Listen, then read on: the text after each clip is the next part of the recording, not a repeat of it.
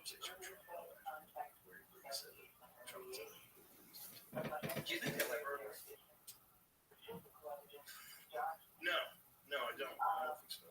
Do you think it's kind of this principle where there's a thread on the sweater? If you pull the thread, the sweater unravels. Do you think that America as a country wouldn't be able to take the reveal of whatever happened? Because it would then go on to undermine people's faith in the nation too much.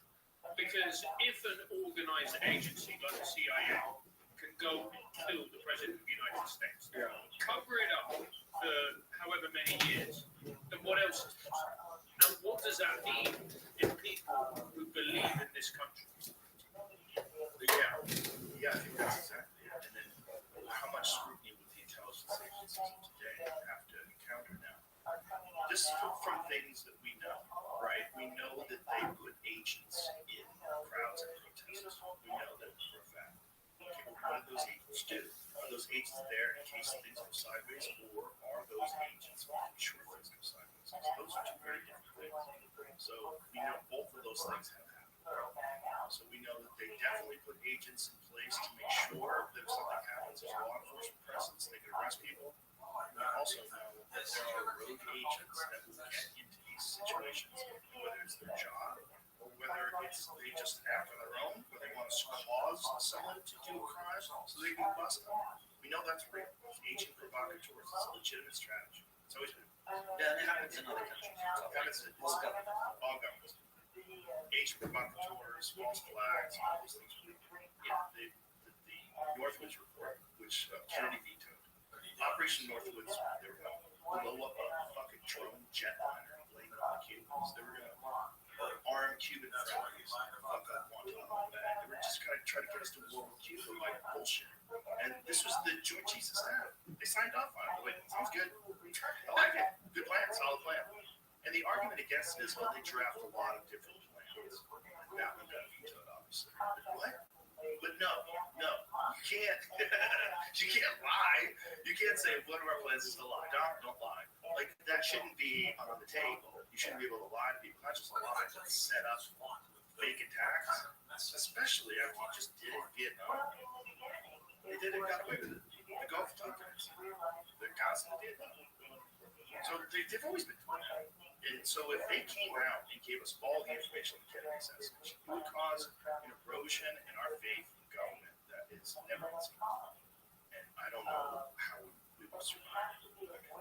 Maybe they're right. Maybe keep it quiet. Maybe the mood in me, but maybe keep it quiet. Because if you did release that information, I bet the only thing that makes sense is that that's the case. Yeah, it doesn't make sense that it's innocuous, that there's nothing to it. For sure. It's definitely something. That's the dude. Yeah. He's a judge. Yes. Yes, exactly.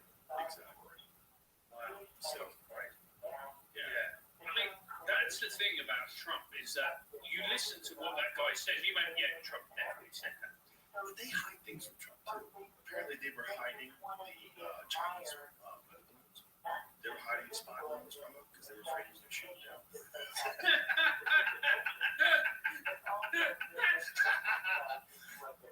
Find out if that's true. I might have seen that on Reddit. I might have been on our conspiracy. Oh, man. Knowing Trump, he's trying to do it himself as well. That's not shocking. No. I think he'd be up there in a helicopter with a fucking missile launcher himself. I've got the best accuracy. They've never seen accuracy like this before.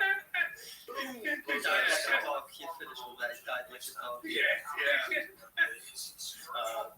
Yeah, 3 Chinese balloons flew over U.S. during Trump presidency. Trump wasn't offered chances to shoot them down at the time until it was true.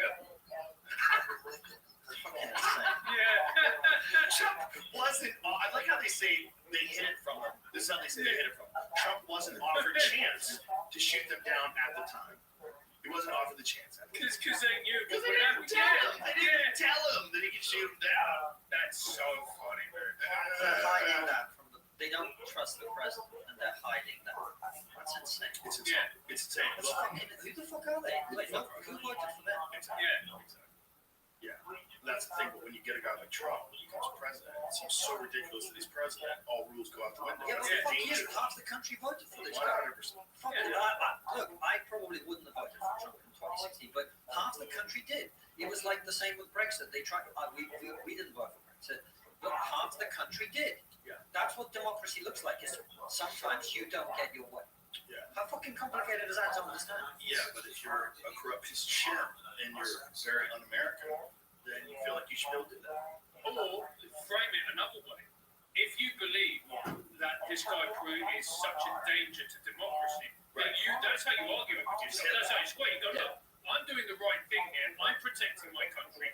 I'm stepping in when this person is clearly, not fit to hold office, blah, blah. I'm not saying I agree with it. That's the real problem with the real misinformation media narrative, like the Russia collusion.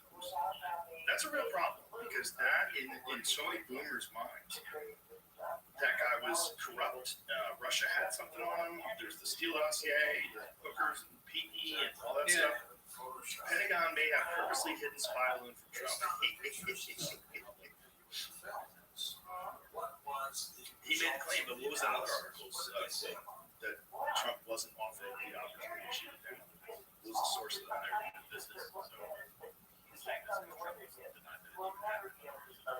Oh, but it did. But they did happen. So they didn't tell him. So they just Or he lied. That's what this is. that would never happen. And there's some speculation. I talked to Trump White House officials over the weekend that the Pentagon deliberately did it because they thought Trump would be too provocative and too aggressive. But it's amazing that they think that they could tell him that. But listen, that's the whole idea. If you really want to have a president, and this, ladies and gentlemen, is how it's going to take. AI is going to be so much more reasonable as a country. Just kidding. One thing, if you really want to blow your own mind with this, is if you think about where the large language models are getting their information from, where the AI is gathering its opinions about what human beings are. We all know that everything that happens online is not representative of the real world. But that is where the AI models are gathering their information. That's what they're reading, what people are writing online. So we are training these systems to think of us as the online shit that we all know is fake. We all know people don't talk online the way they talk like in person, right? We all know that everything that happens there is a warped perception of reality. Yet that is exactly what AI is learning about who we are. But don't you think that the Google AI is a little more sinister now? I don't think it's as simple as it's just getting all its information online because then there would be arguments. There's a lot of arguments online as to whether or not, trans women should be able to compete in women's sports. But if you ask those AIs, they come up with reasons why it should. Yeah. And if you have an ideologically programmed AI, that's not really AI. It's kind of like a propaganda.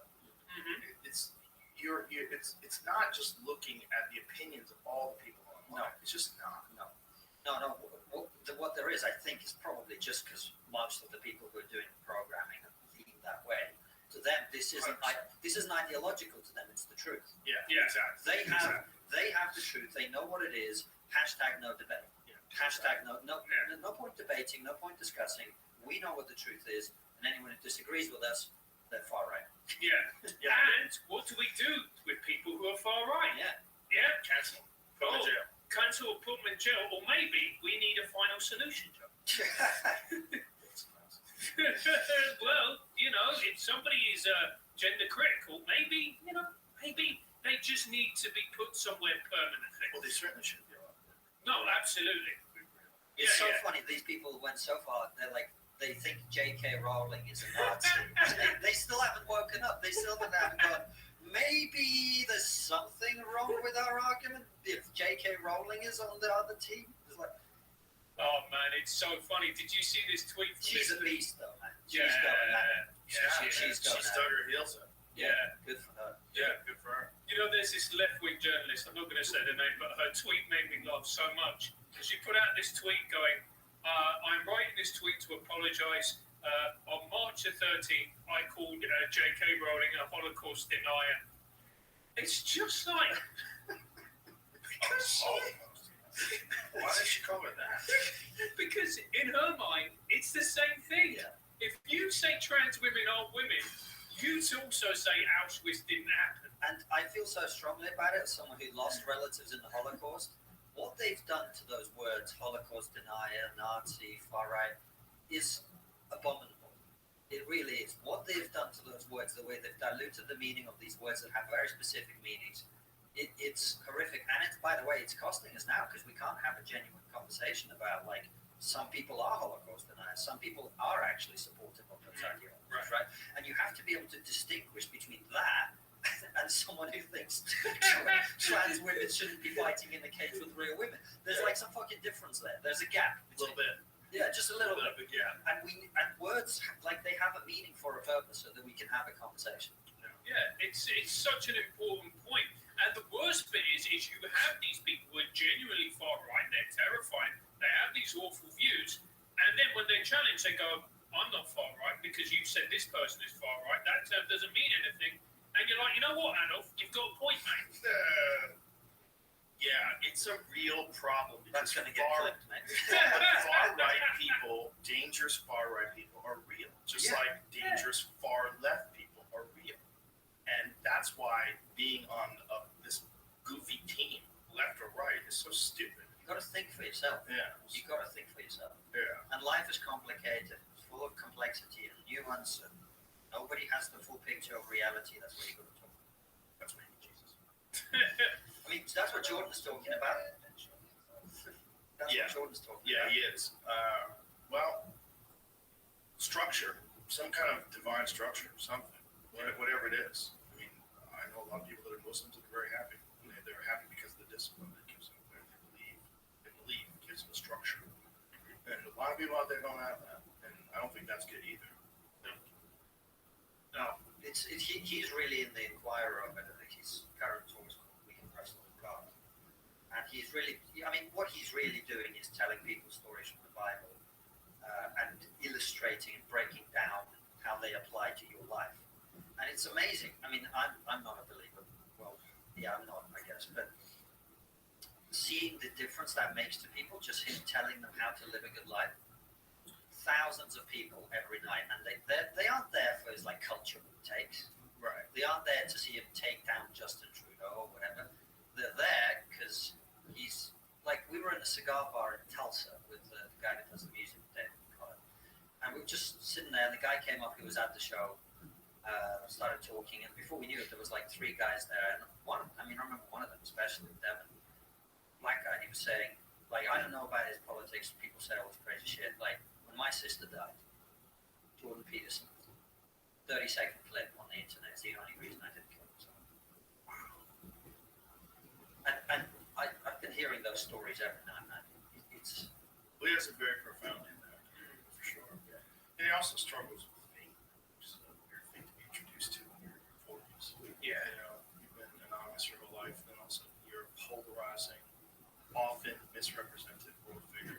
Yeah, and that's how unfair it is the way, I'll take real exception to this, the way that he's being portrayed, where people go, he's just like Andrew Tate.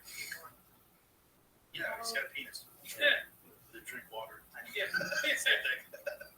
Yeah, man, it's insane. But you know what, I have to say, from what I've observed over the last couple of weeks, he's on the other side of all those troubles. That's good. Yeah, I've never met anyone whose message and the person was so closely aligned. Like, he's a great man. He is a great man. And last time he was here, he was like at his best. He struggled coming back from the benzodiazepine problem. That's a scary one. It's really scary. Yeah. He's through that, and, like, just observing him day to day, because when you spend time with people, you see them at their worst Yes. and at their best. Yes. I've never met anyone who's inspired me to, like, be a good person. That's awesome.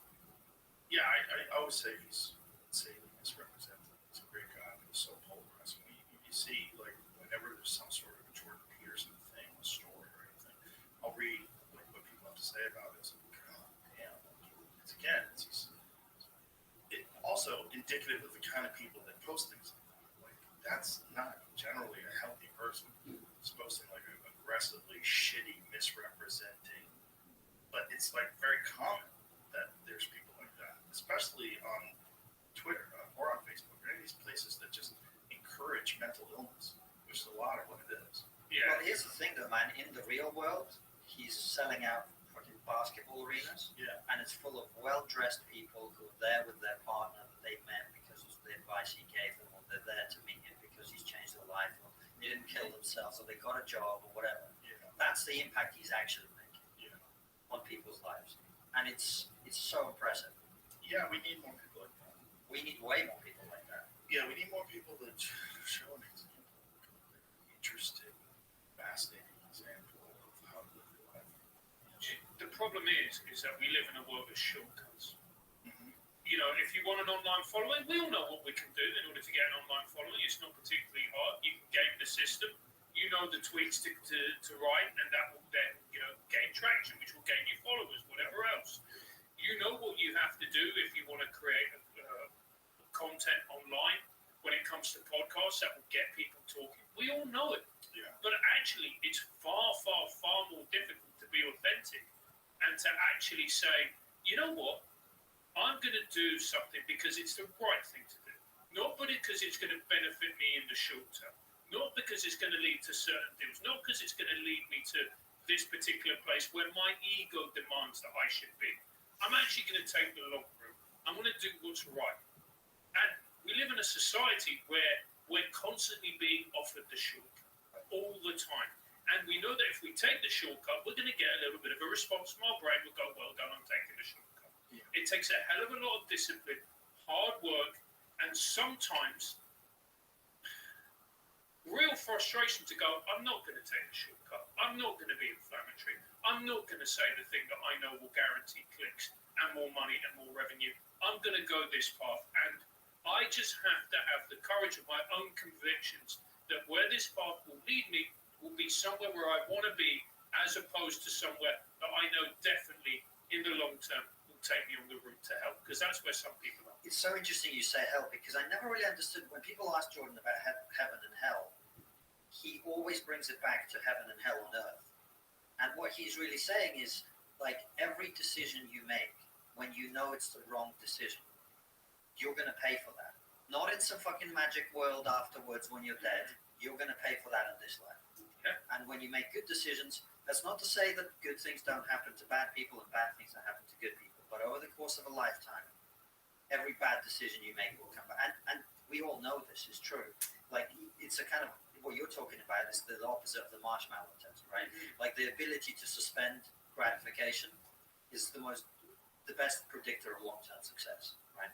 And so if you're able to just wait and not jump on this dopamine hit right now, over the course of your life, that will be rewarded. And that's basically the model he's giving people. Just be good. You know what, and his argument is you do need God. His definition of God is different to most people. But it's fundamentally, he's just going around telling people how to live their lives in a positive way. How's it different? How's his view of God? It's very difficult to get to it. He doesn't like being asked if he believes in God, because his thing is like, well, what you're doing is you're saying, like, there's a God and gnome in the sky. Do you believe in that? And it's a way of trivializing his belief about it. You'd have to ask him directly, but I think, him and I have gone back and forth. He really brought me over to argue with him and try and challenge his ideas from just an outsider perspective, really. So we've gone back and forth at it. I think his idea is that the way he talks about it is like God is the opposite of evil. God is how you know what is right and what is wrong, and it's something that leads you up instead of leading you down. That's what he thinks of as God. It's like the fundamental question is, where does morality come from? And his argument is the evolutionary theory may well be true, but it's insufficient, particularly insufficient to give us meaning and for the West to survive. How do you survive? How does a civilization of people who don't know what they believe in survive in the battle of civilization with people who do know what they believe in, who have a strong idea? Well, you mentioned, Islam, for example, right?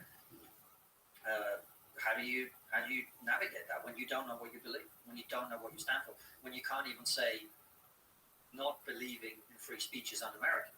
Right. Yeah. How do you if you've got no values of your own, how are you going to navigate the world in that way, right? And so his argument is very much that we need to be inspired by something divine to be our best selves and to know who we are.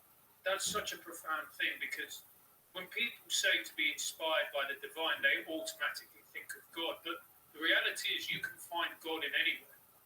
And if you're to be inspired by the divine, for me, it's to be, the thing that I love the most is to be creative, is to write, is to be in that moment where you are writing and you're like, oh, this idea, and this idea, and this idea, and you feel whatever, disregard the end product.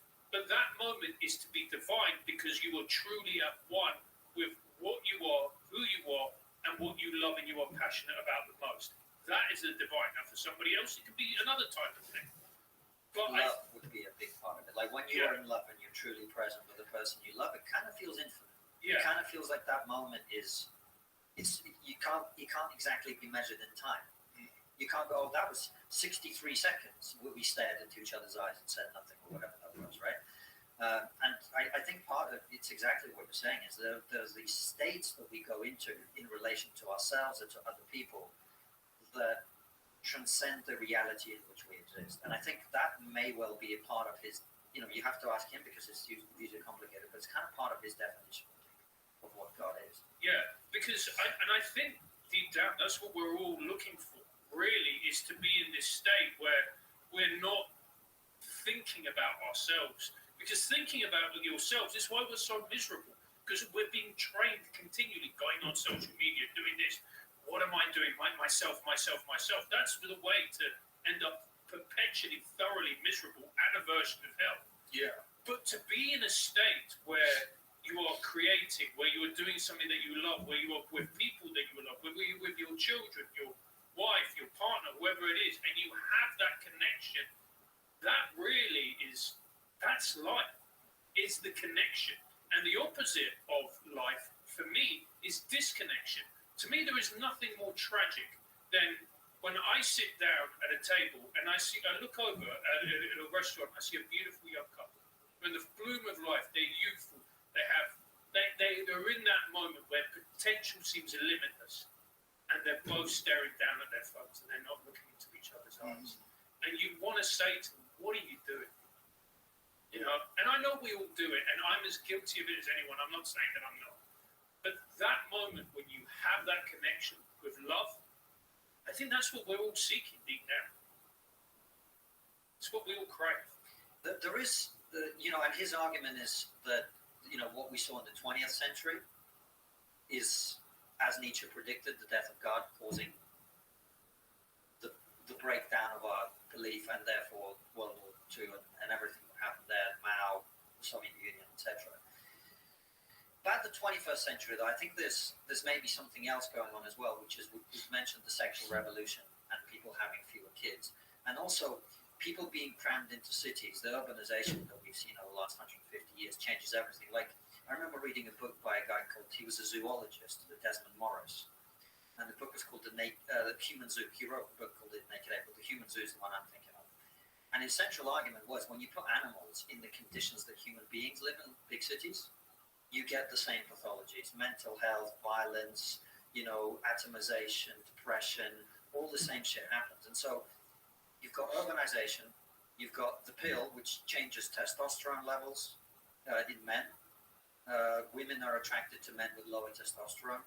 That would be one driver. Another driver would be to get in the water supply. The Alex Jones making the frog gay point turns out it's kind of true. And then you put all that together, and then you add death of belief, and you've got a very powerful mixture. Yeah, the Alex Jones thing is atrazine. Is that what it is? Yeah, it's a pesticide, I believe. Okay. Is it a herbicide or a pesticide? So it's not the pill? It's not the contraceptive pill getting into the water? That's not what he was saying was turning for us. Okay. But there's a thing called, I believe it's called atrazine. And what it does is it will actually turn male frogs into females. Actually morph, and it makes a bunch of them incapable of breeding. It has like very weird endocrine disruptor effects. So that's in the water supply. There's stuff in the water supply that's messing with the hormones and all that kind of I stuff. think birth control pills are in the water supply too. Yeah, for sure. And plastics and the microplastics, and they have it. And even like antidepressants. Right. Yeah. Some water supplies have trace amounts of antidepressants. Yeah. Well, there's some good news. You have a particularly energetic population. Yeah. What are you making your pasta with, Mike? So, and then, the sexual revolution also causes the breakdown of the family. Far fewer people are growing up in an intact household. You put all that shit together. Yeah, and it's so interesting as well. Like, you see people talking in the UK and they go, well, Britain doesn't have, there's no such thing as British culture. And you're going, let's just look at what Britain has created in terms of literature, art, philosophy, theatre, music. You're saying there's no culture? And then, but if you said this to a lot of young people, they simply look at you and nod. Well, why are they allowed to say that? Because it's white people? Yeah, a lot of it. I think a lot of it would be. Yeah, but it's also like, That seems so silly in terms of arguing the evidence. I think the confusion that people have is, I think especially after World War II, there was this idea that nationalism, like that was nationalism, and patriotism leads to nationalism, therefore you shouldn't be patriotic because then you're going to end up just like Hitler. Which seems a little bit tenuous to me. Like, there's quite a lot of intermediary steps there. People are allowed to be proud of their country and love their country without being aggressive about it. Yeah. You don't have to kill. You don't have to. It seems fucking obvious. Yeah. Seems fucking obvious, right? Yeah. Well, especially in a country like this that's essentially founded by immigrants. So obviously there's some people first, but after that, it's immigrants. And so the whole idea is that we all agree this is supposed to be a place where you have the First Amendment, freedom of speech. It's a very important part of what it means to be an American. It's a big part of the whole setup. The whole way it runs is people had to have very controversial ideas. People risk their lives and come here from another country to try to set up shop, try to set up this new way of living. It's the best way. It's not perfect. It's the best way currently available. And if you're trying to fight that in any way specifically, you're trying to fight the very First Amendment. You're not American. It's really simple. And to your point, if you think about what you're just talking about, which is the history of your country, 1776, and all the rest of it, if you had these people trying to shut down freedom of expression as they are now, that would never happen. The pamphlets go out, this is hate speech, ban it. Right? They're disrupting the fabric of, whatever the argument. Exactly. Shut it down. Shut it down. Yeah. Did you ever take like an overview approach to like society and just stop and think like, where is this all going and why is it so contentious and chaotic? Is this just the only way that human beings are able to progress? Is they have to be constantly at battle, and then they kind of both have to kind of improve their positions as time goes on? Well, look at our societies. I mean, it's kind of weird discussing any of these conflicts around the world because you have to be able to hold two things in your head at the same time. On the one hand, war is horrific. It's fucking horrific. It's like one of the worst things that human beings do to each other. And on the other hand, it's completely normal. Look around. You go to London. You go to Trafalgar Square, named after the Battle of Trafalgar. What do you see there? Nelson's Column, named after Admiral Nelson. You go to Paris. What do you see? The Arc de Triomphe, right? Every society defines itself by the conflicts it's for and what. So it just seems like this isn't. I mean, we're bands of chimps, and chimps go to war, and so do we.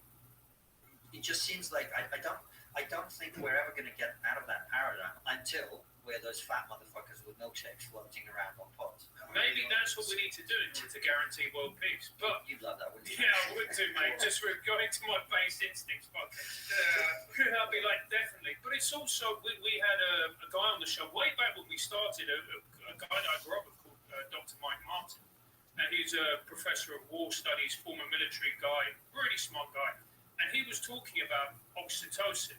And he wrote a book called Why We Fight, which is the evolutionary biological analysis of warfare, why it is that human beings fight. And he talked about oxytocin. And oxytocin is the hormone that you feel it. It's a tingly hormone when you go to a concert and, the band comes on and does their big hit, which is massive and anthemic, and everybody sings along and you get the little tingle in the back of the neck. And that hormone has two functions. Number one, it creates an in-group to say, we are the group. This is who we are, right? And that was very, very necessary for evolutionary reasons. But obviously, the second part of its function, it creates suspicion of the out-group. So you go, it's kind of hardwired into us. We're this group and we're a little team. And then we don't like them. And then when you kind of see society, people going, I'm liberal, I don't like conservatives, and vice versa, and all the other nonsense, you go, how much of this is actually conscious? And how much of this is actually biologically programmed? And is there another factor? Because I go a bit smug and I go, yeah, I'm part of any tribe or whatever else, and I get my little Bibles and start lecturing. You go, well, that ain't true either. But also, maybe I don't feel the hormonal, maybe it doesn't have as profound impact on me as it does on somebody else. When the moment they're in the tribe, they feel this overwhelming sense of acceptance and joy. Yeah, but if someone invaded your town, you'd get to that point very quickly. Yeah, that is true. Like, fuck these guys. Yeah. We're going to the front line. Yeah. We all would, right? Yeah. You're a fighter, you'd do that. If your family is under threat, you'd lay down your life for them, right? Yeah, and people think they're engaged in a virtual war. Yeah. They Yeah. really do. Yeah. They think they're on the right side of things. Everybody Yeah. else is a Nazi. Well, that's the thing to try and get away from. Both left and right, I think, can be guilty of that. We just got to try and remember we are on the same team. What was your take on all this Candace Owen Daily Wire stuff? Oh, don't know if I can say it. Really? Well, I think that she's very charismatic and very talented as a broadcaster, but I thought her branching out beyond the core issues that she initially focused on was a bit of a disaster. You mean like Macron's wife being a man? Catherine was like, what are you doing? Right. So I think the big tragedy of this whole fallout is like it was the wrong hire for the Daily Wire. It was the wrong place. But it was great at the time. Well, yeah, it's because if you're charismatic and you're talking about issues on which you are, accurate, you're gonna do well. Wasn't it like her billboard when they first signed her for the Daily Wire? Did it say like uncancelable? Was it? I Yeah. think so. Yeah, See if you can find that, Jamie. I think that's what it said. So I look, I don't want to like disrespect people and anything. I just think it was the wrong partnership. Probably, What did she say? about what? That got her fired. Oh, I don't know. I have no idea. No, I don't know. Someone said that one of the controversies online was that she had wrote Christ is King and put that, and someone had said that was anti-Semitic. I think she liked a tweet that was kind of like blood libel. Uncancelable since 1989. Right. Candace. Yeah. Daily Wire. Yeah. Whoops. It's the problem that if you create an organization whose slogan is free speech, you're never going to be able to have an editorial policy, which is what they're now trying to have. They're trying to say, well, if you work at this organization, it's like Fox News or CNN or anywhere. Like as you get bigger, you start to be faced with the fact that like people have different opinions, and some people's opinions are going to be outside of the scope of what the people who run it believe. So if you want to be independent, you're going to have to stay independent. By the way, some of those people that have opinions outside the scope of what you're supposed to think are fun. Sure. They're interesting to Sure. listen to. I don't necessarily know if Macron's wife is a man, but the story is hilarious. Sure. That there's actual journalists that are working on this, and she's reporting their work. The true story about her meeting him when he was 15 is crazy enough. Mm-hmm. Yeah, as a drama teacher. That's crazy enough. Yeah. Like, when did you guys start hooking up? Yeah. So I agree with you about fun, but I also think when you are communicating to millions of people, there's an accuracy issue that has to also happen. Yeah. Right. Especially that one. Like that's kind of a big deal. Well, Right? my take is if that's a man, right? Doesn't that man? You just want to talk about Macron's wife, don't you? Sorry, I misunderstood this conversation. Didn't they have children? She has children. Look, it's a dumb shit. It's a dumb thing to say. It's not fucking true. Yeah. Right. Yeah. So And so why? But if it's not true, why do these journalists think it's true? I have no idea, man. It's the no internet as well, man. Like, it's The just, internet is the best. yeah. I mean, I think the issue, like, again, it comes down to the fact that you get this huge platform, you do very well, you build up this massive audience, and then you start going, well, I'm a public figure. I need to have opinions on whatever is going on. Right. And the problem comes, like, take Israel-Palestine. Like, I've never spoken about it publicly as to what I think, because the reality is, I don't fucking know. I don't know. I know I've got enough to formulate some kind of opinion, but do I want it challenged? Do I want to go up against an expert? Do I want someone to push back on my ideas? No, because I don't really know. I read about it and I'm just formulating my opinion. But I think the danger comes when you have that type of audience and that type of platform, and you are a political commentator, so you feel compelled to have an opinion about everything. You rapidly wade into things that you know nothing about. And by the way, just to say, like Francis and I, we have that attitude to ourselves, right? So we're like, I'm not sure we should be talking about this because we don't know that we know enough. Yeah, you know. So, and it's a hard thing to navigate because what happens is, and you see this with stand-up comics too. It's like you're on stage in front of 100 people or 1,000 people or 5,000 people, or suddenly your opinion is like important. Suddenly you know what you're talking about because lots of people listen to you. And there are some things on which you do know what you're talking about. But there's also a shit ton of things that you don't know. And you've got a show tomorrow and you've got to have an hour's worth of content. So here's my opinion on Ukraine. Here's my opinion on Israel. Here's my opinion about Macron's wife. Here's my opinion on this shit. And before you know it, unconsciously, I suspect, you're in over your head and you're saying things that you are not qualified to comment on. You haven't done the research. You haven't understood that issue. But here you are giving your opinion. And that's a trap for a lot of people in that space. It really is. It's a trap when you have a mic and you don't know to do what you just said. Yeah. Wait, formulate these opinions, take in the information, try to figure out what's true and what's not true. You know. So. Yeah. And there's a difference between like three guys having a conversation and you go, here's my opinion. And I go, here's my opinion. And you go, here's my opinion. Let's have a chat and find out. And none of us is attached to that opinion being true. Everyone's willing to change their mind. We're not telling the audience, this is the truth. Right. But when you're doing your own show, just you, and you're reading an hour's worth of stuff that you've written or someone's helped you write to the camera, that's a very different ballgame. It's a very different conversation. And so I think ultimately the conflict between the Daily Wire and Candace Owens is about that, not about, anti-Semitism, whatever. I just think it was not the right fit. And over time, those cracks have widened. That's my understanding from, speaking to people on various sides. I think everyone's better off being independent anyway. Yeah. Yeah. I'm sure she's got a giant audience independent. Sure. I wish her every success. I agree or disagree on issues. You always want people to do well. Yeah. So, but I just think it was a conflict based on the fact that there's, different values, different attitudes, different. Did you see that the professor at Columbia today, the Jewish professor who is pro-Israel, he got locked out? And so there's these videos of him standing in front of the crowd and saying, they are locking me out. They won't let me teach. They won't let me into the building. My car doesn't work anymore because he's pro-Israel. Right.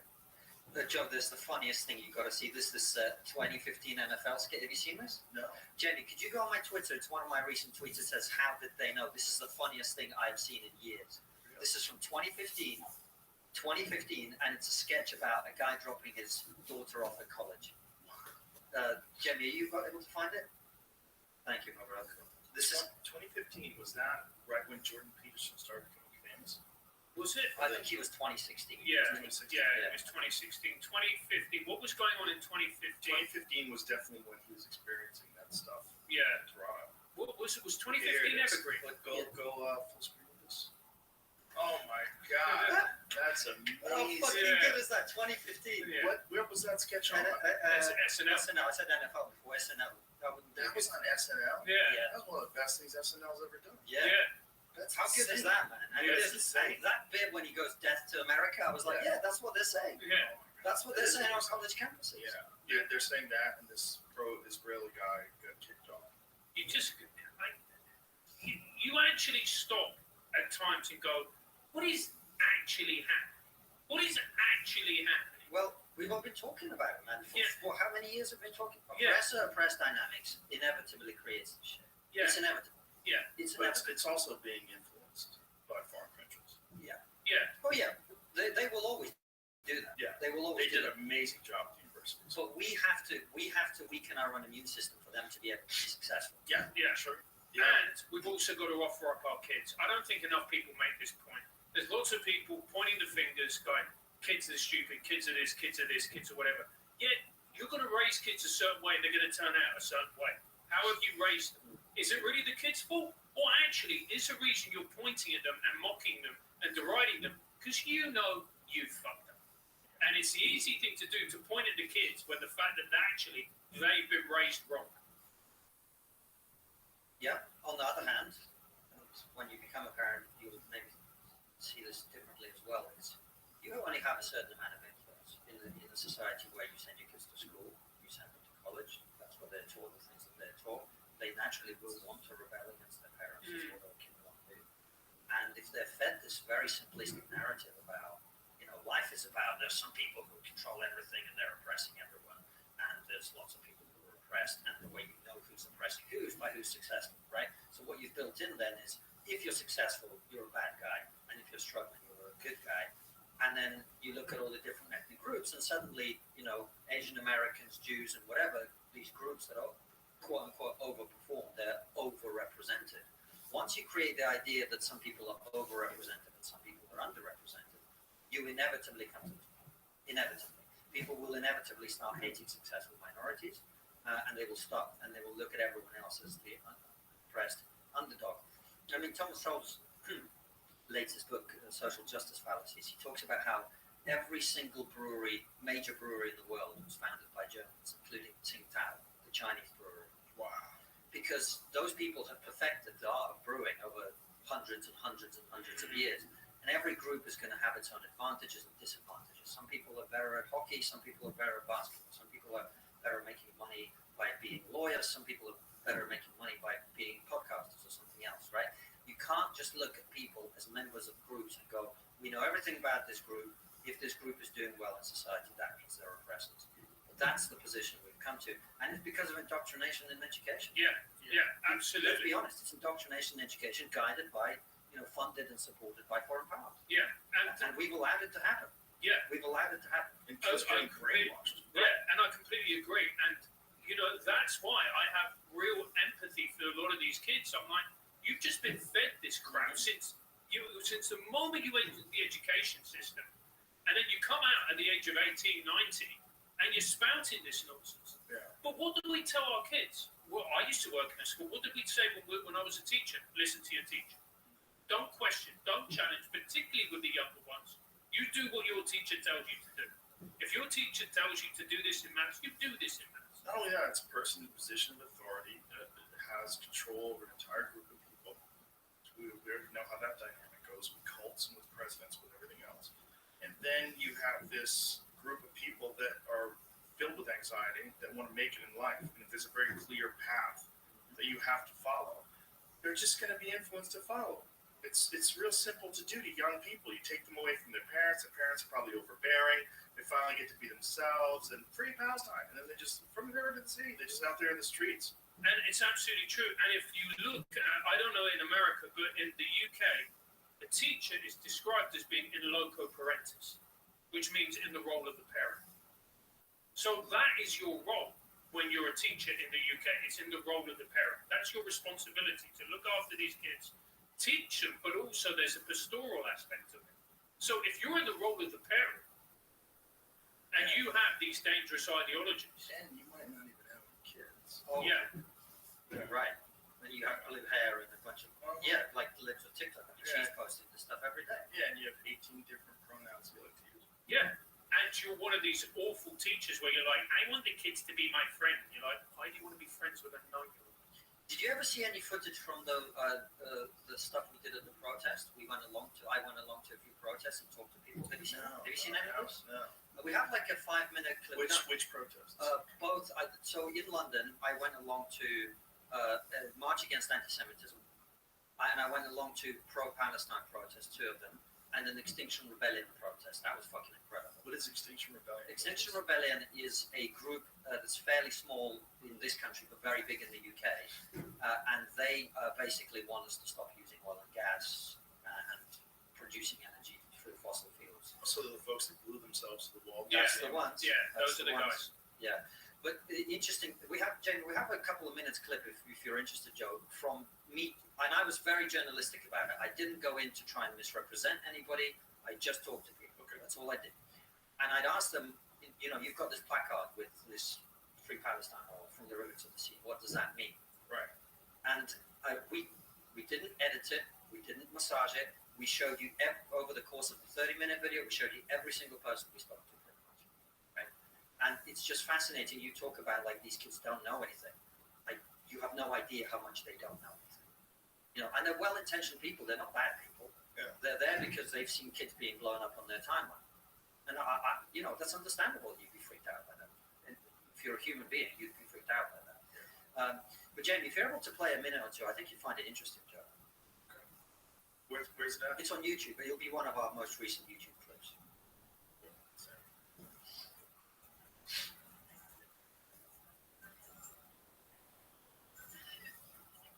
So I just noticed the signs you've got from the river to the sea. Palestine will be free. What does that mean? Well, it's quite self-explanatory. Well, it's a little bit more complicated than that, isn't it? Because I guess what I mean is, how would that come about? What would happen to the Israelis? I don't know. I'm trying to think how to word it. Isn't it just as self-explanatory as the area of land? It's Palestine's land. So when you say Palestine, which bit do you mean? Yeah, the Gaza Strip, the West Bank. Okay. Yeah. That's it. I don't know. Is there another I one? thought it was self-explanatory. I'm getting confused. I thought it was self-explanatory. What about either of you? Bullshit question. Why? Well, tell me, why is it?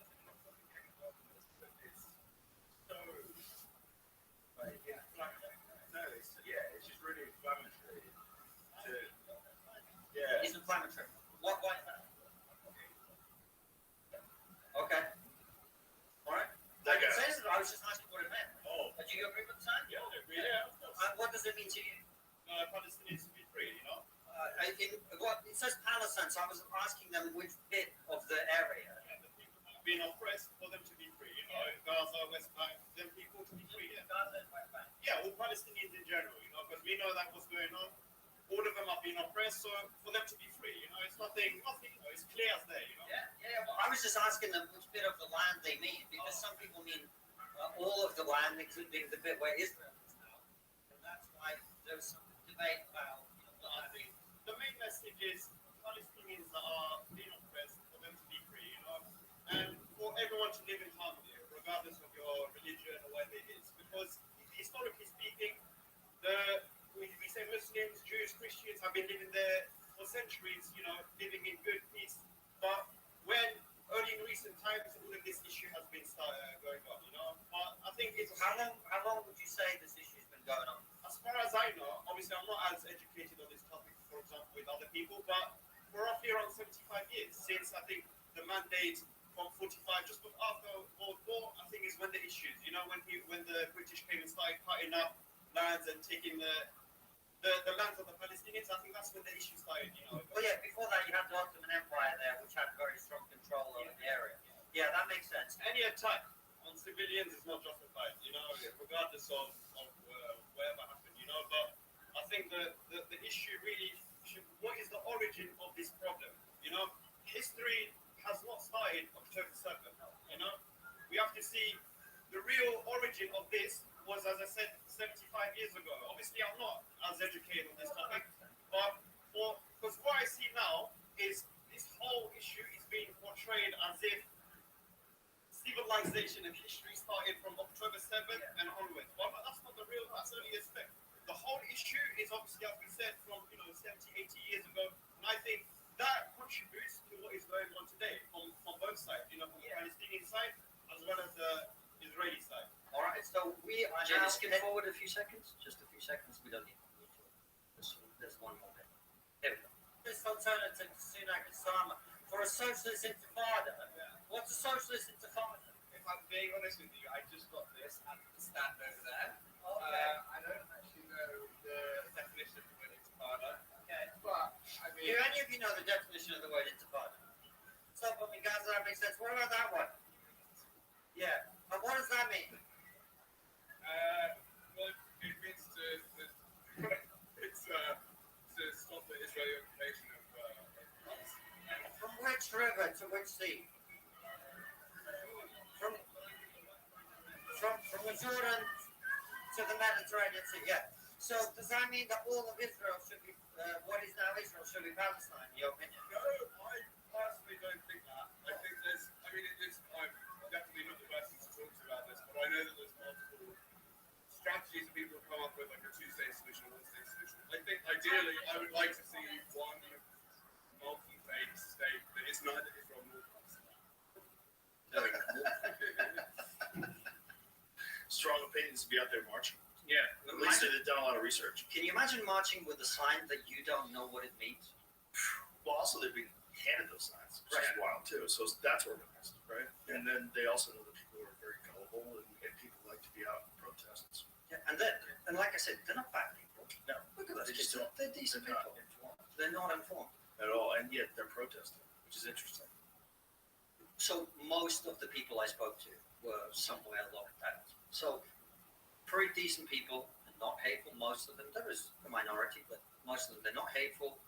They're not bad people, but what they are is very ill-informed. And the other thing is, I'm starting to kind of see the distinction. There are some people who have an activist mindset, and there are some people who have a pragmatist mindset. And that's the activist mindset, which is if we complain enough, if we make enough noise, if we draw enough attention, then someone else will fix things. Right. Pragmatist mindset is like, how do we move forward from here? So, and that's the question I was putting to them. It's like, you say we need from the river to the sea. That means there shouldn't be any Israel, right? Because that's what that means. From the River Jordan to the Mediterranean, that means there would be no Israel. And then when you say to them, well, is that what you're asking for? No, I want everyone to live in peace and harmony. Well, have you been to the fucking Middle East? Yeah. Good luck with that, Yeah. right? So these things are very, very complicated, and that's why they haven't been resolved for 75 years. So the way to try and resolve them is to think about how do we move forward. We can get stuck in 75 years of history. That's not going to take you. You think bickering about what happened in 1945 is going to solve anything? Is that what you think? 1960, that's going to solve something? No, man. The way forward is to find a way for both sides to live, A, ideally separately from each other, and B, for economic growth and development to be happening there, and for security to be available to the Palestinians and to the Israelis, right? And I'm not saying that from any deep place of expertise. It's just like the obvious thing, right? People don't fight when they're happy and comfortable and safe, right? How you get there is very, very complicated discussion, but it's not protesting with a sign you don't understand.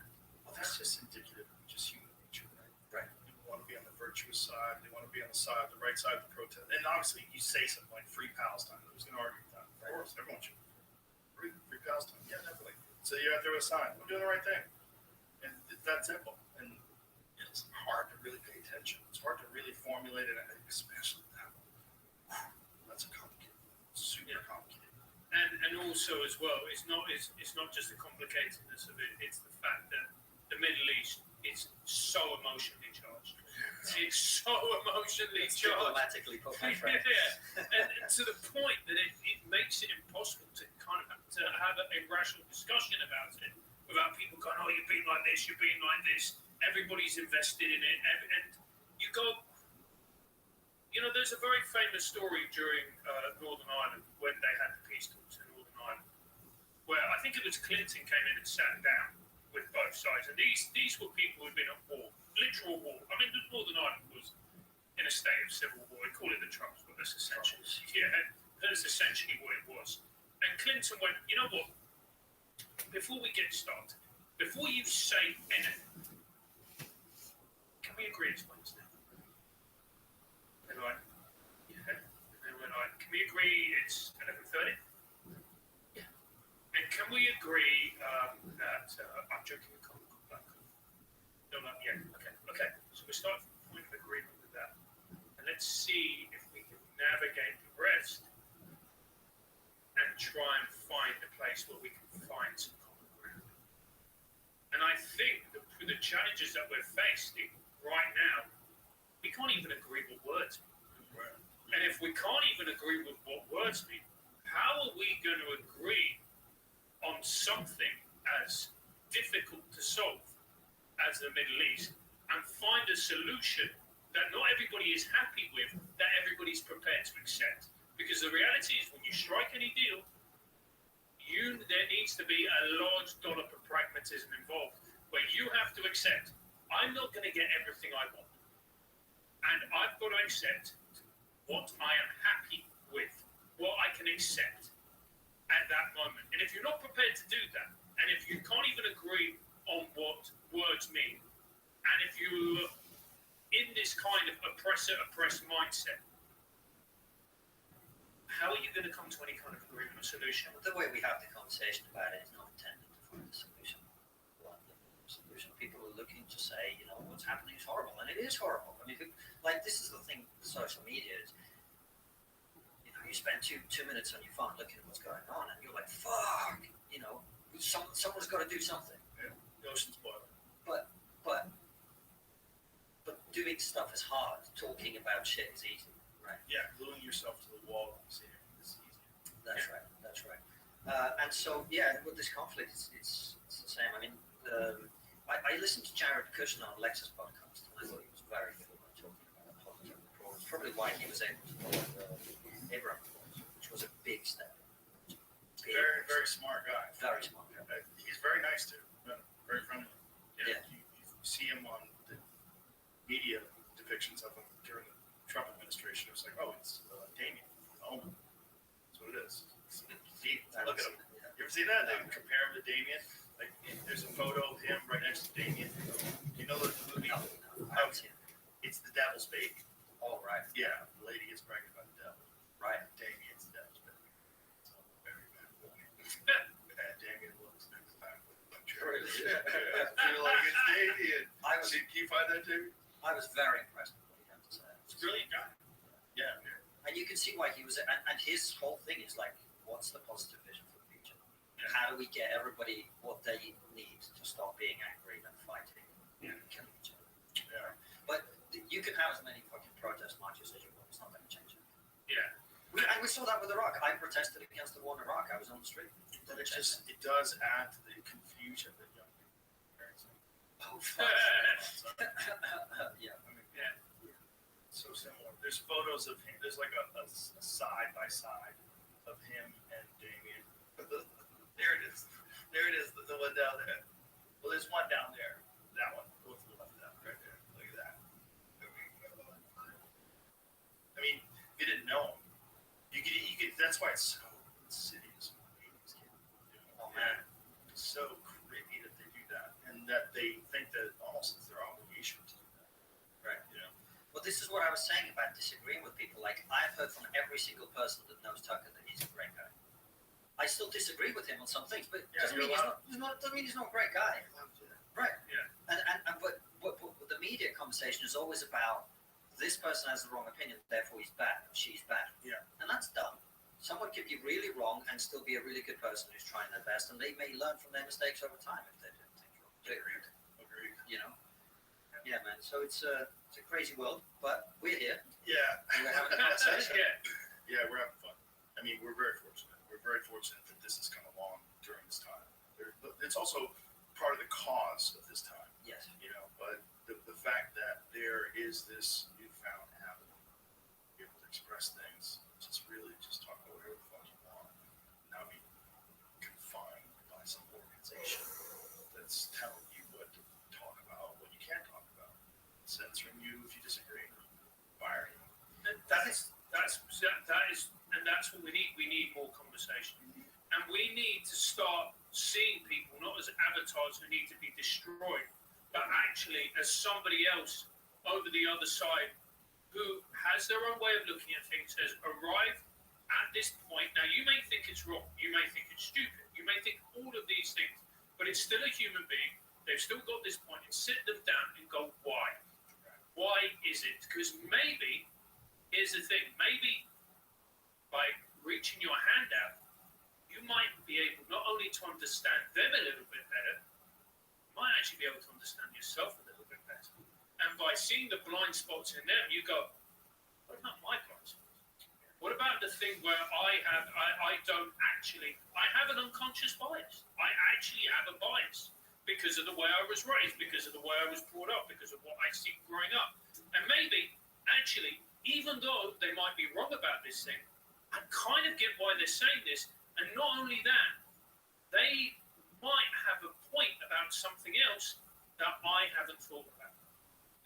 This is why the ethos of self-improvement is so important. And why it also gets attached to right-wing ideology. It's because you're taking responsibility, right? And for some reason, some people want to make the right the only place that's about personal responsibility. I don't think that's necessary. That's crazy. You can exercise and be left wing, right wing. Of course. You can take care of your family and be left wing, right wing. And people have always done that. And I think that the people that aren't interested in that, both on left wing and the right wing, have the most problematic views. People that have no interest in self-improvement, both on the right and on the left, they're the people that are the biggest problems. Yeah, it's the people, the worst people are the people who are utterly entrenched in their views. And they think to themselves, you know what, I've got everything right, I don't need to change. Why do I need to improve? Why do I need to change the way I think? Because I am right. Yeah. Well, great. So what you've actually done is you've actually stunted your own growth. Emotionally, physically, spiritually. But the good thing is, I think that becomes evident over time. I think those people become exposed, and it becomes very clear what they're doing over time. And I think we're going through that right now. Yeah.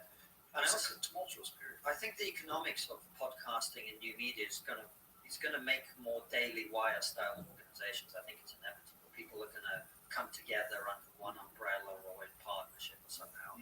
Because it's like no one wants to subscribe to their favorite 50 Substacks. You know, no one wants to listen to give $5 a month to their favorite 30 podcasts. Right. It's just not going to happen. You're Right. going to want to come to one place where you've got, Barry's doing it with the Free Press, for example. She's bringing people together under her umbrella. That's a very good point, because if you have like 10 podcasts you like, and it's $10 a month. Okay, now it's getting a little pricey. And the admin alone is going to kill you. Yeah. It's getting pricey. And then it's like you're going to lose out on a lot of people that are interested in your stuff. You have to pay for it.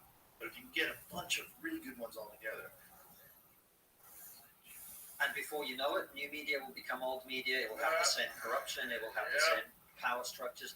Hierarchy and power is prone to corruption, as we know from our good friend. That's why I believe in organic networks. Yeah. So what I try to do with my friends, with comedians, I instill this notion that we are on the network. It's an organic network. We no contracts with each other, but we're all friends and we all support each other. So we help each other. So our reach is all grown together. It's all tied in together. If you listen to your mom's house, you probably listen to Joey Diaz, you probably listen to me. But there's like a whole group of us. And you might like Duncan more, or you might like Ari more, whatever it is. But there's a whole group of people that are connected that are essentially on the podcast version of NBC. That transition was so good for us, but also so hard, because coming from the UK comedy circuit, which is where we started, it's the exact opposite of that. It was in America too. Every man for himself, It was like crabs that in a America, bucket. And then when we started coming over here, it was like a whole new world was open to us. And now we are bringing that back to the UK. We are helping people out. We are like, oh, here's a talented new writer. Let's give her an opportunity. Here's a talented new guy doing YouTube. Let's bring him in and give him a boost. And Yeah. we are kind of using that to try and create a community of people who are working together, not necessarily towards the same goal, but just like people who are looking out for each other. Yes. And that's such a powerful transformation of the way you view the world, because suddenly everyone's your friend. Yeah, and that's one of the best things that came out of the whole internet revolution for comics, is that we realized that we are not in competition, but that we can benefit from all the things that benefit you from being in competition. So you can be inspired, you can be forced to work harder, really raise your levels. But more importantly, we're in collaboration, and that we're a tribe, and that we all benefit from each other being around, and it's beautiful when your friends do well. And that philosophy was possible because of the internet, because before that we were all competing for the same amount of jobs on television, right? But late night talk shows, whatever it was. Once that went away, then comedians became an asset, because like if I could get Tom Segura on my podcast, we're gonna have a lot of fun, and then his podcast will grow, and my podcast will grow, and everybody be happy. And that helped us a lot. There's also this mentality that we had at the Comedy Store that was different. It's like we were a tribe, and we were supportive of each other, even before the podcast thing. Where did that come from? Was it you that kind of led that, or was that someone else? Because it always comes from like someone being the inspiration, doesn't it? It was probably me, because it came from martial arts. That's how I think about martial arts. You have to have training partners. You don't get good by yourself. You have to have training partners. Like the only way you get good at jiu-jitsu, you have to roll with other people that are really good. You have to do it. You have to train together. You have to realize high levels around you. And you have a gym that has a specifically, especially rather high level of jiu-jitsu, you're going to get a lot of high level people to come out of that gym, and you'll see the difference when they go to a lower level gym. They're just way better. Just like you see a comic that works, at the Cellar in New York, they go somewhere else. Like that's a high level comic. They're in a high pressure, high talent situation, and it benefits everybody. So my feelings from martial arts, I just transferred over to comedy. So this is the best way to do it. I know it seems counterproductive. You think like we're all fuck him, I'm the man. Like get rid of that. Get rid of that. Like everybody can be good together.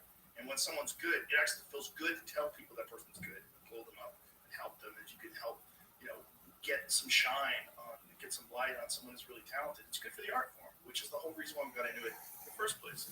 And the more people that do it, the higher the levels going to get. You're going to get more people that rise to the top, more competition, more creativity, more influence, more excitement, more inspiration. It's good for everybody. And it's good for you as well. Yeah.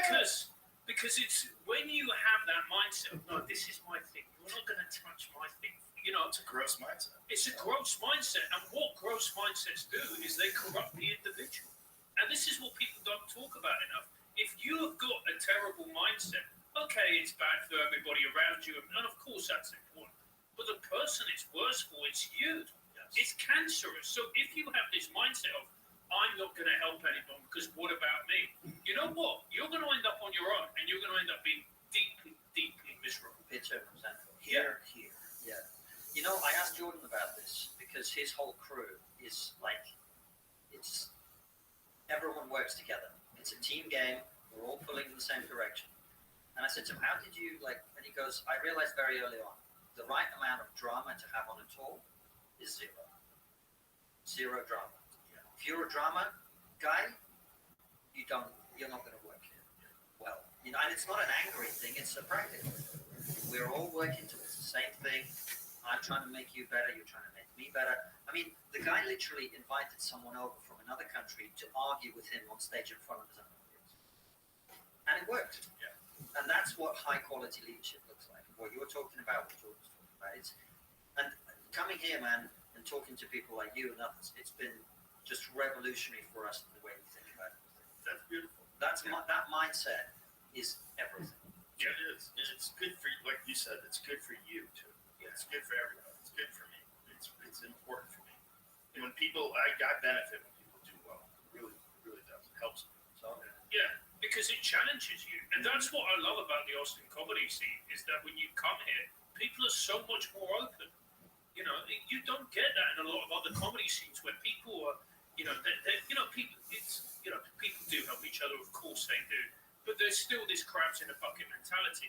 Whereas you come here and people are just far more open. They go, come and do 10 minutes at my club. Yeah. Come here. Oh, you're great. Come and do this. Come and do that. That collaborative process is how everybody wins. Yeah. It's how everybody gets better. It's how we all become better at what we want to do.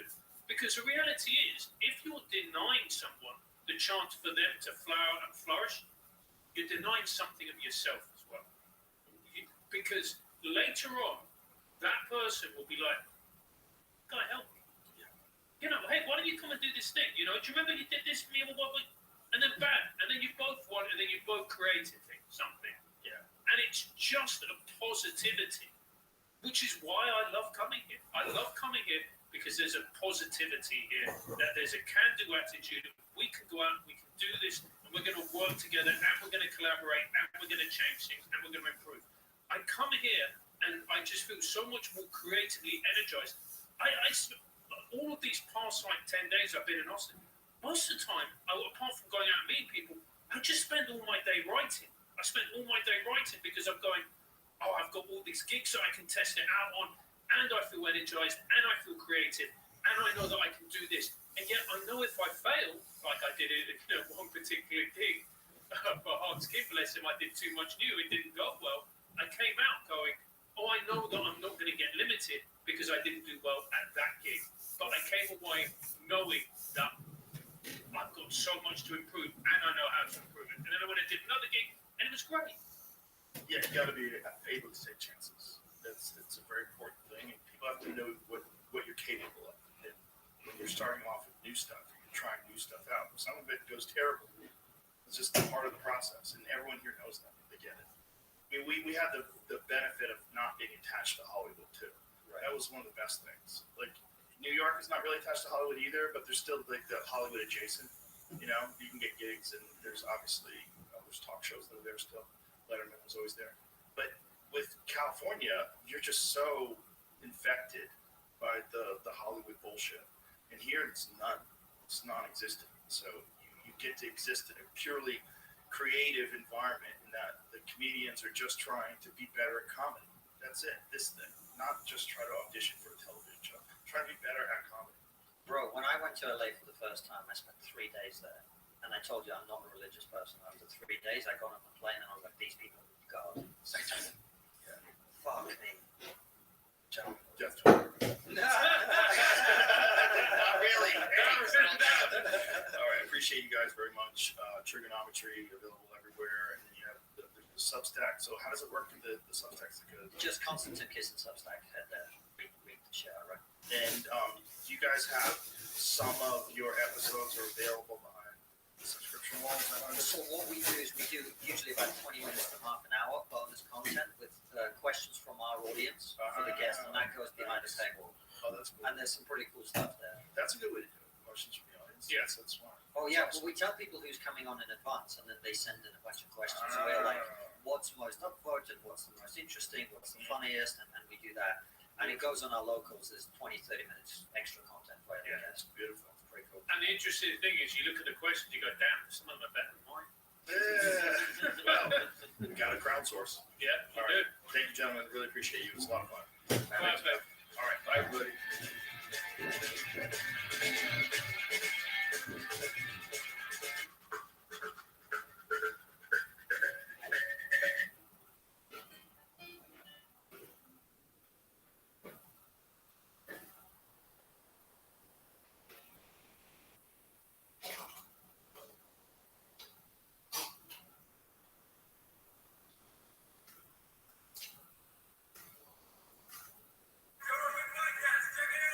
The Joe Rogan Experience. Showing by day, Joe Rogan podcast by night, all day.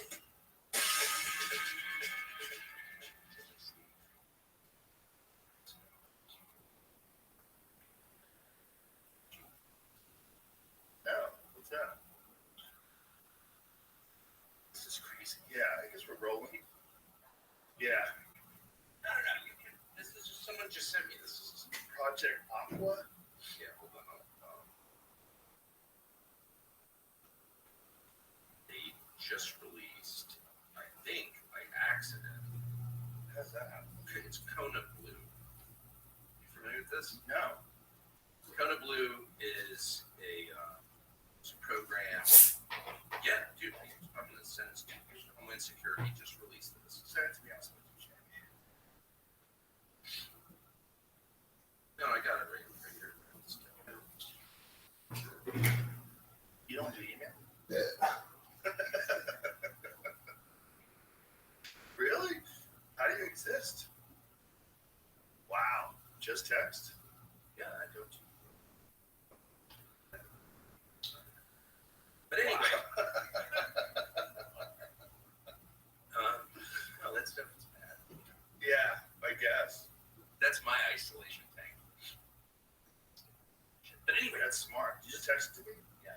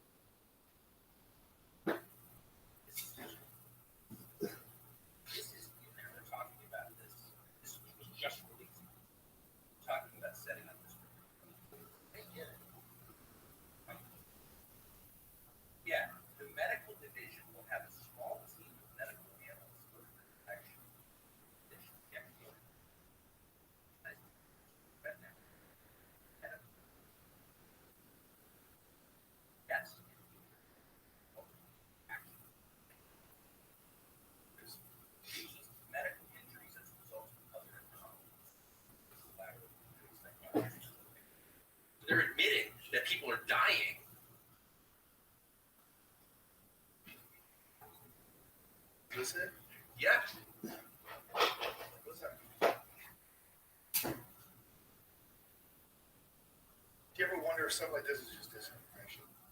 Yeah, maybe. I mean, I wonder if.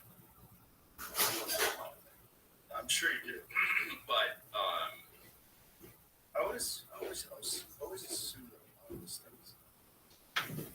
yeah, here's what we know is that U.S. servicemen have died as a result of contact with or the proximity of these vehicles. We know that because there are a lot of suits working their way through the VA system, where families, can't get compensated for the deaths or injuries to loved ones. Because it's all that was top secret.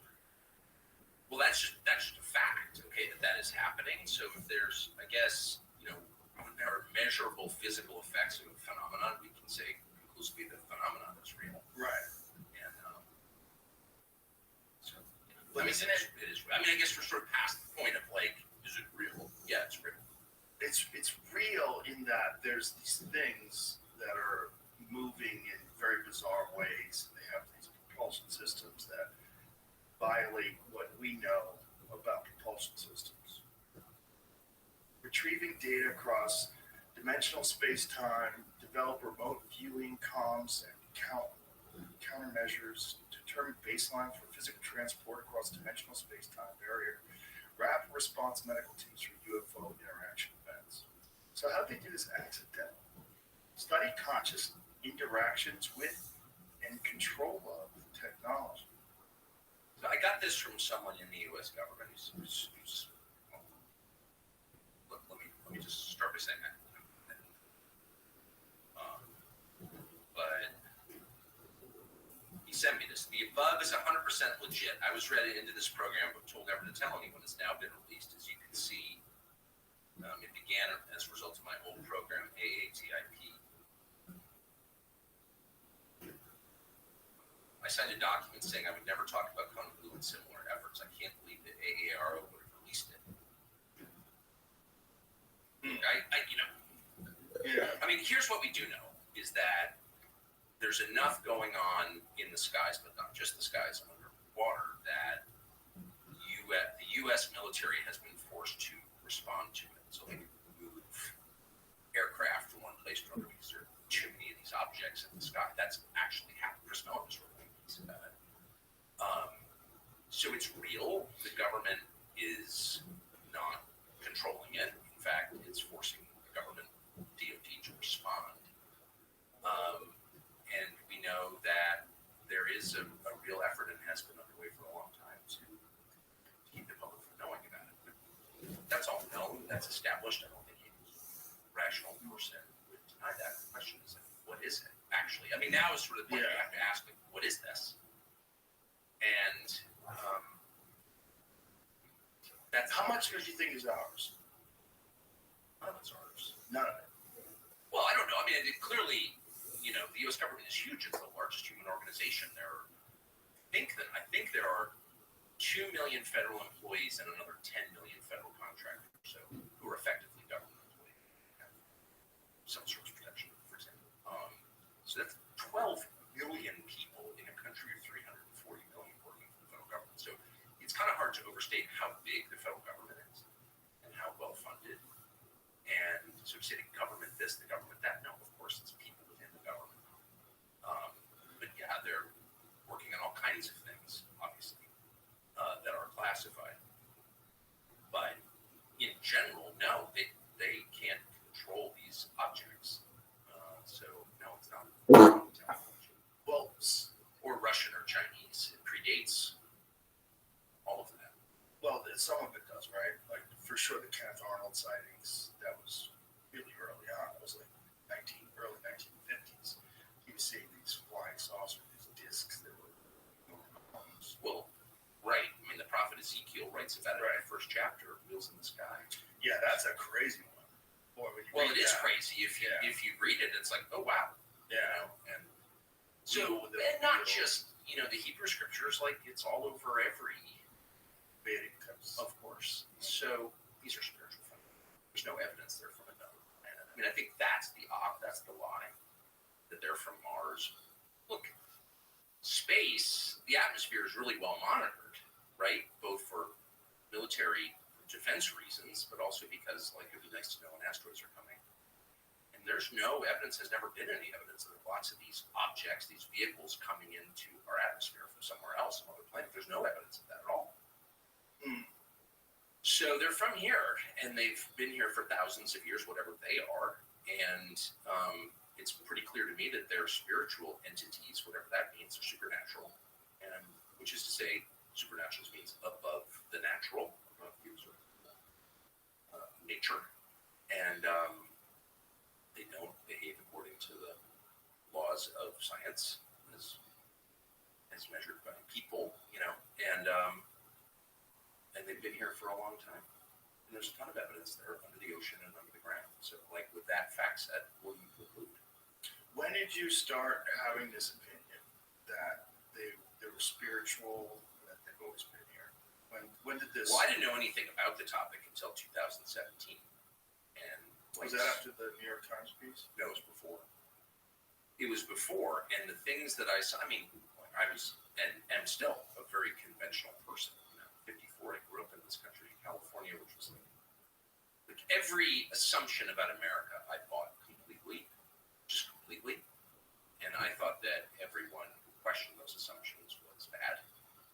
I just bought into the system completely without even thinking about it. And I imagined that I was some free thinker and, I wouldn't get to the grain, but like my core assumptions were, the assumptions fed to me by the culture and the government, and I didn't even realize it. But anyway, I never really thought about UFOs at all, and I've been in journalism since I was a kid, so of course I'd run into a lot of people who had crazy views on a lot of different topics.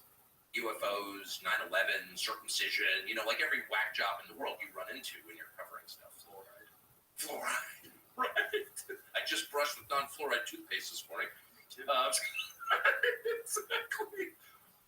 Exactly. But probably unlike you, I didn't have any opinions like that. I was like, fluoride, come on. 9/11, shut up. Yeah. UFOs, you're fucking crazy. You know what I mean? I just I had this reflexive. I'm ashamed of it. I'm not bragging about it, but it was 2017, and really it was the Trump campaign. It wasn't that I was like so in love with Trump. Though I always liked Trump because he was so charming and all that, but I wasn't like a Trumper or anything. But it was watching that campaign, and particularly his claim that they were spying on him. I was like, really?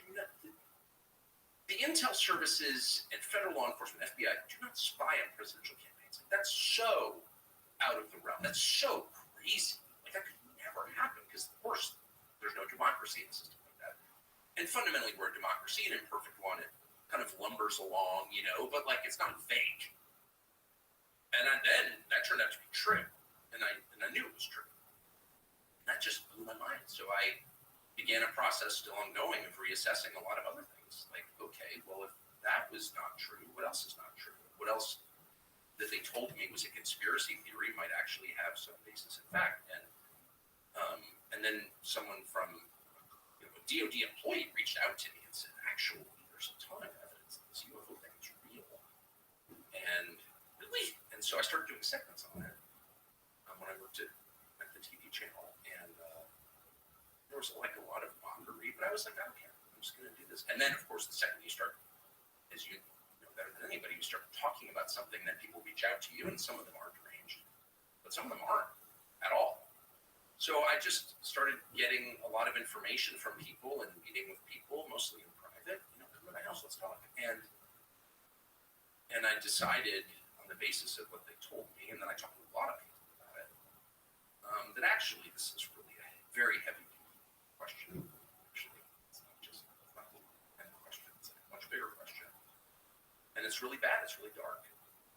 And then I stopped. Then I was like, oh, this is not helping me at all. This person. What information did you get that made you feel like it's dark? It's so dark. Well, first of all, the deception is always bad. Like lying is bad.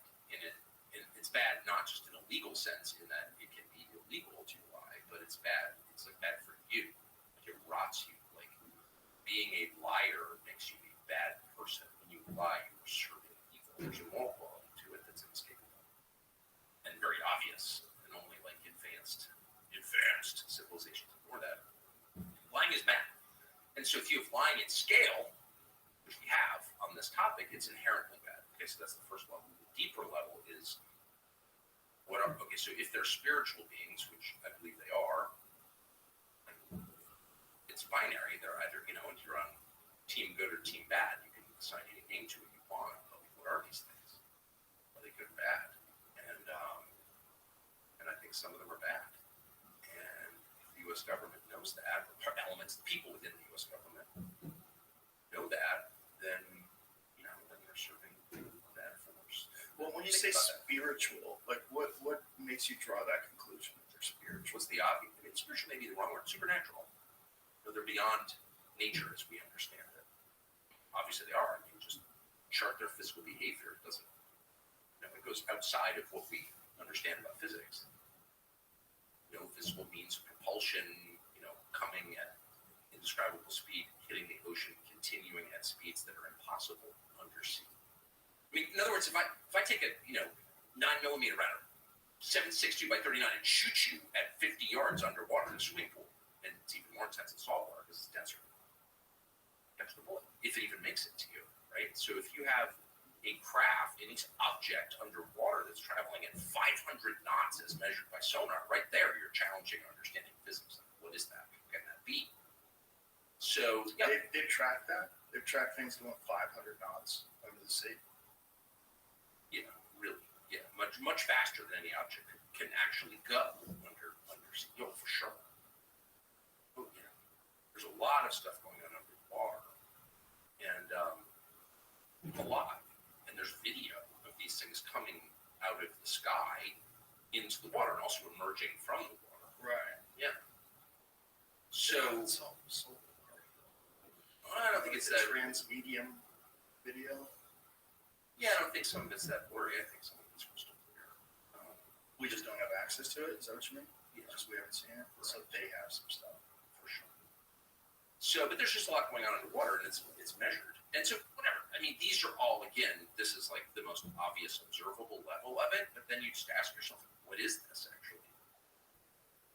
And, if there's been extensive knowledge of this for decades, like maybe 80 years at least, if not going back to the 30s, 90 years, to what end? So there are two possible explanations, obvious explanations. The first is one you often hear, which is this is so heavy that if the public were to know about it, it would be just disruptive, too scary. Like, you don't want to scare people for no good reason. There's nothing you can do about it.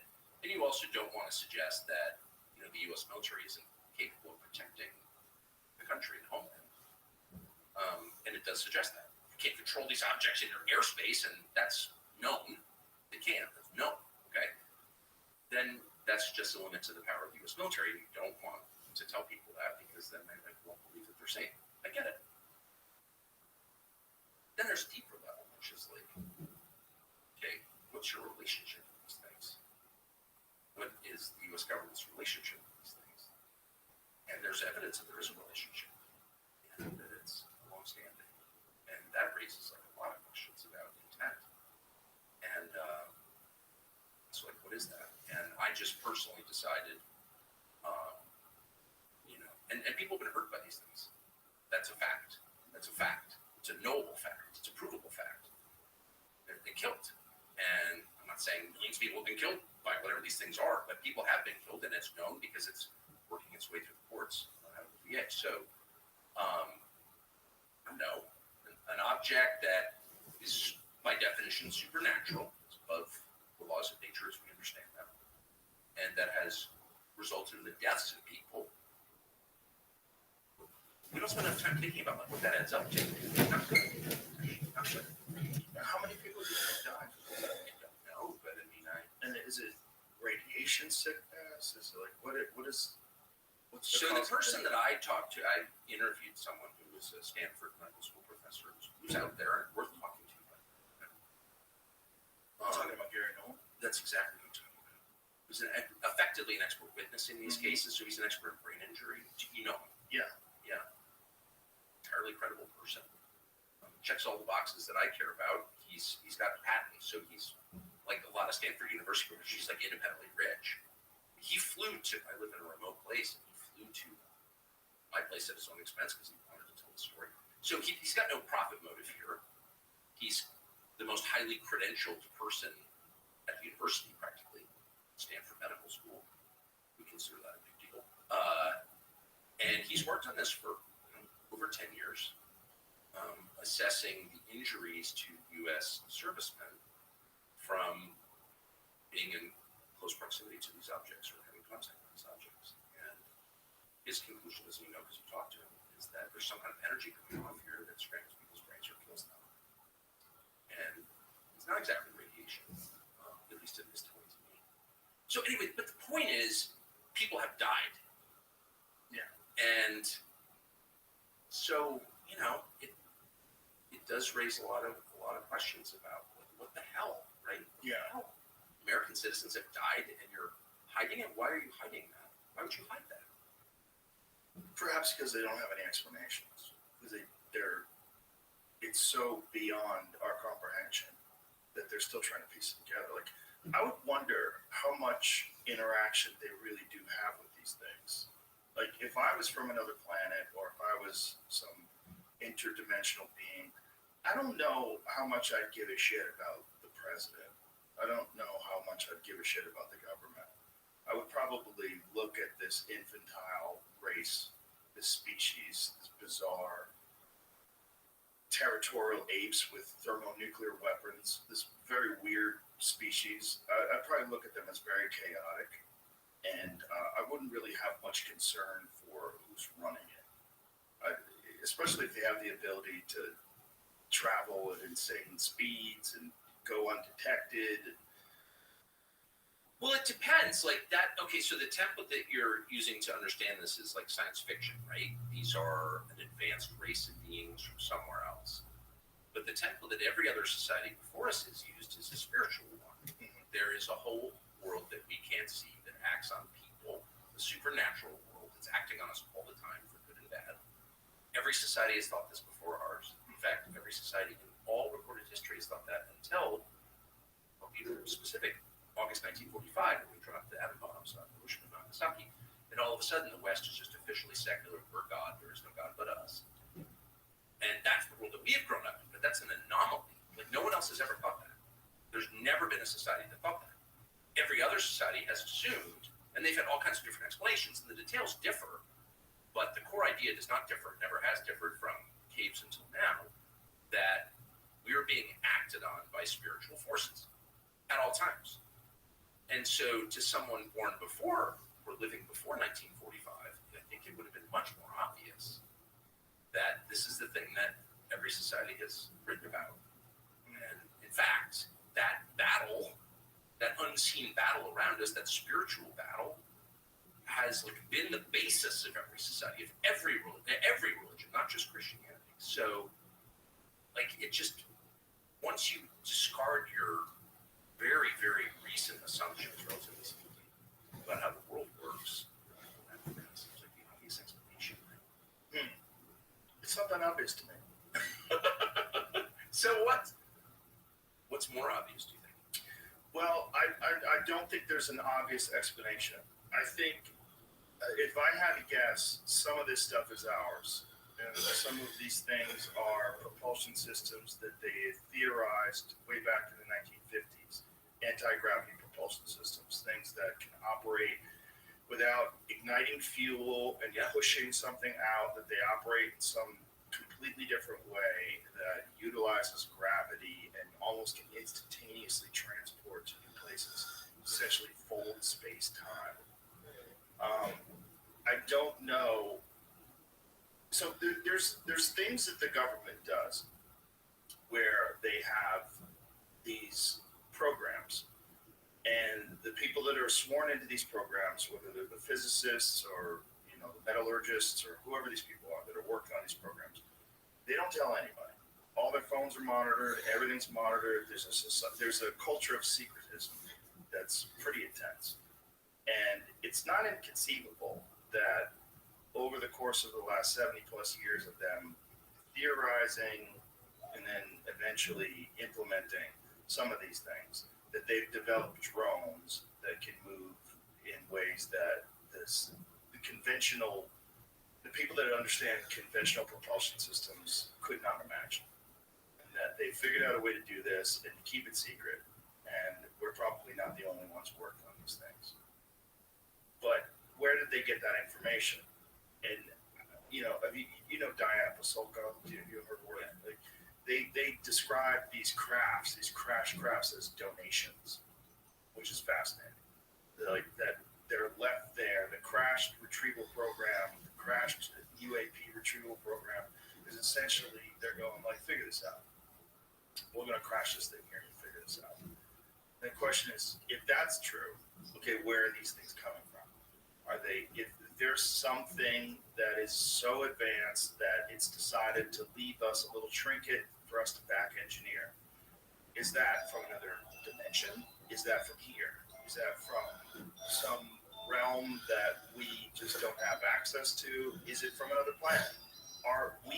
We have drones that are on other planets right now. We have a drone on Mars. We have lunar rovers. We have satellites that we send to observe and photograph other planets. Just got really high detailed photographs of Jupiter. They're pretty amazing.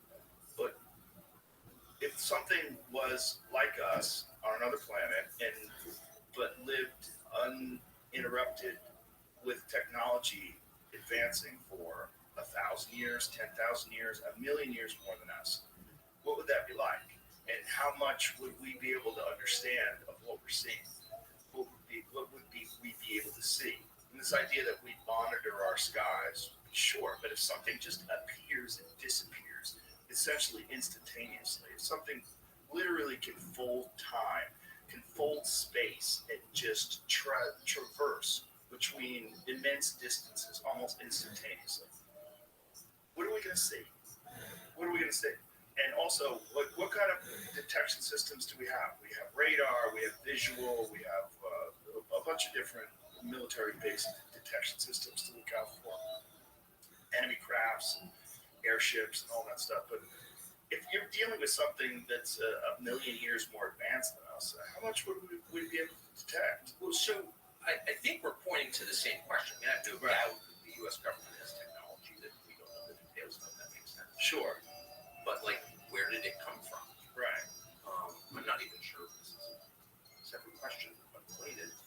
We should really know where nuclear technology came from, actually. Really? Yes.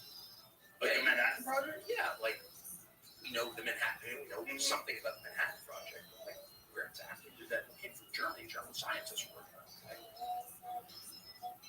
The one person, the one person I know who's really pushed it, a book on it.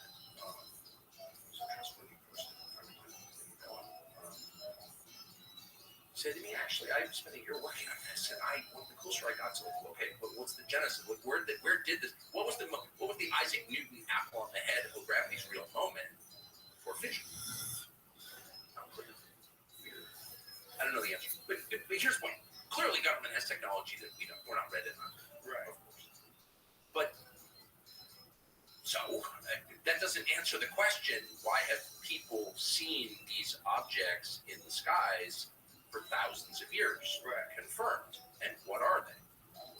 And maybe they're from another planet. My point is there's no evidence of that. There's a huge amount, massive corpus of evidence that there's still people in our atmosphere on Earth looking up, several looking out. And what is that? And by the way, to your point, Blake, we can't see them coming into our atmosphere because they don't want to be seen. Well, then why do they want to be seen by people on Earth? Like, if the technology is that advanced, and clearly it is, why do they make themselves visible in the first place?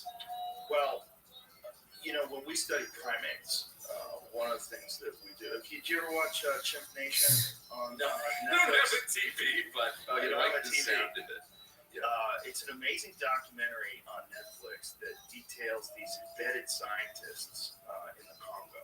And what's really fascinating about it is that this group of scientists, or related scientists, have been there for 20 plus years.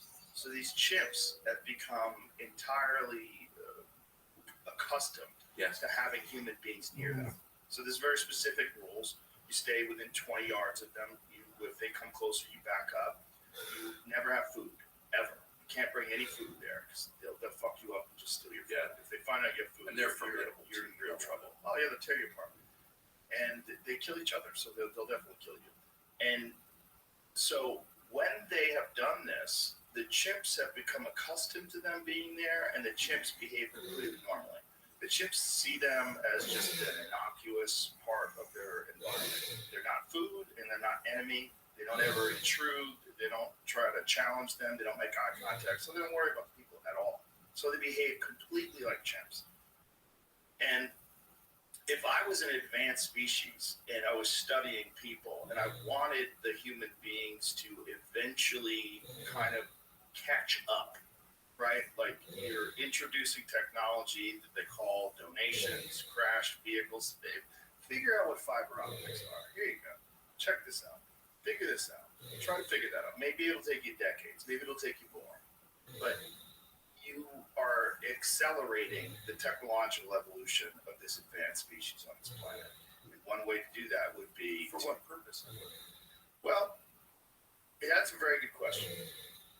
My belief is that biological intelligent life is essentially a caterpillar. And it's a caterpillar that's making a cocoon. And it doesn't even know why it's doing it, it's just doing it. And that cocoon is going to give birth to artificial life, digital life. It's going to give birth to a new life form. I think we're real close to that. I think we're way closer than that than most people would ever want to read. I agree. And I think But can we assign a value to that? Is that good or bad? that's a good question. It depends. Universally, I think it's the path. I think that's what happens. I think what this thing is, if you extrapolate, if you take the concept of a sentient artificial intelligence that has the ability to utilize all the information that every human being has on Earth at a level of computing that's far beyond the capabilities of the human mind and all of our supercomputers that currently exist, because it'll design much better computers. It'll use quantum computers. It'll have the ability to recode things and change things. It'll make better versions of itself. So instead of biological evolution, which is very slow, it takes a long time, relatively.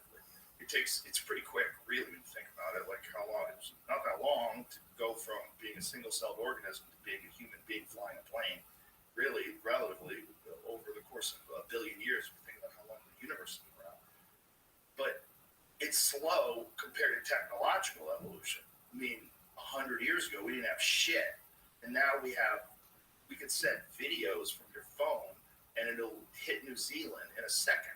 It's crazy. The stuff that we have now is beyond imagination. It's essentially magic for people 100 years ago.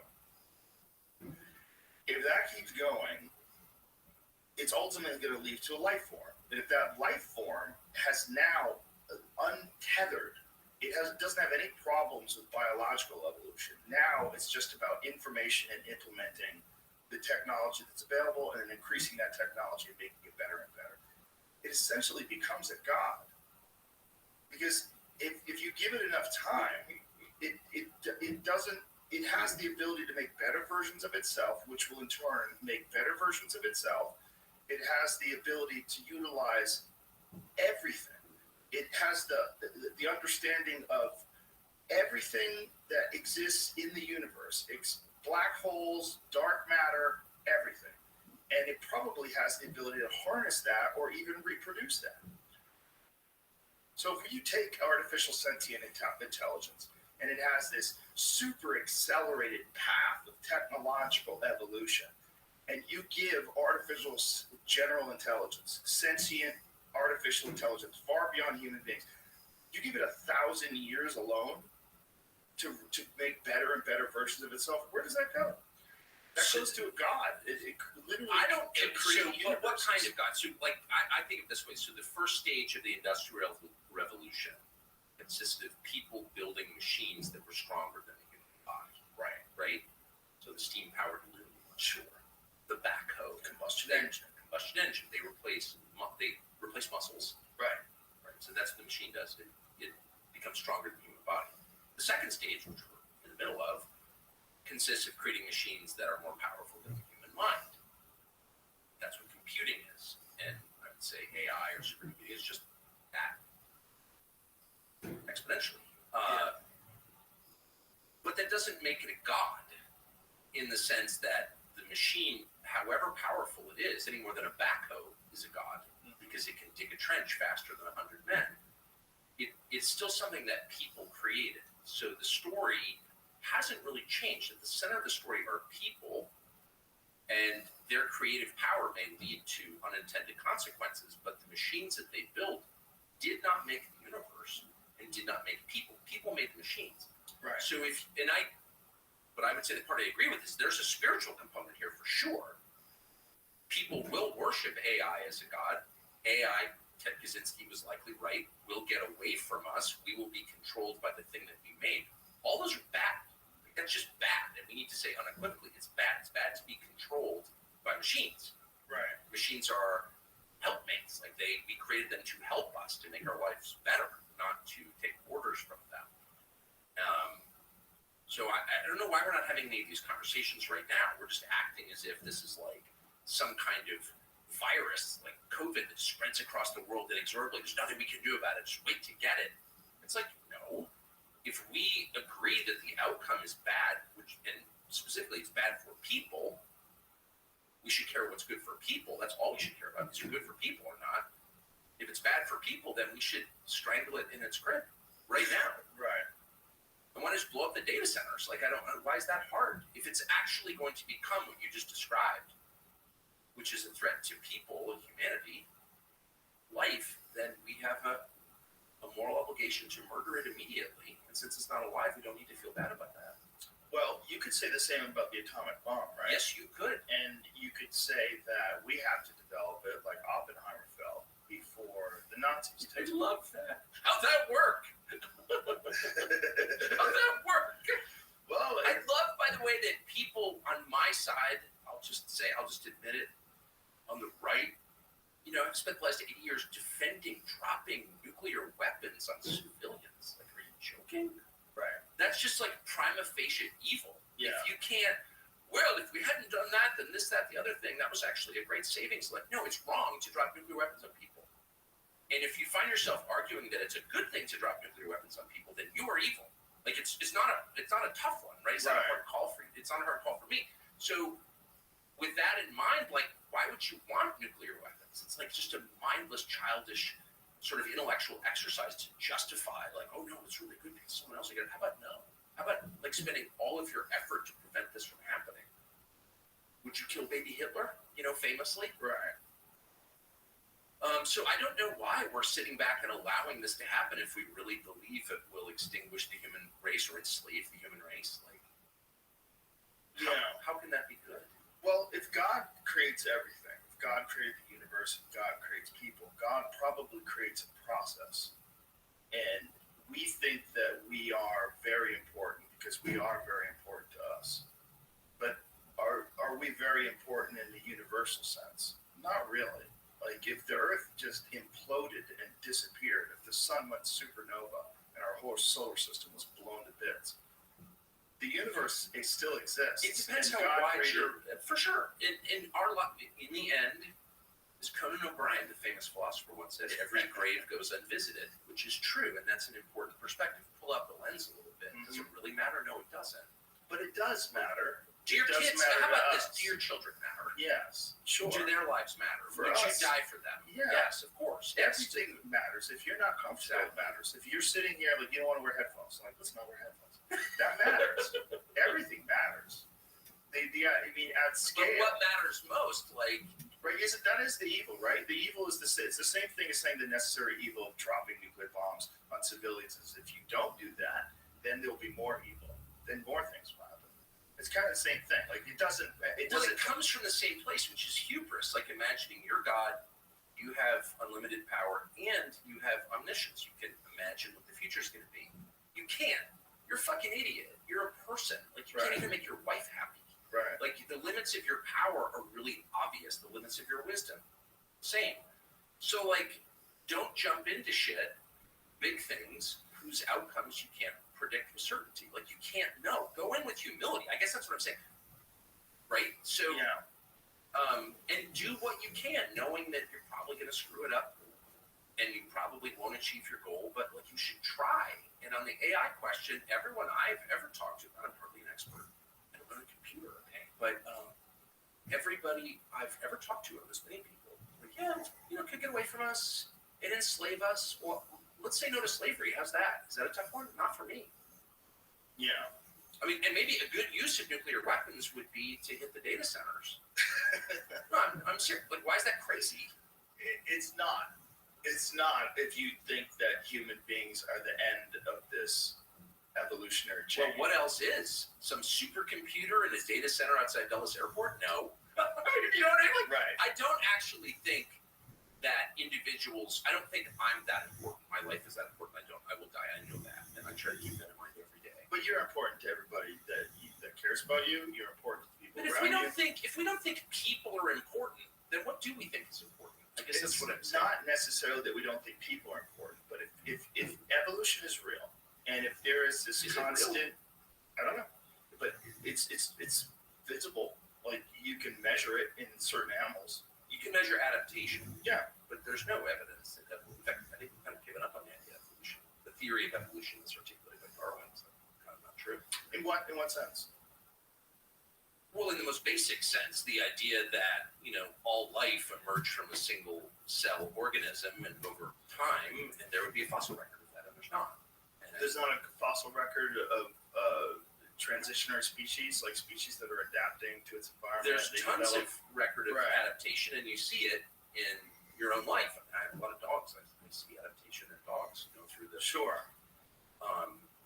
Litter to litter. But no, there's no evidence at all that, none, zero, that, people, evolve seamlessly from a single cell. I mean, but no, there's not. There's no chain in the fossil record of that at all. And that's why you don't actually hear people, you hear them make reference to evolution because the theory of adaptation is clearly, obviously true. But Darwin's theory's totally, that's why it's still a theory almost 200 years later, no, we have not found that at all. And I can't even guess it. I mean, I have my own theories on it, but they're not proven. What are your theories? God created people, distinctly, and animals. And I think that's I think what every person on Earth thought until the mid-19th century, actually. Right. It's not a new idea. They didn't have computers. They didn't have a general understanding that we have today of the process. Do you think we understand more? Yes. Really? You don't think we understand more We today? understand way less. We understand so little that we're actually sitting here allowing a bunch of greedy, stupid, childless software engineers in Northern California to flirt with the extinction of mankind. So no, previous generations would be like, what? No, stop. And we're not doing that because But they wouldn't have done that even with the nuclear bomb. I mean, obviously the Manhattan Project was done in secrecy, but they wouldn't have stopped it because the imperative of getting this weapon before Hitler got the weapon was what it Well, was. Hitler was kind of done by then. The Russians had pretty much extinguished any of them. That would continue, but not. we were in the middle of the logic of war. I The mean, commencement of the Manhattan Project. for sure. But the logic was the same, and it was 4 years of got to beat the other guy, got Yeah. it. And I don't mean to sound too judgmental about the bomb. I know why they built it, okay? But you just wonder why nobody in the middle of that thought, is this really about something I'm thinking? I'm sure they did. Yes, I they mean, did. Oppenheimer himself. Of course, large organizations don't respond to the small individuals. So that was whatever. It's well known what happened. But no, we should pause and ask: is the machine we're building worth having? And nobody seems to do that. And there are all kinds of economic forces, which nobody ever mentions, that drive that heedlessness, that stupidity. Like California, for example, is completely a state both of us have lived in. It's collapsing. Yeah. And they're betting everything on AI. The tax base is going to be dependent on this technology working. Is and that that's really what they're betting on? Of course. The AI Did you is... see the most recent thing about the amount of billions of dollars they spent on the homeless problem with no trackable results? they've had massive results. They've increased the homeless population dramatically. If you pay for something, you get more of it. And that would include fentanyl addicts. Oh, absolutely. It's been a wild success. I actually talked to Gavin Newsom the other day. Did you really? Yeah. And What's that like? Does he smell like sulfur? it was my phone. I was talking on the phone. That's such a weird. It smelled like something. That was too fast for me. Sulfur and hair grease. No, but I was making fun of. I shouldn't even make fun of it because it's so true. What's happened to the state? What is this non-gaslighting perspective? He said, "Go back to Russia. You like Russia so much." I was like, I'm originally from San Francisco, but I can't live there because. He really told you to go back to Russia? Of course. I mean, he was laughing. Whatever. He's a perfectly charming guy. They all are in person. But Of course. anyway, I'm so far afield. But my point is, AI is being driven by the greed of politicians to some extent. And you'll notice that AI, by the way, as a fact, those data centers that drive our digital life, which is not life, it's actually death mostly. But I mean, they're the biggest power draw. I mean, how much electricity does AI require? Like more than countries. Mm-hmm. Our grid can't handle AI just as a practical matter. Well, our grid can't handle electric cars. Well, it can't handle air conditioning in the state of California. Where I'm from. So, Yeah. right. If you live east of I-5 where it's really hot and you're not getting those ocean breezes, like they have brownouts, like in South Africa, it's Johannesburg. So, but here's what's interesting is that none of the global warming cultists seem to have any concerns at all about AI. Why is that? Just like they don't have concerns about John Kerry's G4. Like somehow that's exempt. Really, AI is going to draw more electricity than anything else in the United States, more than steel production. Okay? Used to. And you don't have a problem with that, but you're totally against energy because it's destroying the planet, but AI gets a carve out, even though it's going to be the #1 energy draw in the United States. Let's go through your reasoning on that. They're probably not aware. Well, they're not aware. They're What's mad about my average? wood stove. I heat with wood. They're mad about my wood stove. They don't want an outdoor barbecue. They don't like a gas stove. No, they're way into the details on this stuff, except somehow AI isn't a problem. But do you think that they're informed? Because this is not a narrative that you ever hear. You never hear on the Well, I news. grew up in a world where a wood stove was considered wholesome and natural, and now it's It smells considered. good too. No, it's the best. And Oh. heat is the. I have a wood fired sauna, which I use every day, and it's the great. It's one. How do you make sure it's the right temperature?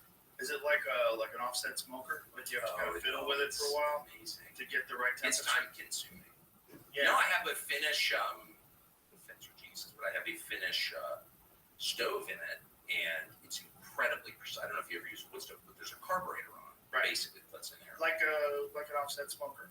Yeah, Yeah. exactly. And it's Let a little so air. precise. I mean, it's absolutely crazy. I mean, you move it, a third of an inch, and it just like the flame changes. So I use birch, which I love. And the whole process takes a while. I get it to 200, which probably takes an hour 20. I mean, it's a You like it hot? Like a hot, yeah. 200.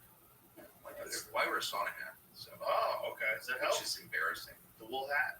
Yeah, well, it's felt. Yeah, I bought one of those. I never wore it. It's incredible. Yeah? What's the difference?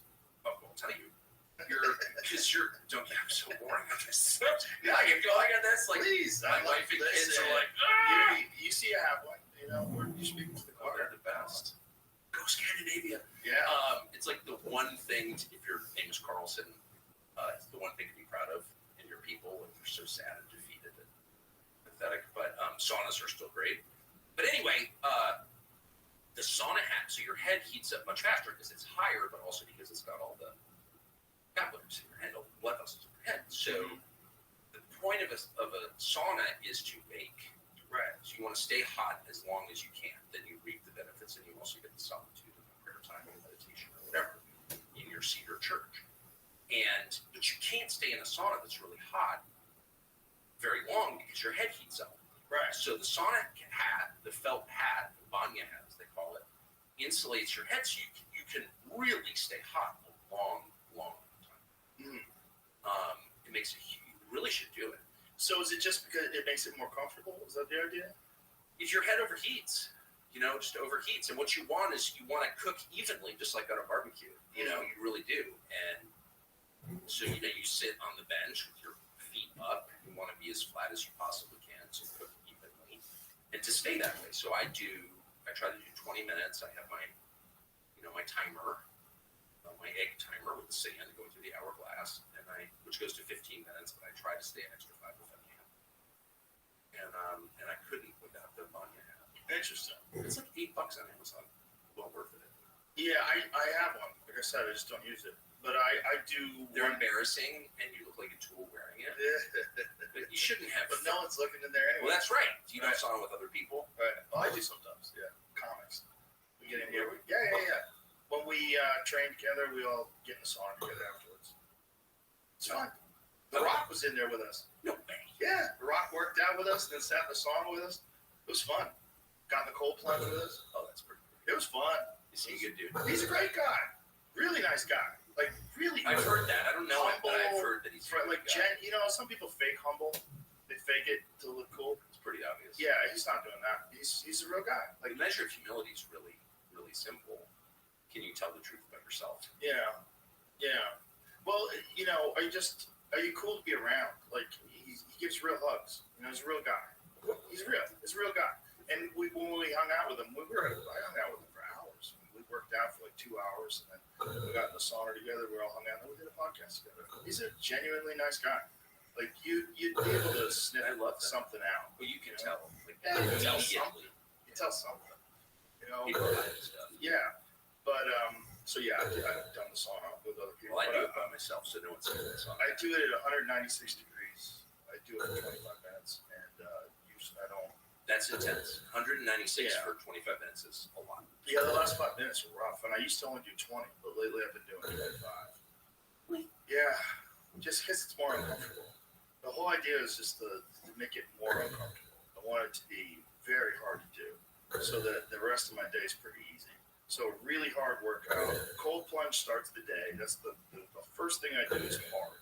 It's 3 minutes, 33 degrees. It sucks. And then I get out of there, and then I work out. So That's really impressive. I had the opposite training as a young man, which was the goal was like French toast. You know what I mean? French toast. Grind out the cigarettes and the syrup. Right. Yeah.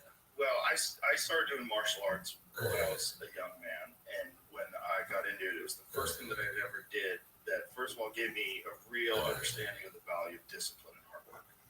Because you can get as good as the amount of effort that you put forth, and if you put more effort and you're more intense and you're more driven than other people, you beat them, and you start beating everyone, and you start becoming this thing that you never thought you could be, which is someone who's extraordinary at something that's very dangerous. So that was my formulation as a man, like that helped me go from being this like confused kid to being someone who understands like, oh, there's a path, and most people don't want to do it, but you can do it. If you can do this dangerous thing that people are terrified of and just do it ruthlessly all day long, like live it. I lived at the gym. I mean, I taught all day long. I trained all day long. My whole life was dedicated to martial arts. So I got really good really quick. And it changed the whole trajectory of my life. And it instilled in me this understanding of the value of dedication and of a singular commitment to something. To really being, while you're doing it, you're not distracted, you're fully focused on improving. And through that, you can apply that to all aspects of your life. But we all encounter difficult things in life. And there's this saying that I love. It's a really great saying that the hardest thing that's ever happened to you is the hardest thing that's ever happened to you. If it's a parking ticket or if it's your parents being blown up by a drone, it's still the hardest thing that's ever happened to you. If you had an incredibly easy life like most people today, they complain about the dumbest fucking shit because to them, that is their primary focus. They don't have a real existential threat. You remember how nice everybody was after 9/11? It was crazy.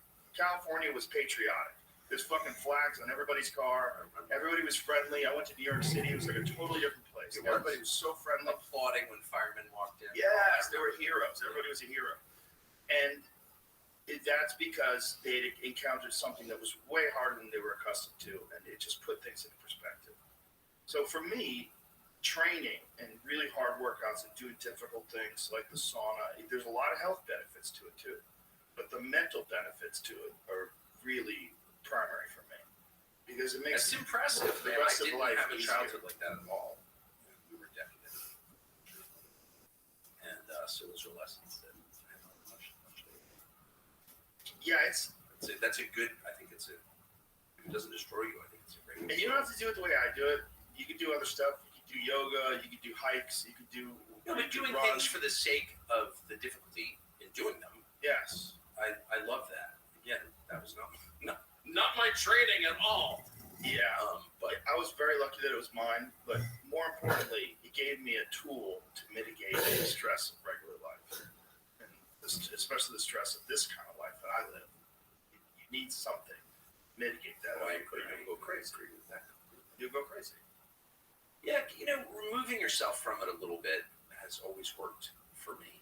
Mm-hmm. Nature works very, very well. Yeah. Animals, contact with animals, people you love. Sure. Less digital experiences, fewer digital experiences for sure.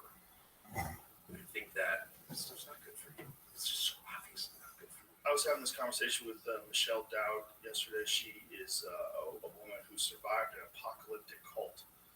She was raised in an apocalyptic cult and kicked out when she was 17 because she snuck out to go see The Color Purple. They weren't allowed to go see movies. She'd never seen a movie until she was 17. She'd never seen a movie, and her first movie was The Color Purple. Mm-hmm. And then they kicked her out. I can kind of see that. I mean, what about Raiders of the Lost Ark or something? The Color Purple was the first movie she'd ever seen. No, but like, Someone, you see one movie that's The Color Purple? Well, boy invited her to the Come movie. on! But could you imagine never seeing a movie or even a television show Can your you whole imagine life and then seeing The dating Color a boy Purple? who wanted to see The Color Purple? Like, Well, there's so much going on here, Joe. Well, this boy was a guy who had left the church, and so she was in contact with him, and and he was saying, "Hey, there's a whole world out here. You want to go see the movie?" She's like, "Okay, let's go." Yeah, I mean, obviously, look, I'm totally against cults. Obviously. On the other hand, you gotta ask yourself, like, I don't know, is your average Amish teenager happier than your average conventional American teenager on Instagram? And of course, the answer is, oh yeah. Well, they certainly have less instances of autism, which is really fascinating. It's very, very The Amish fascinating. have less autism? Yeah, there's almost none. Oh, that's right. It's extremely Why do rare. we think that is? Oh, I wonder. I really did. I can think of a couple. Yeah. That's funny. I don't want to go Bobby Kennedy. Well, that's the problem. Right. If you go Bobby Kennedy, they'll come for you. But the why? question is why? Look, and I don't know the answer, but How is that not in the debate? How is that not in the conversation? well, it's not only not in the conversation, you're punished for adding it to the conversation. Yes. And so, like, We are dancing around anti-vax conspiracy theories but right now. why be on the defensive? It's like, if Right. you purport to represent science and you're mad about a question, And you're ignoring data. yeah, but even in the absence of data, Right. science is a process. Yes. It's not a result. It's a way of doing things. Mm-hmm. And at the core of science is asking questions, including unlikely questions. Right. That's what science is. Right. And if you don't allow that, then you may be doing something. But what you're not doing is science. We can say that conclusively. So Right. for people to wrap themselves in the mantle of science and attack you for asking a question, they're frauds. And I don't know how they have the moral high ground in this. I don't think they do, but I think it's the same kind of mindset that allows people to create the nuclear bomb. Because you say, listen, we're not even saying that vaccines cause autism. But let's say this. If you're looking at all the data of all the things that cause autism, and you see that the vaccine schedule ramps up considerably, and then you have autism, which seems to at least be more diagnosed than ever before, people will instantly say, we stopped polio, we stopped smallpox, vaccines have saved millions of lives, and they're probably right. We dropped that bomb to keep Germany from dropping that bomb. We need nuclear weapons so that other people don't have nuclear weapons. We do a thing that maybe has some negative effects, but is overall good. I think you can kind of apply that sort of logic and reasoning as a human being to very messy issues. I think And people we all do that. do, by the way. People do that with abortion, right? Sure. They do that with abortion. They They do say with a everything. woman has a right to choose reproductive freedom. They say all these things, and then you say, okay, what if the baby is near term? What if it's 6 months old? What if it's 7 months old? And people don't want to have that conversation. Why? A woman has the right to choose. You're a fascist. Stay out of women's Does a bodies. woman have a right to kill you if you annoy her or inconvenience her? This is Like, where what it are you gets weird. saying? It's like, when is it a life? But it is one of those things that, to me, is a human problem. Whereas humans have these very messy interactions with some things that don't line up with their ideology. And there's an ideology of science worship. There's an ideology of authoritarian worship. The bodies of science have bestowed the truth. If you ignore it, you're a science denier. And, Those are political terms or theological terms. Mhm. They're not terms rooted in science. And look, we all make trade-offs constantly. Everything's bad. It's a shit sandwich versus a shit croissant. I'll take a shit croissant. It's smaller. That's a daily Right, experience for everybody. So I get that, and I don't think everything is moral absolute either.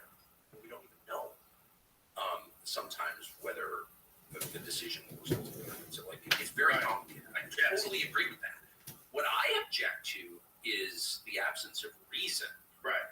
Like, you have to believe, because I think it's true, that if you're reasonable, that you can reach maybe not the perfect decision, but a better decision. And if we don't believe that, then we're just in the land of witchcraft. Let's just admit it. So the lack of reason is what freaks me out. Well, it's ideological capture, right? Because there's certain things that if you're on the right side of these subjects, the correct side, whatever your ideology believes, you can't differ from the doctrine. There's a very clear That's just doctrine. religion, then.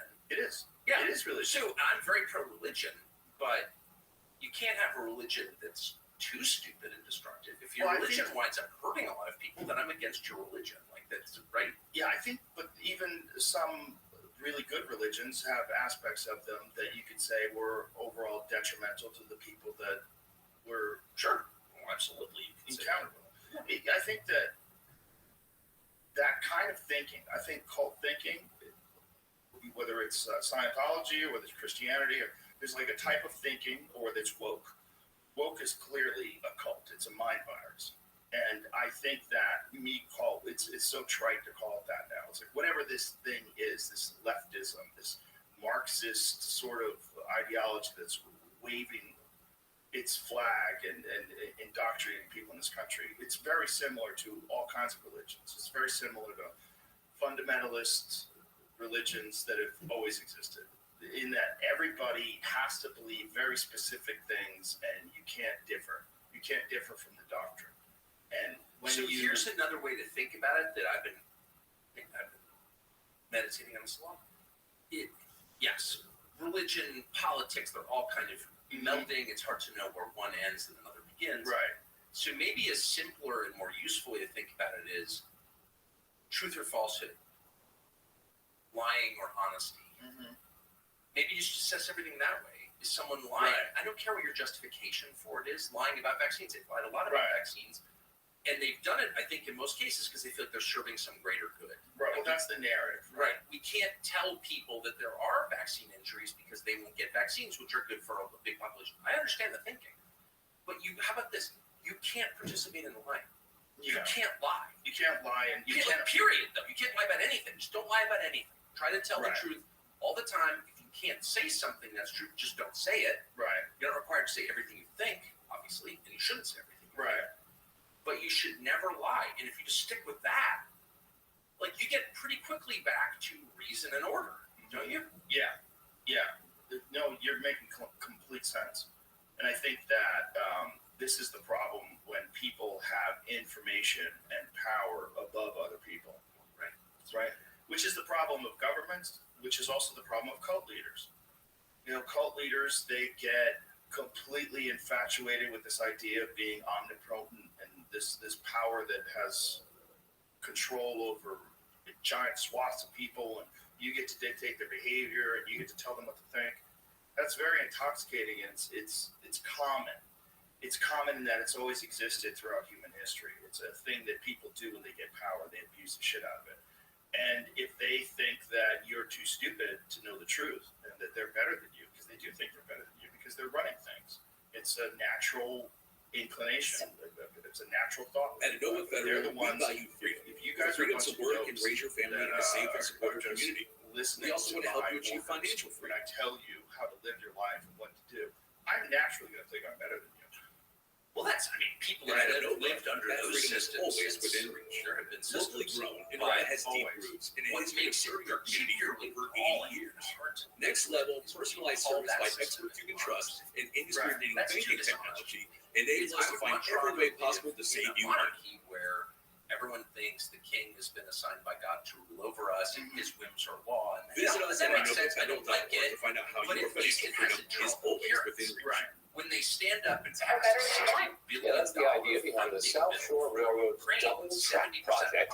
The difference the when they're ignoring the actual problems in our country, like the economy and the border, and they're calling in Congress. project will make is reflected in a new train schedule due to take effect on May 14th. Mark Peterson joins us now in studio with the details. Mark. Well, in terms of miles, Chicago still the same distance as always one from South Bend, Michigan City, all the other South Shore stops. In terms of trip minutes, it's about to get closer. We are getting something out of this Ukraine funding, whether it's like the thrill of being masters of the universe or whether it's money from the defense contractors, whatever we're getting out of it is more important to us than your opinion. This is not self-government. We're talking about this country. We do. Shut up. Schedule adds 14 If you weekday said that, trains to the okay, next. I get it. Those are the terms. But if I get another fucking lecture from Joe Scarborough about defending democracy, when this is not a democracy, it's not even a close approximation of a democracy, then I'm going to go crazy because I just can't deal with the lying. Yeah. Does that make sense? It does make sense. What's interesting is that there are people saying that now. And I think that's a relatively new thing in terms of mainstream media. And I consider what you do on X mainstream media. I mean, this is what we're on right now is essentially mainstream media. It used to be, you could call it, there's corporate controlled media. I agree. And that used to be mainstream media. Mainstream media used to be CNN. It's not really anymore. Mainstream media is what, in terms of the volume consumed, more people are consuming things on Twitter, on X, than there are on anything else. They're consuming information through the internet, through YouTube, for good or for bad, whether it's correct or incorrect. They're consuming information in different forms now than ever before. So more people are saying what you're saying than have ever said it before. At And Nova when Federal, people we value lie, freedom.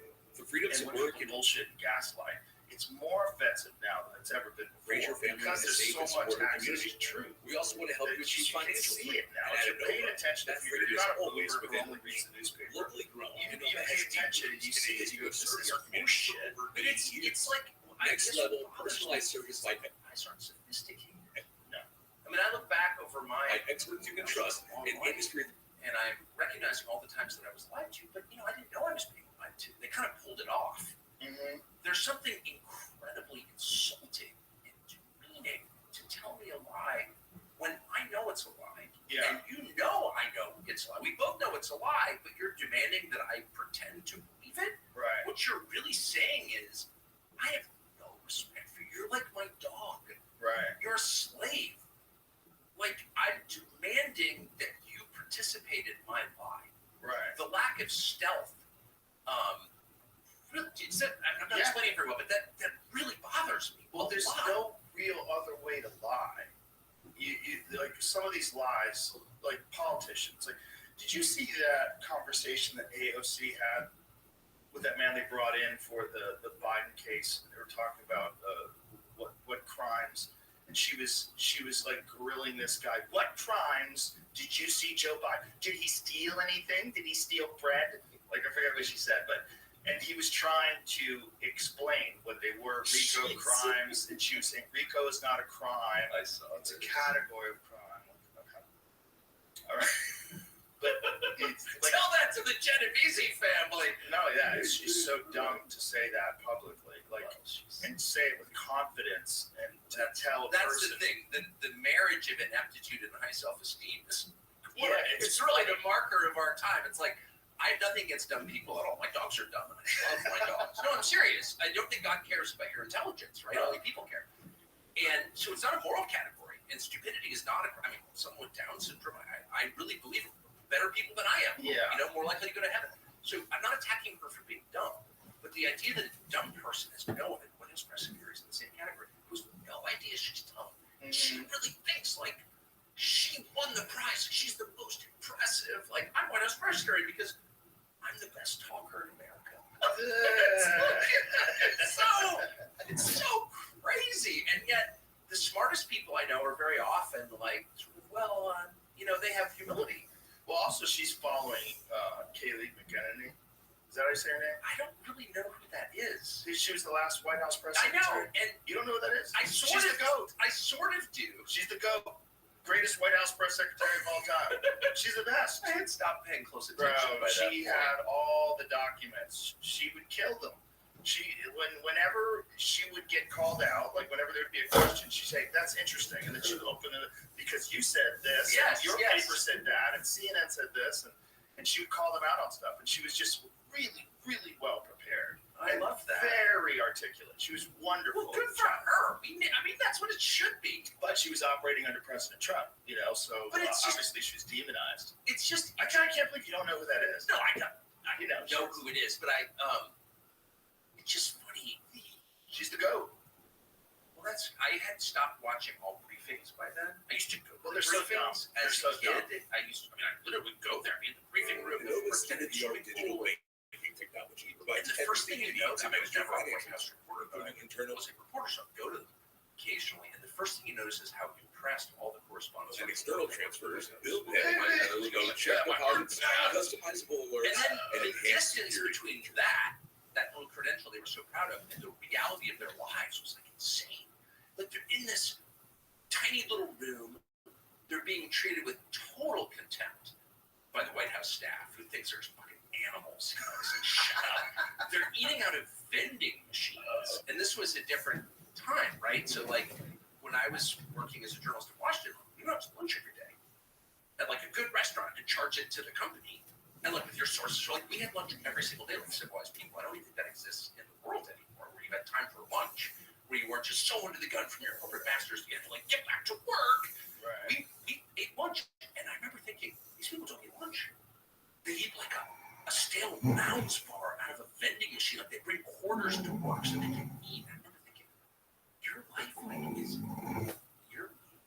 you're not even human. You're just like a little puppet or something, but you're so impressed that like all your neighbors know he works at the White House. He's in the White House press corps, and the job like wasn't even really a job. You would just like sit there and ask your question. Your little assigned seat, like you're in a high school gym.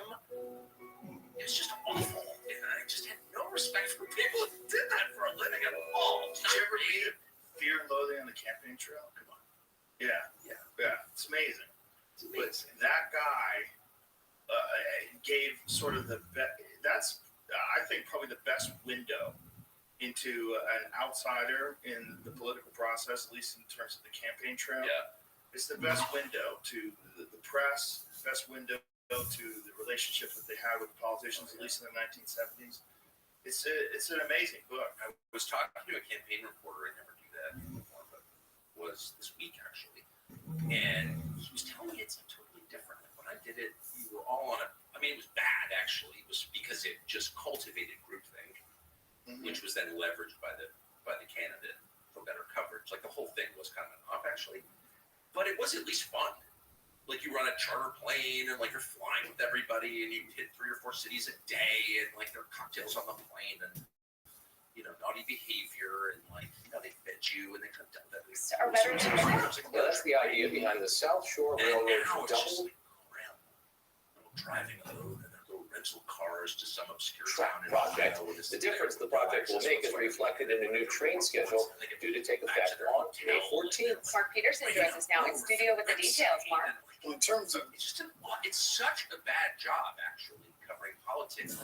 Only the people who couldn't make it in any other business. Miles, Chicago is still the same distance it's always been from South Bend, Michigan City, all the other South Shore stops. In terms of trip minutes, it's about to get close. Worshippers would ever Well, like critics. Yes, Yeah. that's exactly. Most critics want to be writers. Yeah, They're like the worst people. Just as people, like, well, you've actually been in show business. You've got better experience with that. You have a lot of experience with that. But I've known a lot of them who work for magazines or newspapers. Yeah, that I I worked do. for, and they're the kind of people who have a lot of cats, and all the cats hate them. You know what I mean? They're just like the lowest. They all have some like sort of weird like wandering eye, and they're fat, and they're like super into porn, and totally isolated from everybody. I actually worked for one of them for a while, who was a critic for the New York Post, a guy called Jonathan Hartz, and he was one of the weirdest, most unhappy people I've ever met in my life. And he would come into my office occasionally, rub his really hairy back, and he would rub it against the door frame. Say these kind of obscure. He was stupid, but he didn't know that he was actually kind of dumb, but he didn't know it, and he would kind of philosophize. I was like 10 years younger, and I was his captive, so he would just like lecture me as he was rubbing against the door frame. One time we went out to lunch, and we had drinks. Of course, this is mid-90s. He didn't really drink, but he ordered this drink with like an umbrella, and it had a piece of watermelon on the rim of the glass. So the watermelon ate it, and he ate the rind. I'll never forget that. Watching him eat the rind and thinking, of course, this guy's a critic. It's true love. He was editing this magazine, but like his real interest was in writing about movies. And it was just sad people. Did you ever read, Siskel and Ebert? Did you ever read when Roger Ebert wrote a screenplay? No. It's very bizarre. It's really sexual, very strange. It's supposed to be terrible. Of course, I've read passages in it, but I remember going, "Oh, okay." Yeah, they're not creative. They're creative adjacent. Well, they don't have anything to contribute. That's what I'm saying. They don't have creative power, right? Yeah. So they're mad about that. They probably could figure it out if they had a different mindset. I think creativity is in everybody. It's just a matter of how 100% you. it's in everybody. It just requires honesty. Yeah, And the impediment to creativity is lying. Sure, and yeah, I used to say that about joke thieves. That one of the real problems with joke thieves is when they get caught, then they have to write their own material. And the problem is they don't understand the language.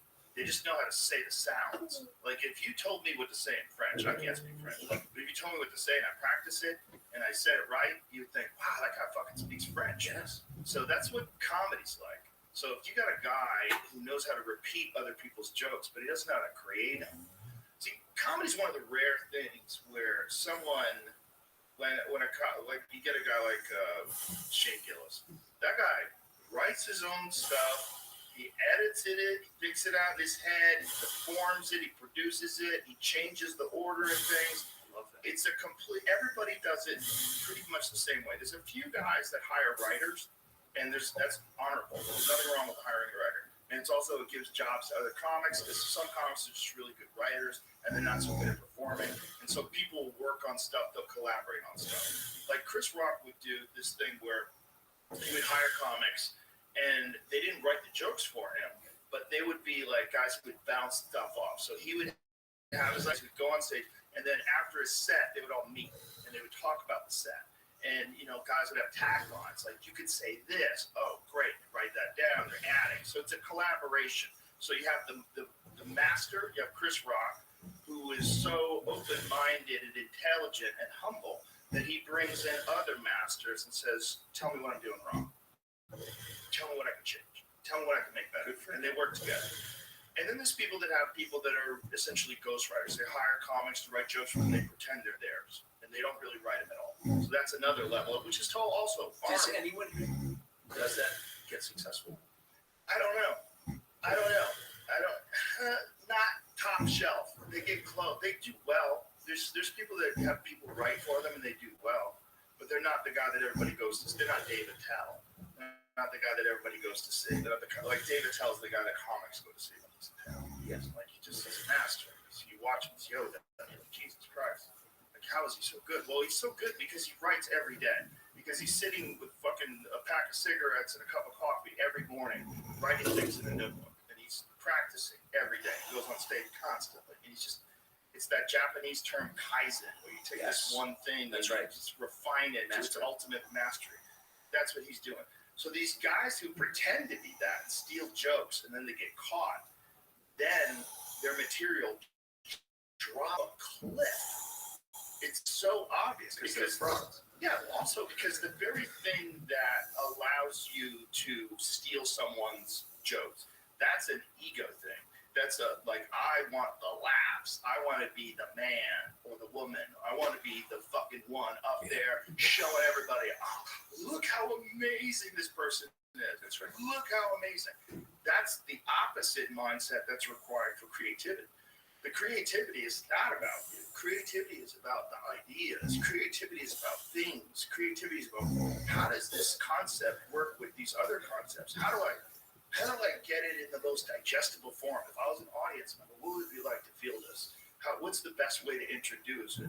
What's the way to make it so that people don't think that I'm being mean, that I have a point, or that I thought this through? This is not just a flippant thing. Like, you're allowing someone, when someone's on stage, you're allowing that person almost to think for you.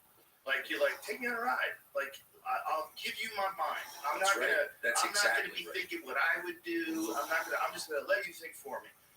If that person's not doing a good job of that, if it's clunky, if it's shitty, if the transitions suck, then it just interrupts this hypnotism that you put on me. This hypnosis. It's now not. But it's also inherently fraudulent. Yeah. Right. I mean, I'm giving control of my mind over to someone who is himself under the control of somebody else. Do you know what I mean? If you're stealing. No, if I'm in the audience. Right. And I would say this also goes for ideas, for commentary. You know, that's not funny, but that's real. Right. And you see it a lot. I've seen it a lot. Yeah, you see bullshit a lot. Well, the number of people who are totally not controlled, who are really saying what they actually believe with no weird agenda that they're not telling you about is pretty small. Yeah. And I have noticed that a lot recently, particularly on the question of wokeness and free speech. There are a lot of people who are like on your side because they're for free speech. We're not actually for free speech at all. Who are pushing, very specific foreign policy agenda, for example, and using another issue to lower your defenses and let themselves into your brain. And I think that's really sinister. Really, really, really sinister. And it's becoming more obvious now. Like, if you're for free speech, then you're just for free speech because you support the principle. It doesn't. The concept of the speech is not that interesting to you. The fact that a sovereign human being has the right to express himself because he's not a slave, he's a citizen and a human being. Like, that's what matters. Yeah. And if all of a sudden you become famous, like I'm for free speech, and then you support silencing people who articulate opinions you disagree with, like, you're a fraud. You're kind of a sinister fraud. Yeah. Yeah. And because that's the business I'm in, I really noticed that. Have you noticed this? Yes. And that's also the same kind of thing when you hear them talk. If you hear someone talk that's saying something that's kind of horseshit, it resonates with you. That's what you've seen. You had a moment with Barry Weiss on your show that when everywhere I saw a clip of it, I never saw the show itself, but she was going on about. So she was posing as one thing, and then you pressed her. You're like, well, hold on a second. What do you mean by that? You used to attack someone. She knows what she was talking about. And it became really clear to me watching it. I completely changed my view of Barry Weiss forever. I was like, she's a fraud, actually. This person's not honest at all. She has a very specific agenda. That's all she cares about. The rest of this stuff is just it's a kind of sleight of hand maneuver. You're talking about the thing with Tulsi Gabbard. That's correct. Yeah, she called her a toady, and she didn't know what that meant. Well, but she had no idea. Like, Tulsi Gabbard had straight outside the lines on some Syria or something. And Barry Weiss was, going through the files in her head, like, what does she have to believe? And she was aware that, Tulsi Gabbard had somehow violated that in a way that no one's willing to say in detail or fully articulate. What did Tulsi Gabbard do wrong? No one will tell you. She's just bad. Yeah. And then what that revealed about Barry Weiss is she's completely dishonest. And she's a liar, actually. You can't, if you attack somebody, particularly personally, and can't explain why you're attacking the person, like, that's not acceptable. You're a dishonest person if you can't explain why. I think it's a common thing that people do in private, and they get accustomed to speak. Like we're talking in private. We're just two people talking. Right. So people get accustomed to saying things without being able to back them up.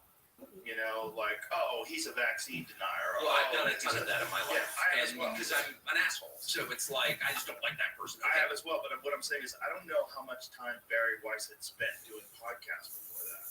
Well, she'd spent, look, I'm just saying, like, but I it's think important to be honest about what your agenda I think she is honest. I think she is honest, and I really like her. Yeah, I like well, I'm not her. She's a very intelligent not person. against her personally. I just think that was a mistake. And I think you're allowed to do that and hopefully learn from that. Don't do that anymore. Don't say a thing that you, and I've done that.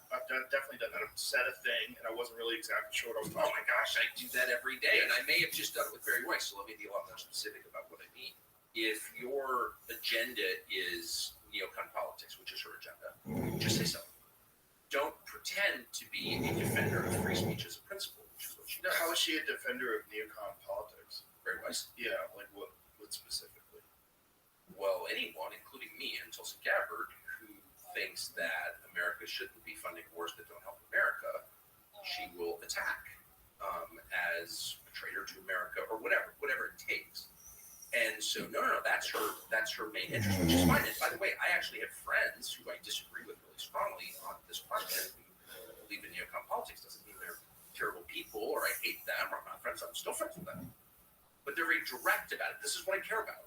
Okay, fine. I really care about bird hunting and fly fishing or whatever. I can, that's totally cool. But be honest about it. So if your job is to defend the right of free people to say what they really believe, then go ahead and defend it. And if somebody is not allowed to speak or fired from his job for having an opinion that you disagree with, defend him anyway. I just interviewed a guy who is a black nationalist socialist. Okay, so I'm obviously not much of a black nationalist. I don't know if you're aware of that, but I'm not. And I'm not a socialist either. But this guy is facing prison time under the Biden DOJ because he said things they don't like about foreign policy. I just interviewed the guy for an hour, and it was like, because on principle, you should be able to say what you think. Period. What is this gentleman's name? He was actually, it turns out I loved him. And I'm embarrassed. I can't. He's a member of a pretty small black nationalist socialist group. It's like the Revolutionary Black Nationalists or something like that. They're out of Southwest Florida, and he's literally facing prison for repeating Russian disinformation. He's not even accused of doing anything. He's accused of saying things the Biden DOJ doesn't like. Well, what were these things that he said? Repeating Russian propaganda About the invasion of Ukraine.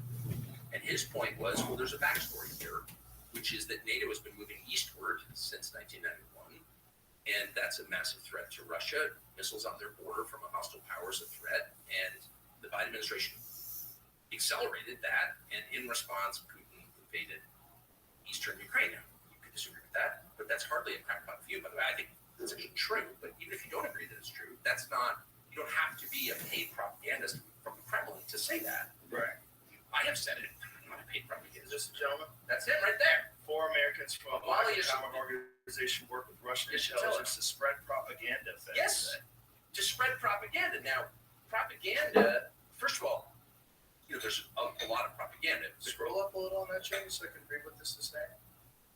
Oh, okay. Right. So that guy right there. Okay, subscribe. Yeah, the People's Democratic Uhuru movement in St. Petersburg. So he spoke with someone in Russia. They spoke with people in Russia, and then he's not. No. He is being. He's charged with felonies. The FBI raided his house. First thing they did was cover up the security cameras, and they went in there and arrested him by the FBI. Okay. Russia's Foreign Intelligence Service allegedly weaponized our First Amendment rights, freedoms recognized to divide Americans and interfere elections in the U.S. Assistant Attorney General Matthew Olson. Now, first of all, weaponized our First Amendment rights? No. Your First Amendment rights are never a crime. Right. They're God-given government Amendment did not bestow them. You were born with them as a free person, period. And the First Amendment simply says you can't interfere with their exercise. That's it. And in this, they are. And I looked at it, I read this and I thought, I reached out to this guy, by the way, Matthew Olson. Now, I wish Matthew Olson would never do my show. I mean, the guy whose salary I pay as a U.S. citizen, he would never speak to me. Well, listen, look at that quote. Russia's foreign intelligence services allegedly weaponized our First Amendment rights, freedoms. Russia denies its own citizens to divide Americans and interfere in elections in the United States. That you gotta like. Why are you saying that? Say what happened. Well, but nothing happened. So that's Right. the thing. So I'm reading this. Someone sent it to me, and I'm like, okay, clearly there's a crime here. Like they were found with, I don't know, mortar shells, or they were. I mean, usually the government makes it. They put kitty porn on your computer at least to discredit you. There's no underlying crime other than they said something that the foreign policy establishment of the United States disagrees with. Okay. That's not a crime by definition. And this guy is facing life in prison. And it looks to me, because Barry Weiss has not defended him, I think this guy is likely to spend the rest of his life in prison. And I'm like, this is crazy. The rest of his life in prison? Yes. Okay, hold on. This is the thing. I think he's 83. How do you say his name? Yeshitela, and 3 other U.S. citizens, Penny Joanne Hess, Jesse Neville, and Augustus C. Romaine Jr. are charged with conspiracy to defraud U.S. Hess. Defraud the United States. Hess, Yeshitela, and Neville are also charged with impersonating agents of a foreign government. Okay, they say to defraud the United States. So defraud suggests theft of something of value, right? If I defraud you, I steal your money. There's no allegation of that at all. And I actually read the charges. The only allegation is they said things that the U.S. government, the Biden administration, doesn't like. That's it. And because they're unpopular and they have views that are considered, quote, fringe, like crazy black nationalists, nobody wants to defend them. And my only point is not that I'm like such a principled person. This also seems very obvious to me. You can't allow that. You absolutely cannot allow that if you believe in the First Amendment and the freedom of free people to say what they think. So what this implication is, they're saying that they were recruited by the FSB. So it says prosecutors said Leonov operated an entity called the Anti-Globalization Movement of Russia that was used to carry out its U.S. influence efforts overseen by the Russian intelligence service known as FSB. They recruited U.S.-based organizations to help sway elections, make it appear there was a strong support in the U.S. for Russia's invasion of Ukraine, and backed efforts such as the 2015 United Nations petition to decry the genocide of African people in the U.S. according to the indictment. Back efforts. What does that mean? Look at that. Like it means that back efforts such as the 2015 United Nations petition to decry the genocide of African people. But just look at that statement. Backed efforts such as a thing to decry genocide. The United Nations petition of 2015 to decry the genocide of African people in the U.S. according to the indictment. Okay, so the real misinformation and propaganda. The South Bend Education Foundation invites you to. The real liars here are the Biden DOJ officials who did this, and they're dangerous. They're criminals, in my opinion. But if you read it carefully, you will see that the only crime is having opinions that the people in charge didn't like. And were they in contact with people from Russia? Yeah, I think they went over to Russia for some conference. So they went over to Russia. But the way this typically works is they say, when you went to a country against which we've imposed sanctions, right, and you violated the sanctions regime in some way, like that's how they get you. They're not even alleging that. They're just saying, you said things that we don't like, that, by the way, a foreign government we don't like agrees with. But that's that not. They learned those when they went over to Russia. It's all on the internet. Did they learn them? I mean, I guess it doesn't matter where they learned them. I would, because I've talked to the guy and I've seen what they wrote, the opinions that they expressed. I don't, the genocide of African peoples in America. That means, I guess I don't agree with that.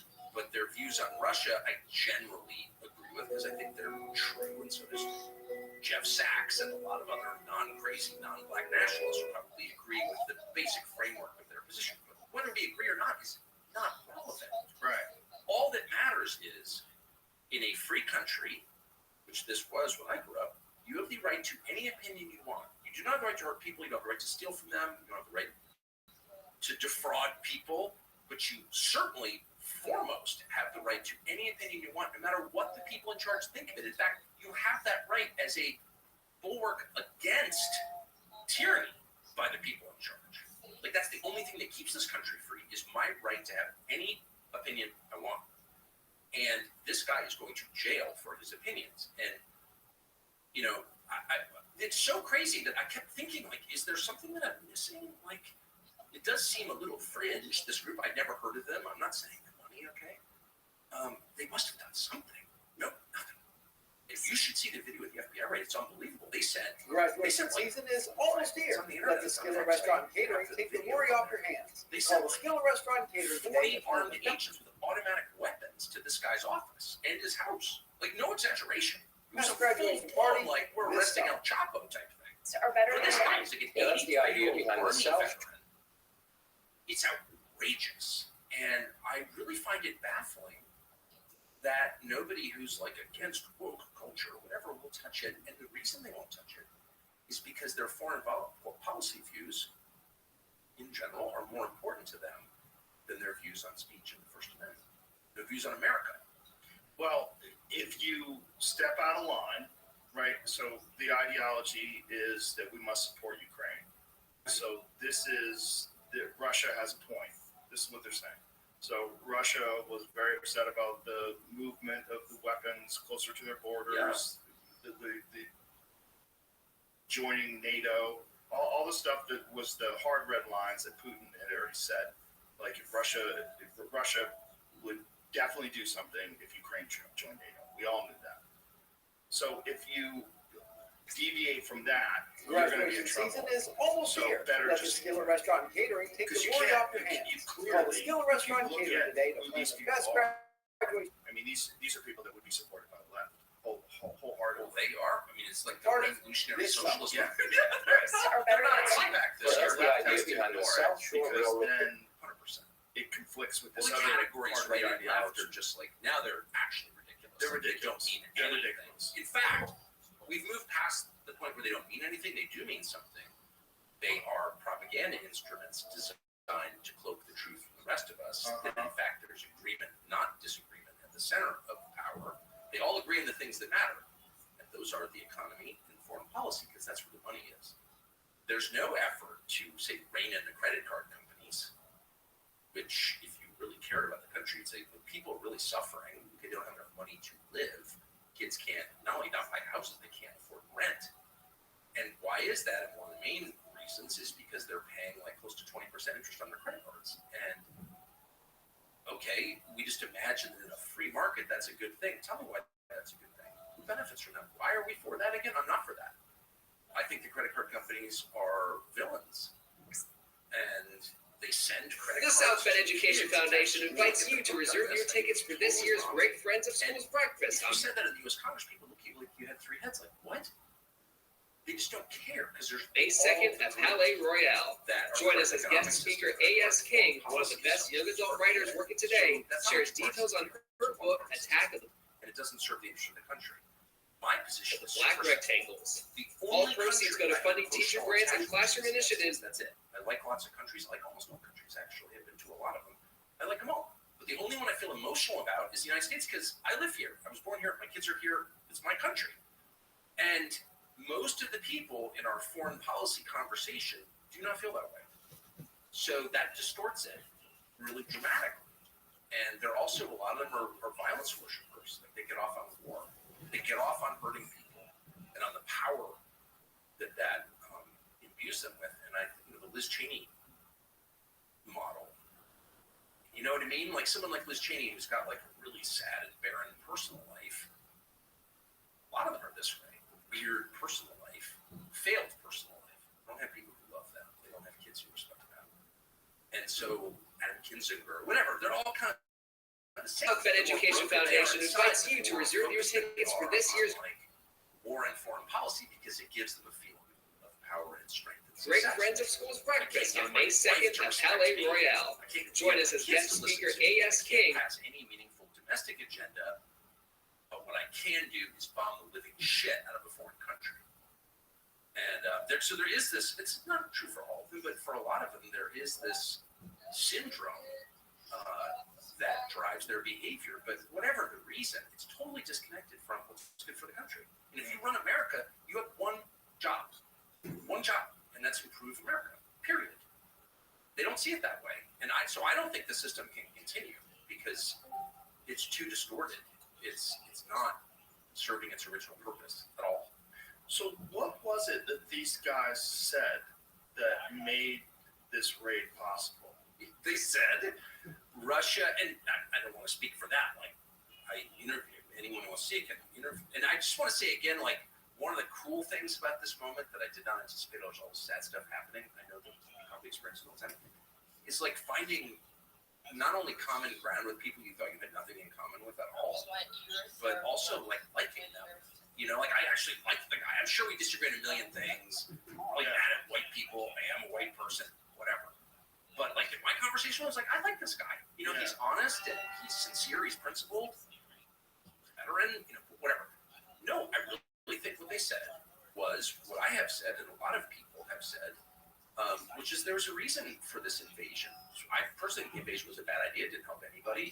There's war. I'm sad the war's ongoing, but they were pushed to this by a more powerful country, which would be the United States of America, with the threat of including Ukraine in NATO. It's really simple. And right before the invasion, days before the invasion, they sent poor Kamala Harris, who has no idea what day it is, to the Munich Security Conference, an area she knows nothing about, no experience in it at all. And they sent her there for one purpose, which is to announce at a press briefing, with all the cameras rolling, to Zelensky, right there, she says, we want you to join NATO. What? No other NATO members were clamoring for Ukraine. It didn't even qualify for NATO membership. Why would you say that? When Putin's got troops massed on the Ukrainian border, you send your vice president to the Munich Security Conference with the world watching and say this that no one even really wants. Why would you do that? To provoke war. Obviously, what's the other reason? And it was scripted. But Kamala Harris is not freeballing stuff. Like she's saying what she's told to say. Obviously, it's not her area. She doesn't know anything about this stuff. She was told to say that. But why? To provoke a war. Obviously. So that was my read. I said that on Fox News. A lot of people liked it, but it just seemed obvious to me. I'm not making excuses for Putin. Please. I want to protect the United States, and I think this war really hurts the United States. My motives are always right out there. Anyway, I think they said a species of that, something like that. And the last thing I'll say is that why was the reaction so strong? Because it was true. They don't care if you lie. No one in power cares if you lie. But a lot of people They only care when you tell the truth. A lot of people are saying those things. And Because he's like some black nationalist guy in St. Petersburg. Like, who cares? Who's going to defend him? Nobody. He's some wacko. He's some like 80-year-old guy who's like been in the like fringe left movement for the past 50 years. You know, like new Huey Newton and Stokely Carmichael. He's like a relic of the past. And like he doesn't have constituents. He doesn't care. The modern Democratic Party hates him. He hates them. And the Republican Party is like black nationalism. No thanks. Something He has no big has come to the pot of water. They're never gonna like you could say that. What are they gonna do to you? You know nothing because they can't. But this guy, yeah, crush him, kill him.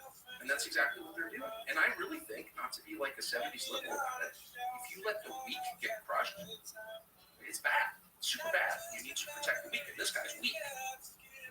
And so you think they're making an example out of him with this? And they can. They have all this power. I just don't understand why they would move so many people, why they would get so many agents, why they would do this so publicly for one guy's opinion or one group of people's opinion. Well, I don't know. I mean, why did especially why did medieval kings hang the heads of people they executed from the gates? Right, but it feels like there should be more to it. Like, what did they say? So the problem you're is telling me. I know. The problem is that, I mean, I'm just I'm steel manning this rather. So the problem is that they went over to Russia and they talked with people in Russia, and then they're saying these things. They're not charged with that. They're not charged with What do you think that's the motivation behind it? Because they went over there? Okay. Yeah, they are not, like, at least when I interviewed them, they had not been charged with taking money from Russia. So it says they've been accused of us, they've accused us of taking money from Russia. Yeshitela said yesterday at a news conference on July 29th, we've never taken any money from Russian government.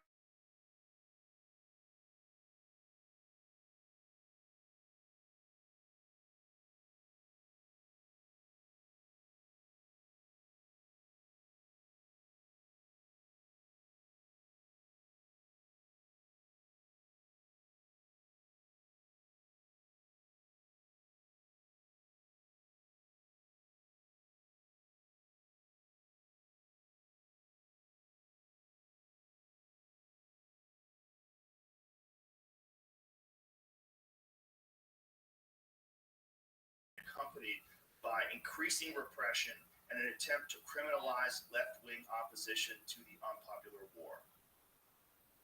Well, exactly. So they're accusing him of taking money from Russia. They're not. They're not charging him. So here's Okay. the distinction, which is like really, really important. So there are two levels on which the Department of Justice and all administrations acts. There's the level of propaganda. What do we want people to think? And there's the level of law. What are we charging someone? You have to ignore the first and pay very close attention to the second. So we have a legal system, we have laws, and you can't actually go to jail unless you violate one of the terms of our system. And so ignore what they're saying about you. Joe Rogan sucks, he's a bad man. But in the end, I'm busting you for double parking. And so you're not a bad man, you're a double parker under the law. And so if you look at the charges against these guys, they're not charged with violating sanctions regulations. They are charged with totally amorphous, quote, crimes like defrauding the U.S. government, not for money, but for like defrauding it, like I guess counter signaling it, sending a message publicly that they don't like. I mean, there's no crime. Look it up, except speaking. And I think that's a precedent that we don't want to live with. No, no doubt. Yeah, let's take a leak. We'll be right back. We're gonna pee. Tucker and I are gonna pee together. Yeah, well, that's the confronting of reality. You're forced to examine your beliefs and why you came to those beliefs in the first place. That is the beauty of this moment. It is. People are living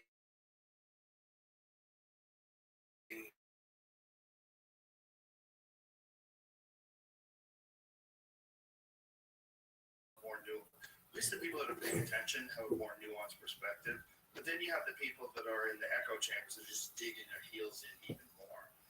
And you can spot them easily because they're missing out because there's nothing more liberating than admitting you were wrong. Mm-hmm. I mean, that is like the moment of liberation.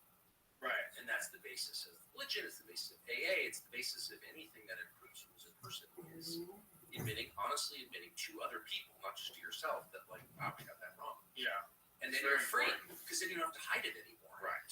Very important. And it's a beautiful thing. And that is like changing your mind. I always notice this covering politics that Canada would be like, I've got him on tape saying 10 years ago something different. And no one ever asked my opinion, but I always wanted to say, why don't you say, you're absolutely right. And the country's a lot different from what it was 10 years ago. And so my opinions changed too. Like, why wouldn't they? Because I'm not a freaking robot or a liar. Also, I used to think this because of that, and now I realize I was wrong. Exactly. Yeah. How great is that? Yeah. I mean, it's part of being a human. It's not being a flip-flopper. It's the best part of being a human. Well, this is an interesting time for that because you see people that won't do that. And you could recognize them easily because they're the first people to throw out insults. The first thing to do is describe you. They'll describe you in an insulting way, and then they'll say what they disagree with you about. They'll say something hard. They try to define you. You're far right, white supremacist, racist. Been there. Yeah, they throw it all at you, and then they say what you said. It's so funny. I got called racist and white supremacist so many times, but when I first was called that, I mean, it really stung, a lot. Because just where I grew up in, how I grew up in, those are like the worst things you could ever call somebody. And so I actually paused for a moment and thought, am I Which I think it's fair to ask yourself. Like, am I? Why wait? Get Daily 3 and Daily 4 downloads straight from the Booster Lottery on 15 News now at 11. Your exclusive Booster Lottery Like affiliate. almost all white liberals, actually. Are better than white. So Yeah, that's a good idea. Against white people. No, but like, no, I am white. My kids are white. I'm not against white people. I like white people, but no, it's not that. It's that. So a reporter once called me about this. It's like, no, actually, I really dislike you. If I were sort of narrow down my bigotries, it's like people like you. I just think you're disgusting. I really mean it too. Race to your faces. Okay. All right.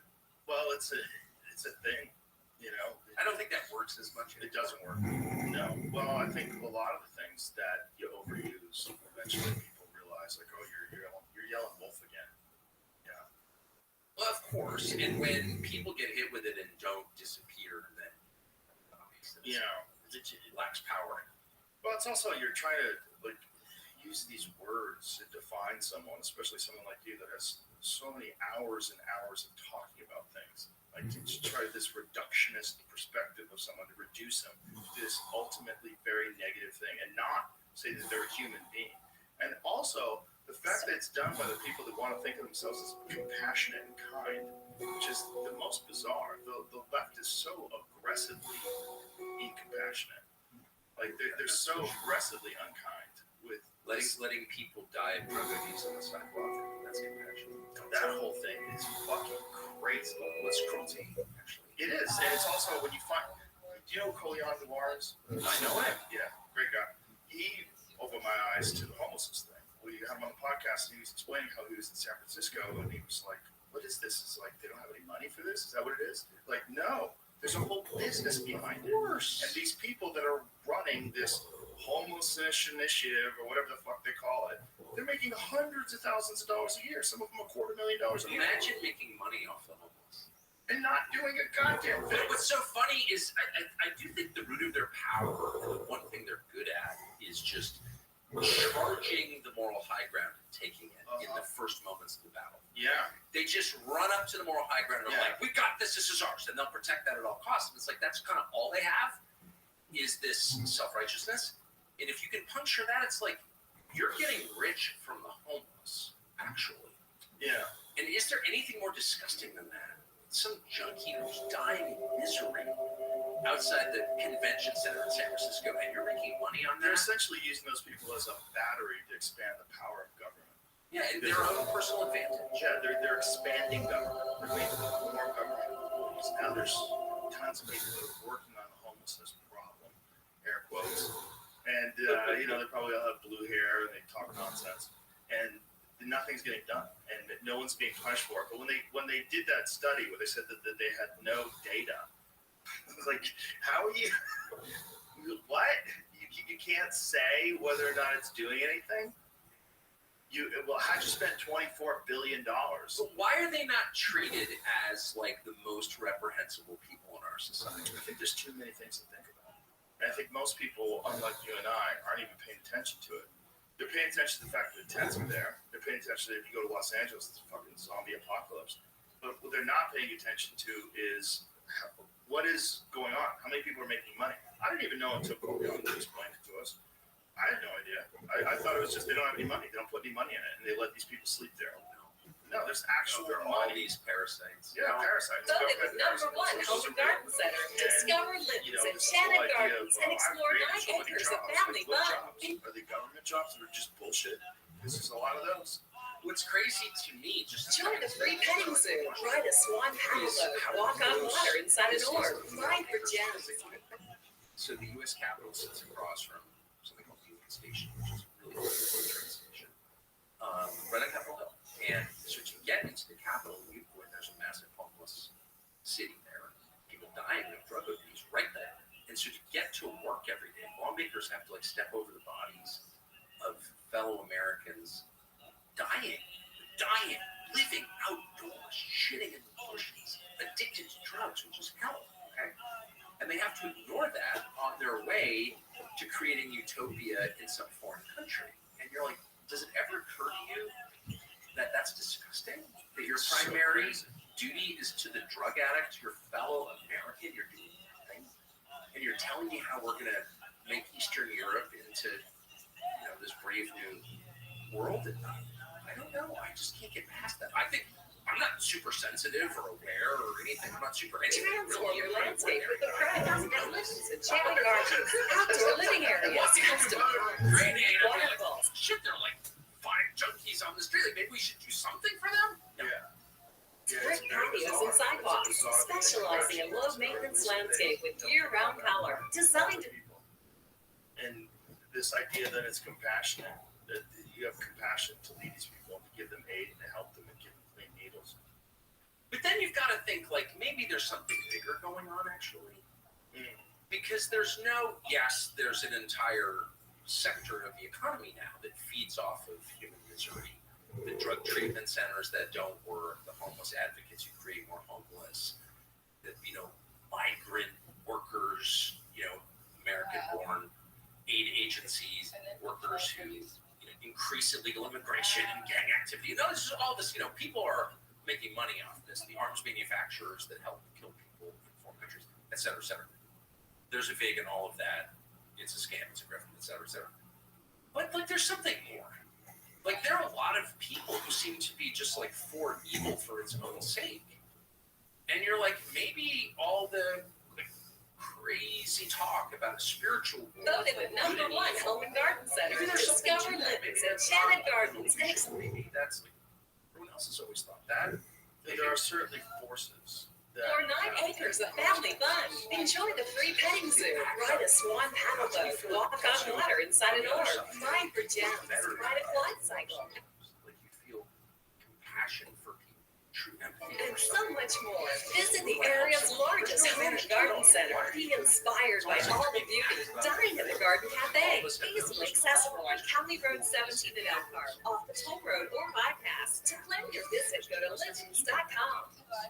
And I think Or better than that. Well, that's the idea behind the South Shore Railroad Double Track Project. Southern The difference California the project in will the 70s and 80s, and in a very secular family, and I've never really paid much attention to that. make is reflected in a new train schedule due to take effect on May 14th. Mark Peterson joins us now in studio with the details. Mark. Well, in terms of miles, Chicago is still the same distance it's always been from South Bend, Michigan City, all the other South Shore stops. In terms of trip minutes, it's about to get closer. There is a battle between good people around us that we can't see, but that we do experience a lot. It seems like it's always been an area throughout human history. It's always been this recognition. Carl's over there snoring. The new schedule has 14 weekday trains.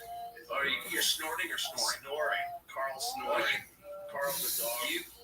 Carl the dog. Carl the dog. He snores. He's the best, but he snores when he sleeps. He's a little French bulldog. He's a sporty bulldog. He's awesome. Yeah, he's the best. Dogs don't get cuter. They might be as cute. They don't get any cuter than Carl. I think that's right. Yeah. I've got some pretty good dogs. Yeah, I have a beautiful dog. I have a golden retriever, but he's not as cute as Carl. Carl's different. He knows. He doesn't like Carl. Well, he doesn't hate Carl, but he ignores him. He thinks of Carl as a thief of attention only, which is fair. So human beings have always at least believed that there are forces of good and evil, and that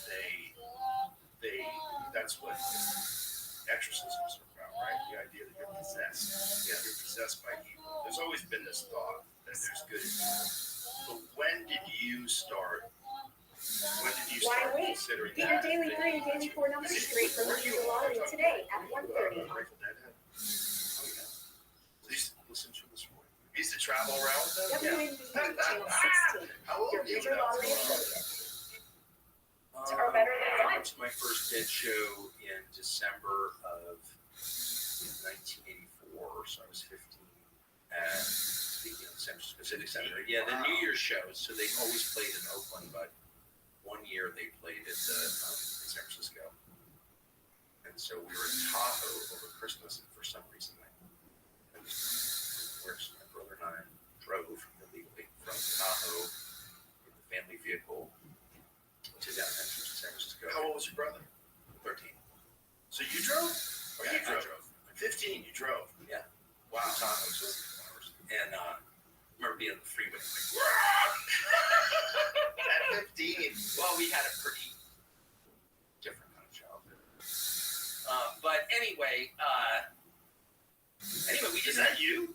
Yeah, it's me on the left. Get the fuck out of here. Yeah, I don't know. I don't know how that picture is Why hanging in wait? my barn. Get your daily 3 and daily 4 numbers straight from the news and lottery today at 1:30 on WNDU channel 16. Somebody came to my barn, took a picture that's hanging next to my sink, and put it on the internet. Here's your lottery affiliate. There's my brother, Buckley, on the right. Are better than one. Yeah, that's the idea That behind picture the was South taken. Shore Railroad. So my dad was a reporter in Texas in the 60s, and pretty well-known reporter, and that was in the 80s when I was in school. We were home for Christmas vacation, and he had come to the Grateful Dead. He knew the Grateful Dead.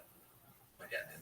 So they were in his office. They came through DC and they called him and they came over to his office. Jerry came over to his office. My dad's like, I got Jerry Garcia here. You guys should come down.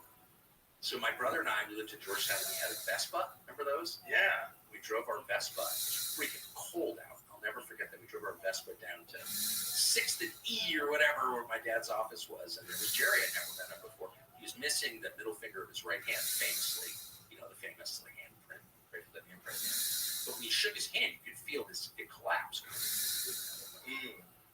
But anyway, so my brother and I drove to the New Year's show. It was actually a couple nights before New Year's, and we didn't have tickets, of course. Why wait? Get your daily 3 and daily 4 numbers straight from the news and lottery today at 1:30 on WNDU channel 16. Your Hoosier Lottery Pretty freaking funny. And this guy comes up out of nowhere, free affiliate. and he puts a ticket on my face and goes, Are better than one. Yeah, that's the idea behind the South Shore so Railroad. my brother, extremely out. I never should have done this, but I was like, all right, man, I'm going in. All right, now my little brother at the park during the show, just very, very impaired, super, super impaired. I completely wrong to do something like that. I did do it. And then I went in and saw the show. Kind of freaked out in the middle of it. Hit the men's room for a while. Never forget that. Standing on the stall smoking cigarettes. Is it acid? It was psilocybin mushrooms. Which, by the way, I should just say, I got sober 22 years ago. I didn't get opposed to anything I don't take Advil. I'm totally opposed to anything, but other than nicotine and coffee. But yeah, it was mushrooms. So we ate way too many, and started to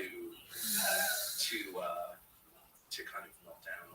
But anyway, the point is, I get out of the show. This is pre-cell phone. This is 1984. And Why I wait? get out of the show. Get your daily 3 and daily 4 numbers straight from the news and lottery today at 1:30 on WNDU channel 16. I did it Spoonful. It was pretty obscure tune. I'd never heard it before, actually. And I couldn't find my brother. Here's your lottery My little affiliate. brother. And I'm in charge. And Are better than my one. closest Yeah, friend. that's the idea behind the South Shore Railroad. Talked to him this morning, and but I couldn't find him. And I was like, oh man, my brother's coming. But there he was. He appeared like an hour later.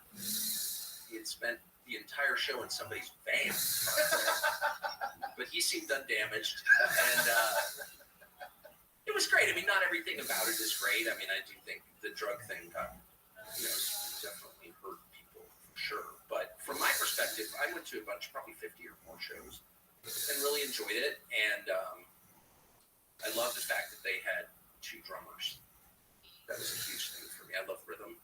I think it's the basis of music. It's obviously the basis of music. I mean, instruments are cool, but they're kind of like interior design, and the architecture is rhythm, and it's the universal sound that every culture appreciates because it reflects something that's pre-existing, that's in everyone that relates to rhythm, and I just absolutely loved.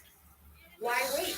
Get your daily 3 and daily 4 numbers straight from the news and lottery today at 1:30 on WNDU channel 16. Your Hoosier Crazy on the drums. They drum circles, and I just like drums. To this Lottery day, I listen to affiliate. drums. Just percussion. Are better than one. King Yeah, that's Sunny the Ade, idea behind the South Shore Railroad. West African drummer, and anyway, whatever. So yeah, I like the Grateful Dead a lot. And still do. I like that kind of music. Jam music? I like jam music. I like acoustic music. I love bluegrass and Americana. And to see that grow, to see Billy Strings become like a venue packer, like Billy Strings is like a big act right now. I do feel like creativity, art has been completely destroyed and eliminated in the United States. There's as we were saying earlier, you can't be creative if you're not honest. It's that simple, and you can't be honest, so there's no creativity. And the visual arts and literature and architecture, it's died. But comedy is still alive, thank heaven, and music, for some reason, has escaped that and is still alive. Yeah. And the growth, the explosion of acoustic bluegrass, the banjo, one of the great instruments ever. Why it's wait? just thrilling. Get your daily Sign of 3 and life. daily 4 numbers straight from the Hoosier Lottery Yeah. today At at this late 1:30 on stage. WNBU Well, I Channel think 16. when there's Your Hoosier social Lottery pressures affiliate. and when society's in chaos, art does tend to thrive. Some kind of art. Some art, that's right. Comedy certainly does now. Like Are comedy's better now- than one. But That's the idea behind the South Shore Railroad. Yeah, the walls got breached. Whoa! Yeah. No, but a few years, I don't know when it was, but 8 years ago or something, it felt like, wow, people can't tell jokes anymore. We kept doing it. I noticed. Yeah. And Yeah, we kept you doing it. kept the little embers alive. Yeah, well, there's flames. It's just when you get people in a club and you take their phones away and just have them just be actual human beings and not be filming everything, just being completely trapped with this idea of capturing something and then putting it online. Then you get to have a human experience. You mean when people live in the present Yeah. rather than in the future or far Yeah. away That's one of the great things through a data about line? going to a good club that uses yonder bags for your phones. Is that it just takes you out of it. Like at the very least, it's a break. Like with this podcast, it's a break for 3 hours. Season is almost here. Let the Skillet Restaurant Catering take the worry off your hands. That's Call the Skillet Restaurant very Catering rare. today to plan the As best human breakfast. beings, we just sit down and just have conversations for long periods of time Yes. without being distracted. Enjoy some party. Not in my This house, summer. but yeah. It's a real Are problem. better than one. It's a huge That's problem. the idea It's a behind huge the problem. South And Shore. the one thing I will say about my very unconventional childhood is there was a huge break on tables and like eating and spending 4 hours at the table was like totally normal in the house that I grew up in. Totally normal. In fact, it was daily.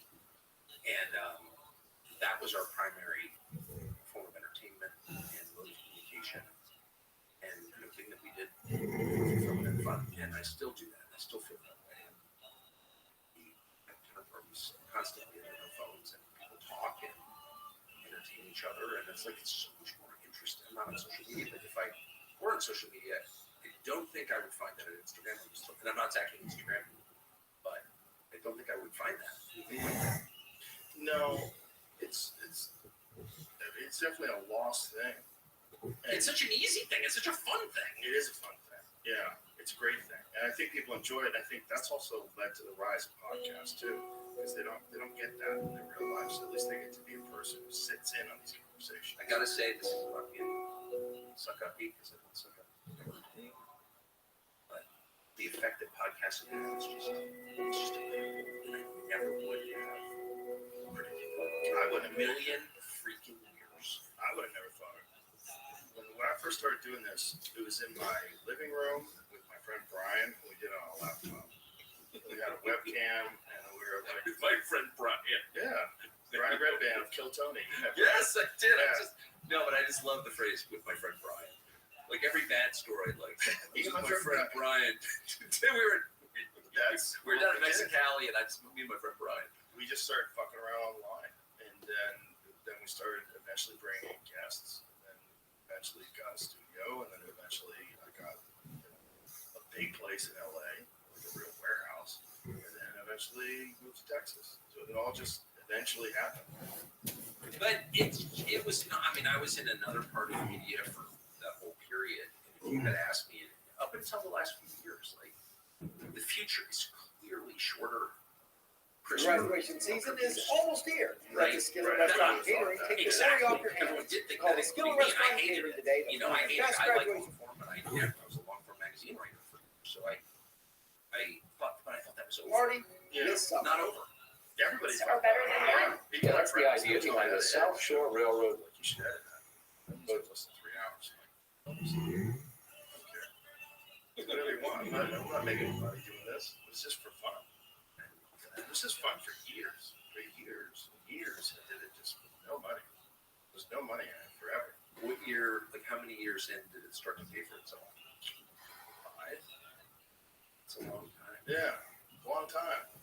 Let's say it took a while. I mean, it was probably like existing. Yeah, but about 5 years in, then it started making money. Then it was like, oh, this is a business. I remember very clearly, I was on stage once in Chicago. I was doing the Chicago theater, and I had this story that I was going to tell. I'm like, how many people listen to the podcast? And there's 3,700 people in the place, and they went nuts. It was like, yeah. I was like, oh. I thought it was this like thing that I'm doing where, a few people are paying attention. I don't even know. I didn't back then. I never even knew what the numbers were. I didn't even care. Well, they may not have been like. Could you even collect numbers Yeah, accurately? you could get downloads off of like whatever the provider was that was the host. You could get like downloads from the host, so they would use that to form ads, like text downloads per month, and then they would, that's there was very few people advertising on podcasts. They go, all right, let's give it a try.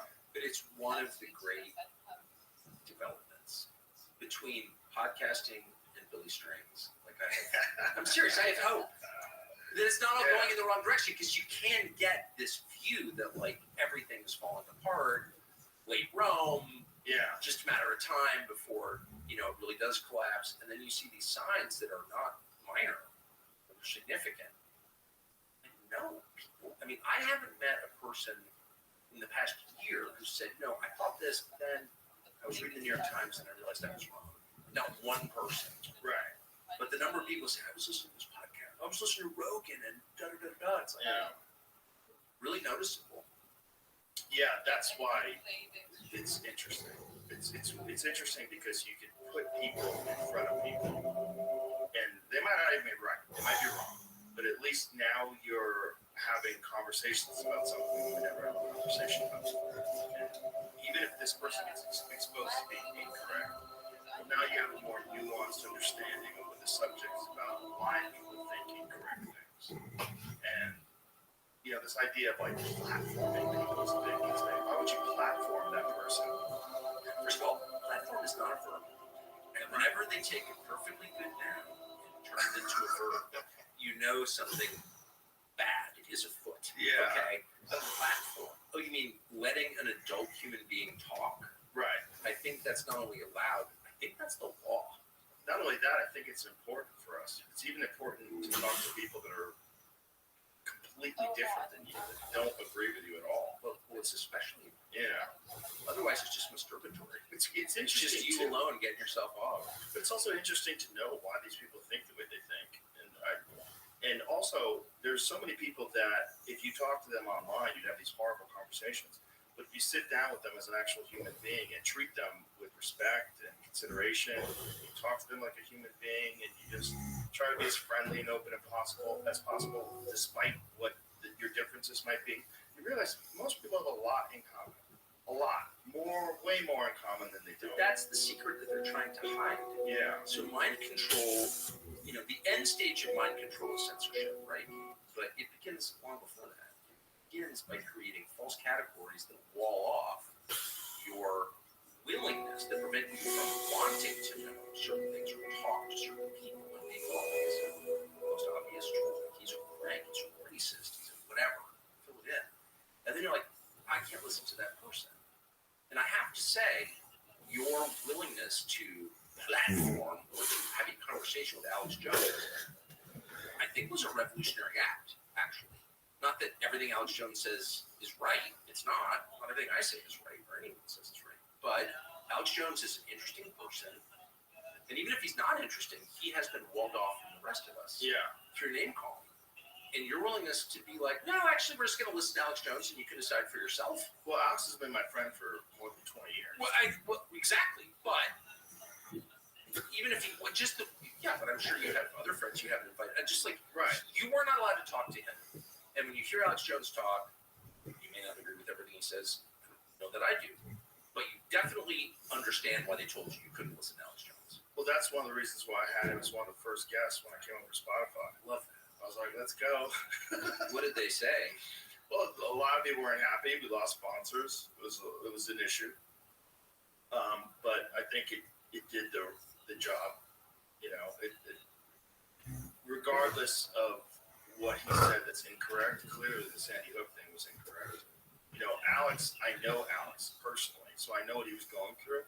And, everybody wants to talk about mental health, and they want to praise people for being honest about their mental health issues and support them on their mental health journey to wellness. Alex has gone through some real issues, and one of the reasons why he's gone through some issues is because that guy is uncovering real shit that's terrifying every fucking day. And he was drinking out of control.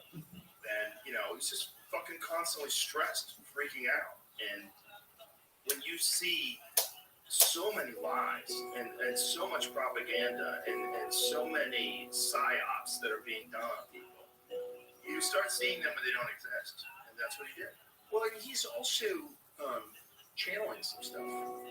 Which you can't call 9/11 in detail because you're super informed. Before the fact. He called it. Yes. He literally called it in the summer of 2001. He said planes will fly into the World Trade Centers and they will blame a man called Osama bin Laden. We know that he said that because he said it on tape multiple times. And then he said, call the White House and tell them this. Now, that's all we know about Alex Jones. Let's just say that's the fact set. How'd that happen? Right, how did he do that? No, he's channeling something. That's so? super, yeah, of course. Yeah. There's no other, tell me how he did it otherwise. I've asked him about it. How did you do that? At length, you did it on my barn recently. How did you do that? I don't know. It just came to me. And that's real. That is real. The supernatural is real. And I don't know why it's so hard for the modern mind, I guess because it's a materialist mind, to accept that. But and that's not a new phenomenon. It's happened throughout history. There are people called prophets. And there are people who were prophets who weren't called prophets. But there are people who have information, parts of information, bits of information, visions of information come to them and then they relay it. It's not from them. They received it. This is like the oldest phenomenon in human history. So those people tend to be crazy, a little imbalanced, a little different from everybody else. Do you know what I mean? They live on locusts and honey in the wilderness. That's just they're not like everybody else. And that's clearly part of what, I'm not saying that everything that Alex Jones says is a prophecy from God. It's not. But that was prophetic. And if it wasn't, tell me how it wasn't. In July of 2000, I lived in Washington in July of 2001. My dad worked in the government. I was as well informed as anybody could be about what was going on in the government. I've always been interested in what's happening in other countries. So where I was Osama bin Laden, I knew the Taliban, I knew more than most people. There's not one person who was saying, not one person in Washington D.C. was saying, at some point soon, they may fly airplanes into the World Trade Centers and blame Osama bin Laden. That just wasn't a thing. So if you said that multiple times on camera, there's a reason. And everyone, I've said this to 50 people, and I just said to you, and they all look at me that's stupid. Tell me how it's stupid. Tell me how he did that. Because that's impossible. He didn't just do it with that either. No, I'm He's aware. He's done it with a lot of things. That's one of the more interesting things about him. Is that he talks about stuff he talked about. I'm going to send this to Jamie because this is one of the really crazy ones that he called. And this is 2000, probably, I guess 2017.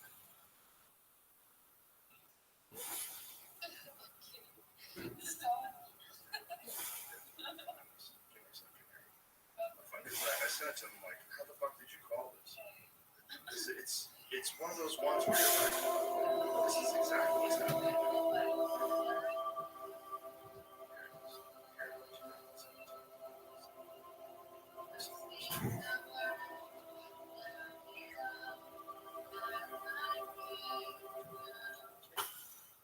Are better than Alright, so this is some guy's Instagram clip that I found. They took a clip from the podcast and did a commentary on it. Yeah, that's the idea behind the South Shore Railroad's double track project. The difference.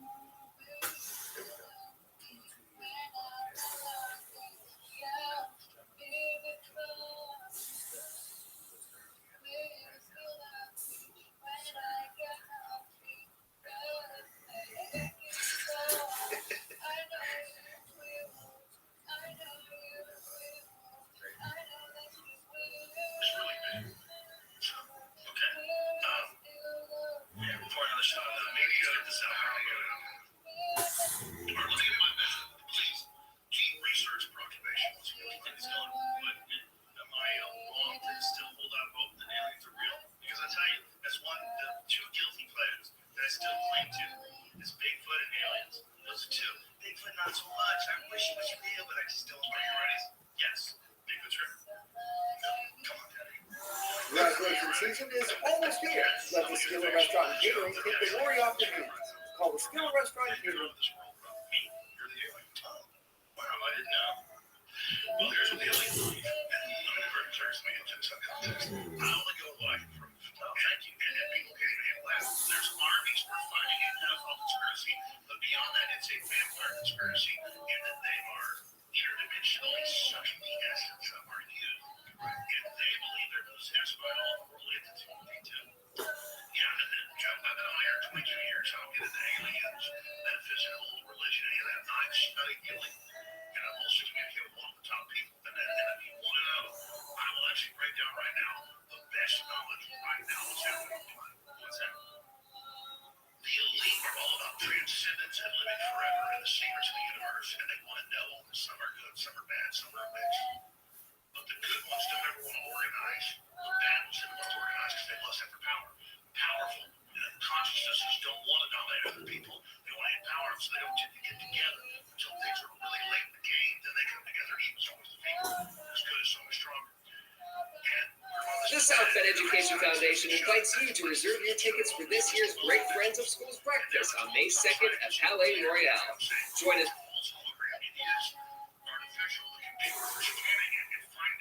Says guest speaker A.S. King, one of the best young adult writers working today, shares details on her book. That's what they call dark matter. It's sort of like a thought or a dream. It's a wisp.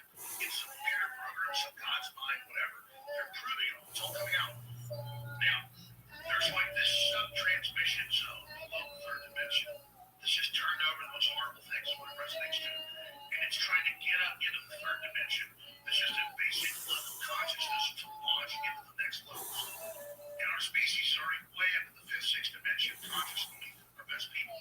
There's this big war trying to like basically destroy humanity because humanity has free will. And there's a decision to which level we want to go to. We have free will, so evil's allowed to come and contend, not just good. Now the elites themselves believe they're racing using human technology to try to take our best minds and build some type of breakaway civilization where they're going to merge with machines. Graduation season is almost here. Let the Skill Restaurant and Catering take the worry off your hands. Call the Skill Restaurant and Catering today to plan the best graduation party. Instead of believing, no, it's a human test about building us up. And so Google This summer. 18, 19 years Or better than one. Yeah, that's the idea behind the South Shore Railroad. that they wanted to build a giant artificial system, and Google believes that the first artificial intelligence will be a supercomputer based on the neuron activities of the hive mind of humanity, with billions of people wired into it, with the Internet of Things, and so all of our thoughts go into it, and we're actually building a computer that has real neurons in real time, that's also psychically connected to us, that are organic creatures, so that they will have current prediction powers, future prediction powers, through crystal ball. But the big secret is, once you have a crystal ball and know the future, you can add stimuli beforehand and make decisions that control the future. And so then it's the end of consciousness and free will for individuals, as we know, and a true 2.0 in a very bad way, hive mind consciousness with an AI jacked into everyone, knowing our hopes and dreams, delivering it to us, not some PKD wirehead system. Breathtaking, elegant, radiant, beautiful, perfection from start to finish. To the system, our daily decisions that it was able to manipulate and control into a larger system. There's no Make your way with the Skillet Restaurant and Catering. Visit calltheskillet.com. Block these systems and to try to have an actual debate about where humanity goes and cut off the pedophiles and psychic vampires that are in control of this AI system before humanity's destroyed. AI, how do you get out the pedophile? Yeah, that's pretty much it. Yeah, it's incredible. It's I don't understand about it. That was 7 years. 7 years ago. Okay. So No, 7 years ago, no one was thinking AI was going to take over so you can civilization. see why the FBI decided to destroy him, which it did. The people, I mean, it's just like what has happened to Alex Jones is proof that at least some of what he's saying is true. Is why was Alex Jones a threat too? Did you see that interview with the guy from FBI was trying to hook up with that dude on a date? CIA, yeah. Was it CIA? That's right. And they were talking about how they can destroy a person. Yeah, I think I was mentioned in there too. Were you? It Yeah. was. Yeah, I mean, there are a couple things. Okay, so Radiant. again, I don't. The third dimension. I don't know anything about dimensions. Okay, so I can't comment.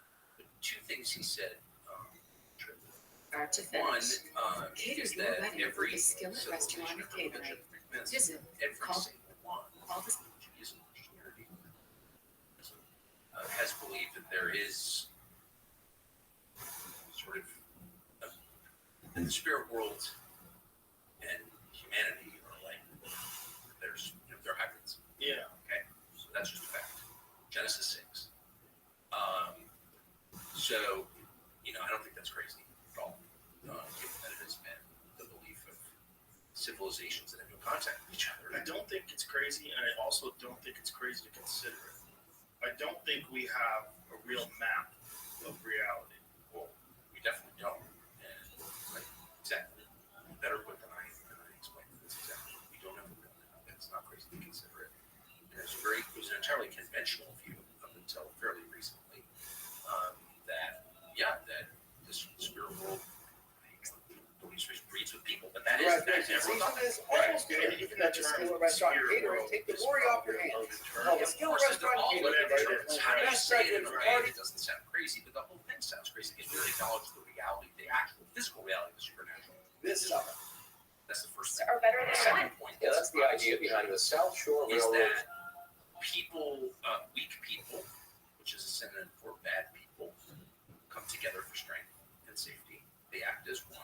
The hive mind is specific to a certain group of people, bad people, and that good people don't tend to come together, but they're coming together now. And I just noticed this. I mean, people independently who I know or sort of know, in many cases have long despised, have come to exactly the same conclusions without talking to each other. I know that you have this experience all the time. Yeah. It's like, I can't believe you think that. How did you wind up thinking that? Right. And not just on a specific issue like foreign policy or COVID or whatever, but like a whole bunch of different things. They're all coming to the same conclusion and they're coming together. And so that does suggest, a big change in the battle. It is a battle between good and evil. I'm not always convinced I'm on the good side. I've been, in this room in evil many times in my life, and I've changed that. What are you talking about? Yeah, the Iraq War. I've been cruel to people, probably even already on your show in ways that are unjustified. That's my instinct to do that. That's a fault. Not something to brag about. It's something I'm ashamed of. So I'm not saying I'm always on the right side. I certainly have not always been on the right side. I've been on the wrong side many times. But that doesn't change the fact that there is good, there is evil. They are at war with each other, and we are subject to the effects of that conflict. And that we're seeing it suddenly play out in ways that are really, really obvious. There's no political explanation for the trans phenomenon. There are benefits. You could say, I see these right wingers who really, it's all about the people who make synthetic hormones. They benefit. Yeah, okay, they benefit. It's not driving it. That's stupid. It's not about the money, actually. There's no upside. It's not helping the kids at all. If a child has anorexia, which is pretty common actually in this country, and the child thinks she's fat, you don't say to the child, yeah, you're fat. You don't do that. You give the child help if you can. That's hard to treat, but you try. If a child comes to you and says, actually, I think I was born in the wrong body, well, I see you to affirm that is hurting the child. Like, why would you do that? If you love the child, you wouldn't do that. It's really an exercise undertaken for the sake of destruction, the sake of hurting someone. There's no real upside. What's another phrase description of that? It's evil. And you see that a lot. And why? What is that? What is it? And why is it so obvious to even a completely secular person like me all of a sudden? There's a reason for that. We're watching, history is moving really, really fast. We're right in the middle of it. And I probably wouldn't have chosen to be born at the time I was. I'd much rather sort of reach maturity in 1955. Really? Well, I don't know. I don't get to choose. I don't like drama. I don't like change. There was drama and change back then. There was, but people didn't recognize. There was a war, of course. There was a Korean War. Okay, but people you rather know? I don't have a choice. I do know. Yeah, I'd rather know. I'd rather be right now. Yeah, well, I like then it you've got a much better attitude than I. I mean, sometimes my parents get divorced when I was a little bit, so I kind of like, I don't want change. Yeah, I know what you mean. It's not up to me. I know what you Something big has come to the Potawatomi I was having Zoo. a conversation in the green room Discover the giraffe savannah and this guy from Canada that's HIV positive, that's trans, an adventure for yourself. that's taking hormones Open so now, that they can only in breastfeed South their Bend, Indiana. daughter. So a biological male is taking hormones and is now breastfeeding their daughter off of their male tit. And I said, if I was Satan, if Satan was real, I would do that. If Satan's real, if Satan was going to do something insidious and unbelievably creepy, he would do that. Well, I think he's doing that. But this guy's a real freak. Well, but And he's it's also like using public money too. But he's a victim too. I mean, Sure. because the thing about evil, the reason that evil is distinct from everything else, it destroys the vessel it's held in, the conduit through which it flows. It destroys the person. So, like, that guy in the end will not thrive. Right. He'll be destroyed too. And so that's how you know that it's supernatural. In other words, if I steal your iPhone and sell it, and I get an extra $400, like, that's kind of explicable. You understand why I'm doing that. I want the $400. Right. But if I'm encouraging your kid to castrate himself, I'm not going to benefit from that, actually. There's no material benefit to me at all. There's no psychic benefit. It's hurting for its own sake. And that's evil. There's no political category that explains that. Right. And then there's clearly money involved in that. There is money. And then there's the gender affirming clinics that have popped up all over the country since 2007. You see the map of it, it's fucking bananas. But why would you want it? That's why would policymakers want to do that? Why would anybody want to make money that way, right? Well, Why but would also, they like, choose to make money people, that way? it's the most unnatural thing ever because every parent at a certain age feels like, I like my kids. I want grandkids. Right. I And you want want to protect your mine children to continue. Yeah. from bad So decisions. I always think the politicians who push trannyism on the country, their kids are going trans too. Yeah, they are. Right? They're not escaping it. It's like they're burning down their own house. I would like to see the statistics of people in Hollywood. Like how many of their kids turn trans versus the I know rest of the some. world. Yeah, I know some of them too. Yeah. But how many of them versus the rest of the world? A lot more. A lot more. Which is a morally corrupt business. Yes. Yeah. Something big has come to the Potawatomi Zoo. Discover the giraffe savannah and Tarantino was feed talking it. to us about this famous little director that had a bedroom. The adventure for yourself. Open now, only in South Bend, Indiana. Go into his office and have a literal bedroom in his office. We had some of that television. I'm sure. Yeah. Yeah, and I didn't really understand it. Obviously, for taking it, or you would know, because my text messages went up at that time, so I'm not hiding any of my own behavior. But I mean, I will say, if I'm being honest, I didn't really register it. That's how loud and crazy it is. You know, I like my wife and want to love my family. I didn't do anything like that, really, but I certainly saw a lot of it, and I didn't really see it as horrifying. I just saw it as kind of like, whoa, creative people this way kind of thing. But Well, especially the producer thing, right?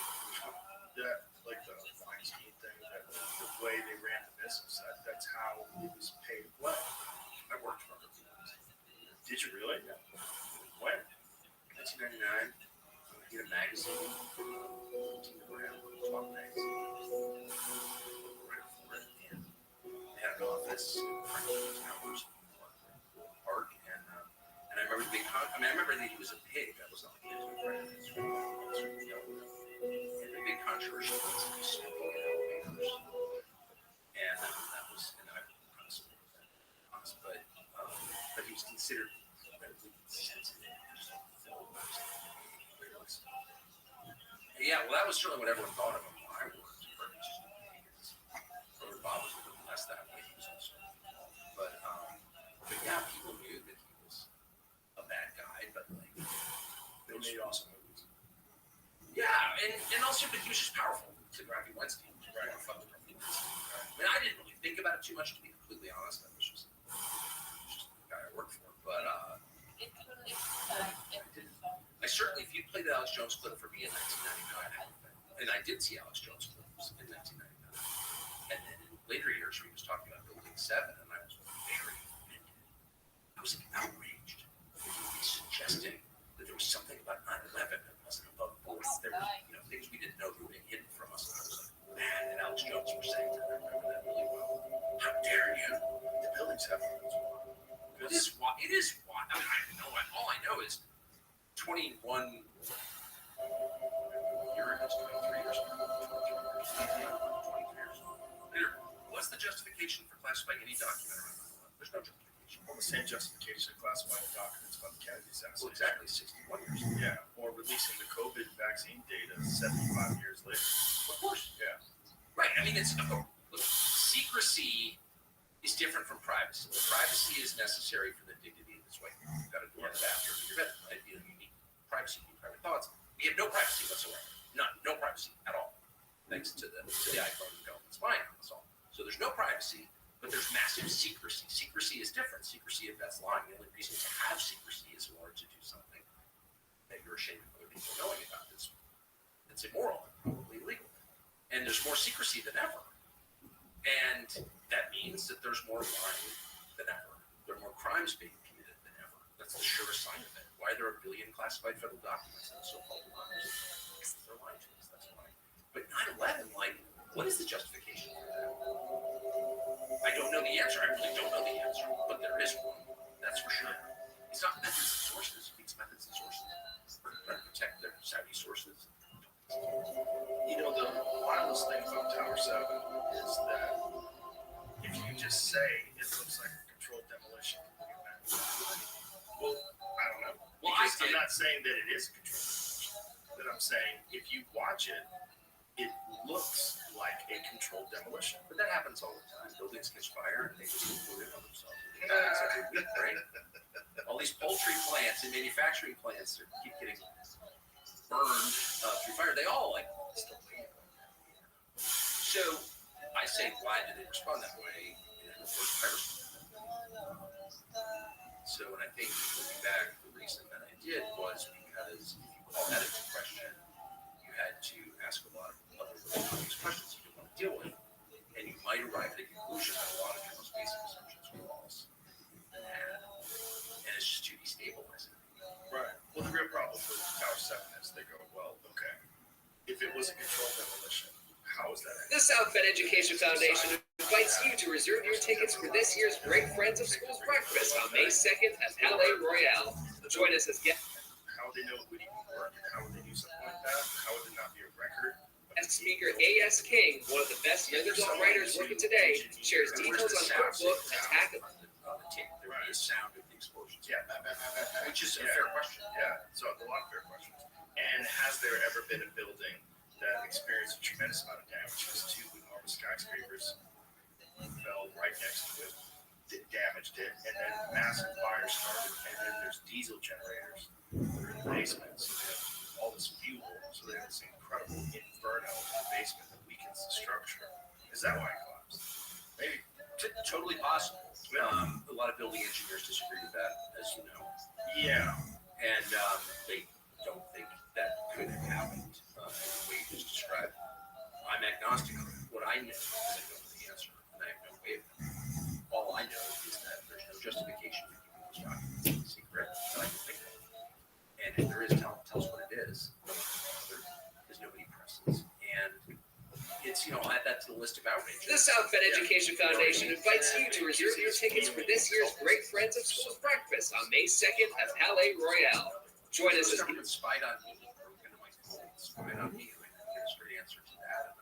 guest speaker A.S. King, one of the best young adult writers working today, shares details on her book, Attack.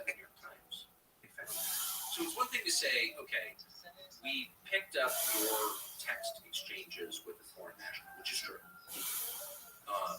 I text a lot of foreign nationals because of my job. That's my right as far as I'm concerned. That's not illegal.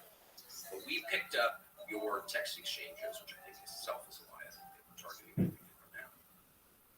I know pretty positive they are. But whatever. Leaving that aside. We spied on you. We think you have justification.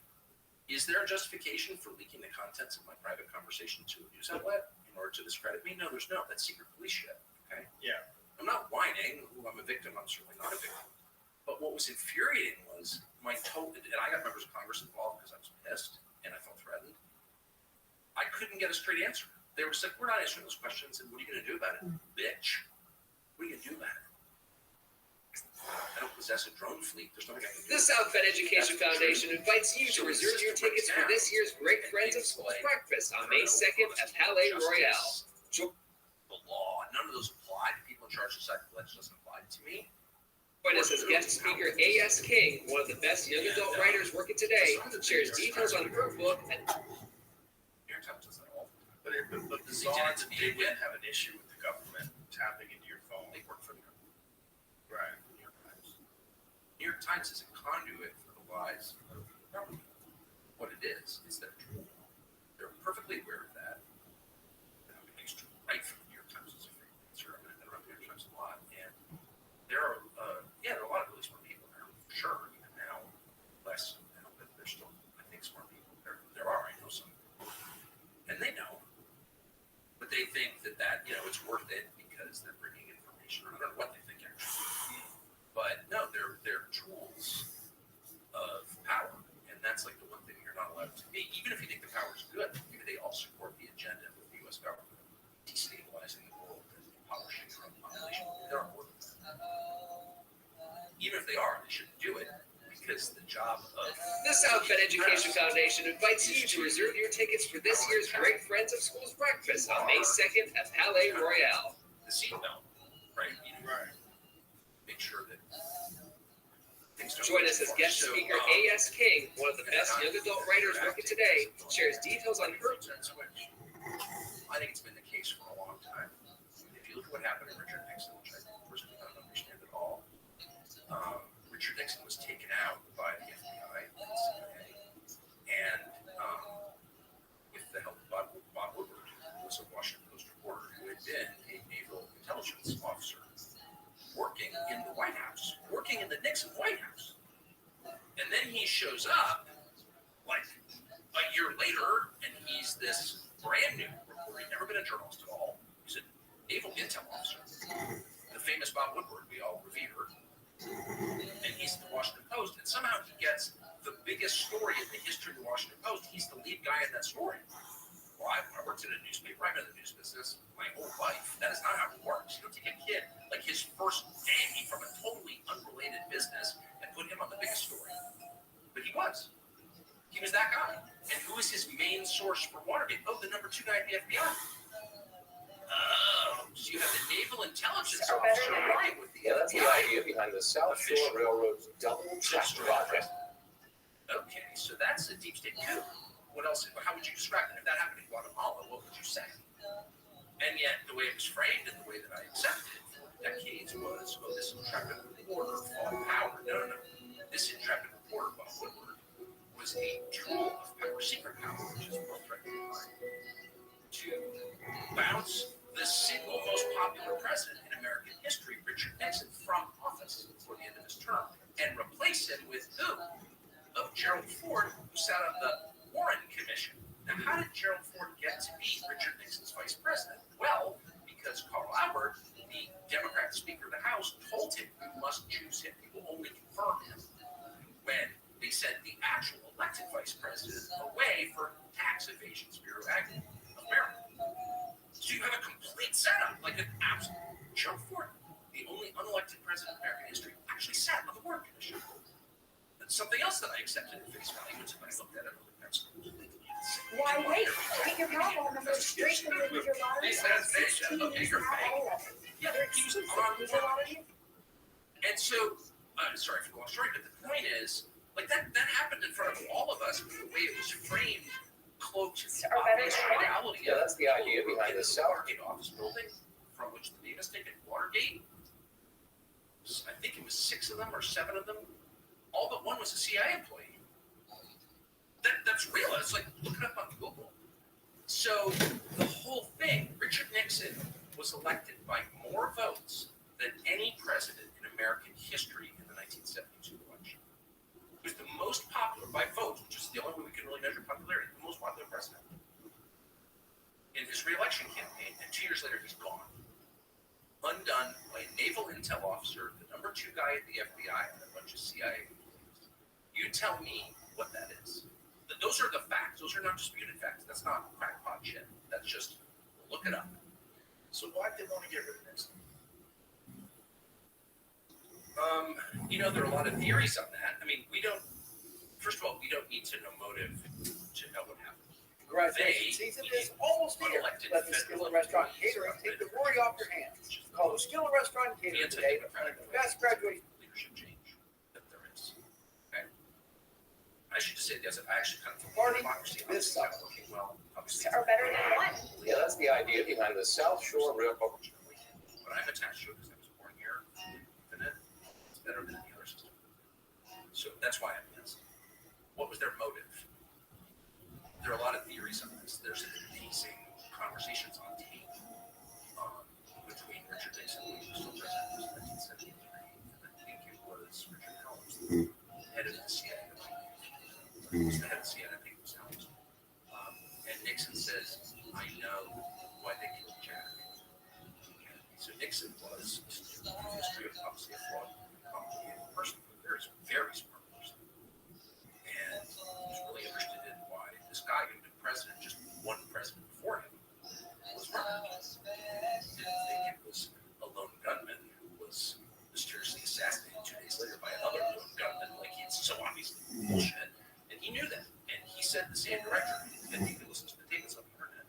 Graduation season is almost here. Let the Skillet Restaurant Catering take the worry off your hands. Call the Skillet Restaurant Catering today to plan the best. That Nixon understood that bureaucracy was really important to the country. It wasn't elected officials. This graduation party And this that's a summer. massive threat. Or better than one. Because it's Yeah, that's the idea behind the South. So, and there may have been other reasons too that I'm not privy to. Look, by the way, I didn't even know any of this, despite having moved to Washington High School, been around this stuff a lot. I didn't know any of it, and I know Bob Woodward personally. So I didn't, and I know Pearl Bernstein personally. I even worked for Pearl Bernstein briefly. So I knew some of the actual players in this, but I didn't connect the obvious dots because they weren't framed that way. That's the point I'm making. Is the way that you frame things. You can have all the information available on Wikipedia, which is also controlled by the intelligence agencies, but there's still information on there. The information can be out there in the public domain. It's a matter of seeing it for what it is. Right? Yeah. So Nixon said that he knew why they killed JFK. Did he elaborate? And it's worth listening to. It's a very weird conversation. It takes place in the Oval Breathtaking. Office, Elegant. which famously Radiant. had recording devices. Beautiful. Perfection from start to finish. Cater your way. But yes, that conversation, and I may be mangling it slightly, but it's on the internet. The Skillet Restaurant and Catering.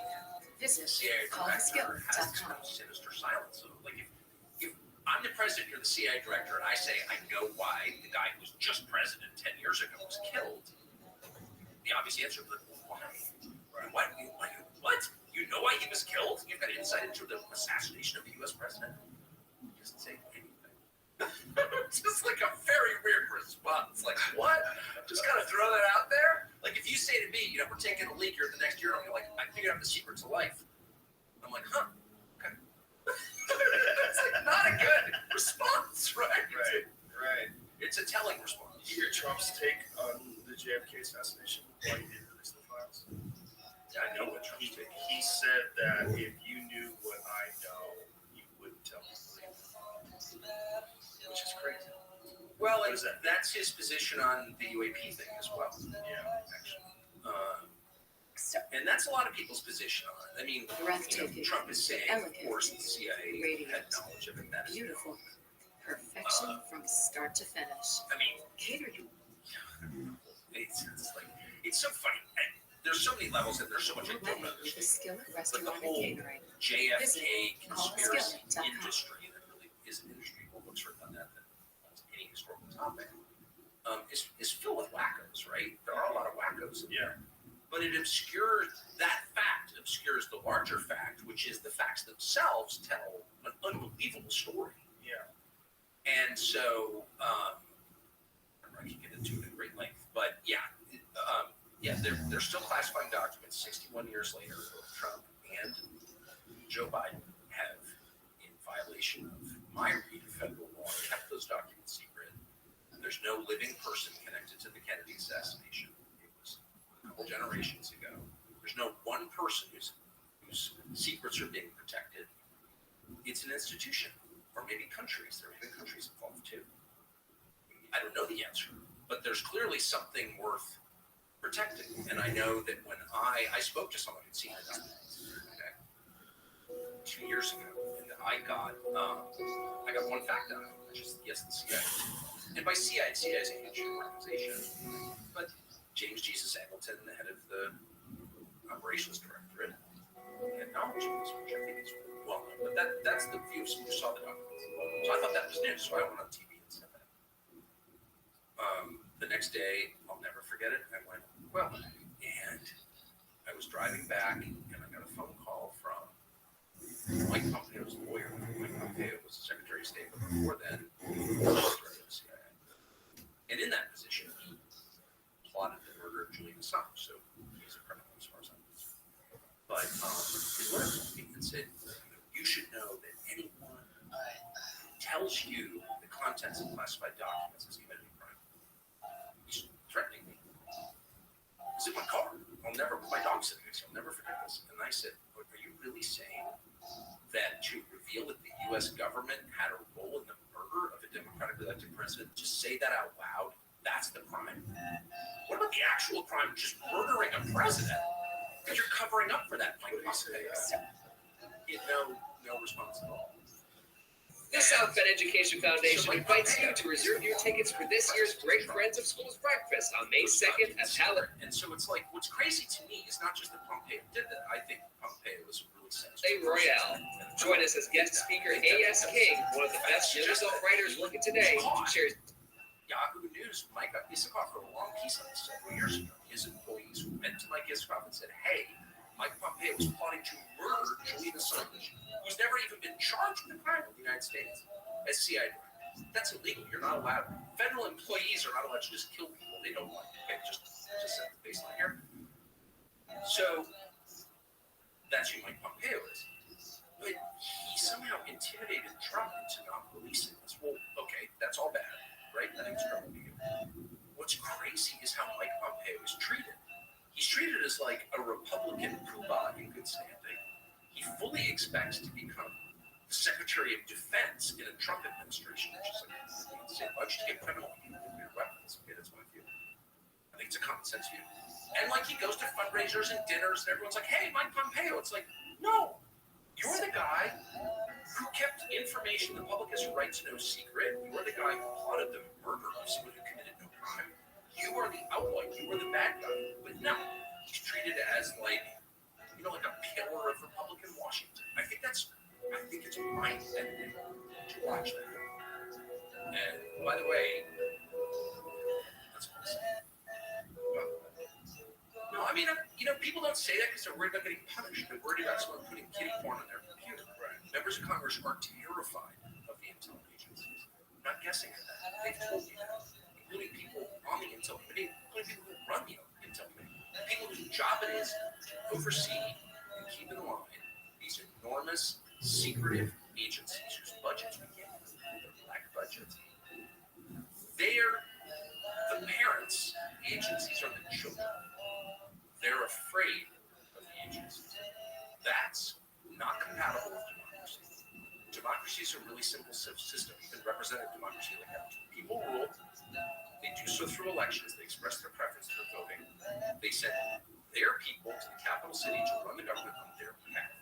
Whenever you have unelected people who are not accountable to anyone making the big decisions. The South Bend Education Foundation invites you to reserve your tickets for this year's Great Friends of Schools Breakfast on May 2nd at Palais So that's Royale. super obvious. It's playing out from everyone, and no one cares, and no one does anything about it. And I think Join us as guest speaker A.S. King, one of the best young adult writers working today, shares details on They're all, and I don't know, people say, oh, they're compromised, or being blackmailed. I don't have evidence of that, but I know them. And they all have things to hide. I know that for a fact. And so it's not a stretch of imagination to imagine that, some committee chairman who's allowing warrantless spying on Americans to continue, or whatever fully are hiding the truth about UAPs, ignoring the UAP Disclosure Act in 2023. Why are they doing that? It's not impossible to imagine that some guy with a drinking problem or a weird sex life, and that's very common up there. That's why they're doing it. Because they don't want to be exposed. I don't have evidence of that. I don't have proof of that. Right. But that's not a crazy thing to assume that could be happening. And I said to somebody, a very powerful person, the other day in a conversation in my kitchen, an elected official, was a really senior position, a very famous person. I was going crazy and about the warrantless spying and about the funding for these insane wars. And I said to the guy who serves in one of the legislative bodies, I was so mad that the dogs were afraid. Whoa, why are you yelling? But I was thinking, all these people are controlled. Weird sex lives and all these things are hiding in the big black out by the intel agencies. He said, and I'm quoting, I know. It's like, okay, so at this point we're just sort of admitting that's the only covenant. Why do we allow that to continue? Having people compromise. It's the oldest story. It's all of them. It's Epstein's Island. But look, I don't have any. I'm telling you, it's the phrase the finance guys use, open kimono. Like I'm actually telling you all I know. I don't know anything else. Right. But I know that the publicly available facts tell a really clear story, which is the government is not acting on behalf of the population. So it's inherently legitimate because its only legitimacy derives from the citizen. The only reason the government can do things that it does, kill people, collect money by force, all the power that it has, come from one place, and that's the consent of the government. That's the only legitimacy. And that's where it's fascinating, this concept of good and evil. Because when you think about it, if this is true, and if these people are compromised because they're secretly perverts and creeps, and they're corrupt, and they steal money, or all these different things are evil things, lying, controlling people, engaging in unnecessary wars that are going to cost thousands of lives for profit. All these things are evil things. So if evil is real, evil would want those kind of people to be in a position of power. Yes. And evil would want men to here's breastfeed the their children. Here's the illusion that we fall for time and again. We imagine that evil comes like fully advertised as such. That evil people look like Anton LaVey. Yeah. You know what I mean? Black cloak. Exactly. Sickle.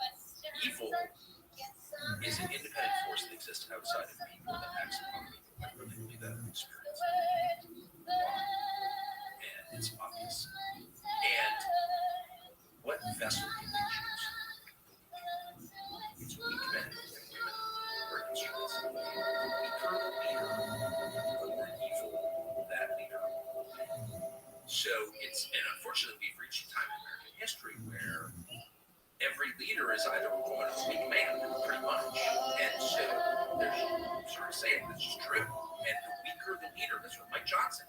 Everyone's like, oh, Mike Johnson's such a nice guy. Well, I know Mike Johnson, and he's a perfectly nice guy. He's like polite, seems kind of meek and restrained, and he's not saying motherfucker wherever, you know what I mean? He's got like very sort of butt down affect, but he's a weak man, and that's the man you should be afraid of. The people who you should be less afraid of are the, headstrong, loud, don't care what anybody thinks. Yeah, those guys will go off track, but they're probably not going to commit, genocide or blow up the world in a nuclear exchange because they may be obnoxious, but they know they are. Weak people just become a host for evil. An open, empty building that evil occupies, possesses evil.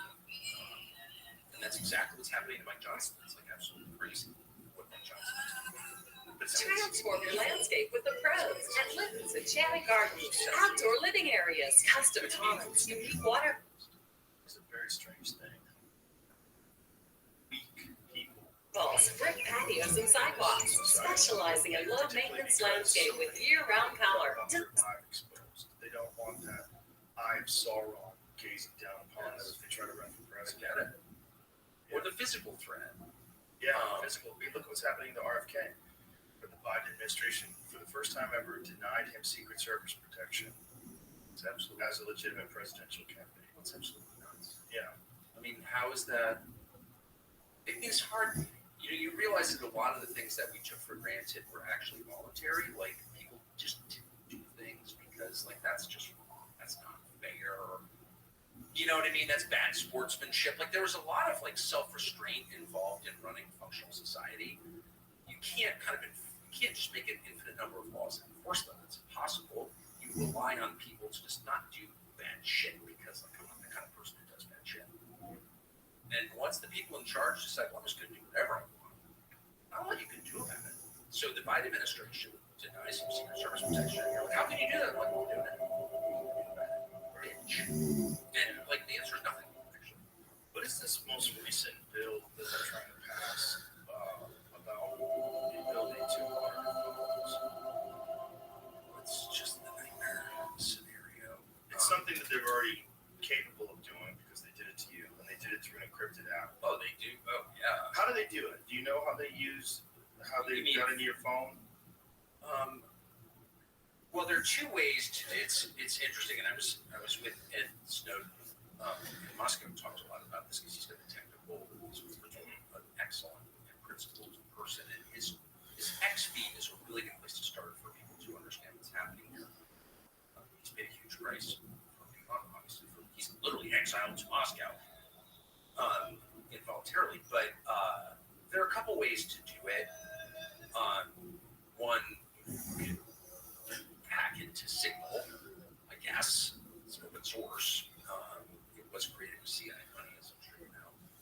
I'm not sure that's how you need to do that. Just capture the phone. Itself, just capture the phone. And the bottom line on digital security is that nothing is safe from state actors. Just like, period. There's no electronic communication that they can't monitor, period. What about these things like Eric Princess on your phone now? I think it's called Unblocked. Yeah, Eric is a good friend of mine, and I have a couple of those phones. I've talked to him a lot about it. He's a really wonderful person. My favorite person. But that phone is designed for a different purpose, I think. I know that phone is designed to keep Apple and Google from tracking you, which is sort of a separate category. Like, is this checking? Which bill? Oh, okay. Yeah, House bill so that's it. So large let's can we scroll down to what you highlight? So this is like a perfect example. So the Turner Hines bill, Congressman Mike Turner and Jim Hines. So who are Mike Turner and Jim Hines? It's just being funny. Both those guys are the most, and who knows why, you can sort of fill in the blank on both. But those are two of the most Voted the #1 home and garden center. Discover Litch's enchanted gardens and explore 9 acres of family fun. In the Congress, like, these are not people who are working for their constituents.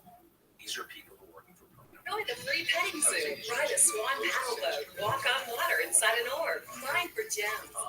But so it's not surprising they're doing that. It would permit federal law enforcement to also force any other service provider with access to communications equipment, anyone with access to a Wi-Fi router, server, or even phone, anyone from a landlord to a laundromat will be required to help the government spy.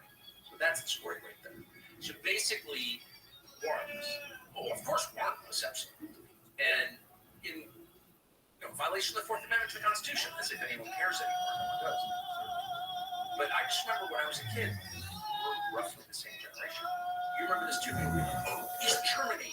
Like, there are more spies than there are people. East Germany was like the most elaborate surveillance state ever created, and of course it collapsed. But we'd always make fun of East Germany or North Korea. Who has more privacy, the average North Korean or the average American? Well, obviously the average North Korean, because there's less technology.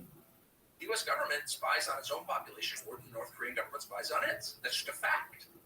I'm not saying North Korea is preferable. I'm not living there. I'm not carrying water for North Korea. What I'm doing is criticizing my government because I live here, because it was better, can be better, it should be better, and only will be when we command it. And it's not some freaking esoteric, like you have to be some crazy civil liberties lawyer or something. Like, every person should demand, just as a starting point, a baseline, that you're not allowed to spy on me. I didn't do anything wrong. Right. Like, what? privacy, no humanity. You can't be fully human without privacy. And you also have to take into consideration that these people that are ahead of these intelligence agencies that request these data they're just human beings. They're human beings requesting data from other human beings without going through a court, without going to a judge and getting a warrant, without stating a case, without having like some clear national security mandate, something. And there's no justification. I mean, by the way, we had FISA. We've had the FISA, the Foreign Intelligence Surveillance Act, since I think 1977. So it predates 9/11. Did it stop 9/11? Oh, I don't think it did. Shut the fuck up. You're not protecting us, actually. You open this up and order to anyone who wants to come. You're not checking IDs. You're not doing any kind of biometrics. You're not even screening for COVID. So clearly you don't care about my safety. Stop telling me you do. You don't. You're a criminal. Stop this charade. You don't care about my safety. So using my safety as a pretext for spying, it's not going to fly. Because I'm not that stupid. I may be kind of stupid, but I'm that stupid. No, you're doing this for one simple reason, because this is what organizations do. They protect themselves. They exist for their own benefit. All human organizations, from the Church Bake Sale Committee to the Department of Justice, they all are the same. They're an organism, just like any other. And an organism's main goal is to survive and reproduce, to get bigger. And you just see this throughout the federal bureaucracy. It just so happens that the largest human organization in history is the federal government of the United States. And so all of this stuff benefits, it accrues to its own power. That's why, like, let's say you believed every, quote, piece of science or scientific claim about global climate change. You would not reach the same policy conclusions. You'd be like, well, the first thing we need is ban private air travel, because obviously that doesn't make sense. And then the second thing we need to do is, whatever, you'd look at it rationally from a scientific, if you bought the premise, which I don't, but if you did, you would. No, you go through every climate, quote, climate demand. Not one of them disempowers large organizations, whether it's NGOs or the government of the United States. Not one of them. They all make the government more powerful. They all make you less powerful. So that's when you know it's not really about the temperature of the Earth's atmosphere. It's about making them more powerful and disempowering you. And it's not about who runs those agencies. The bigger the agency, the more effective it will be in doing what all human organizations do, which is protect themselves and increase their power. It's like that. It's fundamental. I guess that's what I'm saying. It's not about, elect Trump, it'll change. No, it'll only change when, we're just eliminating the CIA. And we're going to have, a small intel gathering service that feeds the president relevant information so we can make informed policy decisions. But we're not going to overturn elections in other countries in the name of democracy, because that's insane. If we believe in democracy, then we're going to let people vote for their own leaders because we believe in democracy as a principle. Right? You just get rid of all this shit because it's not helping us. It's only hurting us. And it would take someone to be assassinated. Straight from the Rooster Lottery on 16 News Now at 11. This person to die. And that's the same question you would ask about your own dad. Does he love me enough to die for me? Your own husband. Does he love me enough to protect me from an invader? Yeah, that's the idea behind the South Shore Railroad. The basic prerequisite for leadership is love of the people and the willingness to die for them. If you don't have that, you shouldn't be leading. Period. It's true in the military, it's true in business, it's true in your home, and it's true in the government. And so no president will fix this unless he's literally willing to die for them. And short of that, it can't be fixed. I can think about that. Joe Rogan, ladies and gentlemen. Well, listen, man, it's been very fun getting to know you. I think you are you're a controversial character. Track project. The difference the project will make is reflected in a new train schedule due to take effect May 14th. Mark Peterson joins us now in studio with the details. Mark. In terms of miles, Chicago stayed the same distance it's always been from South Bend, Michigan City, all the other central stops. In terms of in this crazy time, someone who's conventional and wise seems around. Maybe hoping for a better time. Yeah, I think a better time's possible. It's about to get closer. It's just. Yeah, I'm not disarming anytime soon. Thank you, Tucker. Thanks, John. Bye, everybody.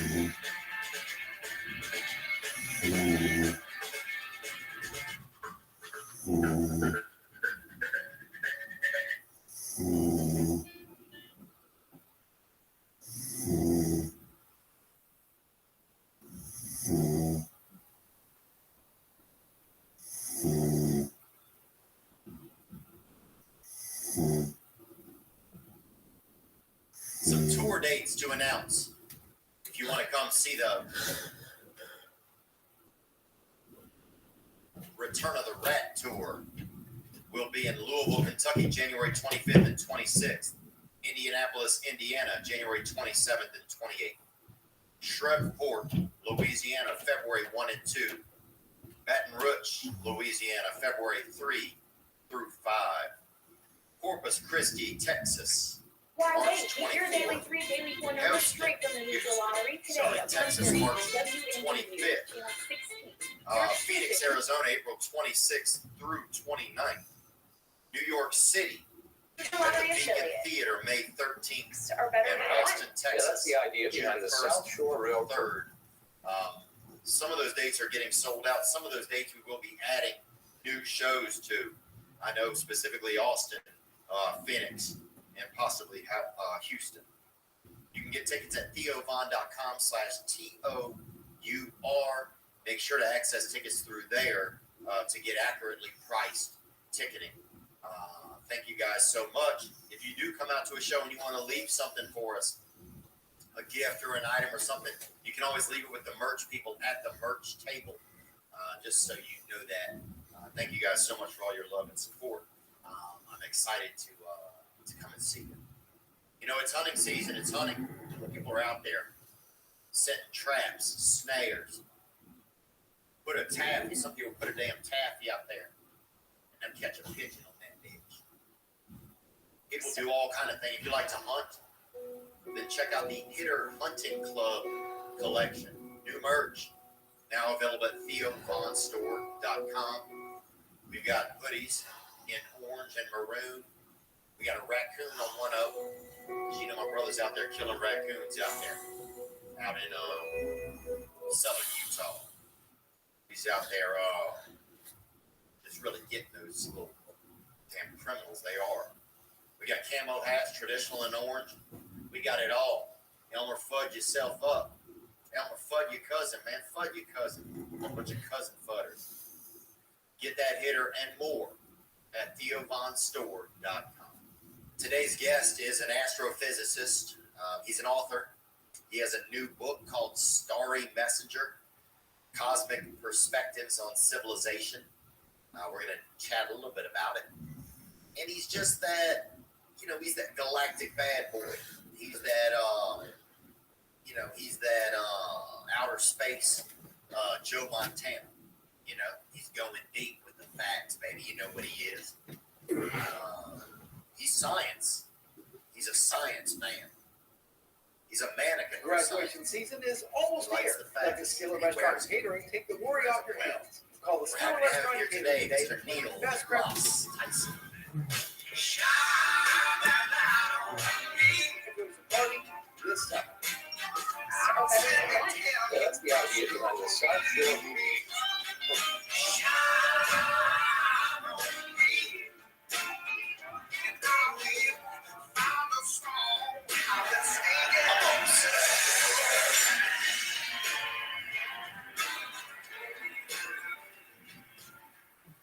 No joke.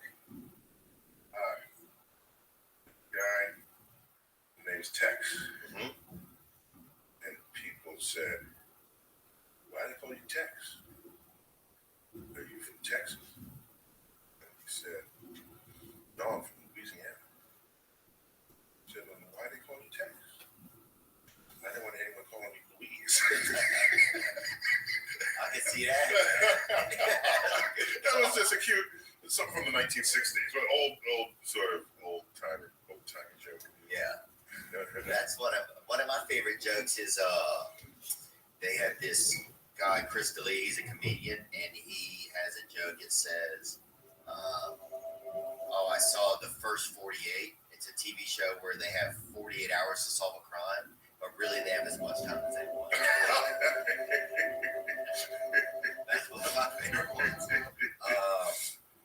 And then this one's a little edgier, but it's what's the last thing you want to hear when you're giving a blowjob to Willie Nelson? What? I'm not Willie Nelson. Oh, I've heard that somewhere. Yeah, it's not my joke, but it's my favorite joke. And you know, George Carlin has a blowjob. He said, here's a sentence that's never been uttered in the history of the world. Stop giving me a blowjob or I'll call the police.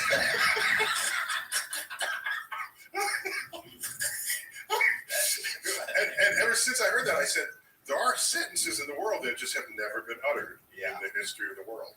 Well, that's funny because Joe Rogan, he says that everything has been, everything has been done, like you. No.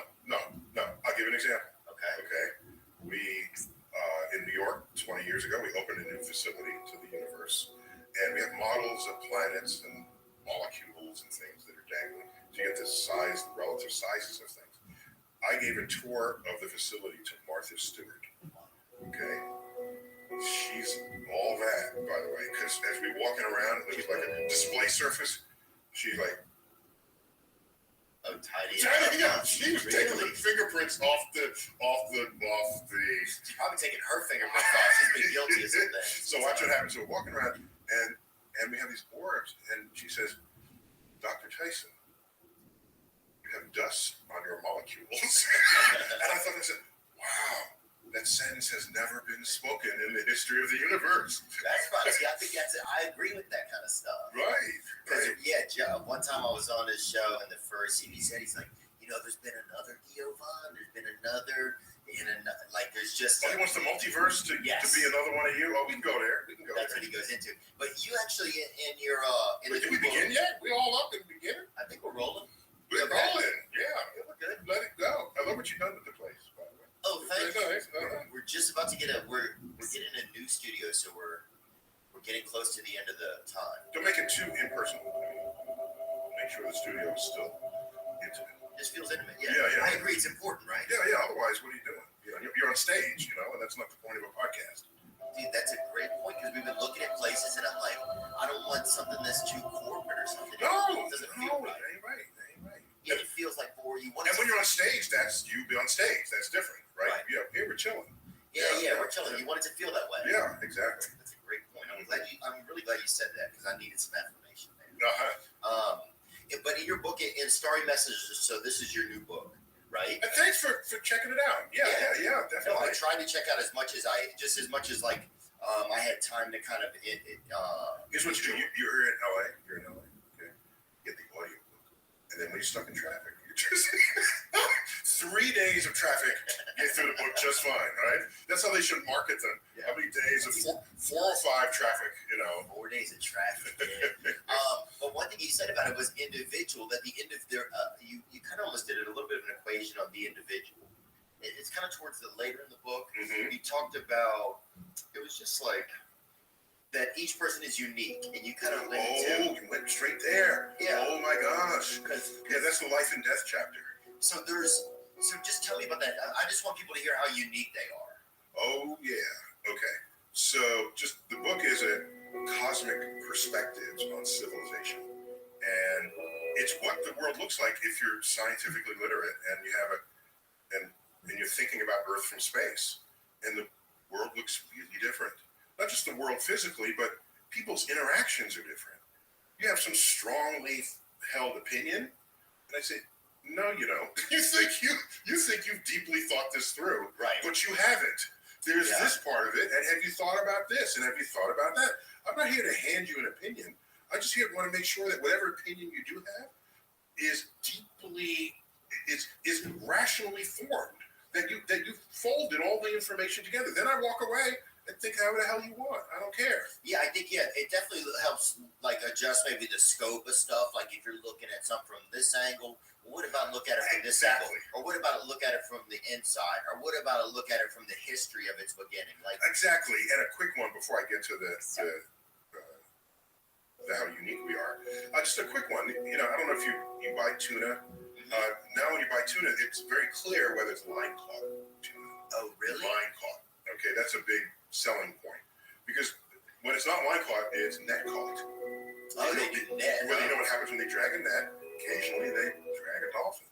The net. Yeah. Dolphins are air breathing. So if they're caught in the net, they suffocate and die. Oh. Okay, you don't want that. So you get line caught tuna.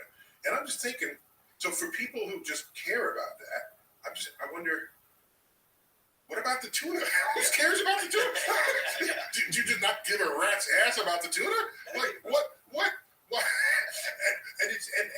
And then it's well, it kills the dolphin unnecessarily. So then I said, well then, make dolphin burgers, okay? You said you can't have that, and I said, well, why not? You go to the deli. Yeah. Okay, if a deli made dolphin salad sandwiches, they'd be picketing out front, wouldn't there? Okay, yeah, I'd have a cut of it. Okay, look at your Theo Vaughn. Yeah, I love it. We had owl one time at Thanksgiving. Oh, Thanksgiving. Yeah. Oh man. Okay, so my point is, if you go to a deli, there'd be picketers out front if you're serving dolphin. Yeah, if you're slinging dolphin. Okay. Now watch. But what else does the deli serve? They sell dead chicken, dead turkey, dead salmon, dead pig, dead cow with roast beef, dead vegetables. I'll get to that in a minute. But they sell all kinds of dead animals in a sandwich.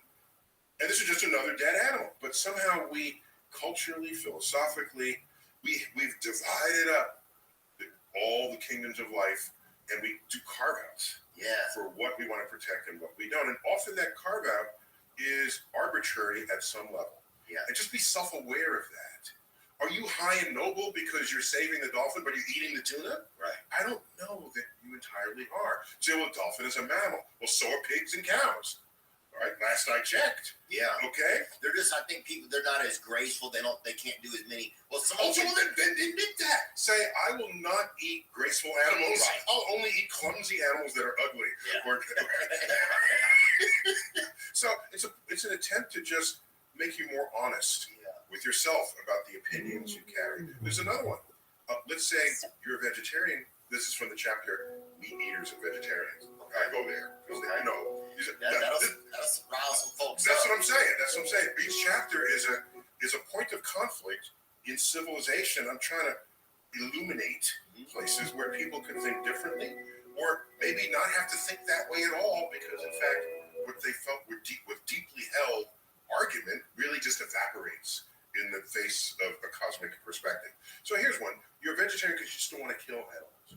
Okay, you don't want to kill. Okay, fine.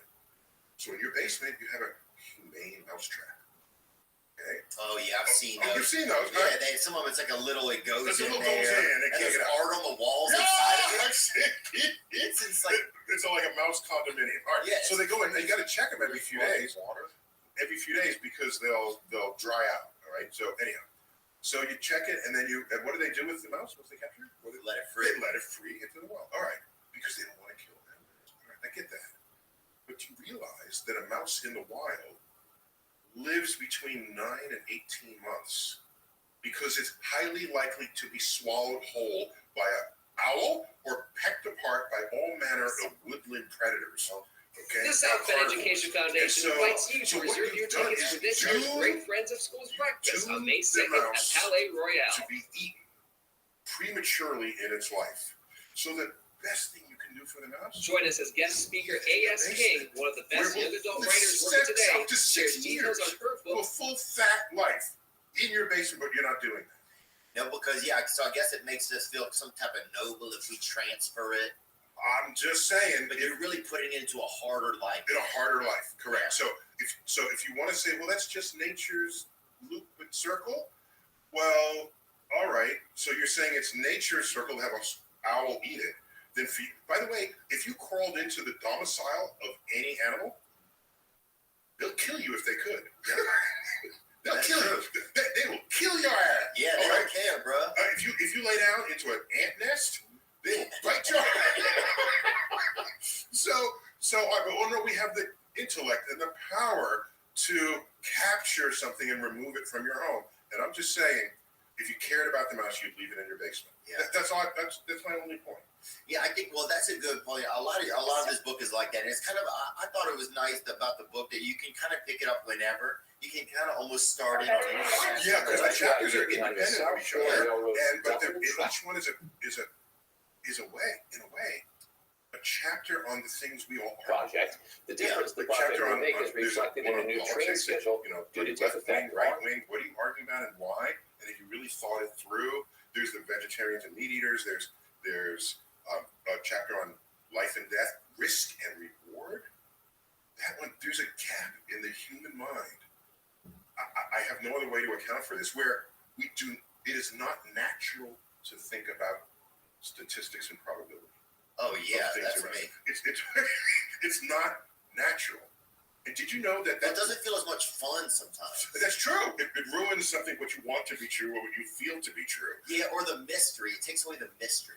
But it's a triumph of human intellect that we even could figure it out in the first place. Here's what you had. You go to Vegas and there's someone puts money on a 7 on the roulette, and I say, why are you sticking with the 7? Listen, it's due.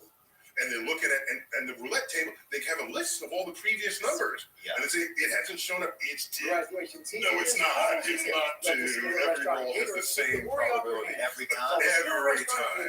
It's not due. All right. What is that feeling then that we get? What is that I'm telling other things. That people rolling dice and they need a low number. Yeah, that's the idea behind the South Shore Railroad. And if they need a high number, they'll throw it hard. No. And so do you know who exploits this about us? Casinos. Casinos know we suck at math and probability and statistics. So they exist. Other human beings learn this about human beings and created an entire industry to exploit it. It's sad. And my people, the American Physical Society, physicists, this is back in the 80s. They were going to have their annual meeting in San Diego, and there was a snafu with the hotel reservations. Vegas said, we'll take you.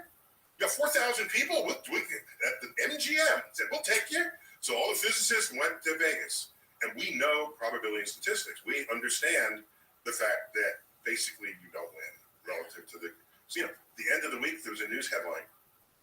Physicists in town, lowest casino take ever.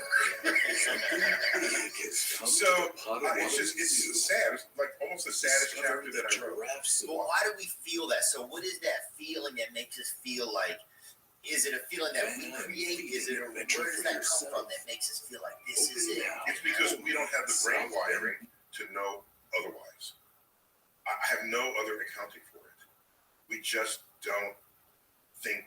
By the way, that branch of math was one of the last to be discovered. You realize probability and statistics was developed and discovered after calculus? Wow, if why? I think it's because the brain doesn't even know how to go there. I have a research paper from the mid-1700s, which feels like a long ago, but a lot of math had been developed before that, including calculus. And in that paper, it says, I've just discovered how helpful it is to take an average of numbers. It's like, oh, right, that's pretty normal stuff. So that's normal stuff. And somebody had to discover this. Wow. About the world. And so I guess we don't want, because do you think also at that time there's also back then there's more sorcery, there's more wizards, there's more less than the Middle Ages and stuff, but right, there's still a few milling around. Yeah, a few, and so I think there's a little bit more mysticism then. So probability probably is something that probably would be the last thing you think about if somebody over here is, Hester Brennan, somebody at a damn that's a perceptive party. What you're saying, I think, is because we had sorcerers and wizards and people with mysterious powers and shamans and things, they could live in the mystery of the probability and statistics, and you think it's a power that they wield. And so there's no urge to try to decode it because it's their powers. Right. Yeah. So I agree with you. I think right. They hadn't really debunked all those powers. No, they had. And religion was really on everyone's breath. So there was a lot more, I think, mystery. And it's not just probable, even physiology. So, for example, you go back 400 years, if you fell on the ground, writhing and frothing at the mouth, people would think you were winning something from God. No. You and you're doing this and you're shaking. The devil just occupied your body. That's what the devil looks like and feels like. So, oh my gosh, the devil's there. Let me go to get the priest. So you're in a small town. How far away is the church? It's 2 blocks away. Okay, so you go down to, but you could be choking on the damn muffin. Okay. You know what I'm saying? It could be, but I'm specifically referring to that condition where you're frothing at the mouth. Okay, so they get the priest. The The priest gets the robe, the holy water, the crucifix. They go on location. They bless them, and then the symptoms go away. Oh, now you're healed by the priest. That is the exact. And it was a seizure. And it was a seizure. It was an epileptic seizure. Damn. Epileptic seizure matches the time scale of you going to get a priest down the block in a small town. Yeah. Okay? Wow. And so, boom. Why think it's anything but the devil? This episode is sponsored by BetterHelp. That's right. Unfortunately, life doesn't come with a user manual. You won't find when you can check your pockets, check your pants, check your crevasses, check. Go ahead, check, feel around, feel yourself. There's no user manual, so when life isn't working for you, it's normal that you can feel stuck. Hell, I felt so damn stuck. I feel like I'm got glue on me. I'm glued out. Navigating life's challenges can be challenging. That's why BetterHelp is here to help. BetterHelp therapists are trained to help you figure out the cause of challenging emotions and learn productive coping skills, which makes therapy the closest thing to a guided tour of the complex engine that you and me can be. BetterHelp has connected over 3 million people with licensed therapists. It's convenient and accessible anywhere, 100% online. Whether you've been in therapy or haven't been in therapy, BetterHelp it's interesting because you can get a therapist right there. You get one. And they'll help you find one in person, help you find one on the screen. You can just talk on the phone. Whatever's comfortable for you. If the therapist isn't working, it's easy to change therapists. You don't have to be in the office explaining to them. Just send a message, say, I want to try someone different. And boom, there you are. And I encourage you to find someone that really fits. Try a couple out before you land somewhere. As the world's largest therapy service, BetterHelp has matched 3 million people with professionally licensed and vetted therapists, available 100% online. Plus, it's just fill out a brief questionnaire to match with a therapist. Garden Center. Discover If Lily's things enchanted aren't clicking, gardens switch. and explore No night waiting rooms, no traffic, no endless searching for the right therapist. Learn more and save 10% off your first month family fun. at Enjoy the free petting zoo. Ride a swan paddleboat. Walk on water That's inside an orb. better, H-E-L-P, BetterHelp.com/Theo. We are so I don't blame people for this. It's just the reality of discovery, and if you question what you see and find ways to experiment with it, and you realize, no, it is not the devil. It is epilepsy. It's uncontrolled firing of the synapses of your brain. It's still a tragic affliction that's not entirely cured. We can control it with drugs and things, but that's an example of the mystery that existed back then. Do you believe in the devil?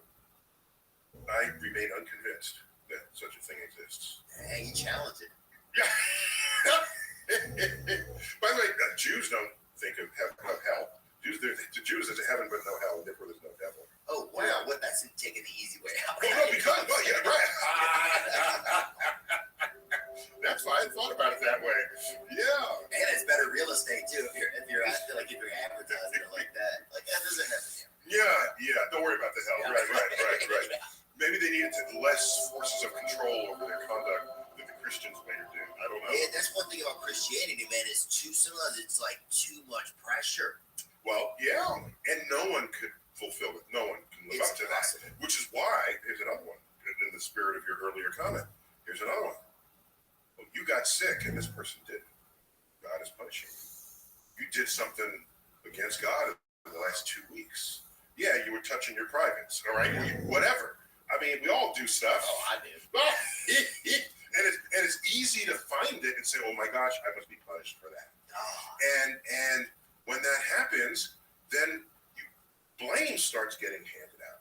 So here, I got another one. Consider that Muslims, it's part of the rituals of being a Muslim is you're cleaning your hands and your feet and your ears and your nose. And there's an ablution, whatever the word is, where there's a cleansing daily. Wow. Daily. Transform your landscape with My grandmother, and Lily's enchanted gardens, outdoor living areas, custom homes, unique waterfalls, brick patios, and people with some funky times, okay? All right? Some people don't shower every day today, but you could. Specializing in low United States, we maintenance probably take more landscape showers with than year-round power, designed to fit your lifestyle. But point is, if a disease comes through and it comes from contact or some other thing because you're dirty, you get sick and the Muslims don't. Oh, so they seem powerful. Oh my gosh! And you're Christian and they're Muslims. You're saying they put a hex on me. These heathens, these non-Jesus following. Okay, this is how this can happen. I got another one. Ready? I don't know. I'm still riding the last. You got them ready? You got okay. a lot of them. Here it goes. All right. So we would later learn that many of the plagues were from a flea. Okay. Like from a little fly. Oh yeah, it's a flea. Just a regular flea, the house flea that you get on pets. Okay. Oh, so now watch. So the flea would get infected and would bite you, and you get the plague. Okay. The plagues have killed more people than practically more than wars. Okay. All right. So plague is like a blight on you. All right. So now watch what happens. Where did the fleas come from? We would later learn they came from rats and mice. Okay, that were infected with the plague. So if your house had rats or mice, and mice were common, look at old Renaissance paintings. There's mice in the corners of the painting. It's really funny just to see this. All right, so now watch. Maybe they were good luck, huh? If you owned a cat, you didn't have mice. Wait a minute. Who own cats? Well, there are many women that own cats. So women did get the plague, and they were therefore sorcerers. They were witches. Witches. Some of them are. And you still associate a cat with a witch to this day. To this day. I mean, when you're storytelling about it. Broom witch. These are the two accoutrements. So accoutrements. Those are them. So this is what happens when you live in a pre-scientific era. The blame game begins. But that's fun as hell. Some of it. Well, for a movie, but I don't want to live in those times. Yeah. So this book is an attempt to unravel this blame game. When you see things happening, it's just not my fault, it's your fault. But did you really look through your opinions and your thoughts? And it was neat. Some of it made me mad. Ah, good. Some of it made me mad. I'm like, fuck, I don't want to do this. I want to believe what I want to believe. No, it's bad because you knew it. You knew it's true, and it's against your urges. Yeah, it was like, damn, Neil, I want to believe what I want to believe. You know, that's what it felt like sometimes. But I'm not. I don't think I'm heavy-handed. I think they're offerings, right? Have you thought about it this way? Yeah, no, I don't think it came off like. I'm trying to think. No, I don't think it came off as like know-it-all. I think it was like. It wasn't my intent. If it ever felt that way, it's just. Well, you're a fact guy. You're a factual man. Mm-hmm. You know, and I battle. Like I think I've always kind of battled the dark arts overall. So it's like I've never really looked at a ton of the facts. It's always been this more ethereal sort of. Well, what you feel, what you want to be true, rather than what is true. And by the way, that's come a long way in life to realize the world. This is the difference between the different kinds of truths. I spent a chapter, The Truth and Beauty chapter. I just talk about it, just say, spend a minute on it now. So there's something I call personal truth. This is something no one's going to take. In a free society, no one's going to take it from you. If Jesus is your savior, and you know true to your bones, that's a personal truth. In a free society, and especially in the United States, where it's constitutionally protected, your freedom of religion, no one should take that from you. Okay? You'd have a legal case if they tried. All right.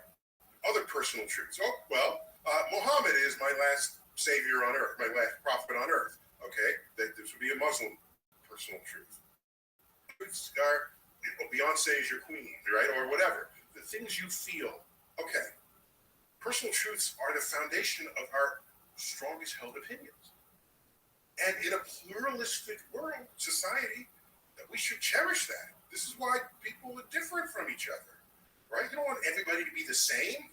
That's called a dictatorship. Yeah. If everybody aligns with exactly the same opinion. Yeah, we don't want it. The problem with your opinion, if it's in a personal truth, if you try to have someone else agree with you, you have to have an active persuasion, so what?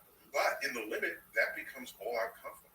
Voted the #1 home and garden center. Discover Linton's Enchanted Gardens and explore Because they're 9 acres of family fun. Enjoy. So personal truths, when they go outside of yourself, risk The bloodshed. free petting zoo. Ride a In the swan history of paddle boat. civilization. Walk on water inside an orb. That is Fly a for political gems. truth. Ride a clock. Which is just something that becomes true just because you heard it often enough. And that's a weakness we have, but not a weakness. Evolutionarily, it made sense. If you see something repeat 100 times, that's reality. Oh, yeah. Okay, but you know what happens now? People have hijacked that urge to recognize that something that repeats must be true. They've hijacked it. Now they just find something that they want to be true and they repeat it to you. You hear it enough, it must be true. Yeah.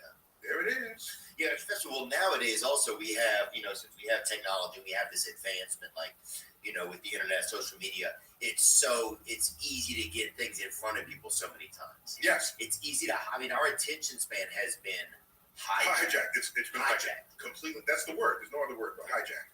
And in the old days, we called it brainwashing, where you repeat something and then it becomes true.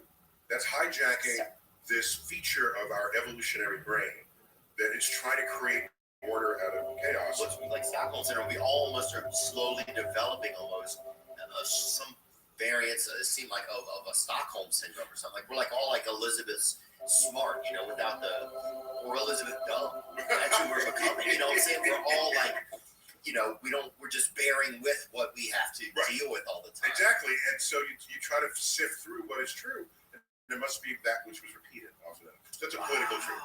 Then there's an objective truth. Okay, what is objective? And the methods and tools of science are exquisitely tuned to establish objective truth. So these are truths that have been demonstrated by observation and experiment and repeated experiment. What is the word objective? Objective means it's true whether or not you believe in it.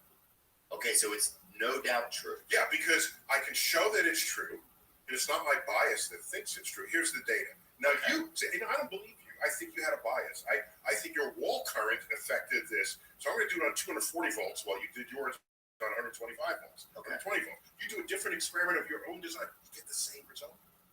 That's objective. It's so a fact. When you do it enough times, and all the experiments agree, this is why science, it wasn't really developed as we now practice it until around 1600. All right, I know it feels like a long time ago, but a lot of the world unfolded before then. All right, and so once we learn, if you say something is true, let me test it. Let me find out. Let me devise an experiment. And if I can verify your statement with this experiment, and someone else can in a third person, we're good here. That's an objective truth. And what objective truths have going for them is that they're true whether or not you believe. I don't like them. Well, because the actual nature can't be fooled. Nature is the ultimate judge, jury, and executioner. Yeah. If you overeat this week and you gain 3 pounds, next week you can't protest with placards saying, I protest the law of gravity because it may be heavier. No, you don't have that option. So it seems to me if you're going to base laws on things, but there's a whole chapter here on law and order, right? If you're going to create laws in a pluralistic world, you base the laws on the objective truth. Right. Because that applies to everyone. Don't base the law on your personal truth, because that's forcing it on me. And I have a different personal truth. Is climate change an objective truth? Oh, yes. Oh, yes. So what happens is... Do you believe in climate change? It's not a belief. It's not a belief. Right. It's beliefs. When it's objectively true, you don't have to believe it. It just is true. Yeah. I believe it when it's really hot. I believe it. If it's like a hot day, I'm like, oh, yeah, they're right. They're right about this shit. I'll tell you that, bro. I'm serious, dude. So I'm like, we gotta fight this. So here's the thing. So if it was only determined that way, then another person that was in a cold snap would say, no, I don't believe it. Right. And everybody's making up their own theories about it because it's their own life experience. But an experiment takes the information out of yourself. Okay. It's not your perspective. It's not your bias. It's not your worldview. And you get all the data available. And then you establish the objective truth. So in climate change, and I give an example here in the probability, in the risk and reward chapter, you probably heard the number 97 scientists say it's happening at 30%. In the last 20 years, there are basically no scientists left denying it. So it's basically 100%. Man, Ray, one holdout. No, but let's go back to when it was 3%, because that's a fun number. Okay, all right? Let's do an experiment.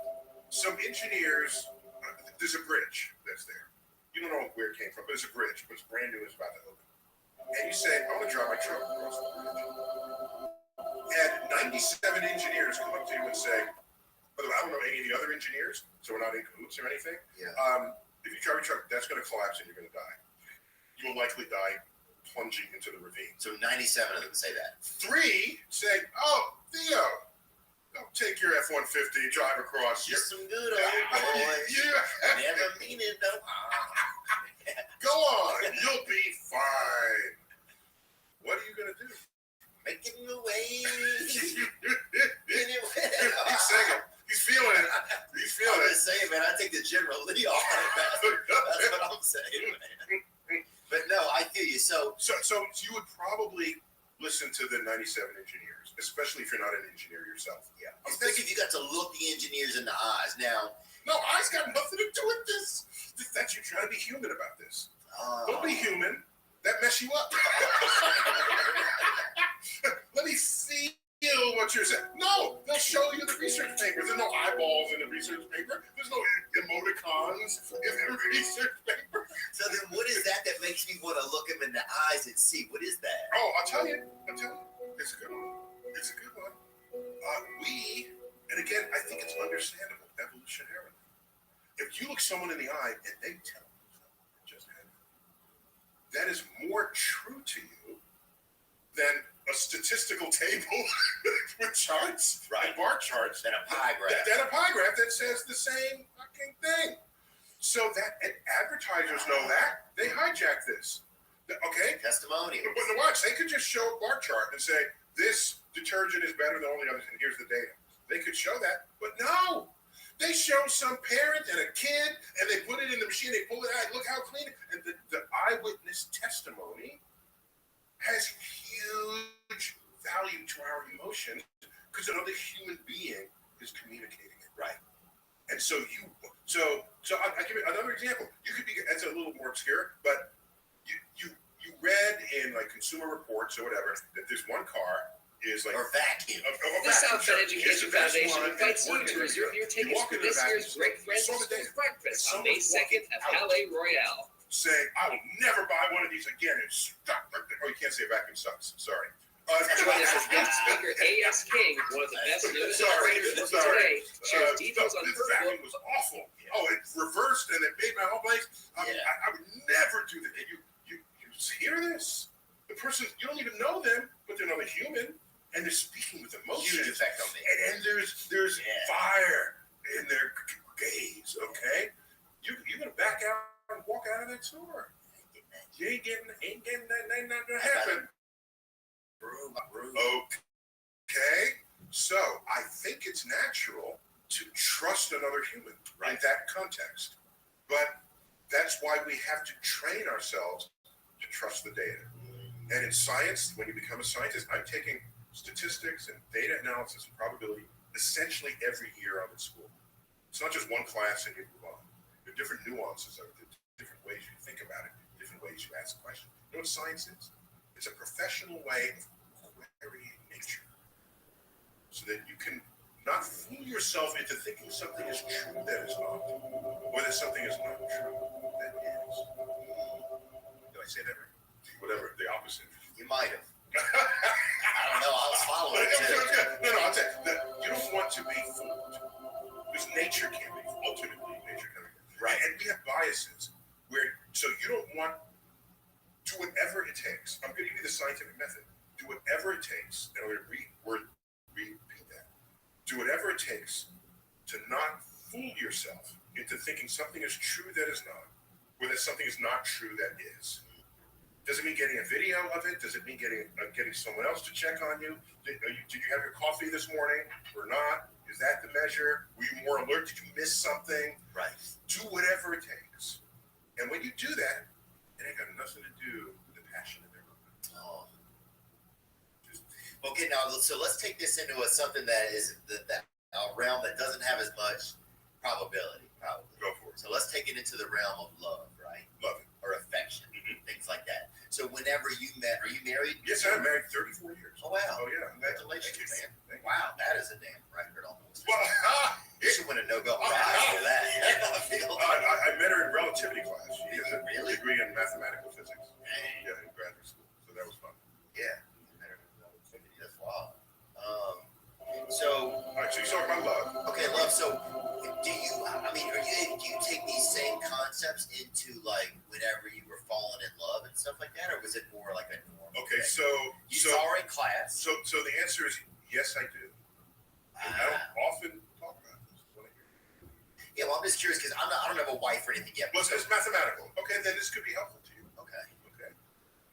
Okay. Right. At this point, I'll take on it. It's a little bit of mathematical. Okay. How much math have you had in school? I took a couple of them. You took a couple. I took at least, yeah. A couple of them.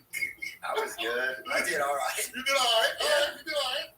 Okay. And I took one of them at high altitude. I took one class out in Arizona at pretty high altitude. You know what they say? That if you learn something under certain psychomotor conditions, that you recover it better under those same conditions. Oh, wow. Like if you get high and you learn something, if you get high again later, you remember that better because you match the mental states. Oh, yeah, I've read that. I haven't read it lately, but a few decades ago. The Southband Education Foundation invites you to reserve your tickets for this year's Great Friends of School Breakfast on May 2nd at Palais Roar. Here it is. You got to follow me with some math here. Right now, join us as guest speaker A.S. King, one of the best young adult writers working today, shares detailed perceptive, you know what's going on. You have to know deeper what's going on to come at it from the other side and show why it's hilarious. Okay? That takes insight. You guys are the keepers of the soul of the social and cultural mores of civilization. Yeah, I think a lot of us try to be. Jesus, I don't know what I'm doing, but I think a lot of us try to do our best. Yeah, you're holding up mirrors to what we think, say, and do. And so it's a fundamental part, I think, of modern existence. Because without it, oh my gosh, how unpleasant the world would be with these perspectives. I'm not just blowing smoke. I'm just saying, and you especially have a certain authentic honesty that is palpable. And it's like, whatever you say, I'm with you. I feel you. This is what you were saying. You feel what the person. If I can't feel what you're saying, go home. Right. What are you doing? You just type it up. The Southbend Education Foundation invites you to reserve your tickets for this year's Great Friends of School Breakfast on May 2nd at Palais Royale. I think I'm not like a naysayer of science. I love, I'm grateful for science because I says guest speaker A.S. King, one of the best young adult writers working today, shares details on her book. Caring about each other and getting to travel and see different things and that my eyes work. Like, I'm super grateful for science. I think sometimes I get I have a fear sometimes of like, if anything's out of like the out of like right here, everything else can seem a little bit questionable, So I think it's just it's just probably the questionable part is because you create your own worldview. Yeah. And everything makes sense to you in your worldview. If something's trying to poke it from the outside, you're understandably skeptical of it. Yeah, I'm probably skeptical a lot. Or rejecting it because I got my thing, my situation works for me. Yeah, and I like to daydream and stuff, Mm-hmm. So science sometimes they want to really, hey, bro, we need you to pull these daydreams over here, and we got to tag them, we need to get the weight and the density of these daydreams so we can have them on file. So I respect it, and I'm really, really grateful that you're here. But yeah, so tell me about that. When you went into love. So here it is, and this is a little geeky. Yeah, it's a geeky thing. So, all right. Cater your wedding with the Skillet Restaurant you can have wine. Visit calltheskillet.com. Okay. Right. Whatever. Okay. That's the only thing you can measure about it. There's no area. There's no volume. It's just the length. All right. Now I can add another line at like right angles to it, and when I do that, I can actually trace out a square. Okay. So now a square has more than just a length. It has area.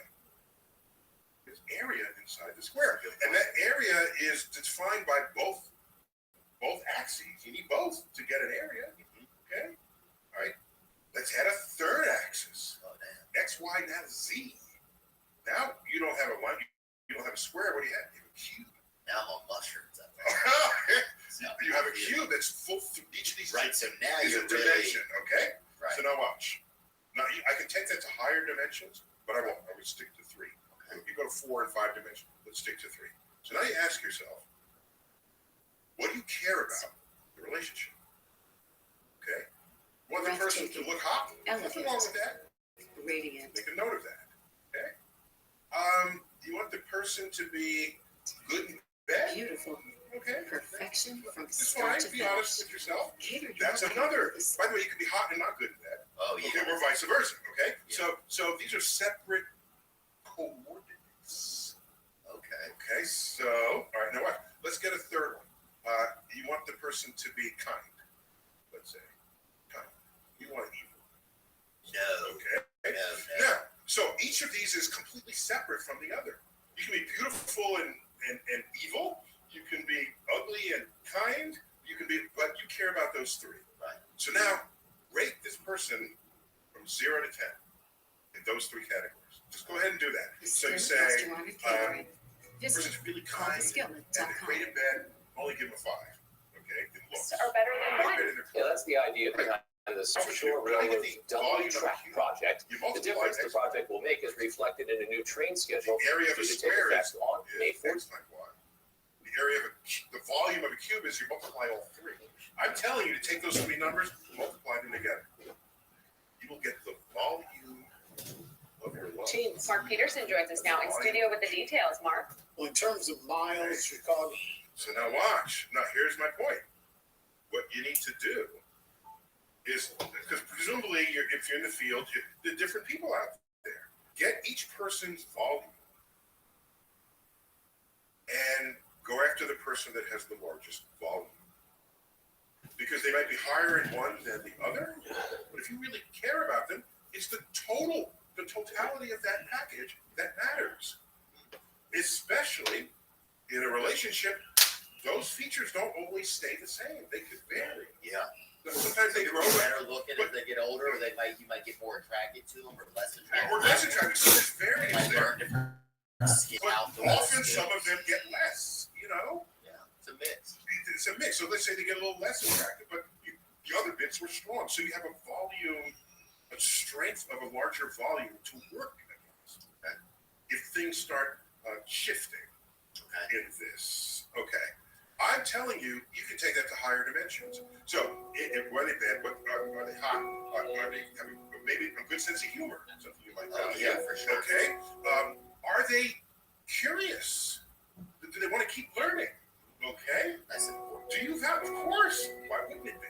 All right. Because I want them to keep learning about me because. Or no, that's selfish. Just if they're curious, you're part of what they want to keep learning. Okay, that's fair. Don't That's focus fair. on dude. No, you're right. Okay, so I went around with a 5-dimensional. So in math we call it 5-dimensional vector space. This is what you took in your love life. Yeah, so that's what I did. Okay. So what I'm saying is there could be someone who's the hottest person you've ever seen, and you could be distracted by that. Say, I'm marrying that person, and then they're not so hot 10 years from now, or they get a little chubby, whatever you're valuing or not valuing, and then all of a sudden everything you married the person for isn't there anymore, and then you divorce 7 years later. So you gotta look at that volume. Gotta look at the volume. And by the way, be crass if you want to be crass. You want to marry someone who's wealthy? Put that in there too. Put it in there. Okay? Don't be ashamed of that. Right. Because any one of these can change. People say, oh, I want just, that's shallow. You need a personality. People's personalities can change. Why are we sometimes ashamed to look at the criteria we honestly want to look at? I got through that. I matured out of that. Because society wants you to not want that. And if someone is honest, I like your wealth. I enjoy it. And by the wealth can go away too. Yeah, the same way your things looks. can. All the things can. But if it matters too, then it's one of the coordinates in this volume. By the way, if any of those go to 0, because the volume is a product, you're multiplying these numbers. Right. If anything goes to 0, the volume goes to 0. Oh, really? Yes. Oh, because you're not adding them, you're multiplying them. So try to make sure that the likelihood of going to zero is, or if it does go to zero, if you don't matter, then it shouldn't have been in the. Right, it has to be things that nothing could go to zero. So then, and if you do that, then you're probably going to be picking things that have some real value to you.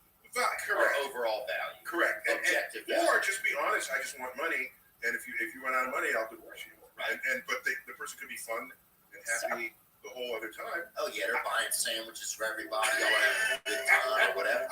That's people are their own individuals. So Why what pass- happened? why Though, pass judgment? What happened when you got the lady? You invite her out. Where'd you take her? Where do you? Oh well, we were graduate students at the time. Very poor. So a big meal was like a $12. Oh yeah. Dish, and I have to say this if I'm airing all the thing. So I took her for granted initially. Oh. And we broke up initially, and then like 6 months later, I said, "What the hell did I just do?" Oh my gosh! I went back to that volume, and I said, "All these other people are not doing that volume the way she did," and I was really sad.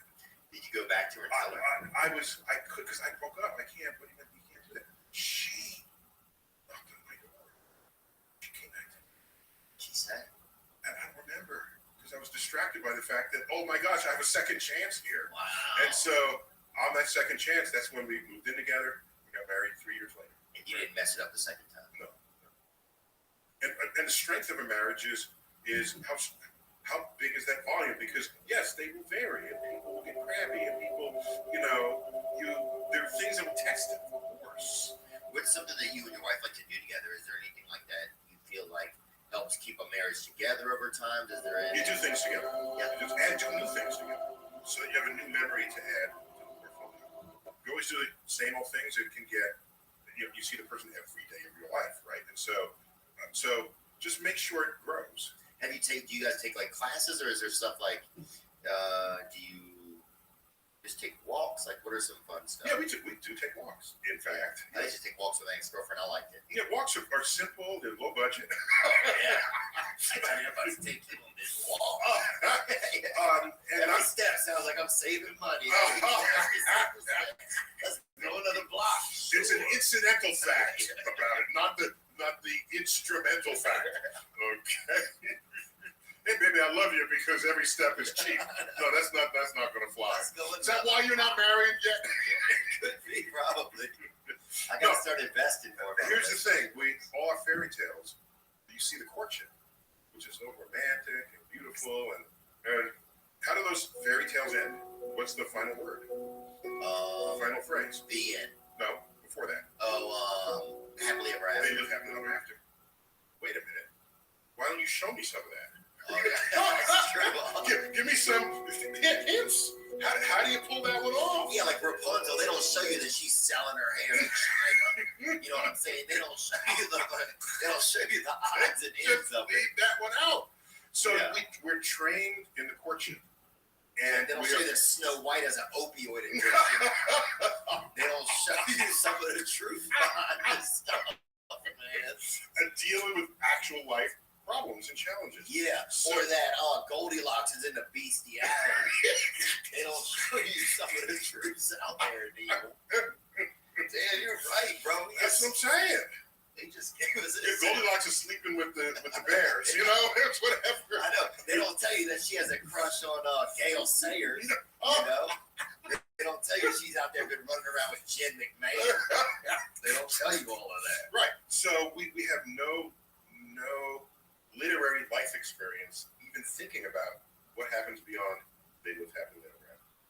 So you have to sort of discover that on your own.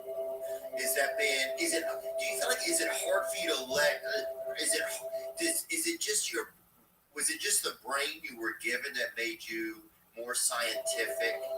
Or was it like, do you feel like it was nature or nurture? Like that you developed that because it was a skill that you needed to help process your own life and childhood? That's an important and perceptive question, and then I have to unpack that because you put a lot in that. Yeah, we talk about that kind of stuff a lot on this show. Excellent. I'll go there. Let me go there right now. Cool. So, everyone wants the secret to things. What's the secret to intelligence? The secret to this? That implies it's only one thing, and not something more complex. And so I remember when I was a kid, this is a slight off ramp, but I hope it's worth it. When I was a kid, it was in 7th grade, I did a book report on Ponce de Leon. And he's the guy, the Spanish explorer, who went into South America searching for the fountain of youth. Okay? You drink from it and you have eternal life. And I remember reading that and I say, that idiot, why would he even think that exists? He's going to commit an entire voyage to believe that there's just some elixir coming out of the ground and he lives forever. Really? A full-grown human being believed this? I was thinking I was a geeky kid, okay? Yeah. I'm 12, I think, at this point. But I did the book report on him. And then I noticed as I got older, this is something deep within us. Nobody actually wants to do the hard work to improve their health, to live longer, healthier lives. They want the instant fix. Yeah. And realizing that Ponce de Leon was looking for the fountain of youth allowed me to see what people were doing. I'm old enough to remember yogurt, eat yogurt, then you live forever. Dad had a commercial with centenarians eating yogurt. Oh, yeah. Okay? I remember Mom would eat the yogurt. I'd be like, damn, Mom's going to be around. But that's what I'm saying. So we want there to be quick fixes with things, and quick answers, and quick solutions. What's the latest? Kale, did you eat your kale today? No. If not, you would die. You would die a miserable death. Okay? You'll be dead by noon. Yeah, there's definitely, and kale is trash. Kale is so hard to eat. Kale feels like it does not want you eating it. I like kale if you had bacon too. I ain't saying nothing, but it is what it is, baby. They knew that with collard greens. To put in the ham hock. You want to eat leaves? Put some dead animal in that stuff. Dude, you could put bacon under a damn corpse and I'll fucking have a little. I'm just saying. Actually, you know what cannibals call humans? Long pig. Really? Yeah. Because of all the animals that you would eat, the humans and pigs come closest. Man, I can see it. But to taste like bacon, you have to cure it and do the things, whatever. Yeah. But anyhow. I'd have some cured human a little. Yeah, I'm just saying. Do you have any? If I was starving, I mean, I have. I see you, dog. No, wait, starving. Hey, bro. No, wait. If I'm on a mountain and help is not coming and people died in the plane wreck, otherwise we will starve to death, I'm eating me some dead humans. I'm not thinking. What are you eating first? What part do you think? Muscle tissue. I would say, the bicep maybe, or I would take my cue from just what you get in the store. The ribs are some good eating. I like ribs. Yeah. So no, I would hesitate. It's not about morals; it's about survival. Yeah. But by the way, if there's a pig over there, I'm eating the pig. I'm not eating the dead human. Yeah, that'd be weird if you're like, I have Randy. Instead of Pumbaa, I'm eating Pumbaa. Okay, Pumbaa ain't surviving the day. Okay.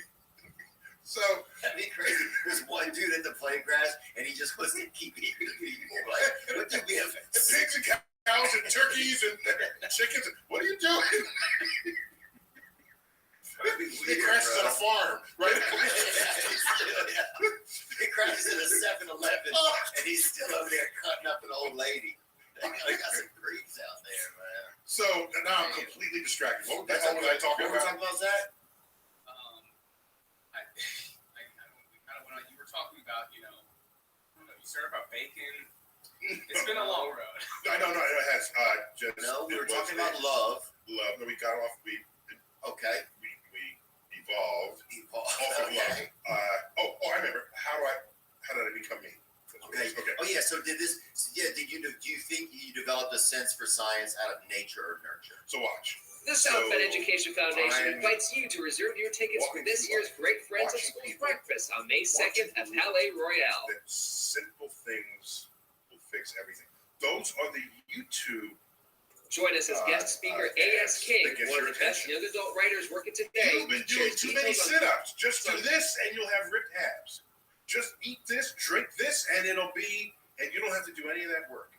And I thought to myself, there must be something deep within us that just wants to be lazy about what our accomplishments. Okay. Yeah. But that's a kind of an off-ramp just to say, I don't care about nature or nurture.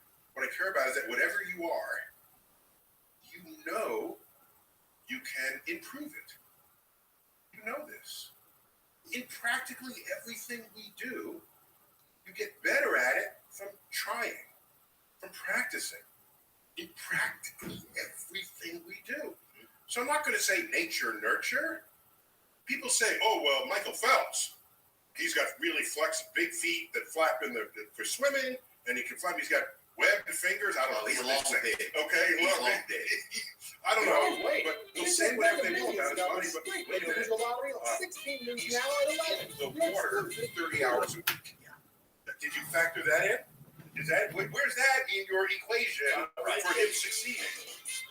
How about that? Okay, so generally you part the curtains, someone working really hard at what might look easy to them that they have accomplished. Right. So I don't think that about you. I feel like you've obviously put in the the hours that it takes to have your credibility.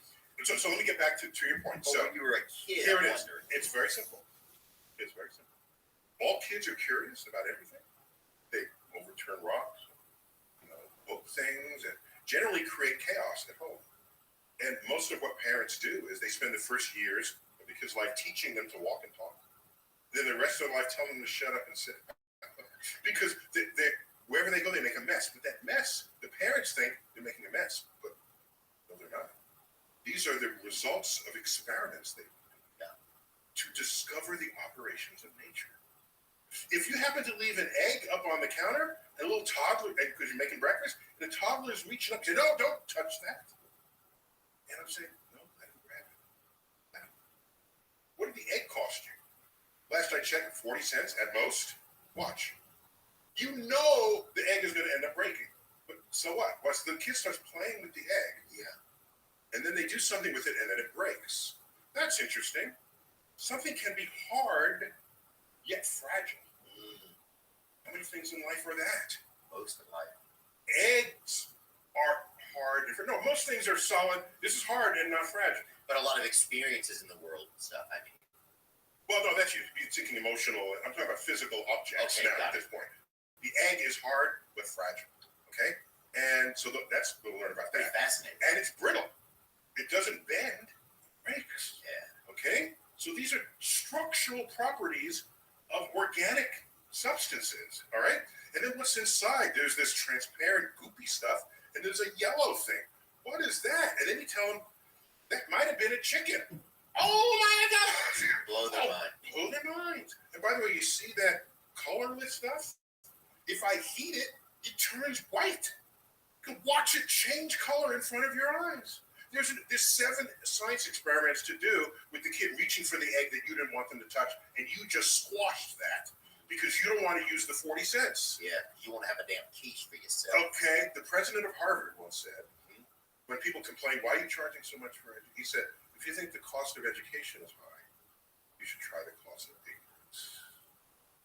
That's even higher. Yeah. Okay, so all I'm saying is that curiosity is beaten out of us by the time we're in middle school. If you retain that curiosity, that rampant curiosity, you're a scientist. A scientist is a kid who grew up physically, but not emotionally, not mentally. If I see something, hey, what is that? Let me poke that. Let me see what's behind that. And it doesn't have to be a physical object. It could be like fictional objects. I watched the Thor movie, and I'm saying, gee, I want to know, how much did that hammer weigh? I'm still curious. Okay? What did that hammer weigh? And I heard a sentence in the movie that enabled me to calculate how much this hammer weighed. Wow. They say, hammer forged in the heart of a dying star? Oh my gosh, I'm an astrophysicist. We deal with dying stars. I got this. Hide some dense stuff going on in a dying star. I filled out the density, and I tweeted it, and I said, if Thor's hammer is made in the way the movie says, it has the weight of a herd of 300 million elephants. That's why nobody could pick it up. The Hulk couldn't pick it up.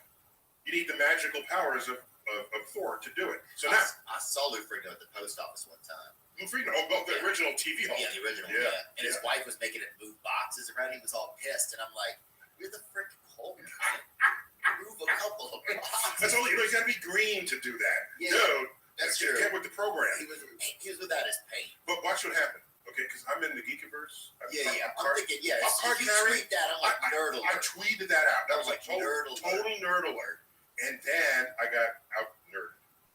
Oh, somebody said Dr. Tyson is wrong about this calculation. Okay, so I got totally smoked on this one. So what happened was, in 1991, Marvel issued a Thor's Hammer trading card, where they said Thor's Hammer is made of a fictional material, Uru, and it weighs precisely 42.3 pounds. So they kind of cheated. They They cheated calculated. science. Yeah. But I getting to your earlier point, I wanted my answer to be true. Right. I think it's a way better answer than 42.3 pounds, but it's wrong. It's in the canon, in the Marvel canon, it's just simply wrong. You got to know when to hold them, when to fold them, and when to, what's the third one? And when to walk. When to walk away. When to run, I think. Oh, run! Yeah. And that's, I think, usually around Alabama. Hold them, fold them, run. So that's an example of still being curious into adulthood. And all scientists are like that. So no, it's not nurture nature. It's, did you protect your curiosity in childhood? If not, you'll ossify. I love that word. You'll harden in your own beliefs. You won't even seek out things that might conflict with what you think is true. Because you're comfortable where you are. Right. You know what it is? We want to be where we are. We want to be. So here it is. Well, yeah, you get from a place of like, I'm right. And it's funny because I don't really like being in that place. Even there's part of me that does like it because it feels like I'm winning. But there's another part of me that knows it's not helpful to me as a evolving human. Which wins? Sometimes one wins, sometimes the other. I think sometimes one wins, some of the other. But I'm grateful that I have awareness of both, and I do find my awareness. That's half the effort, by the way. If you know that this is going on, you're there. And I'm grateful that the one does battle a lot of times to say, I know you want to sit right here with this, but it's only fair if you look at more to the story. I think it's only fair to myself too. There's a guy named Walter Rothschild. Is his name? I quote him in the book. I think this is the right quote, where he said, "There's no greater pain of the human existence than the prospect of having a new idea, because it would just conflict with who you are and how you've defined yourself." Yeah. So, man, why do we want to be? Why do we want to stay? Why do we want to have that definition? I think I know why. It's comfortable. Here it is. Right? You must have been the worst person in class. You must have been like, no. Every time the teacher's like, "Does anybody have an idea?" You must have brought a fake hand and just put it on your desk, just straight up. Every time. So here's what I think is going on. You know the Alice Cooper song? I don't know the title of it, but I know the lyric. School's out for summer. Yeah. School's out forever. Okay. This is a celebration of not learning. And we know people, if not ourselves, at the end of the school day, we can't wait for the alarm to go off at the end of the day, or the Friday comes, or more likely, the last day of school in the summer. Say, school's out, and you toss your books in the air, and you run down the steps. I'm thinking to myself, your only job is to learn about this beautiful world, about this majestic universe, and you're celebrating not learning. And so I'm not going to blame the people. I'm going to blame the school. Because if I have you for 6 hours a day, and you come out, and you'd rather not be there, I have failed. Not in a little great sense. As a teacher, I have failed the system. You know what should be happening in school? I shouldn't be loading you with textbooks with bold-faced vocabulary words that you memorize once for the exam before you move on. No. I should figure out a way to make you excited about everything you learn. Yeah. So that at the end of the school day, you're sad to walk out of school. Damn. Oh, imagine the world that would be. And you know what school should do? It's not let me load you with knowledge. It's let me prepare you to be a lifelong learner, so that this curiosity that we have infused in you in kindergarten through 12 or kindergarten through 16, if you're in college, then whatever, when you come out, that is just the beginning of the flame that will course within you for the rest of your life, because you will spend much more time not in school than you ever did in school. And once again, I'll use the word again, if you ossify in your knowledge by getting out of college, getting out of high school, if that's where you are, you will never grow. The world will leave you behind, and you'll just be the grumpiest person on the porch saying, "Get off my lawn! What do these young'uns know?" I know, because you are comfortable in your ignorance, and you don't even know your ignorance because you came to it from having learned, but only up to a point. And without the curiosity, you don't keep learning. It's all about the curiosity and the ambition you have attached to it. Don't tell me about nature, nurture. I'm not even. Yeah, I think. Well, I grew up in a place. In Louisiana. We had, I've talked about this before, like the primate testing facility where they created the polio vaccine was in our town. So Tulane University didn't know that. Had their primate testing facility in St. Tammany Parish, Louisiana. And I remember one time a bunch of the monkeys had gotten out, right? And they came and got us out of YMCA summer camp. The police did, the tallest kids, to help them. And so we're out there by the monkeys are on the trees, and you got to reach for them, or how are you going to get them? The monkeys are just out. Yeah. And they wanted like a chain of people, I guess. Oh, okay. And so, by the way, when the monkeys get out, there's no. That's a scary fact, right? Oh, in hindsight, knowing now what I know about monkeys and chimpanzees, I think it was a bad idea. Oh, okay. But at the time, we didn't know. So, it was a smaller town then. And so we're out there just wrangling chimps out by this Kenny Rogers Roasters. He used to have Kenny Rogers had a chicken establishment for a while. They had like kind of rotisserie chicken. It was pretty good. They had like this cornbread thing that's pretty good. But anyway, and also in our area, they had a thing called LIGO, L-I-G-O. It was it's still there. It's you know what I'm talking about? Laser Interferometer Gravitational Observatory. Yeah. There's only two of them in the United States, in Louisiana, and I visited that. They have Louisiana and up in Oregon, Washington Yeah, State. so that was another thing in our area. So there was. By the way, just to be clear, that is discovering colliding black holes in other galaxies across the universe. Man. It's a new kind of telescope, and you got it there in your home state. I knew they were up to something. No, yeah. And by the way, the monkeys are running. Escape monkeys achieved consciousness and intelligence. I wouldn't be shocked. That's some Planet of the Apes shit going on. I would not be shocked. I've seen some people there that work at some of the gas stations. They have a banana for lunch. I'll say that, dude. There's some interesting folks there. Chimpanzees peel the banana from the bottom. You know that? Really? Yeah. You know what my friend does? He breaks the banana. If it's unripe, yeah, that'll work. Yes, that's true. Otherwise, you got some mashed banana right there. But we used to hear about because they were over there hunting. All we heard was that they had gravity hunters out there. That's a good way. That's a poetic way to put it. So that's what we heard. And so there would be people like, if you saw somebody that could dance real good, you'd say they were like one of those gravity babies or whatever. Or sometimes people would have parties and people would say, "Oh, we're gonna get so." And they would live near there in Livingston Parish, Louisiana, where that LIGO Center is. And they'd say, "We're going to get so fucked up we can't even feel the gravity." Yeah, there it is. Yeah, up on the. Wow, zoom in on that. That's crazy. Yeah. So what's going on there? If your listeners have access to the viewers, so those are two long tubes, and they send a beam of light from that central building simultaneously, the full length of both tubes, and then there are mirrors at the end of both tubes. And it reflects back, and they recombine the light. And if the light recombines perfectly, then nothing happened between those two reflections. But if a gravitational wave washes over Earth and goes through this facility, one of those beams will be slightly delayed compared to the other. They're doing that out there? And they can measure it. I know people that can't read out there. Oh, they delay. And so they're looking for a variation in a fraction of the diameter of a proton.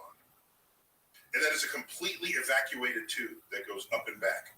So tell me this. So say they find say there's some variation. What does that tell them? That there's some pull on the Earth? First it tells you that the thing actually happened.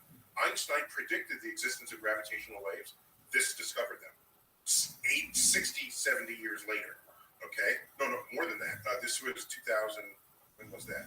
This century, Einstein made a prediction in 1916. So you're talking basically 100 years. A century, there's a prediction and then a discovery. And this is ground truth that our ideas actually match objective reality. Okay. And you want to say, well, how does it put food on your plate? It doesn't, but it advanced technology in a way that will surely have applications later on. Einstein wrote down the first equation in a paper called On the Stimulated Emission of Radiation, obscure quantum physics paper in the 1920s, late teens. And why are you doing that? You're a smart guy. Why don't you help put food on people's plates? You know what that's the foundation of? The laser, which would not be built until the 1950s. And lasers back then were like cost tens of thousands of dollars and they're room size. Now they're impulse items at war for laser pointers, right? Oh yeah. But laser, barcode, now photos can do it, but in the day, barcode reading, laser surgery, LASIK surgery for your eyes, laser cosmetics removal. So lasers. You put a laser on anything. On anything. And do you think Einstein said, yes, we're going to have LASIK surgery with this equation that I wrote? No, he didn't think nobody's thinking that. So the people say, why are we doing this with smart people when the smart people could be solving the homeless problem? Because we don't know what the future is. You don't know what the future is. Somebody might invent a laser that makes homeless people happy. Okay. So you don't know. What about this though? So say that thing picks up some sort of gravitational wave. What does it mean? It means that there's a black hole that's kind of sucking on Earth. No, it meant two black holes collided, and the collision is quite catastrophic, and it sends a ripple. It's like tossing a pebble in a pond. Okay. You see the ripple go out in all directions. Because the pond surface is only it's flat. In space, this is a ripple that goes through full 3 dimensions of space. And it's moving at the speed of light, and it washes over Earth at the speed of light. And by the way, remember I said, make sure you don't think something is true that's not, or isn't true that it is. Okay, so suppose you're just a mischievous graduate student, and you're in that facility. So I'm going to tweak this, and everyone else is going to think they actually discovered something. Okay, yeah. All right. Suppose you're diabolical. Well, you're just a prankster. Oh, I would do that either. You're just a prankster. All right. We have built-in protections against that. Oh, dang. We have another one. They got a ring camera or whatever. We have an entire other LIGO in Washington. Oh, making sure. Yes. Okay, so you would have to coordinate with another prankster to do it at the exact moment. Okay, whatever. Now, okay, they both made the measurement, but separated by a fraction of a second. Just what you'd expect. If the wave came from one direction, continues to wash over Earth, and goes across and comes out to Seattle on the other side of the Earth. Okay? That 1,500 miles, whatever that distance is, takes light time to do that. They were able to measure that precisely. It was good. So tell me about this. So let's talk about outer space for a second. Yeah. So I'm your guy. Yeah. No, I'm glad. I don't know who's been in the seat, but there aren't that many astrophysicists out there. So. We did have a guy who was a science man recently, and he was in charge of the cryonics freezing. You know, there's a cryonics institute where they freeze people. On the possibility that they bring it back to life. On the possibility that one day they'll be able to bring it back to life. Do you think that that's possible or not? I'm not. So I think what will happen is we'll figure out what ages us, and we'll nip-tuck fix that. And then who cares about the frozen people at that point? We can all just keep living on. I mean, I don't. Right. Are we going to need them? That's right. That's what I'm saying. I don't know. People that want to live forever in the life and death chapter here, I comment on that. Really want to live forever. It's a whole thing. Because if you live forever, what motivation do you have to do anything today? Nothing. But that's what I kind of like about reincarnation. It's like when people are doing reincarnation, they're like, I'll get to it. You know, you believe in reincarnation. Yeah, but you don't know what you'll be reincarnated as. And so you could be reincarnated as a roach or ant or something. Yeah. It's hard to fix a shelf as an ant. So that's a risky business there. But let me lay a little bit of mathematical thinking on you. Okay. For me, there's nothing more motivating than the knowledge I'm going to die. Think of the prisoner in the cell, and they're putting an X through every one, because every X is one day closer to getting out. Well, let's do that for your life. Every X you spend doing nothing, that's a day you could have done something, and you're going to die one day. And it's there on the calendar, okay? This would so motivate me, as it does, to be as productive as I can, as helpful as I can. Try to make a better world for your privilege of having lived in it.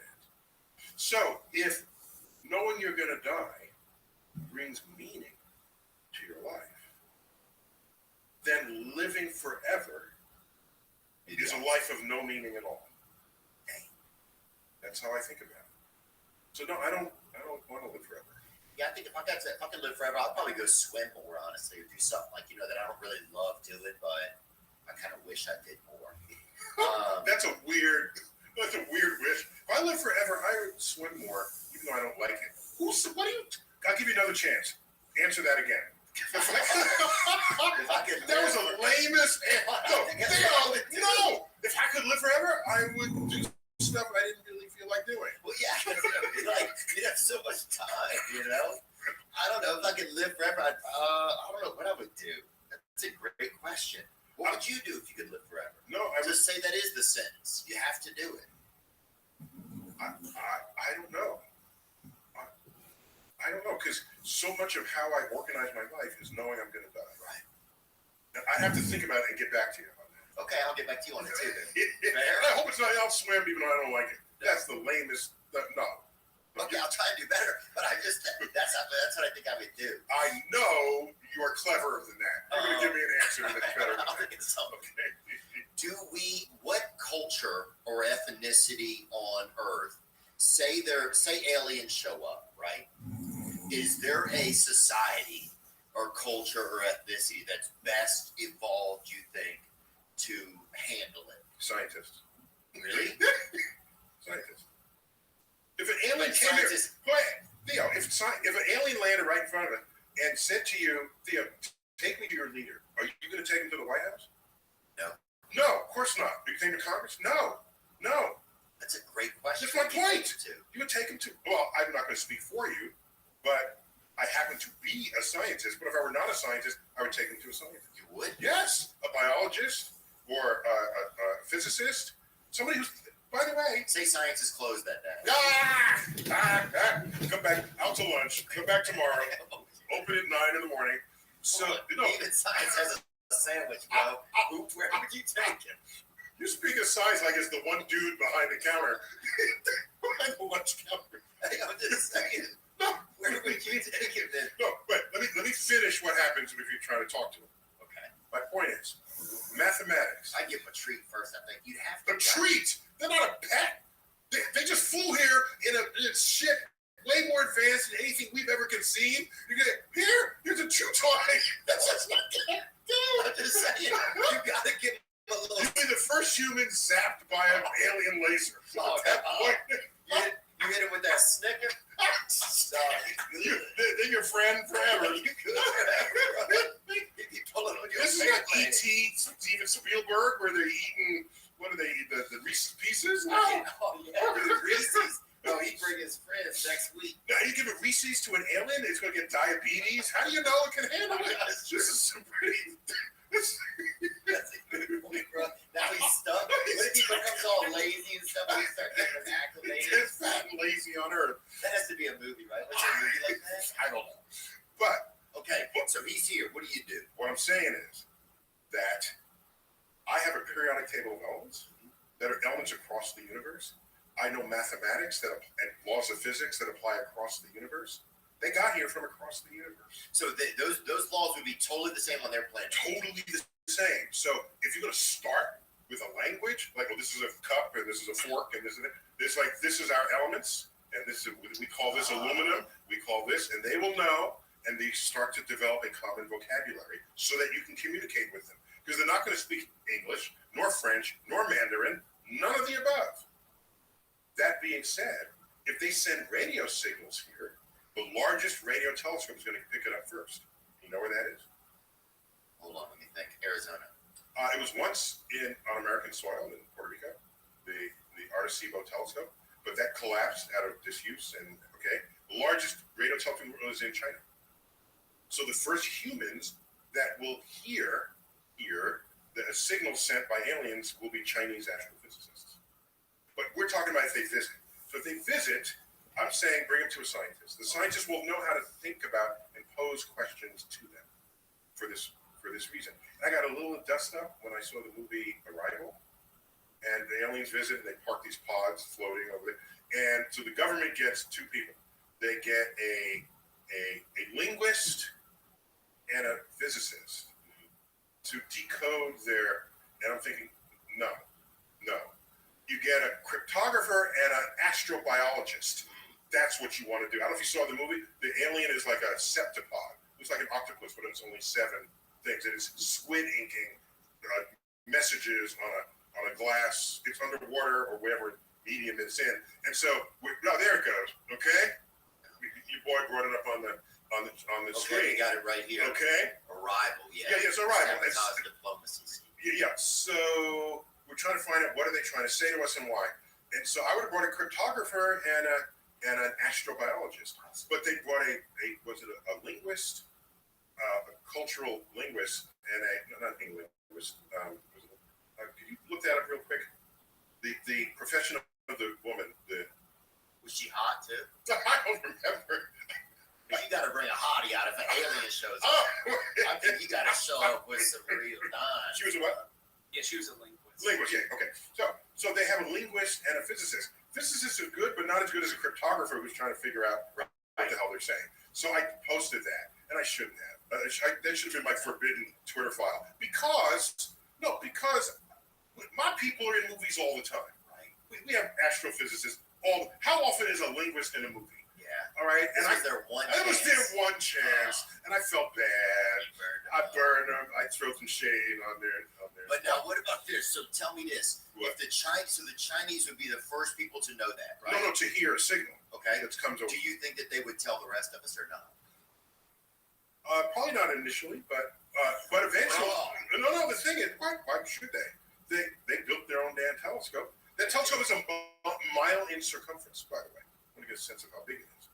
It's called the FAST telescope, 500-meter aperture spherical telescope. That's an accurate FAST. But if they know it, they don't tell us, man. Then they can have a whole pact. They say we are the chosen ones, and everyone else on Earth isn't. But send your ray beams to I don't know what they're going to do. But no, there it is. We have another image. We're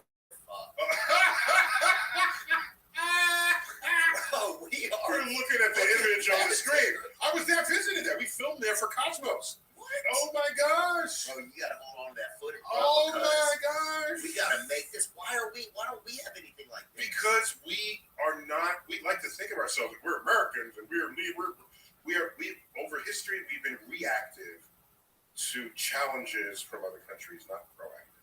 And what are we now as far as when it comes to challenges from outer space? We have nothing that rivals that at all. So when it comes to space, we're not really the number one. No. In space, in access to space. Plus, you have the billionaire boys race that's up there. Yeah. And by the way, there's a whole chapter in here called Earth and Moon, where I just talk about the relationship between Earth and the Moon and going to the Moon. How we went to the Moon to explore the Moon. Look over our shoulder. We discovered Earth for the first time, and it changed us. Between 1968 and 1972. What happened? When we saw the picture, Earthrise over the Moon, and I claimed that there was a firmware upgrade to our awareness in this universe. Because what happened immediately? By 1970, we founded the Environmental Protection Agency, the National Oceanic and Atmospheric Administration that monitors climate and weather. We had the Comprehensive Clean Air Act, Clean Water Act. We banned leaded gas. We banned DDT. The first Earth Day was 1970. Earth Day was pretty chill. Okay, it's chill. Yeah. But if you ask any of them, well, why do you have Earth Day now? Well, because it's the right thing to do. This is the firmware upgrade. They're not thinking space. Right. They're just thinking, obviously, we should. No, You know what else was going on in 1970? We were at war, hot war, cold war, campus unrest, civil rights movement. In 1968, 2 leaders were assassinated. 1971 was the shootings on Kent State campus. We had issues here on Earth. Don't tell me, oh, it felt like the right time to protect Earth. We had other issues. Something else was operating in your brainstem that you weren't even aware of. That's the firmware upgrade. Do you remember? You would have seen videos of it. The crying Indian. Yeah. Okay. People throw trash out the window, and he turns around and he tears, and he's in headdress. Of course, that dude was Italian. He was an Italian actor. Yeah, he was Italian heritage. So back then you could do that, right? You could do that back then. But my point is, when did that public service announcement come? 1970. People throwing trash out the window for decades. So something at that point upgrade made us think we got to start looking at this place that we're on. You know, that's called a cosmic perspective. Now, what about this? Do you think we are due for other firmware upgrades? I would like to think so. A firmware upgrade where we stop killing each other. Yeah. You think, there's no greater argument someone gives for killing someone else than what they believe in rather than what is actually true. It's almost like the less evidence you have for something, the more you're willing to give your own life or to take someone else's life for it. And that's some weird stuff for our species, weird behavior pattern for it. Now, the world is a much safer place than ever before. Here's a number to sleep on. You ready? Yeah. We live in a time where if a bus drives into a crowd of protesters, kills 10 people, that's world headlines for a day. It's national headlines for a week. It's local headlines for a month. Okay? Those 10 people. Between 1939 and 1945, 1,000 humans were killed per hour of every hour between 1939 and 1945. That doesn't happen today. Yes, we have war, we have conflict, people are dying. It's not like that. Not like that. It is not like that. And not long before that, there was another world war. Plus a pandemic on top of it that ultimately killed more people than the world war did. So less people are dying.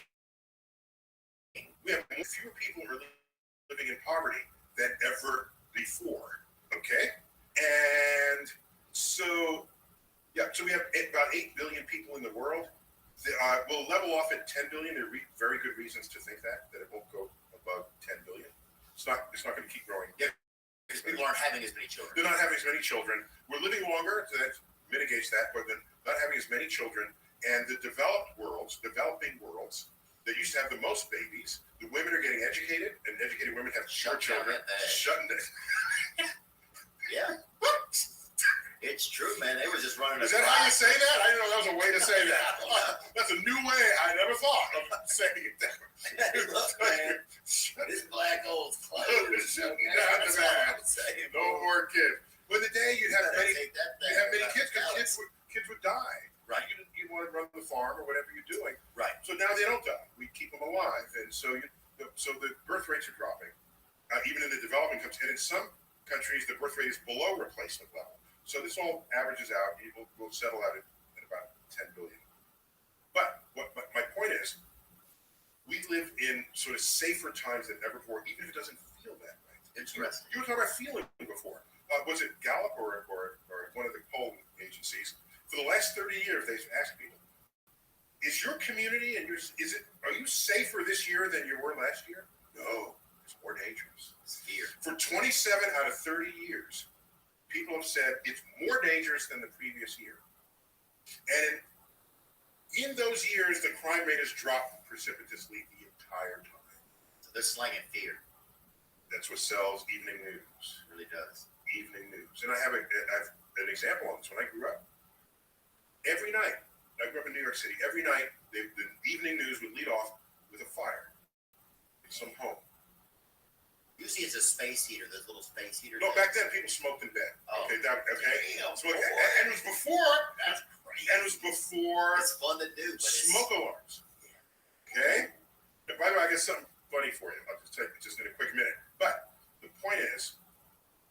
certain I would die in a fire. I would never live to adulthood because I saw that every single day.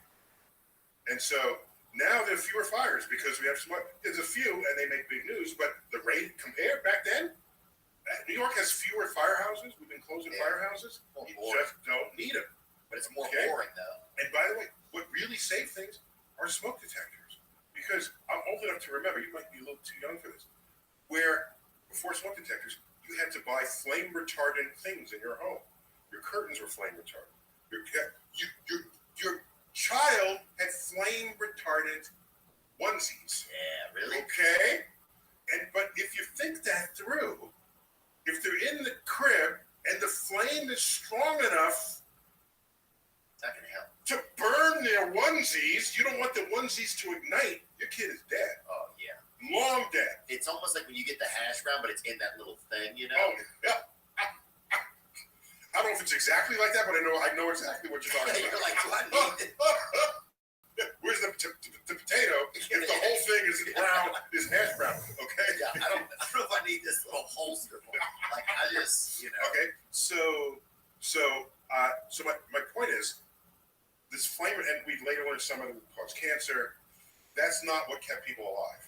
Ultimately, it's the smoke detector. Wow. But where was I going with that? That's a bigger point I was making. Well, I think things like that take the fun out of everything. You know, they used to have these. We're talking about crime rates. So everyone thought the crime rate was going up. It's been going down the whole time. Your perception is not reality. Yeah, and that's a lot of what this book is about. The whole book is that. I remember we had these underwears that had a buzzer in it, right? Because I went to bed, right, probably late 20s, and we had these underwear when I was a child that got a buzzer right in the. Didn't know that.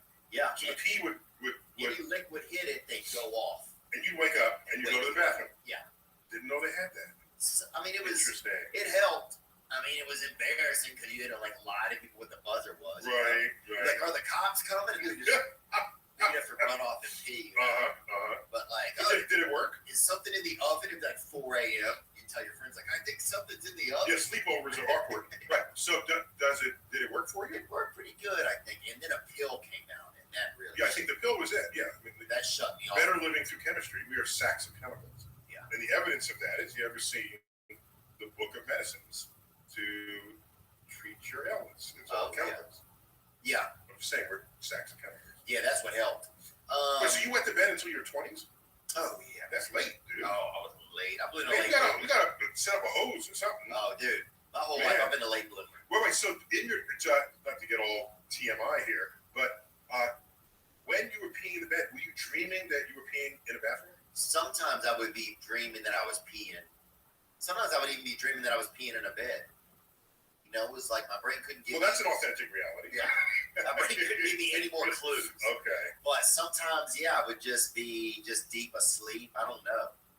But I just wet the bed, man. I wet it as a child and I wet it as an adult. Okay. You turned out okay though. Yeah, I think I'm just a late bloomer, man. Everything has been about 10 years. Okay, that's fine. You know? You're okay with that. Why does it feel? Sometimes when I look at space, right? I'm standing there, I'm looking out at space. By the way, if you're in space and your jetpack stopped working, if you pee forward, you'll move backwards. That much propulsion will help? Well, in space, any propulsion works because there's no friction anywhere. So if you send any liquid out forward, you could fart the other direction and you'll propel backwards. Dang. So don't pee and fart at the same time. That's you like lose. a gangbang. No, you lose your net momentum and you just stay there. So choose, are you going to fart or are you going to pee? Okay. And we're good. Like, I wasted all my fuel sitting there. What if, Now, that's advice I'm pretty sure you didn't think you'd be getting today. I didn't at all. Right. But I'm glad to know that. Fair. You think you can't bees if you're headed out of the heat. By the way, you know those swamis that they don't show pictures of who are levitated with their crossed legs? So you can't do that unless he is actively expelling gas out of his butthole. Okay. So you'd have to eat a lot of beans and sew up the butthole to get very high pressure. Damn. And then pop it open and then he could levitate. Wow. Yeah. So that's definitely advertising. They're using that. They're obviously. Well, no, I'll say they're smoke completely detectors. defying known laws of physics. So nobody can really levitate like that. No one has ever done that in a controlled laboratory. Okay. So if they can do it, there's some magic that they do, and it's just not useful if I can't reproduce it in the lab under controlled conditions with cameras and everything. It's just not useful. Yeah. And so magic isn't real. No, well, the Arthur C. Clarke edict, any sufficiently advanced science is indistinguishable from magic. That's a good one. Okay. So if an alien comes up and waves their hand and something happens, you'll say it's magic, but to them it's science. It's just super science. Correct. I didn't tell you, I'm into brag.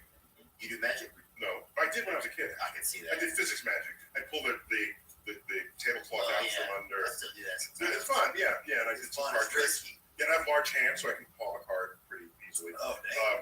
So I did that as a kid. I made money at kids' birthday parties. I think I was 12 or something. Wow. Doing it for 6-year-olds. What was your first job? Oh, I was a camp counselor, and I worked the whole summer, and I made $150. For YMCA? It was a version of that, yes. It was some other thing, but it was through a church thing. Yeah. Yeah, I went to YMCA camp. It was fun. Yeah. And then before that, I went to camp. I was in a YMCA camp several years in a row. Camp was fun. Yeah, no, it's good. It was good. But let me tell you the job I hated the most. Just the whole optics of it. I get to college, and I'm on a work study program, but the work part was like whatever job you could get. That was contributed to your tuition. Yeah, same. Yeah. I had to be at the bookstore. Well, no, that's fine if it was a bookstore, but not the job I got. Okay, I cleaned the bathrooms in the dorms of other students. Ooh. Oh, it was all semen in there. I mean, So I'm just saying, just the I don't mind cleaning bathrooms, but I'm doing it for fellow students who I'm going to see in my physics class or in my art class, right? And it was just, I did it, but I just thought they need a different way to work this out. Okay. And so, but it puts you through college. And you get through college. You earned your stripes, man. I'll say you went through, But you know what I regret? I've never had a job where I had to tolerate the behavior of someone else. Like a checkout counter or a server at a restaurant or a flight attendant. I've never had to tolerate someone being a complete asshole and smile while you're doing it because corporate policy says the customer always right. I've never had to do that. Oh, that's everybody at a CVS now, I feel like. They have to put up with everything now. Yeah, so I try to be empathetic, even though I've never did that. Recognize that. Yeah, oh my gosh. It usually is kind of an important job to have. Yeah. Is outer space gay or straight? So, there's an entire chapter here called Gender and Identity. I'm just putting it out there. Okay, gender, it's an entire chapter. What that looks like with scientific lens. And what I will tell you is. Oh, yeah, I remember you talking about the facial structure. There's a lot to. Okay, so I'm going to give you an answer. Are you ready? Is outer space gay or straight?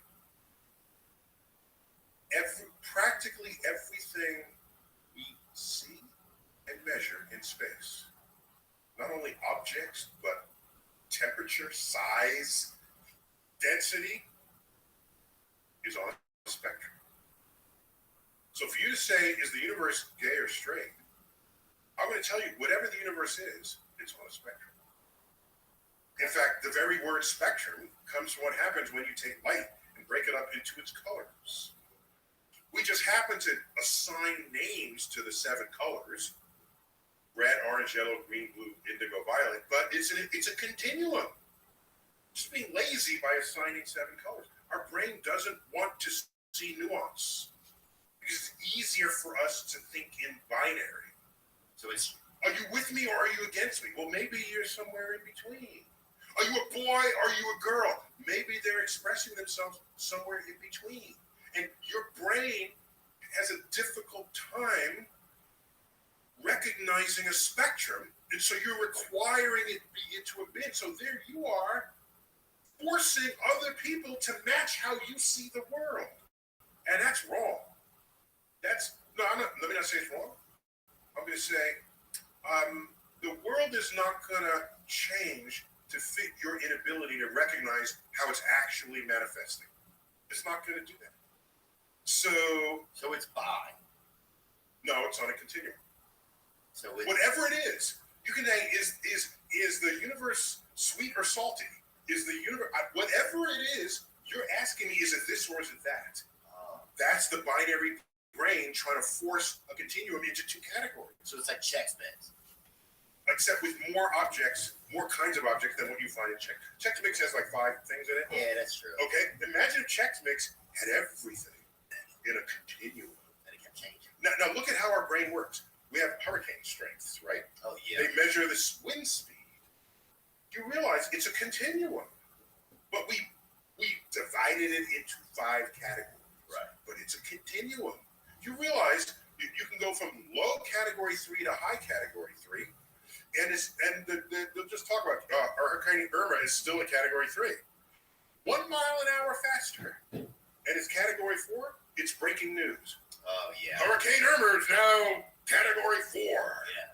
Excuse me, it's 1 mile an hour faster than it was yesterday. Yeah, people lied. They said the winds broke in. Okay, so I saw the winds making a bowl of cereal, some guy said.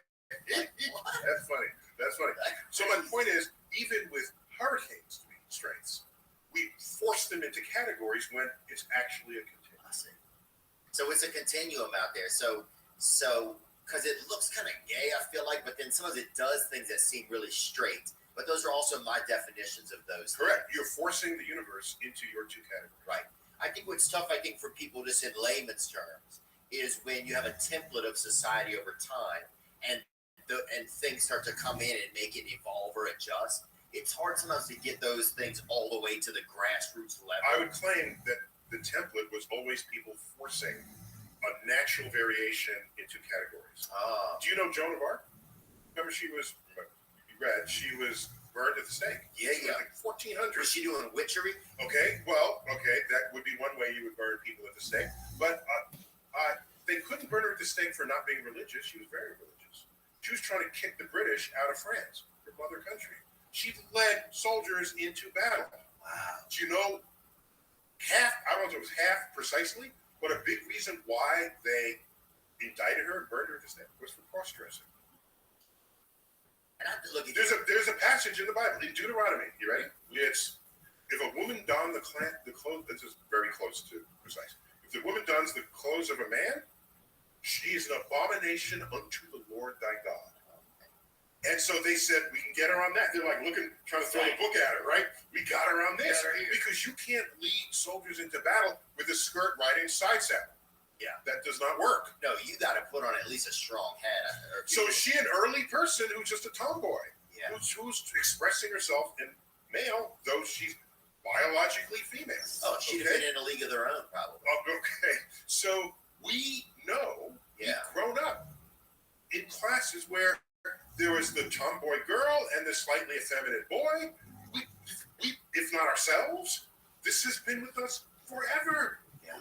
It's in literature and it's in the thing. And the difference between then and now is we have a raised social consciousness so that those folks on the continuum are less so the object of mockery in storytelling. They're just other characters now. And there's still more room to improve that. But I'm saying that again, people who are trans, people who are full up trans, or just simply wearing clothes that are not what you want them to wear based on what you think they should be. Yeah. Is that a free country? If this is what concerns me a bit. A lot of the resistance to this comes from the conservative side of the voting public. And they're trying to control the freedoms of people's expressing themselves. And somewhere I read that the pursuit of happiness, did we read this somewhere in the founding documents? And if my pursuit of happiness is wearing a skirt and putting on makeup and lipstick, no matter whether or not I have a penis, you want to take that away from me? Why? In a way that's a violation of what it means to live in a free country. Yeah, I think people just accuse you of gaying or whatever. They accuse you of like queer. The fact that it would be an accusation at all rather than a recognition that there are people different from you who live in this free country. Well, look, I'll tell you this. A lot of times I've been around a lot of, sometimes there's a lot of drunk men, you know, and I don't drink. But I'll get around them sometimes and you can see they start wanting to, you know, their lips get a little wet. You see them wanting to be, you know. Their guards are. Yeah, you see the guards are melting down. Okay. You see the guards on lunch break. You know what I'm saying? Because the guy's wife will be there. I'm like, dude, what the fuck? What is even going on? But you see him, the eyeballs start getting a little watery. So I think, you know, if we were honest with ourselves, it wouldn't even be a problem. If we were honest with it centuries ago. Well, yeah, there's probably just and also some of it is templates, some of it is tradition, and people want to people worry. I think too much if you lose and I'm not saying they're correct traditions, but I think a lot of people worry if you lose tradition, then what does that mean? I think we're still evolving in a way that we want to look at existence in a larger scale and not just in the scope of our own lives. I'm a big fan of traditions, and let's call them rituals for the moment. Okay. A Thanksgiving dinner is a ritual. The traditions and rituals, in and of themselves, I greatly value them. They're some of the greatest binding forces in a culture. Our traditions. Yeah. Okay. In Passover, the observant Jews of the world are all doing the same thing, basically at the same time relative to the sunset. Okay. And so that's a binding force. But if your tradition is not the celebration, but what you look like, what you sound like, what you say, what you think, then those are traditions trying to remove freedoms that your country might otherwise be giving you. Yeah. And so where did it come from? Traditions? Yeah. They kept tribes together. Oh my gosh. Where does the other stuff come from? Where does it? But I think it feels like, I'm trying to decide what that feels like to people that makes them so commonly that those are things that are hung on to, you know. Well, it's one thing because you have your own ritual. Okay. I used to always have candles for dinner. Okay. I blew through yards of candles. Oh, okay. I bet you did. This is romantic, and I like a bottle of wine with my Yeah, wife. boy. So for me, that was a little bit ritual. My mother burned candles, and she was Catholic, and candles are a thing in a Catholic church. Oh yeah, you they know. candled up in there. Yeah, and the candles are burning during the mass. So a little bit of candle worked into me, but I'm not. It's nice. I'm not forcing someone to do something with the candle. Right. Okay. I'm not forcing someone else to pray to the candle. I'm not trying to change the behavior of someone else. It's just something I do, and I do it. All right. It's when you cross over and require other people recognize this. Yeah. Or you require other people abandon it just because you don't want it. That's not a free country. That's all I'm saying. You can imagine a country where everyone is homogenized in whatever way you want. So those countries exist. I didn't think that was America. Yeah. I didn't say that right. I think that was America. I think it was America. Well, it's really. Dude, I spent 6 years in Texas. I don't know. Did you? America. Damn. I met my wife in Texas. Oh, okay. Austin, Texas. Oh, UT Austin. Austin. Are you a Texas fan? So the funny thing Be is, honest. I don't know if I ever told anybody this. So I'm a New Yorker in Texas, which was a little bit mind blowing. You know, just the Confederate flag is everywhere, and the gun rack on the back of the pickup. Yeah. And it's just a really, I was almost anthropological for me to observe the Texas tribe. That's what I was thinking. What does anthropological mean? It means I don't know that I'll ever assimilate, but this is something interesting to observe and take notes of. Okay, got it. Okay, I'd be an anthropologist. Okay, got it. Studying the culture. Okay. So I did that. And are you really wearing that hat? Really? And those boots? Like, really? Yeah. And this is a woman you're talking about. And your belt buckle is that big? Really? And so it's all weird. But again, I'm recognizing it's another place. Right. I don't want to homogenize them to be New Yorkers. This is Texas. Good point. It's got its own history. 6 Flags over Texas. Yeah. Okay? Texas was 6 different countries. All right? And I don't know anybody else that can say that. You know the 6 countries. Right? Mexico, Spain, I think France, the Confederacy, the United States itself, and the Republic of Texas. Okay. That's going to get 6 Flags, the amusement park. You didn't know this, dude? Dude, you didn't know this? Finally, some stats I can do. Oh my gosh! Finally, some information I can use. That's how you get Six Flags. Like the kids didn't come out of nowhere. Yeah, I didn't know. I never thought of You go to the state capitol and you see the flags. Yeah, I've been to state capitol. Yeah, they're awesome. Yeah, but so I'm there, and no, so here's what happened. When I left Texas, it was 6 years later. I get back to I'm gonna wear some of those boots. So the next time I visited, I picked up some boots. And then I kind of like the hat. Not the full up, 7-inch brim, but the smaller brim. So I own 6 cowboy hats, 5 pairs of boots. And one of them is like ostrich, digging out the animal. I don't have the lizard or whatever the one is. The alligator, I don't have the alligator. But so I got some strips at the house. I'll wear that off the vanity. Yeah, I'll do that. Yeah. And so if people change heads, but I'm comfortable in that because I felt that it took a bit of time to learn. Yeah, right? It was I feel it now, and now I can appreciate a Texas movie or Texas culture, Texas music, which is not country western really. It's not Nashville, I should say. No, it's not. It's a lot more like red clay kind of. And I didn't know a sad song until I heard a sad Texas song.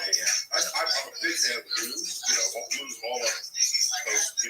Mississippi, the Chicago blues. But up the river, I guess I should say. But Texas, singing in the, this is sadness over there. Sadness, okay. Arthur McCollum, you gotta listen to him. He's kind of a sad. I'll pick some up. I'm a blues guy. I'll do it.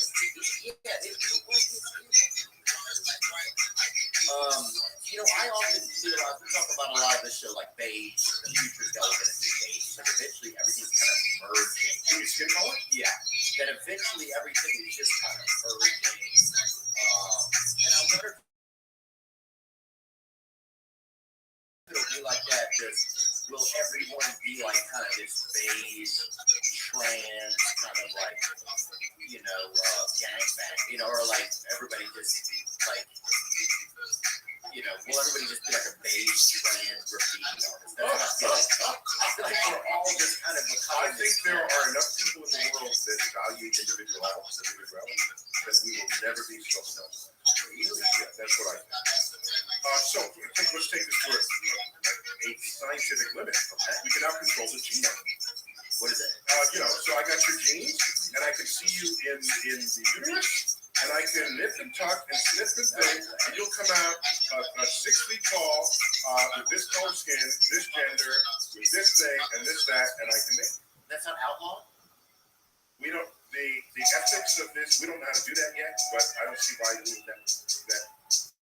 one day happen. Our ethics are not really quite keeping up with it, not from what I've read yet, but there are people thinking about it. Okay? The first thing we're going to do is cure disease, for sure. Right? Genetics. Right, you'll go in and stop people from having different kind of Down syndrome. Exactly. So obvious ones, we'll have to agree what's to cure, because even that has ethical issues. For example, it was not until 1987, I report on that here, the gender and expressive gender and identity chapter. Not until 1987, with the American Psychiatric Association, whatever their acronym is, the American Association of Psychiatrists. It wasn't until 1987 when they removed homosexuality from the Encyclopedia of Mental Disorders. Oh, it used to be in there? Yes. So you asked the question, it was before 1987 or even earlier, and you had the medical capacity to, quote, fix someone whose genetic profile, if that's where it's found, it makes them gay. Would you do that? Back then, they probably would, because that's a disorder. And then you find out that at least 15% of them, 1 out of 6 is this. At what point is it a disorder? At what point is it just a natural variation of who we are as a species? Crazy. So the guy who's writing the disorders obviously is a straight guy. Perceptive, right on. And there's the guy, this is a neuroscientist, I always forget his name. But I guess if you're super straight, say you're super straight, you wander out of a cave or whatever, right? You're a straight guy.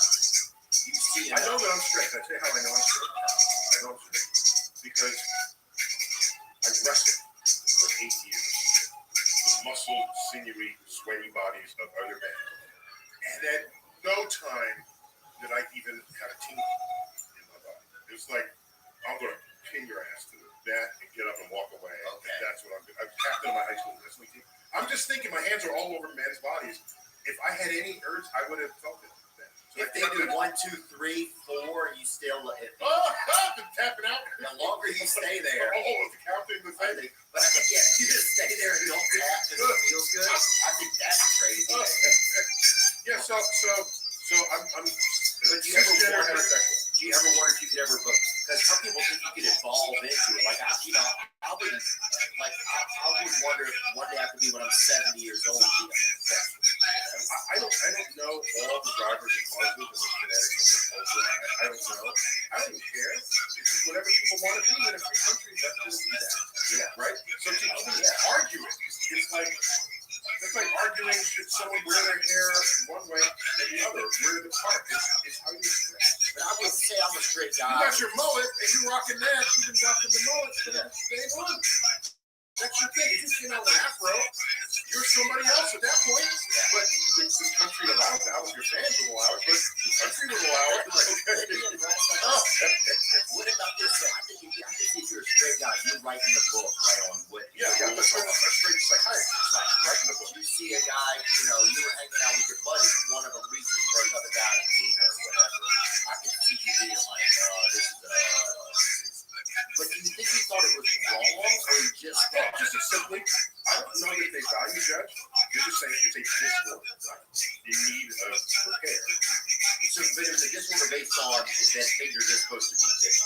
Because they have whatever biases, they have whatever inability to embrace the spectrum of humanity presented to you. Right. Is nature just, or does nature gay also? Oh, okay. There's books on this. Rainbows. Can you look this up real quick? Rainbows. Just look at Rainbow and Sex. There's a book that'll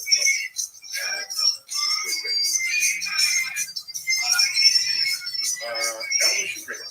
So this is a book called Evolution Rainbow, which explores what species out there actually have full spectrum sex.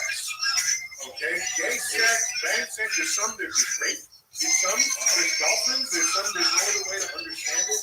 Okay, so there's a full range of what's out there. Yeah, those are line taught or. So here's my point: that I don't know that you should care what the rest of the animal kingdom is doing. There's a mole rat. A mole rat where one variant on it they mate for life, and the other one there's promiscuous as the ball gets. And they're both mole rats. I got both So they're both mole rats. So and the people say, oh, eagles mate forever, and they want that to be. You want to emulate that, and then you find out that bonobos they're fucking all the time to resolve differences, to fight each other. Just look at this video. It's behind the wall. Gotta go behind the wall on the video. But and those are very close to the genetics. My point is, we're human. I don't care what the other animals do. We keep on animals, they'll support or deny whatever claim you're trying to make about us. So forget it. We're our own species. Yeah. And we have the capacity to grant freedom to some governments to support your happiness. Yeah. It's crazy to think that some countries do that, right? That's why I'm glad I'm in Mercury. Yeah. I'm good at that, right? You get like a B+. What about this? So do you think we'll ever really be able to travel like into another galaxy, like interstellarly? Do you think you need a wormhole? We're not doing that without a wormhole. We don't have like diesel or whatever. We don't have anything that will push us. There's no rockets. No, there's a rocket that will get there eventually, like in a few million years. But you don't live that long. Yeah, we have rockets powerful enough to get you around the solar system in your lifetime. But to the nearest stars, at those speeds, it would take 50,000 years. That's why they're talking about generational ships. Where you go, you have babies. They grow up. So it's called a generational ship. Wow. It's a little weird because put my ass on that bit. It's a little weird because we're obligating the unborn to continue a mission that you're starting that they didn't have freedom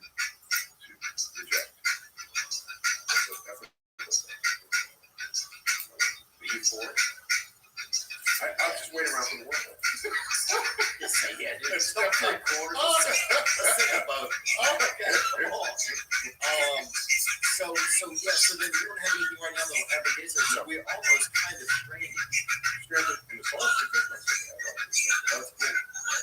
Why is it when I look up at the sky? By the way, just to be clear, we got to the moon, hung out on the moon, and came back in less time than Columbus crossed. So we're doing okay. We get to Mars, and the people that we can send hardware to Mars in 9 months. A little less. The wormhole, what would it look? How big would it be? Would you be able to walk in it, or you have to kind of step it? No, it's like you step across it like it's a threshold. Yeah, you've seen Marvel and Doctor Strange or Rick and Morty. These are literal, they call them portals to other dimensions, whatever. But a wormhole would just be that. You just go through on one side, come out the other. And you would not see the fabric of the wormhole. It would just be a hole in space. And it's a hole every direction you look at. You only think a hole in the floor, you fall through. It's a hole in full 3-dimensional space. No matter which direction you go in, you're entering the hole. And you'll come out in another place. And in some places, if you take space-time and curve it, in one of the illustrations we have on the wall now, it's curved. So if you were to travel that whole distance around it, it would take you no time. You bend this, as you put a piece of paper, you bend it, cut a hole through the 2 edges. You didn't have to take that long route. And you bypass it, you get to the other side of the galaxy before the end of the TV. And that's how this works. Is that mathematically possible? Yes. You promise? Oh, yes. On paper, we can do that. But you need some matter that's the opposite of gravity. Negative energy stuff. Are we building that can pry open? I'm not authorized. Are you really not? Plus, that's what I would say if I wasn't authorized. That's exactly what I would say. It's like asking someone if they're a spy. Yeah. Say, no, I'm not a spy. That's what a spy would say. There's no way out of that one. No. So what would you take stuff with you, or would you have to not have any carry on or whatever? How would you? You never Terminator? When you saw it, he had to make it. Okay. Because clothing couldn't go through the portal. Or only living tissue could go through the portal. But here's the problem. Hair is not alive. You should have gone through complete bald and bare ball. Plus, he has living tissue, but it's on top of his metallic skeleton. So the skeleton shouldn't have made it through. He would just been a pile of flesh. And it's slithering along the ground. They weren't entirely consistent with their own doing. Would you be brave enough to go if they offered to do that? No, I'd send a driller first. I'm not going to first. People ask me, do you want to ride on Elon's rocket? I say, only after he sends his mother. Brings her back safely, then I'll go. Until then, I'm sitting right here. There you go. I'm cool. That's what I was saying. IT Germans done. When they come back and they're not weird or anything. When I'm doing the hamster wheel backwards. Doing hamster dance, right? Smooth criminal. On the wheel? Yeah. So, did he do that at Smooth Criminal? Maybe he might have. Yeah, but he did lean on it. Yeah. What was the first concert you went to? Oh, thanks for asking.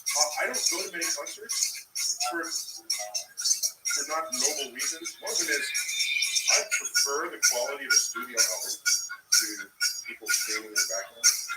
The occasional song is good, like Free Bird Live. That's the only way I'm consuming that song. It's longer than the album, 3 minutes longer or something, and Leonard Skinner is jamming and every of the instruments. So occasionally you get the extra stuff going on and on, but mostly I like the acoustic quality of studio albums. So therefore, I'm not going to see you in concert. I'm going to buy your album just to listen to it. Okay, that's one. Two. So I just keep going. And sometimes I have a car, marching in the city. So concerts were not just, when you're in the city, it's less of a thing. Most of the people went to concerts at Madison Square Garden were out-of-towners coming in, New Jersey and Long Island and things. So, but I think my very first concert was Earth, Wind & Fire. I saw them in Austin, Texas. And then I saw the Commodores.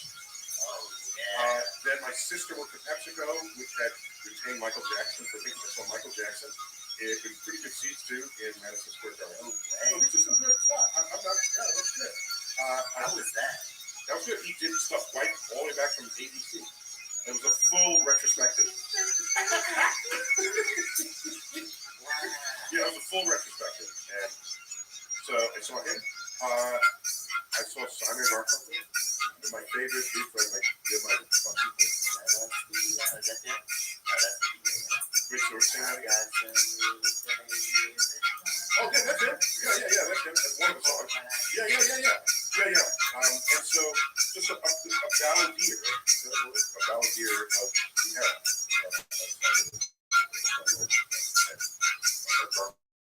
Couple of other concerts. This one's good. I saw the 50th anniversary concert of the Who.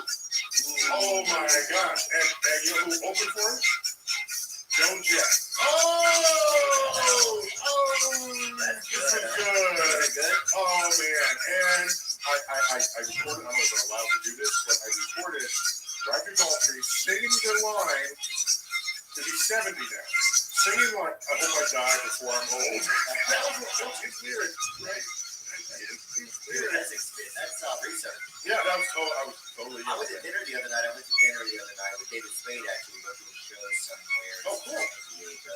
Cool. And I'm name dropping everybody's like American. And anyway, Roger Daltrey came. He started building that to us. Oh. He and David knew each other, so I just got to watch them talk for a second. Very cool. So that's pretty cool. Yeah. But you know, I do cities too. You know that. You go perform. Yeah. Oh, it's me. Yeah. And they're in theaters too. Yeah, I believe that. Right. And the numbers that they get for stand-up comedians, because we're not Broadway, right? We're not, you know, you're a one-person show on the stage. Right. There's very little overhead to produce your show, right? And so that's the same with me. Look, the screen shows the universe. But I always interesting to see what comedians came before me that after. I'm a big fan of this trade. Yeah, I think a lot of guys, obviously, well, the interesting thing about Joe Rogan is he introduces people to a lot of other people that they may not have been from his audience, Yeah. It's pretty fascinating. Yeah. I mean, he's done it all. He's stand-up and TV host and everything. Yeah. And he just is so curious. He is one of the most curious people ever. He's a constant researcher.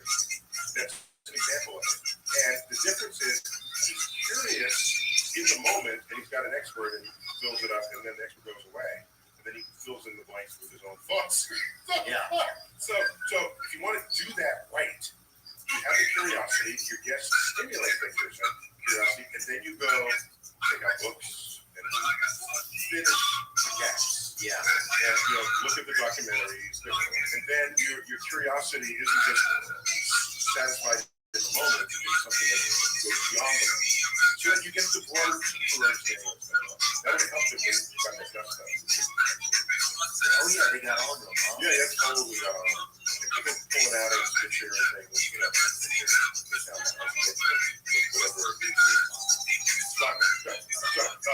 Yeah, people were pulling out of Spotify, Solitaire.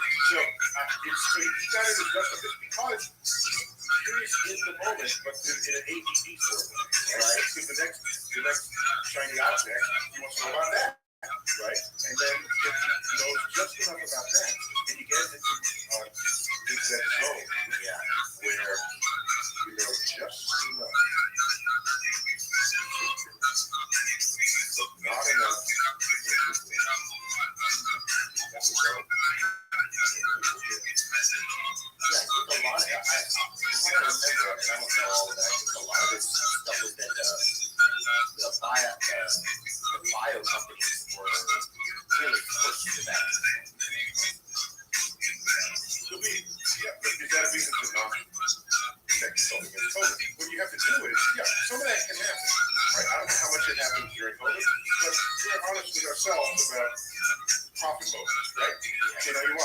you look at who's dying in hospitals.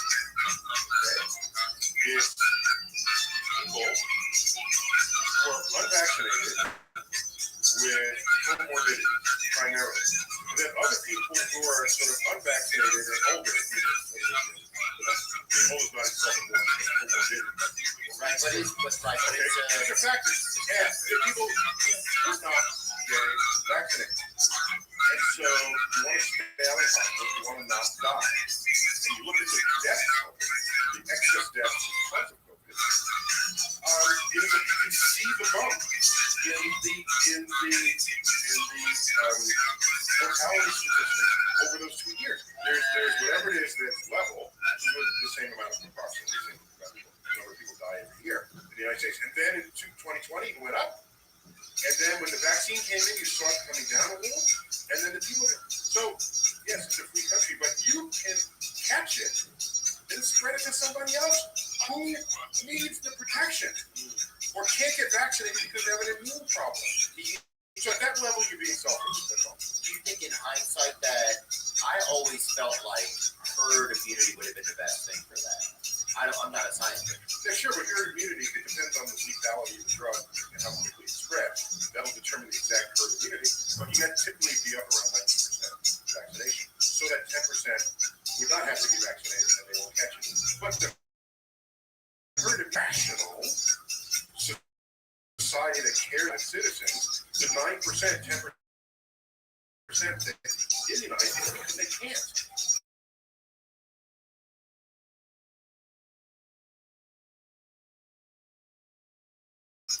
Have some genetic disorder where they rely on you to be vaccinated.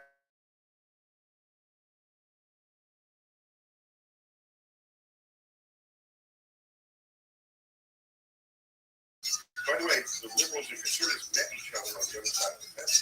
I know. The OG anti-vaxxers were liberals. Okay? Who don't trust the farmer, don't trust the big business and all the rest of it. And then the freedom angle came in from the right. You could, I don't want to, yeah. Okay? Don't put this in my body. Right. It's dangerous. Vaccines are dangerous. And vaccines cause hurt. Yeah, so they cherry pick things and they go to the website and they spend, an hour or more, but researching it. And then they will claim to know more than medical professionals. So, sure, if you don't want to get vaccinated, go live alone until the virus goes away. But stay out of the zones that you can catch it from you. Do you feel like if we would have not done a vaccine, just let the virus go through us, it would have just went through us? It would have killed 5 times as many people. Oh, easy. You don't remember, hospitals were overrun. People were in the corridors. They had mass burial. Oh my gosh. How quickly people forget. Well, I remember they put people on ventilators, but didn't they realize that they shouldn't have put people on? Well, yeah, so on the moving frontier of a new thing, yeah, it's easy to say, oh, you shouldn't have done that. Right. No, at the time, it's like you have trouble breathing with the ventilator. And then people do experiments. They look at this way, where you breathe through a hole in this table or whatever, and there's a better chance that gets published, gets disseminated, and then you have a new best practice in that moment. And the public saw this happening in this. Normally it happens, you don't even see it. Because it's a controlled study on some corner of the world or in some country. You don't even see it until it's already tested out. But you don't want to hold the vaccine longer than necessary if you could be saving lives, hence the emergency provisions that were put into place. So the problem was, I think, people don't know what science is or how and why it works. When you taught that in school, you say, okay, this is the mask, but we also need to clean the things because we know viruses transmit on the surfaces. Turns out this virus was less a surface virus and more of an airborne virus. Oh yeah, I remember I had a buddy who was wearing a hazmat suit to get his Instacart deliveries, and he was pressure washing boxes of chips. Yeah, because at the time that we know that to be successful against variants of the virus, but not that one. We didn't know that. That, are you going to say, well, we don't know yet, so therefore I'm not going to do anything? No, you do what has worked in other, you do that in some bigger science. People were not allowing science to run its course. We need to think that during the pandemic that the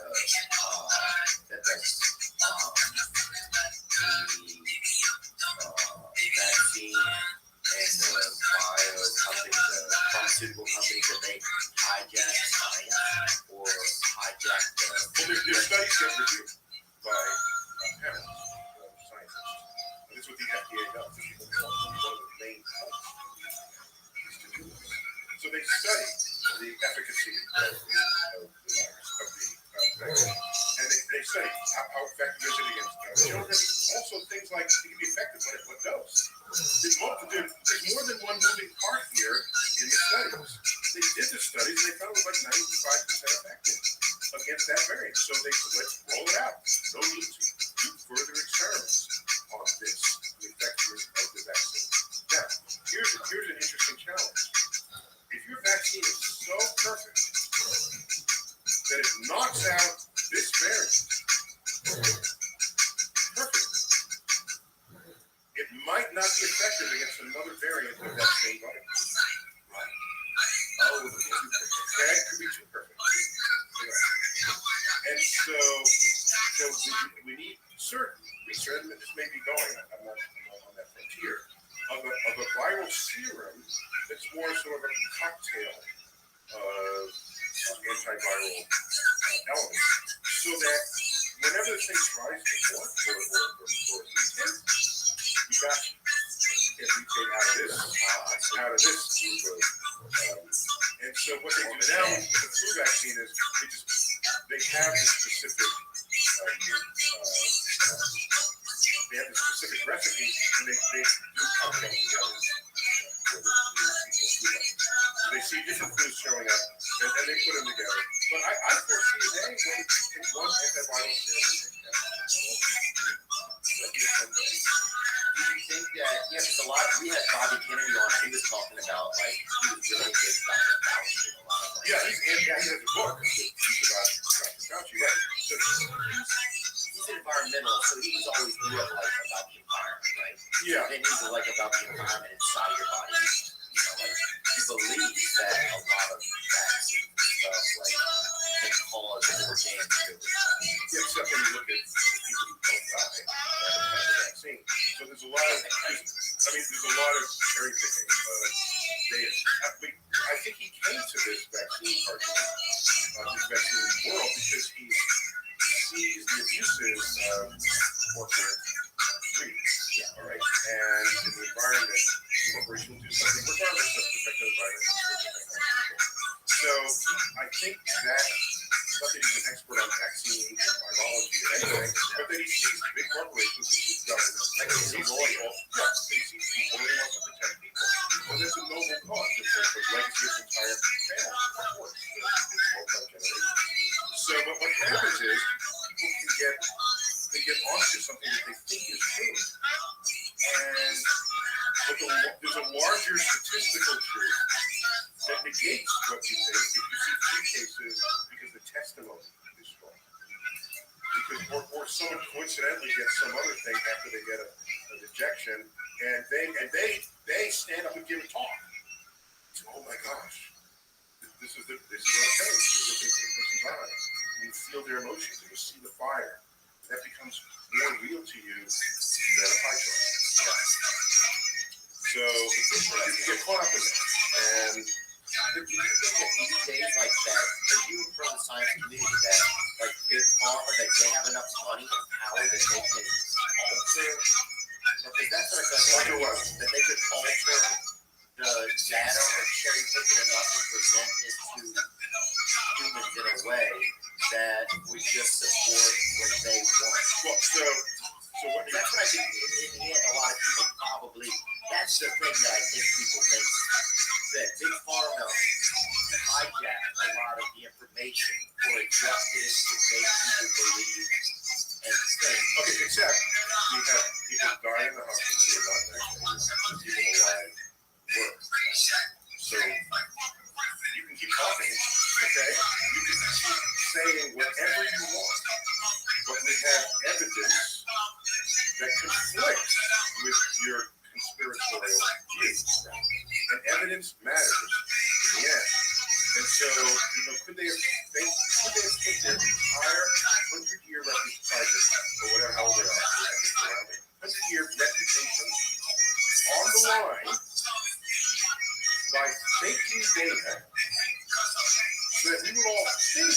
vaccine will keep us out of the hospital.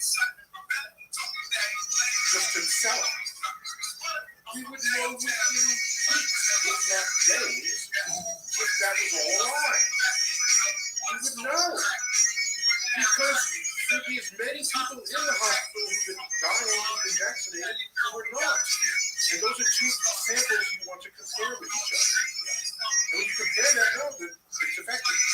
It's effective. Now, what took people by, what surprised people is, yeah, you vaccinate me against the measles, I'm not getting the measles. You breathe on me, I'm not getting the measles. All right. So why do people still get COVID after they got vaccinated get COVID? Yeah. They got a lighter case of COVID. Otherwise, no. You surely know people who got COVID who were vaccinated. There was a 5-day vacation at home. Okay? Use a box of tissues and you're back 2 days later. Were they on ventilators? Were they even admitted to a hospital? No. When people get it now, I'm like, I don't think that's bullshit. People are like, I got COVID. Like, what did you get in here? Yeah, do your work, dude. Do you worry about so science is information, right? And objective information are things that can't change. If it's been verified by multiple experiments, and there's a result that comes out, that's not tomorrow going to be different. Do you worry about the way that we share information now? Because that's almost scarier. That's, just like news channels and outlets and clips, the way we see things. It's adjusting the way we think all the time. It's taking over the value of the information. That's insightful and perceptive and correct. That they're not only controlling the information you see, they're shaping how you receive it, which has an effect on how you then behave and act on that information. So, as a scientist, we're trained, not always successfully, we're trained to detach from the emotions of a testimony. We're trained to be skeptical of a claim that's made that's opposite other claims that have been made before. If someone says, who's the dude hanging on his arm? And said, no, the guy who wants to do his diet, his muscle growth. He wants to grow muscles. He's a muscle guy. No, he's some guy. He's like a fitness expert. But he's got something inside of it. And he's saying, the best way to get ripped muscles is not by going to the gym every day, it's by doing my thing. Okay? So he's responsible. Once again, you respond to a testimony that's saying everybody else is wrong, but this is right. As a scientist, we are trained to be skeptical of that claim. The person that says all these scientists they're all wrong and they're all confused, but I'm saying.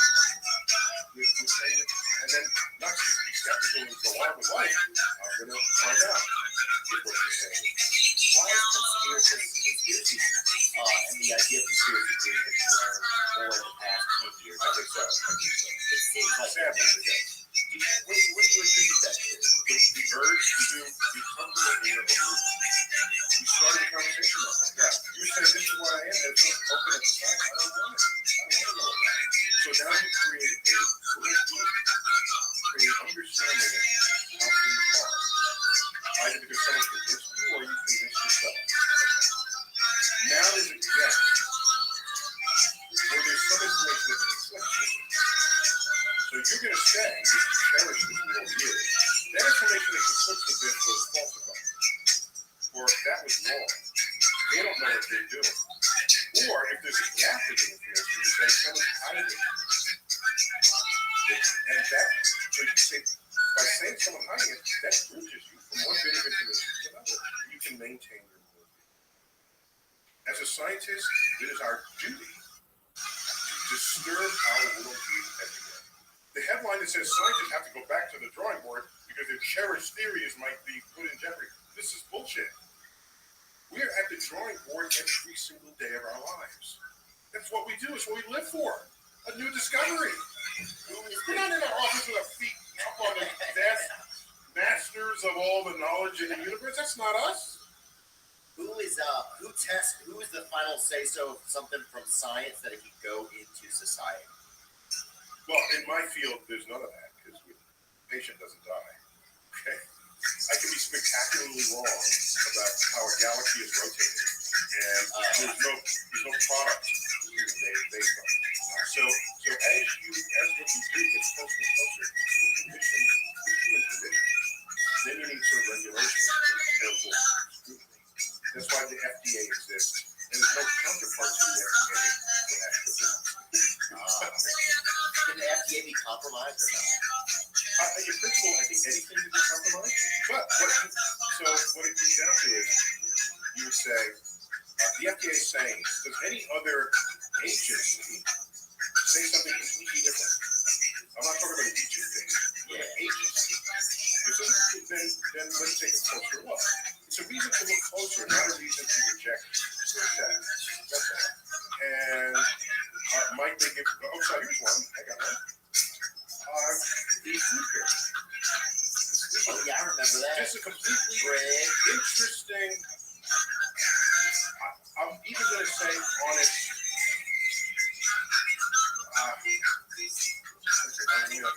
It's an interesting sequence of events. Here it is. It's a study in Europe. Tens of thousands. It's a diet study. Okay? And they find out that the Mediterranean diet is healthier for you. Low in saturated fat, low butter, not too much meat. Grains are in there, so beans and wheat and this sort of thing. And saturated fats, and that's bad for you. It'll reduce it. So this study came out. Okay, this study came out, and it took the world by storm. There's so many people. Europe is westernized, right? We all live a Western life. So this was, oh my gosh.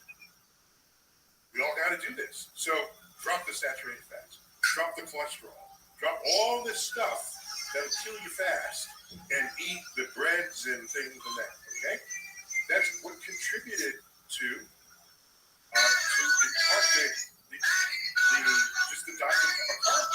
Okay, when we did that, everybody started getting fat. You know happy? Something else. Because carb in your diet puts your metabolism on a roller coaster. And you end up with food cravings that you didn't previously have because you got your calories from sources other than carbohydrates. So there's a secondary effect that is not told in a drug. More important, that European study, and I forgot how many countries, was missing France. How do you have a European study that doesn't have France? I don't know. Okay. No other explanation. You hate the French. Maybe it didn't call that. Maybe it didn't answer when you called. Okay, you have a study. But that is, yeah. And the effects of cholesterol. Well, not just you have to have everybody, which is true. You have a study telling people that cholesterol is bad for you, and you're missing a country that is steeped in animal fat. The foie gras, the butter, the croissant, the duck fat, all of this. And do you know that the life expectancy in France is like 36 months? No. It's like 6 months shorter than Italy, which has the Mediterranean. But France is also got a Mediterranean thing, but their diet, you don't think it's a Mediterranean diet. So they go not significantly less effective than other countries. They didn't change that. That was not in the study. So the study had a built-in bias. And people were not thinking that at the time of study. So it's the bias you have to watch out for. Yeah. Here we are doing experiments and doing something that's not true. And that's why lately they say put some cholesterol back in the diet. And because we're learning that what we thought was true out of that from that one study. That's the point. One study doesn't make the truth. Yeah. The other study that tested and re-verified. Because I was watching that show, Goat Sick, and it was about like opioid crisis or whatever. Yeah. It's crazy. Yeah. It's crazy sometimes that why do we let bad things into our society that seem so bad, you know? It would seem like sometimes we would be able to. So we have addiction problems. Yeah. Right, if we have addiction problems, You know that, right? You only get high today, and then I'm fine tomorrow, right? And I'm, you know, so that's a susceptibility we have in our physiology. You can be gambling addicted, and there's many addictions. oh yeah, we got a lot of that. Okay. Yeah, okay. No, I don't mean to laugh. I don't mean to laugh, right? Oh, no, it's fine. No, right. We laugh about it. Yeah. So the addictions are that weakness, and we have other people that support that weakness.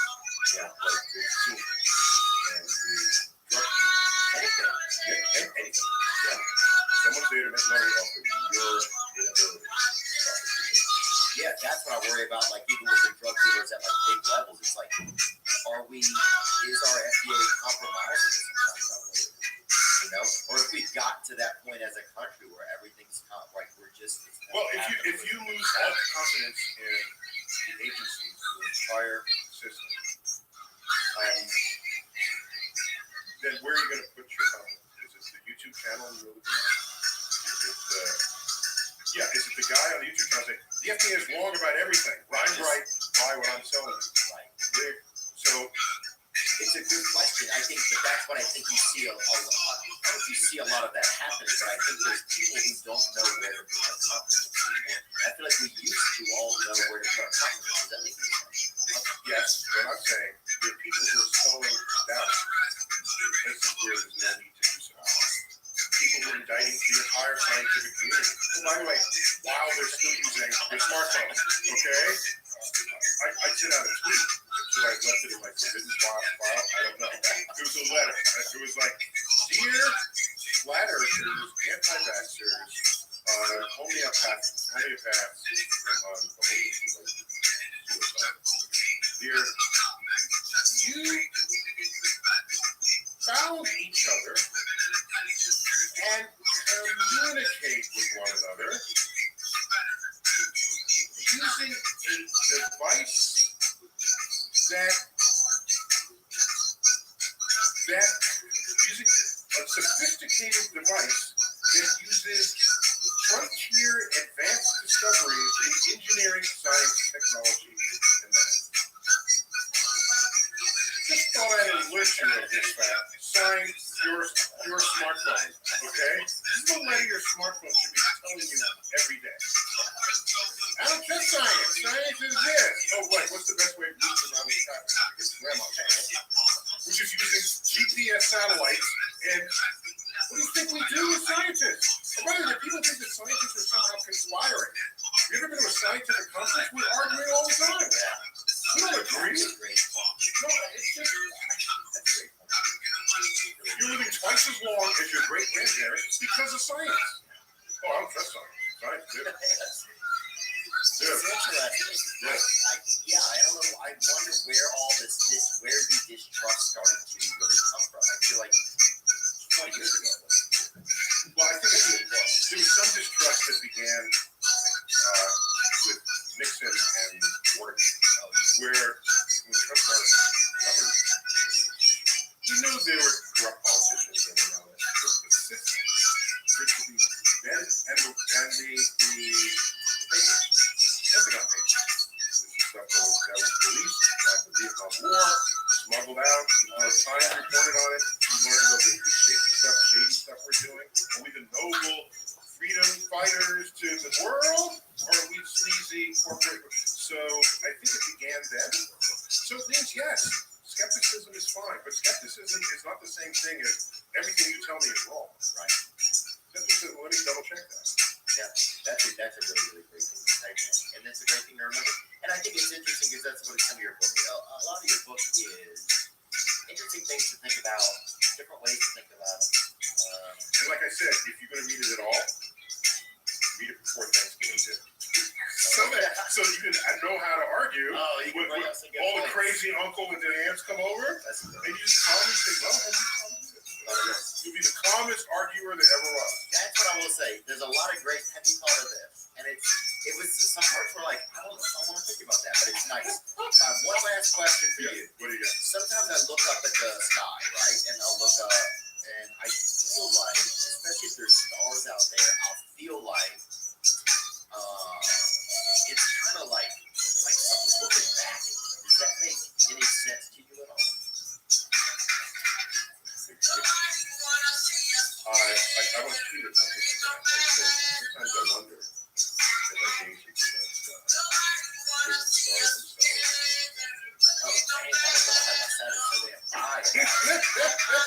And that's what people say, are you high? Yeah, put down the joint. Are you, there's just a reliable influx of people who are certain.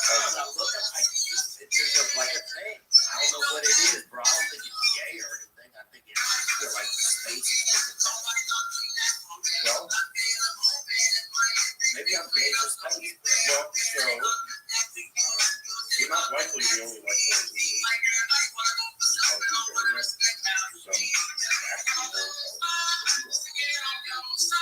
holes in the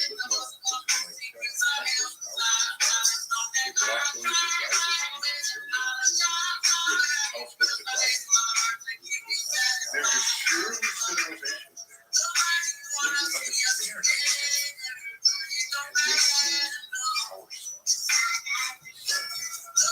Part of the civilization that they are. And the fear around there.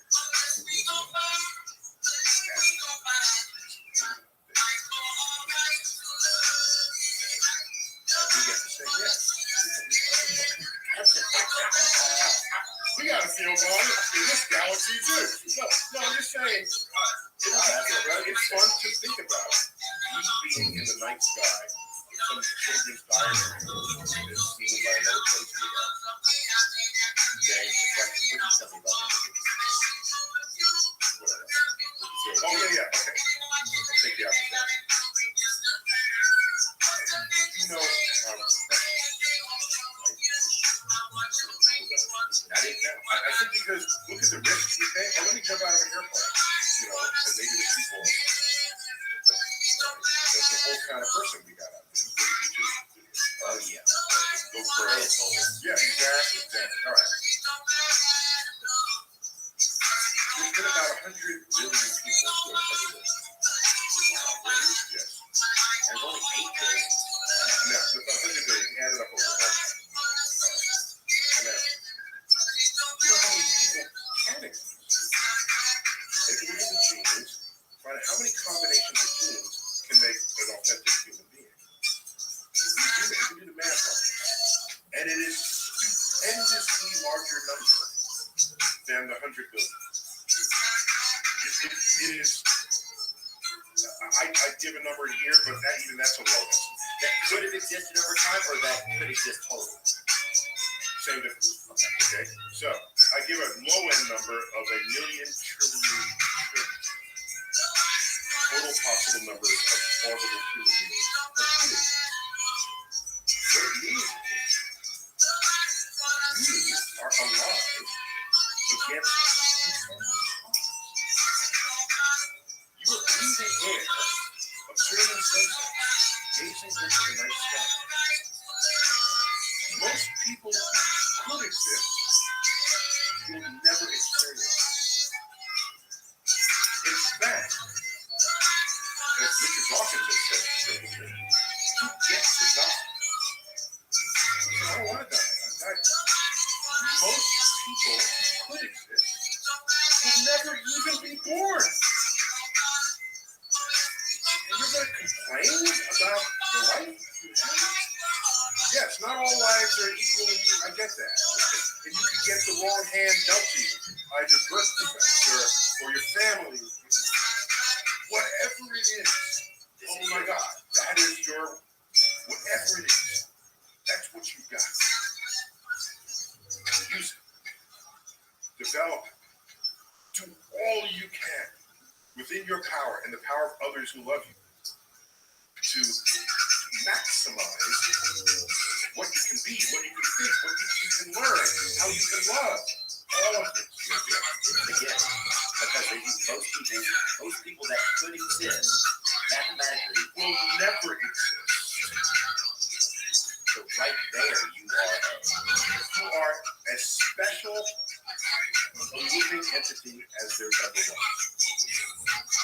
So in the end of the chapter, and what I do as an epitaph, there's a quote from educator Horace Mann. You might have heard the name 200 years ago. This guy at the university. He gave a commencement speech. And he said, I beseech you. Yeah, he did. medium. Oh, is that right? Is that right? I'm testing it. I don't know. I'll try to bring it back and maybe it'll stay on with you. I beseech you. Yeah, I beseech you to go on a date with me. Right. I beseech you to treasure in your heart.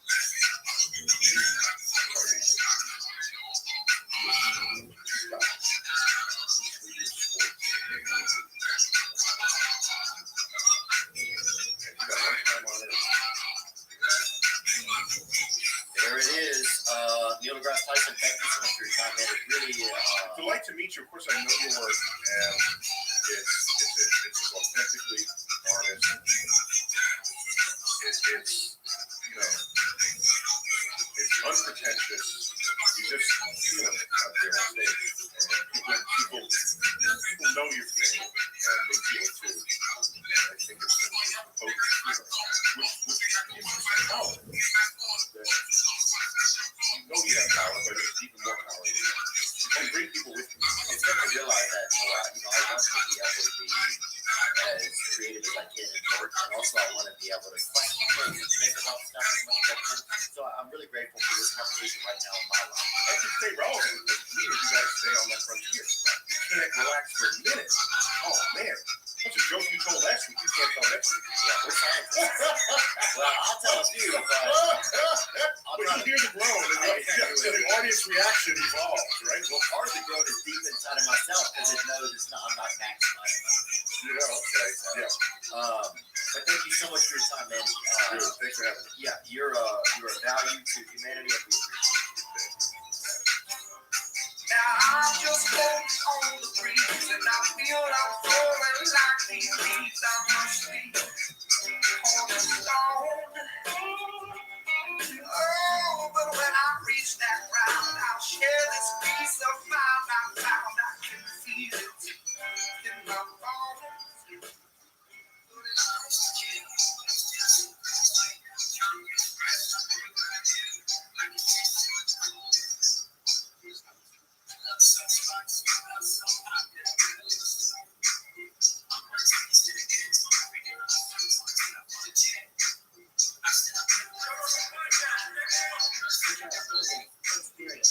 Join my day, Joe Rogan podcast by night, on stage. What's up? How are you? I can't believe you never met me. That's kind of crazy. I was always like at the store, like, how was your last time? There's always shit tonight. It's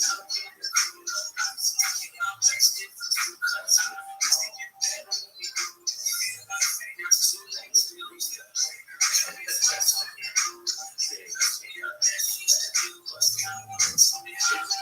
and it's also smart. Worldwide, we were talking about this.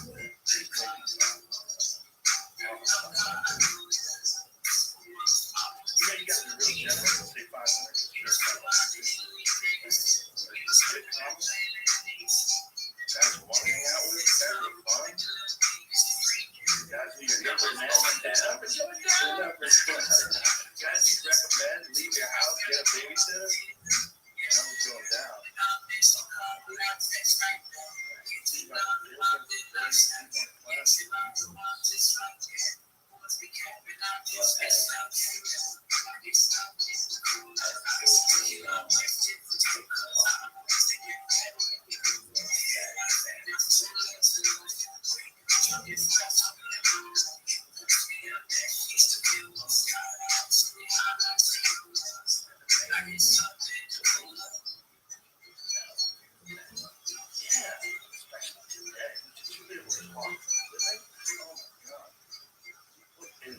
That's the problem also with what we do, is that everybody can talk. They see you talking. I can do this. Right? You just sit there talking. And the better you do it, the easier it looks. The rest is harder to portray. Like, you know.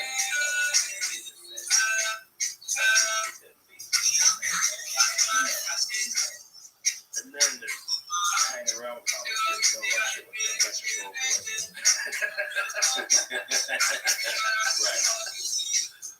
Right. right, if Satan gets me, there's no getting back. Immediate. You're gonna know.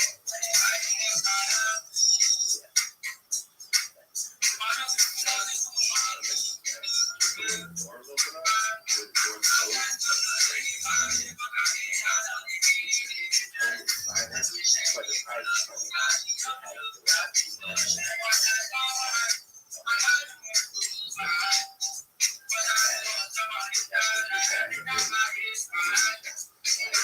to find that is flawless.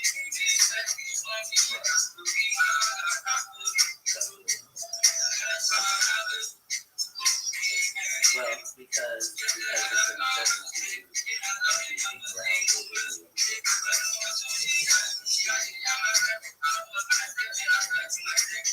okay, cool. I'm not opposed to it.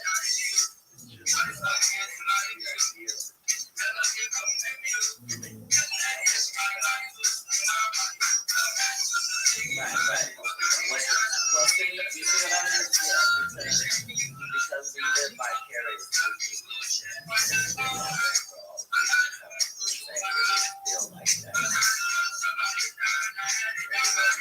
that's how we felt. That's how sportsmen feel about that ride.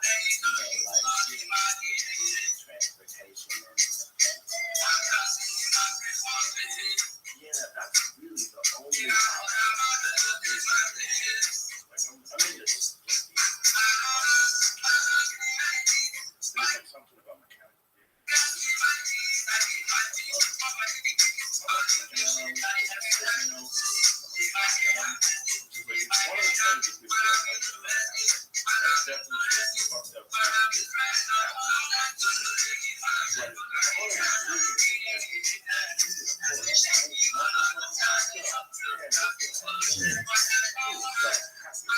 But every so what I'm saying is that I got the 67 Chevy Camaro. I needed no other car. I was complete. When I got the Grand National, you couldn't tell me anything. There was nothing on the highway that was up my ilk. But I felt that way. Yeah, they give you real joy every time you drive. And you feel like that character in that movie. Yeah, you drive a 1970s Chevy for John Wick. Yeah, it's a sacred place. There's music there, there's recklessness, but there's safety. You know, it's like it gets to the essence of it.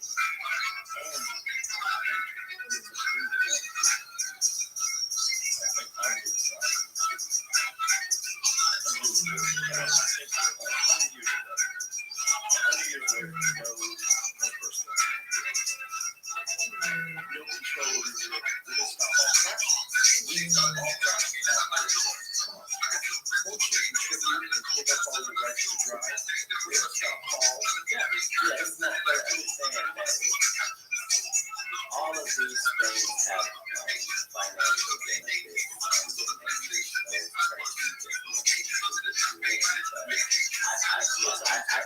I believe that but for practical reasons, like this thing where police want you and they have to chase you and you may get away. Your car is going to do it to tell you.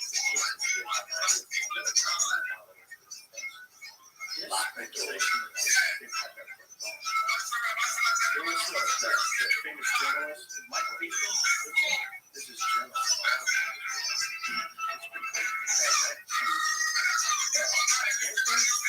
Afghanistan was and he was supposed to be there running a Rolling Stone. Then there was a volcano. And the volcano and Iceland stopped air travel. So this journalist from the Rolling Stone was embedded in this retreat. And they started reporting the shit they were talking, including disparaging comments to journalists. So the journalist he has to long story short, it's a big deal.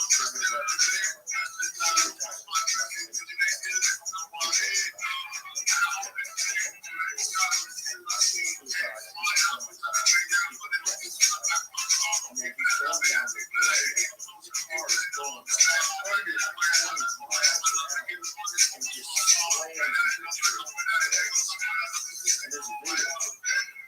This dude is just flying down the street. Hits a tree in the front square. And they asked security at that time, I think it was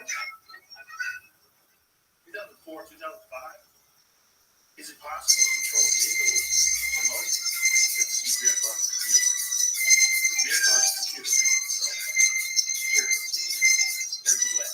And they know that. And they've been doing that for 2010. So this is 14 fucking years ago. They did that once. The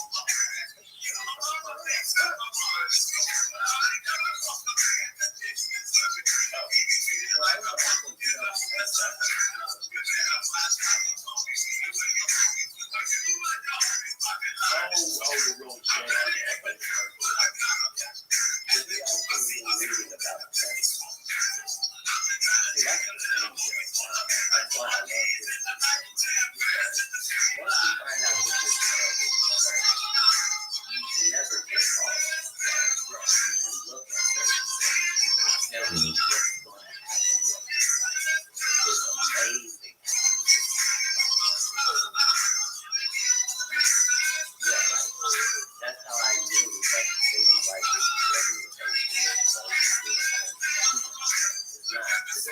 it's not. Everybody who has ever been killed in one of those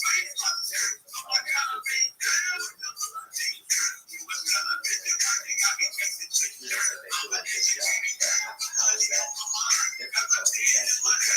Like they do this really well. They do this worldwide.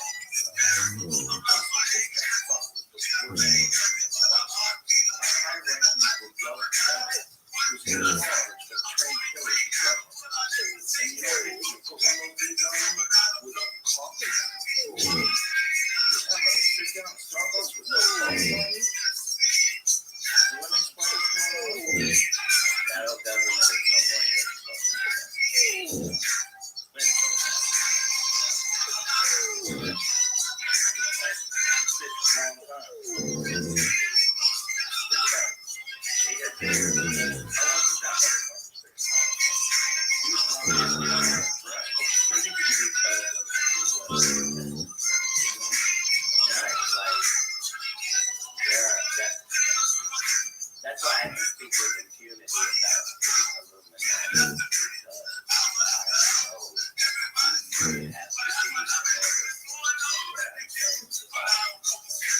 be number two, I know you're the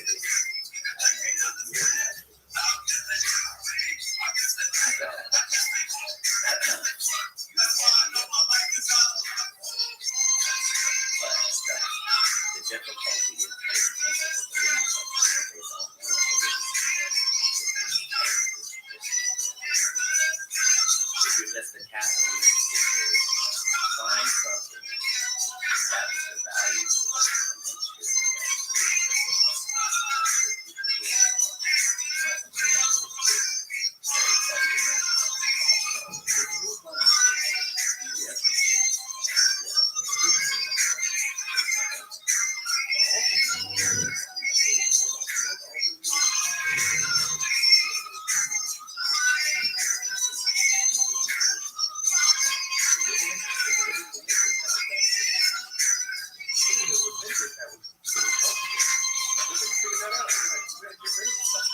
we used to be able to do it with neglect, and it's called nature's way. You know, like whatever was ailing you, it wasn't ailing everybody in the world.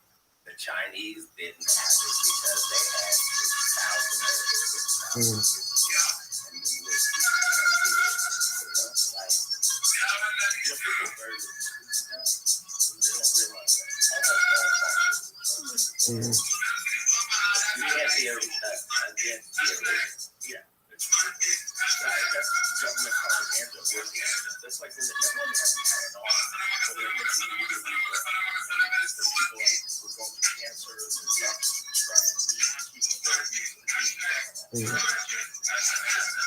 Synthetic versions of weed is terrible. But terrible is subjective.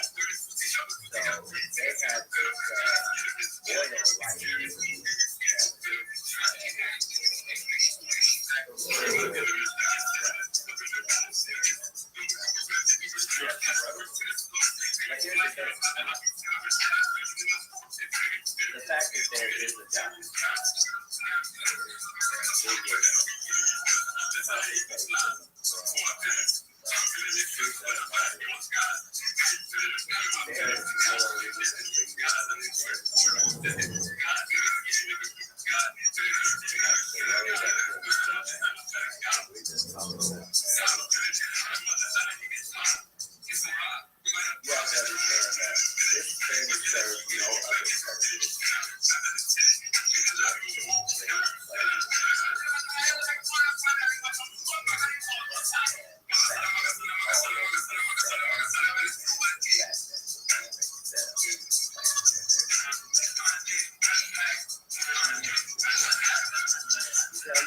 God is it's not like, oh, yeah, so we made a cow. No, to make a cow, you have to also have many breasts.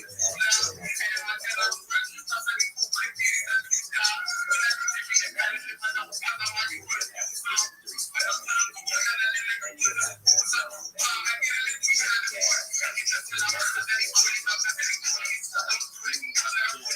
none of these things are right. The fact that everything goes together is how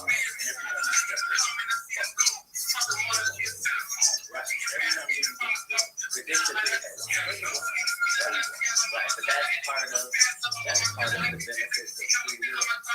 If you really can judge the world,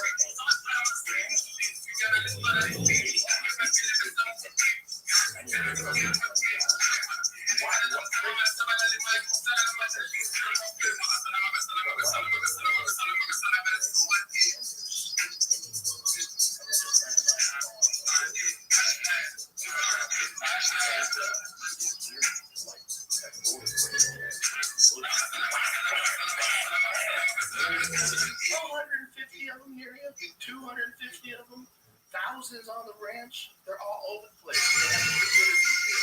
And they should have litters when they're 6 months old. Just pump out papers. Let's go.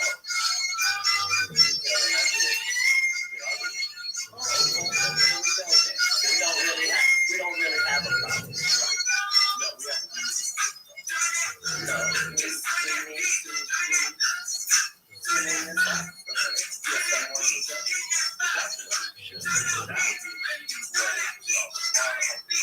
and we live in a country where we're complaining about food. These chickens are pecking us to death. They're everywhere. I can't even sleep. But they're delicious, right? Yeah, we do.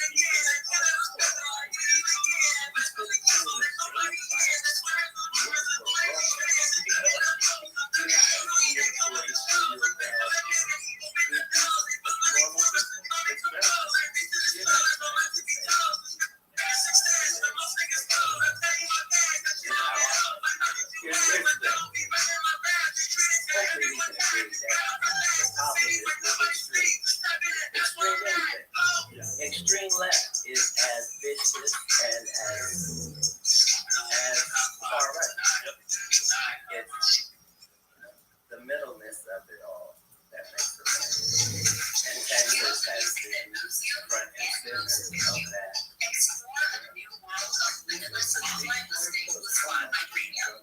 Try 3 free months now and cancel anytime. Have a better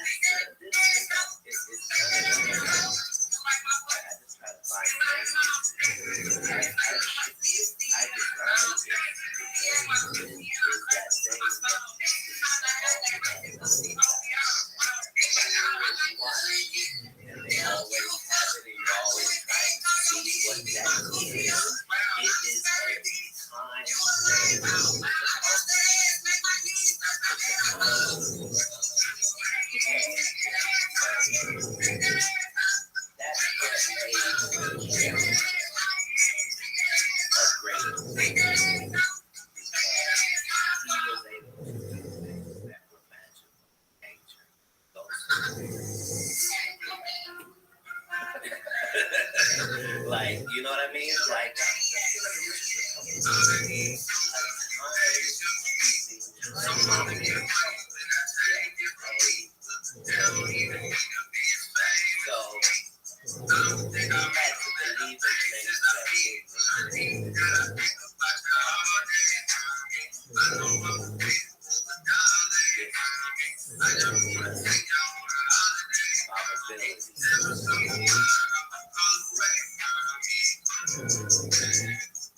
that's how, like, if you were to read, like, thousands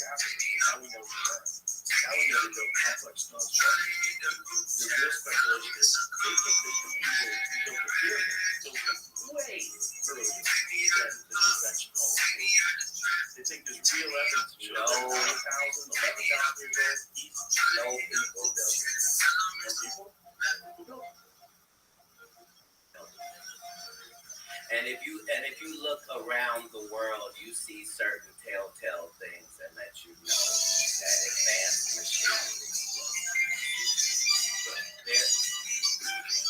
This whole thing where slaves are stronger people is a fact. We like to believe that slaves are stronger. Slaves are weaker.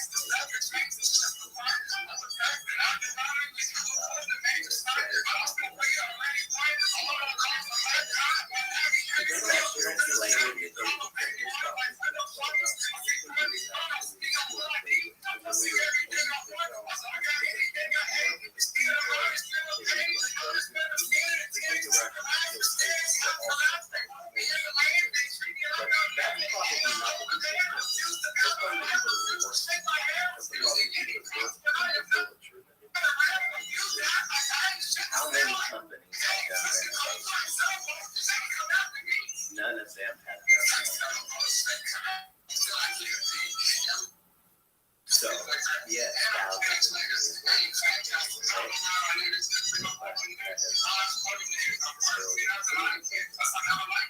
well, understand, we know enough now to understand. This is how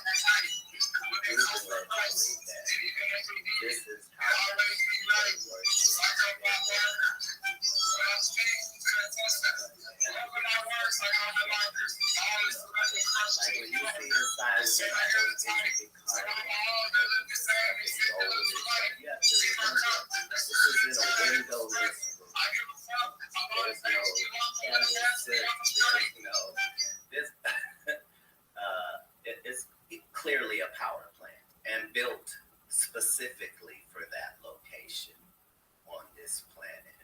What do you think was powered by?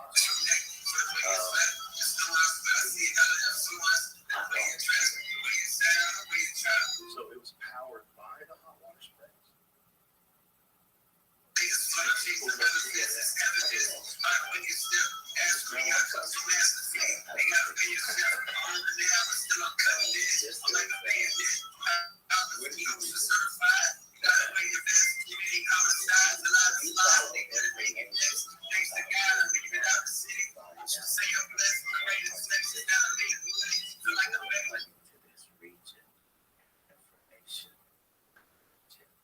Yes.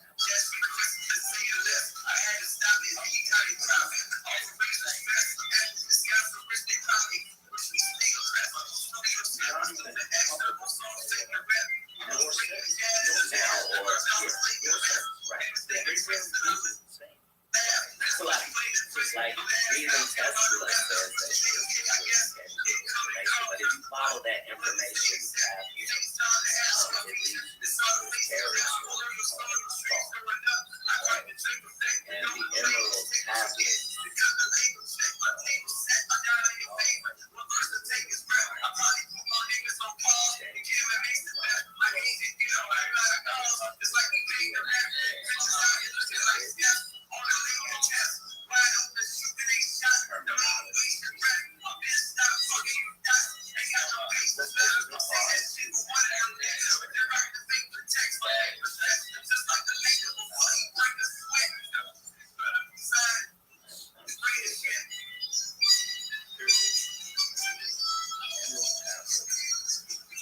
Also known as the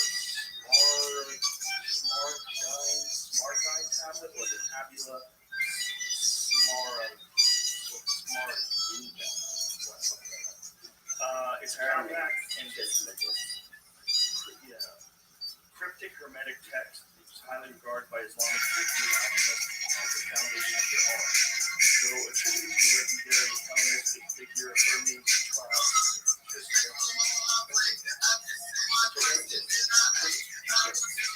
text symbol tablet first appears in one of early Hebrew Arabic sources.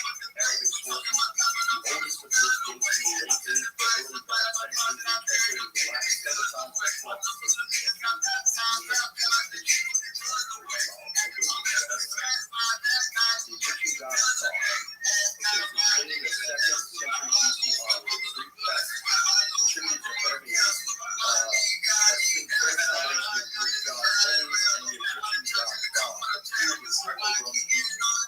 Those text notes known as the Hermetica are heterogeneous collection of works that in the modern day era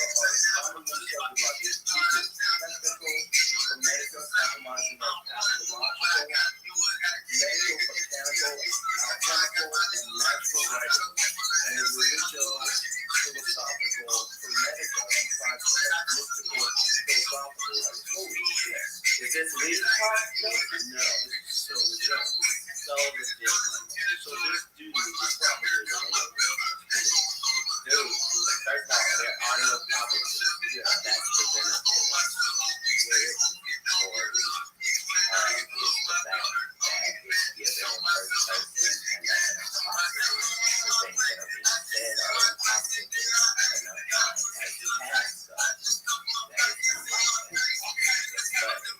I'm going to read it. It literally says, hey, there's a spaceship on Earth, and this is where it is. Because if all you care about is information, that's what you start to see.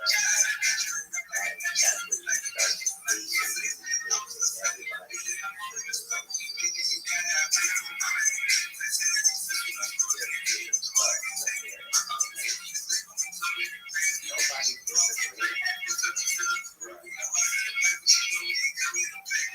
Figure out how the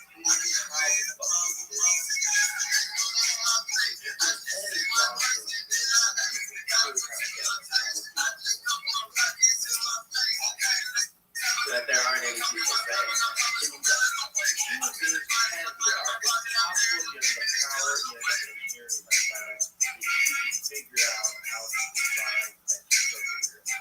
Again, the logistical problem getting the stones from hundreds of miles away, massive, several ton, up to 80 ton stones. Yeah, that's crazy.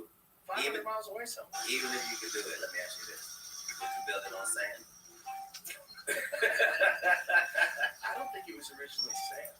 So that's the thing. Right. This was a fertile valley. Yeah, it was. Right. They had electric and Wi-Fi and they had all of that. They probably do. And that's probably the greatest trick is to make us something that we go back then and we're smart. And that whole thing is about it. But it's worth it for us to do. I think we are the children of the survivors of separation. That's like every single, everybody.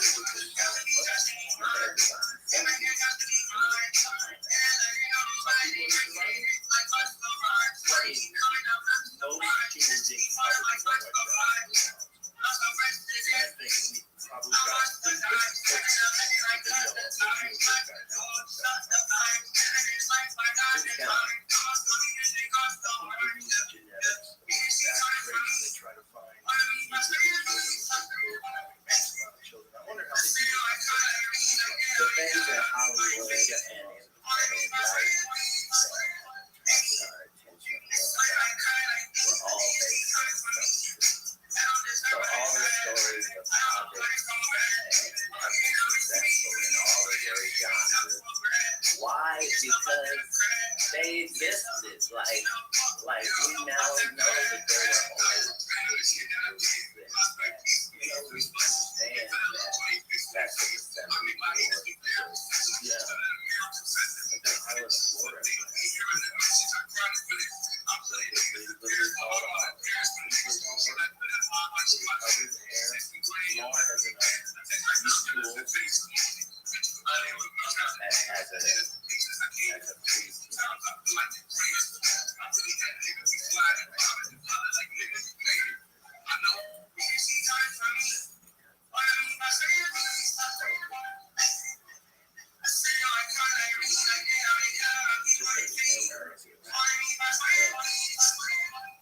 Well, not just mention,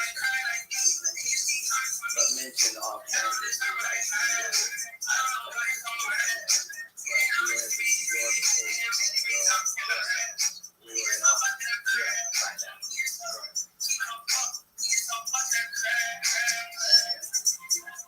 Have you ever seen the guy that took down the spot in Africa? What is that? That's the ring called? The Jimmy Cosetti he's on this. This dude is an expert. He's an expert in ancient catastrophes, remnants, evidence that shows that civilizations and he's focused on this one area in Africa that he believes is Atlantis. And he says it has all the hallmark characteristics and there's all the evidence of massive water erosion surrounding the area, that at one point in time, it's very likely that this area got hit with a massive flood, and it matches all the characteristics of the planets. When you see it, when you see the way the concentric circles and rings, like try explaining this, but you're gonna see it. Try explaining this to a natural phenomenon that doesn't exist anywhere else. Concentric circles that is near what used to be water, and there's heavy water erosion marks all around it that indicate massive amounts of free flowing water in a very short period of time.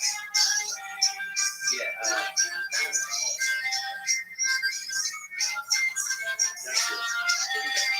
Bro, are you fucking kidding me? That's it. The Rothschild structure. I mean, are you fucking kidding me? Now imagine if that was this massive city of concentric circles with walls and a thriving population, and then it gets hit with this water. You can see the water erosion all over the place. The whole thing looks like it's washed out. See? It looks like it's washed out because it was. Yes, there's salt there. It's very good.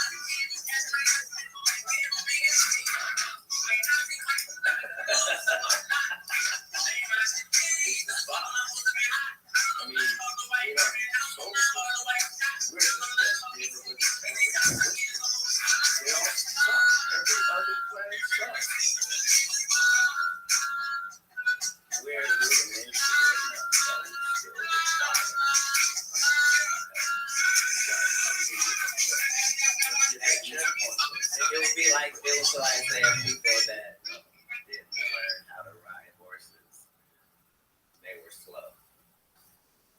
Like they couldn't run fast enough, so they got horses. Right. Yeah. Better's better. That's really what it's gonna be. Better's better. We're all gonna agree. Like we would have told you 30 years ago that we wouldn't need a space force unless we went up there and found something. I think the Space Force, the idea is that they're worried about Not an idea. someone else being in space first with weapons flying around. With us. Yeah, well, if we can do it, they can do it. That's the thing. Who is they? Whoever it is. No, China. there's only humankind and Yes. aliens. Oh, I agree. Right. The problem is, this is what we really need this neural link to lock us all together. So everybody can read everybody's mind. That's what's going to happen, and then there's going to be no more leaders. There's going to be no more governments. You're being There's gonna be very no more- controversial right now. Okay, so look, that exists already. So just understand that the worldwide government is way smarter than we give them credit for, because they have us believing they don't do nothing. But the truth is, like there's no such thing as the government is in bed with the internet. No, the internet is a government installation that they allow the world to use for free, so that they could have their information. That's when it became. Exactly. But I think That's it's what it just was the to progression. become. You think so? Yes. I think the progression of technology oftentimes leads itself to first it was Michael Douglas walking on the beach, Wall Street, looking amazing with that brick, carrying that big brick. Look at that guy. He's got a phone, no cord. He's out on the beach. This is insane. To everybody has a phone. But not to everybody, because those in the ham radio community and people with the CBs, they didn't feel like that was cutting edge, because it really wasn't. Like it's still cutting edge. This is walk around with this device. It's a leaping technology. Here's the thing: when you look at all of our inventions, that's when you know that these space encounters were real, because we only have advancement in a couple of industries in the world, and everything else is nothing. So, like the microwave that they had 30 years ago, it looks the same. It's the same microwave now. Why? Because it was done as a military thing. It was supposed to be a weapon, and then they found out it heats up food. You put a door on it, and so it hasn't changed at all, because invention is very difficult. And do you subscribe to the idea that we get back in? Absolutely. That's why those leaps, we don't see those leaps in anything else. Like, yeah, there's so much real speculation about the creation of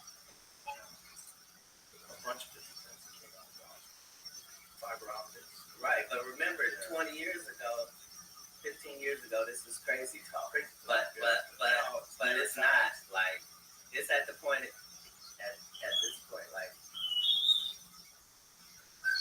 Area 51 would have to be doing something. There was everything. And nobody's telling a differing story as to what it is. Right. Like, people have great imaginations all through history. They could make up something. The only damning information is if you read 3,000 accounts of these entities and realize, wait a minute, why is everybody describing the same couple of things? Like, there's no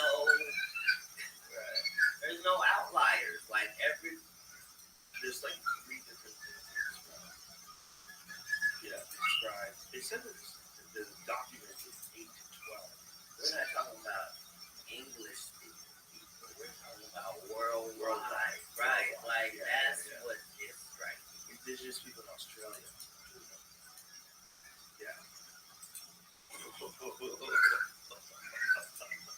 Nobody nobody's saying anything outlandish, and that's what you get to when you go religiously.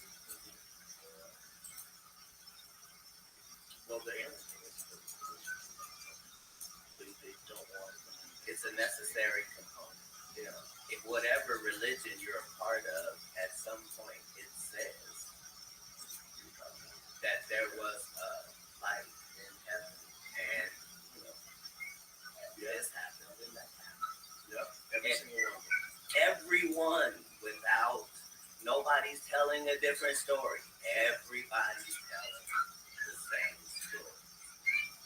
Like that's how you know that vagina and hole are universal things, because in everybody's story, none of these otherworldly entities had any interest in anything other than women and gold. Right, pussy or gold. Like, because, and you understand that now when you start learning about what's in space, because you can see that any element or any commodity that we sell here is abundant in space, like trash. They found one meteor that was all, I guess, 770 trillion. There was another number. Some crazy number. Right. Yeah. Wow. If they know that there's spots in space that have abundant minerals that are very valuable, and the thing about the Sumerian story, the Sumerian text story, yeah, also everyone would be a billionaire. But every person would earn several $billion. So it sounds jokey, right? But understand, somebody got this contract, right? They broke this up into several worldwide contracts, like 10,000 quadrillion. It's just there. But here's the thing: if you got that much gold, is gold valuable to you? One of the things about gold is it's not that much. If you look at, you ever seen the number of gold on Earth? That's not necessarily capitalism. They show us that it is about the perception of things, and if I buy up on something, it is rare immediately, just because I have control of all of it, and that is worth killing Tesla. And that's why people are still in business in Hollywood, because everything's a commodity. Did you ever read Zechariah Sitchin? Zechariah Sitchin is a biblical scholar who he deciphered the Sumerian text, and he's an expert in the language. And when he deciphered it, you might have to go to this one. Might just go to language. Either way, he deciphered these texts and wrote these books about the real meaning behind everything they were saying. And he said that the reason why we are so fascinated with gold is that the Anunnaki literally would have us mine gold for them because they needed it to protect their atmosphere. So what they would do is take gold, which is very rare in what it does. What gold can do is you can take a little piece of gold like this big, and coat this entire table. It's real weird. Right? So you can turn it into a fine dust, and they suspended this fine dust in their atmosphere to protect them from the degrading atmosphere because they're getting global warming. Everybody knows. It's the 70s. It doesn't matter, because everybody in Egypt knew it. Like, this is where the alchemy. Yeah, it's where it all originated. Right. Well, like, they don't even know what they do. None of those people are saying, hey, I came up with this shit. They're saying, somebody who came from this place here came and told us that this is how this goes and this is what this is worth. Because I'm saying the people that were being abused in the mines going to get the diamonds wasn't like that for them. Give me rocks. Crazy guys gonna pay a day's wages for us to gather rocks. Let's gather them. But when you follow that. It's all about the information. And at the top of it, nobody's trying to claim it. Like, nobody's saying what I just did. It is wrong.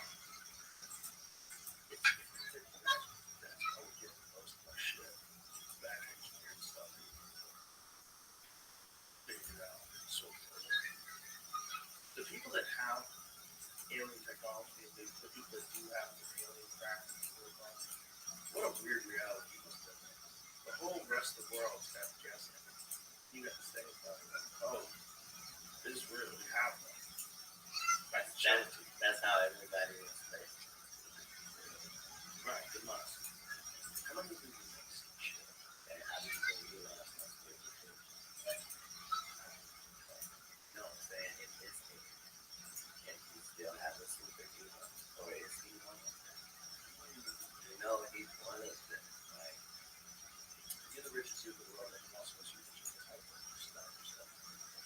That's the big question. No, it's not like that. No. It doesn't have a superhero side effects.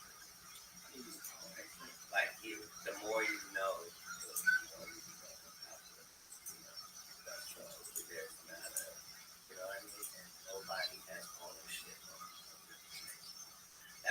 that's why reading books moves civilization, because like when I said like, I read 3,000 books, people were like, yeah, right. But you know, everything in life is about the environment. So if I told you that in the time I was 8 to the time I was 12, I never celebrated any birthday.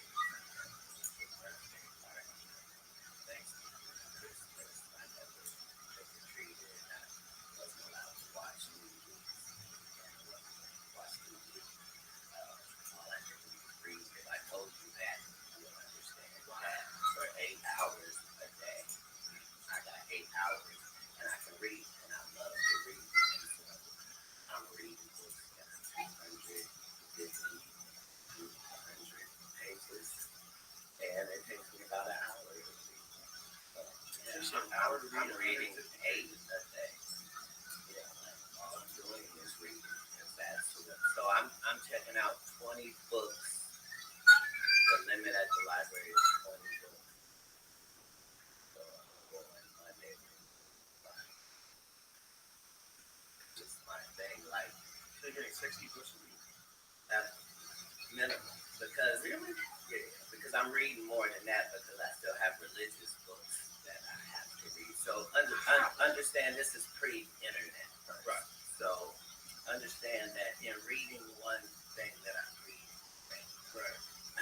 This one thing that I'm reading is also requiring me to have this appendix book that is the source book that it's telling me these things from. And so I've got 4 books open at a time just for this one book, right?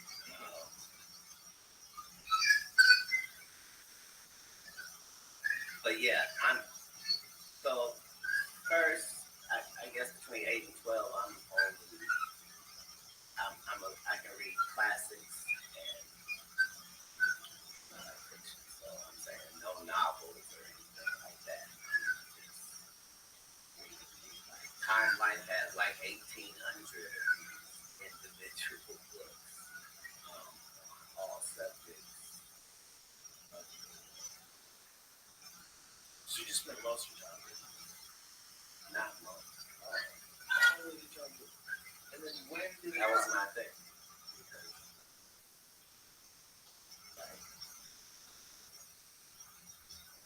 like I was able to be in each of these stories. You know what I'm saying? And I was getting so much information. Like half of those, I probably had to write a 1-page report on after. But yeah, that was my whole thing. And the numbers aren't even really accurate because I read more than that. Because like sometimes I would read read something and I wouldn't get it. Like there was this classic book called Little Women that I probably read it 4 times because I didn't understand it, and I knew it was a classic, but I never read it. What's it about? Have you read it, Jay? The Little Women. Yeah, I just walked up to the character. What is the story about? Well, here's the thing. Yeah, right. Like 4 sisters, okay? But they have money and an incredible circumstance. And the thing was, I didn't have any sisters, so I didn't have anything to pull from, and I didn't have women in my life like that. So, a lot of things I would have to read multiple times for me to get. Right, trying to think how they thought. Right, well, yeah, like even like the Three Musketeers. Like I read it 3 times because it was so. I read it like the first time to read it, but then the next time I had to read it again because these characters were really distinct characters, and I couldn't figure out. Wait a minute, did this happen really in history, or was somebody just this good at telling this story of these, But it's things like that leads you to the Knights Templar story, which leads you to, seeing how things through history have remained, all of that you get from history.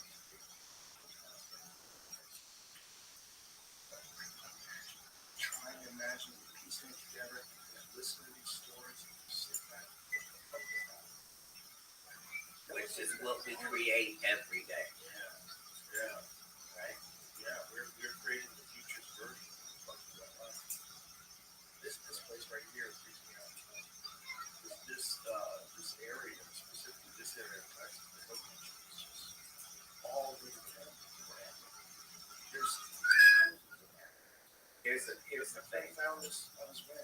None of those people, and we say those people, none of them hit the bad place ever. That's when you understand it as real. Because nobody's holy people hit the bad spots. Everybody understood certain things.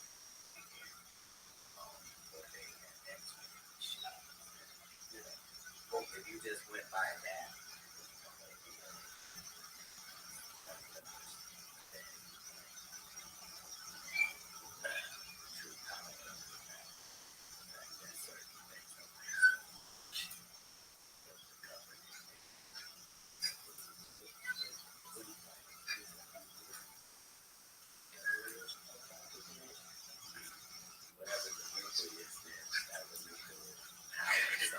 that would have initially been appealing, which would be the same thing, something that is radioactive, very powerful. It still has produced. That's what I'm saying. Nobody's telling any crazy stories, my man. Not global. Everything. It gets less crazy every year. It gets less crazy every year. 20 years ago, talking about any of this stuff, straight up nonsense. But now people are like, that's probably what disclosure actually looks like. It looks like a slow trickle integration into the zeitgeist to the point where it's just because a lot of times they're right. A lot of times it turns out that they were right. That told people.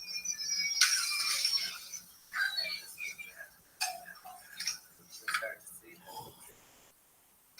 that's why when you think about what that's why interest in devil. Because no one wants to believe that there's a saint, that there's a devil. There's an astronaut. Yeah. Okay. But people have always said that. You mean a bad and a good?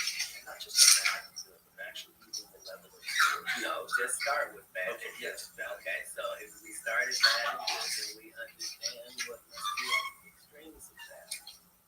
Nobody's telling a different story. Yeah. Actual Well, I'm saying your DNA is either fused or it's not. If it is, it requires a fuser.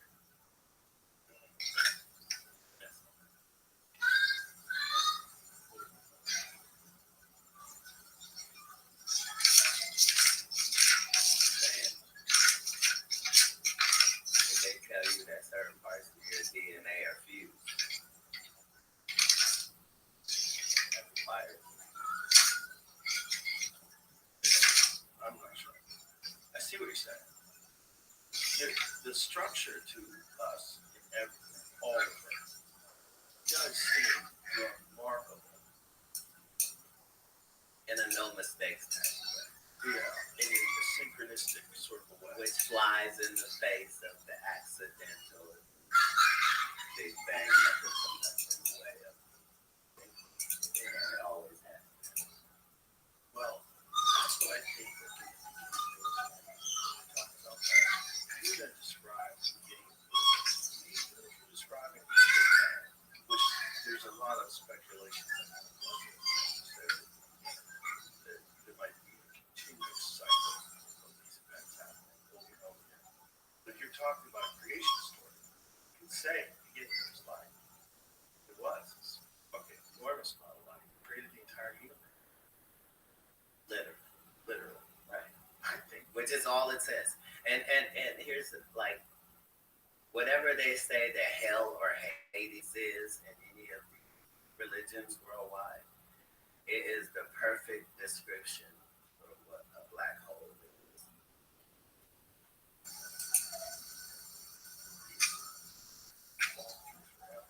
A bottomless pit.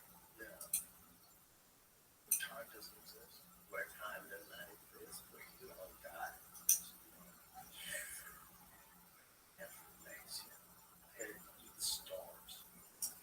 Right. But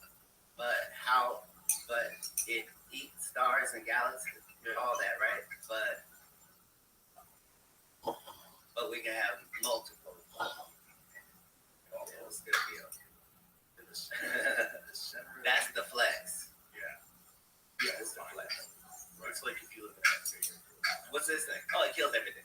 Right. Everything what? Everything is Everything. It's going to get us eventually. It's not happening. what? You mean you have two of them? They find them floating around. They find them. They find them floating around. They notice them. Yeah. They notice that they're actually floating around. Yeah. They found one that's so fucking big. We did this thing. We played a video of how small the Earth is compared to the sun. There's giant stars. And how small giant stars are to the most massive, supermassive black hole that they know currently. It's bananas. Our perfect habitat is so perfect that anyone universally makes sense will say, like the greatest real estate agent ever. if the moon or the sun were further back, we or Jupiter or wasn't there. closer, or like Yeah. the whole thing is, someone later saying Beverly Hills is an area they built on.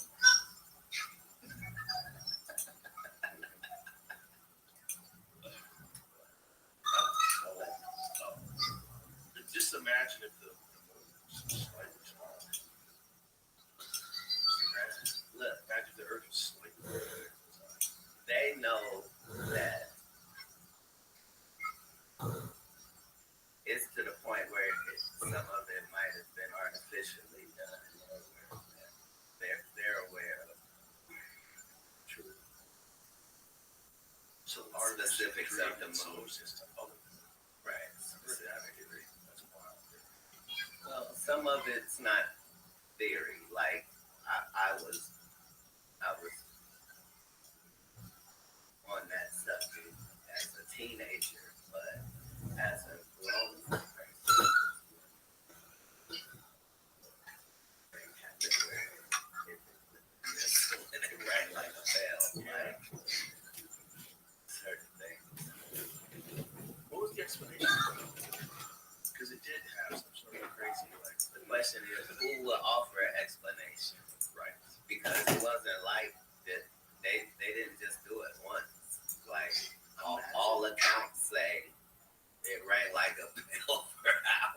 hours and hours. Imagine if that's a feature for a stable planet that they put there. Well, that's how Xbox works, you know, or PlayStation. That's what I'm saying. You know, you have your gaming system. It just requires that in your Wi-Fi. Right. Things happen. And so many of our things globally, I understand that the magnetic dynamics things. There's a lot of people that think that whatever we're seeing isn't just from the planet, but from another dimension. That they're dimensional travelers. That they have access to places that we don't have access to.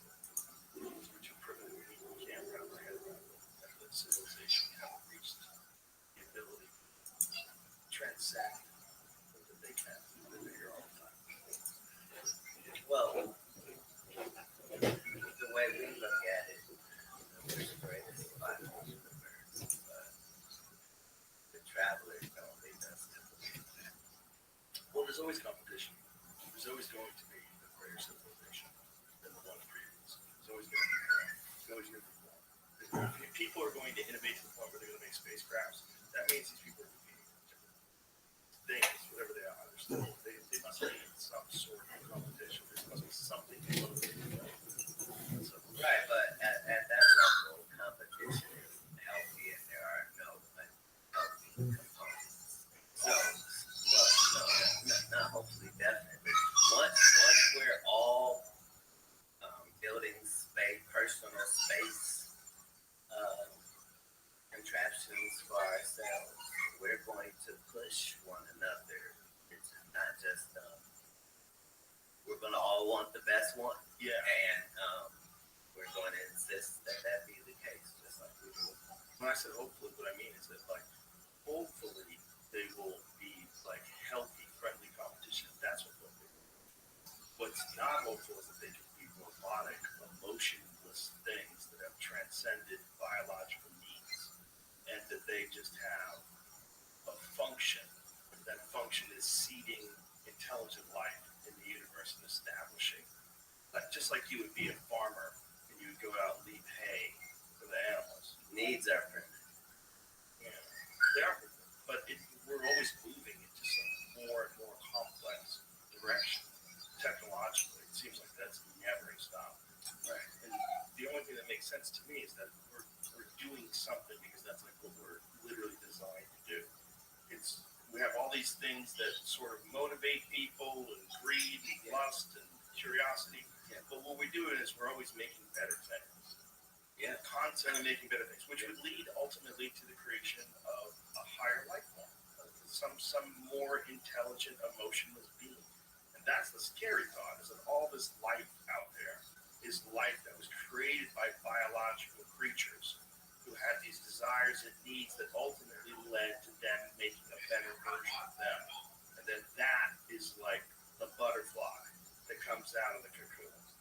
As soon as we put people in space, we became aliens. Right?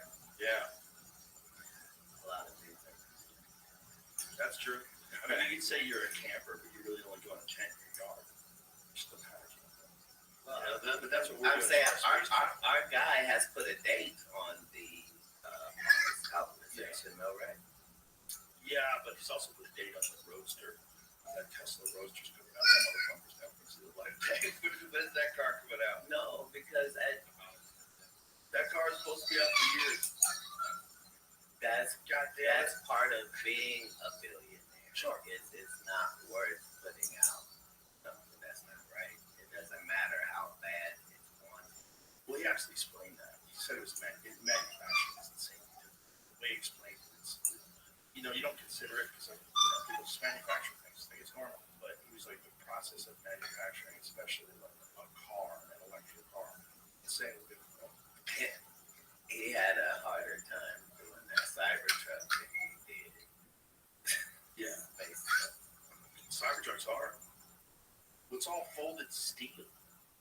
It's this fucking fucking massive 7,000 plus pound folded steel truck that goes 0 to 60 in 3 seconds, and it looks like it's from the future. It looks like if you It's the hottest thing on Mars. crazy. Yeah, that's what it is. Yeah, it looks like the most futuristic car ever. Yeah, but As kids, that's what we do. I don't know when we're going to Mars. And I don't know who wants to do that. That's a 6-month journey. You're just stupid. So what? Several billionaires were talked into getting into a capsule with limited air. Go a long way down. That's a dark way to go. Well, just know, even if you're a racist hearing this, all death is dark. So, what I mean is the last moments. no more horrific than anyone else. Something about the choice of being, thousands of being a billionaire. Your soul dies, love.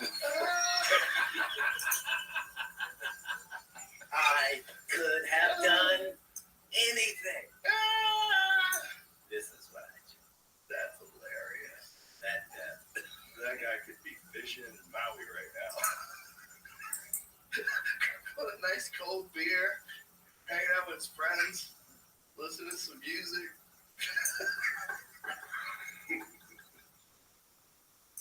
Instead he hears he's like carbon fiber starting to crack.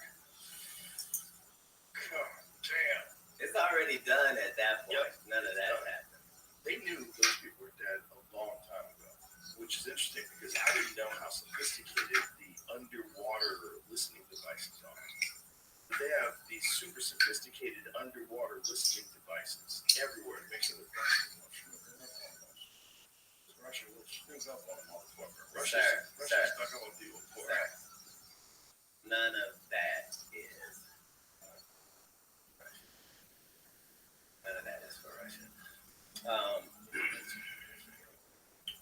That would be the wild shit. What underwater listening devices? They knew the aliens were there. Okay, let's see if this is lead talker. So, which one do we know more about? Do we know more about space, or do we know more about the ocean? We know more about space. Yeah, quite a bit more. Okay, so yeah. And part of that is because the ocean's very difficult to penetrate. at some point, government. They're hiding. I would hide things from people. I would definitely make it illegal for you to have a submarine. You have a yacht. Don't get crazy. You can't go underwater. I gotta know where the fuck you are. I need to collect taxes. Well, I'm floating around. I can pull up. It was a conspiracy theory at one point that the government got bases inside the mountains. Right. Well, until they had to expand the boundary behind Area 51, I think Area 51 larger. They never even existed. It wasn't until the Obama administration that they actually came out and said Area 51 is a real thing. On land. Have you ever seen the video of Bob Lazar, the guy who used to work there? Have you ever seen that guy? That's I was following old Bob Lazar. What do you think? Is he telling the truth? Here's the thing, Joe. That's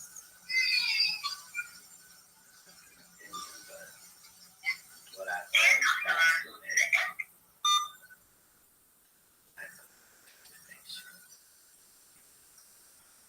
Imagination.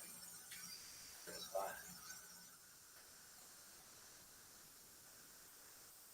Like if someone was bullshit, see evidence of it. Right? Because that's the thing. If people bullshit, they kind of bullshit about everything. Right. They think they're smart enough to trick you. No one's smart enough to come up with one story only their whole life. The whole life, just straight, down the middle, square, tell the truth all the time. But one time, they decide to have a whopper of a lie. They just fabricate this thing and structure. You're seeing somebody tell you a story that is the only explanation Especially he tells you a story, and then you have independent people who also used to work for the government now becoming whistleblowers and saying there's a crashed retrieval program. Crashed UFO retrieval program. It goes back to what I'm saying. This is how you say this without getting You do think they're doing something, don't you? They're doing something. They would Because tell us everything they're doing. we want to believe like nobody's doing nothing. Like no, we're doing stuff. Like They're doing something. They're just not telling us. but that's part of it, though, right? You know what the people involved in the retrieval call the vehicles? They call it donations. Right. Well, because That's what they think they are. They think that the limited times that these crafts have shown themselves. you as the driver or the occupant didn't mean for that to be your destination, and you don't take anything. You only give. Therefore, that's why it's known as a donation. It's what you would say if one of those meteors that we were talking about, it wasn't just the size of a refrigerator, landed in your backyard. Like $1 billion can land in your backyard. Easy. Or obliterate an entire city. Send everybody back to the Stone Age. That's the wildest one. Right, but it's not that wild if you look at the moon. Right. The moon shows you the evidence that that's a fact. Right, like If we could just look at it, it's just filling holes. right. Big fucking craters all over that you can see with the naked eye. Well, I'm saying most of the people that are in America drive urban settings know what potholes are. Yeah. This is a weird time where people are just starting to pay attention to so many of these subjects. So many of these things, like, are we alone? Have there been advanced civilizations before? How did we become us? It's been a conversation at all places in time. Like, But more people are having it now without fear of being labeled. well, it's because information is now free commodity, whereas in different points in history, it wasn't like that.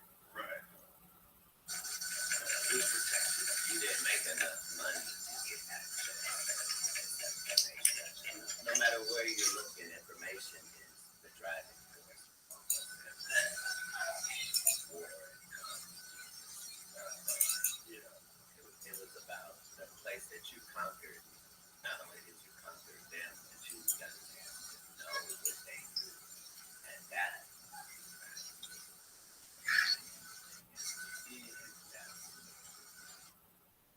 Think about the people that lived just before they translated the Bible from Latin. How many people couldn't read it? Well, that was part of the experience that you were getting.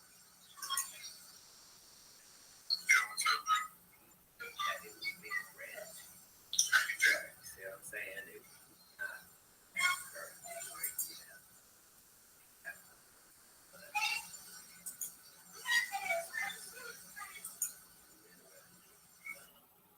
Reciting God to you. Yeah.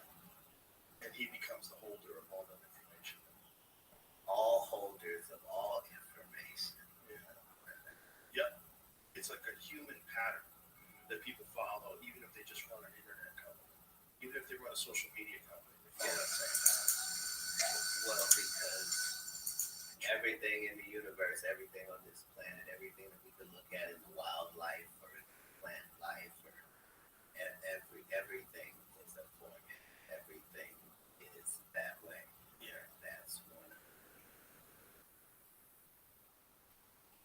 science and math go together with the occult and alchemy.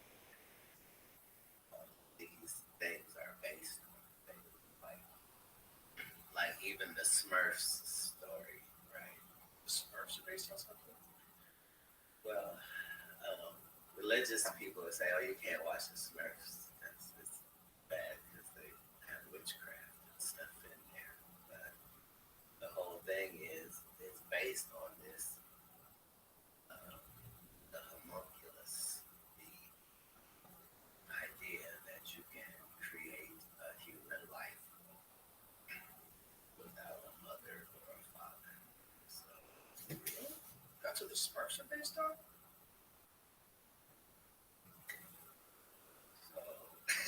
So what two Smurfs do you think got together and had Smurfette?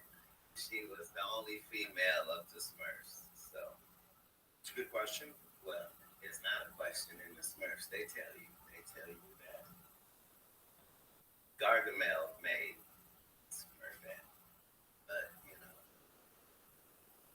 somebody's history. I don't want to say what race of people or group of people it is, but it's somebody's history.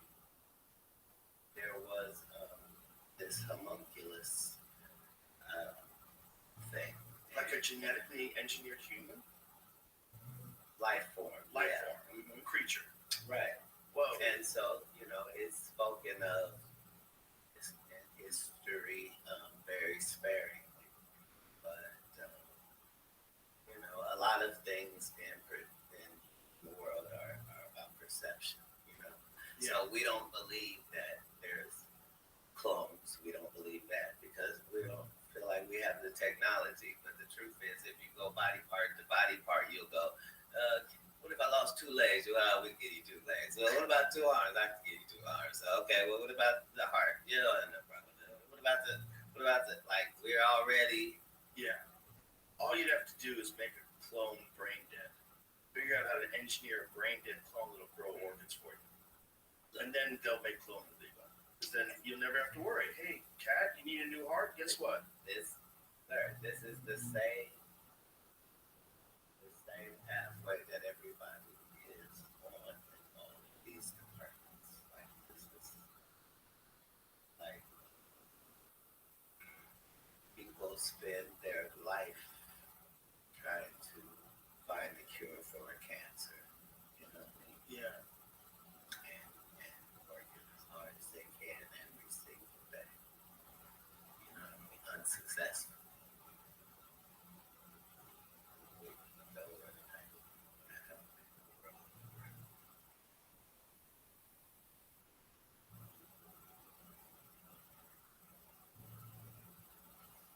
Yeah, because it's all about information. And it would be so close most of the time.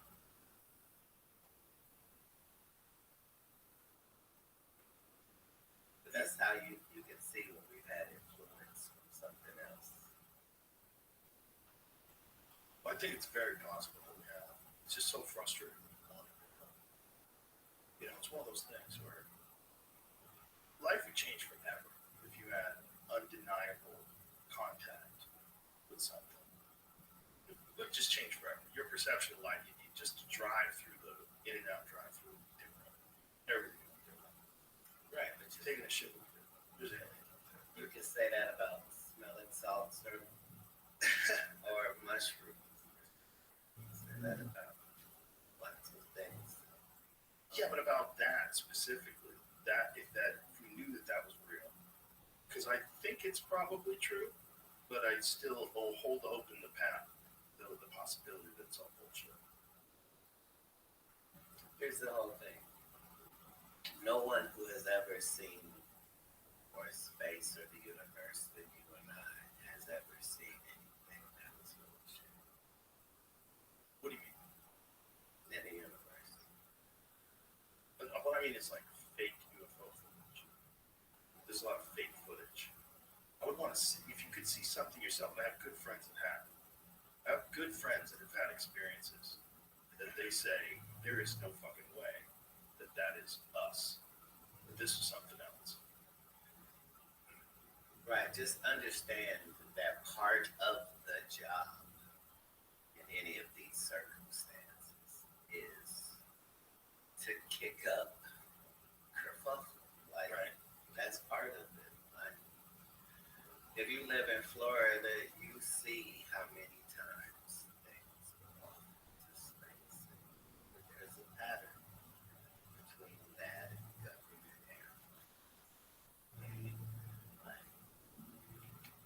our stories of cooperation have been nothing but cooperative, as they could only be. Like, we don't hold any leverage.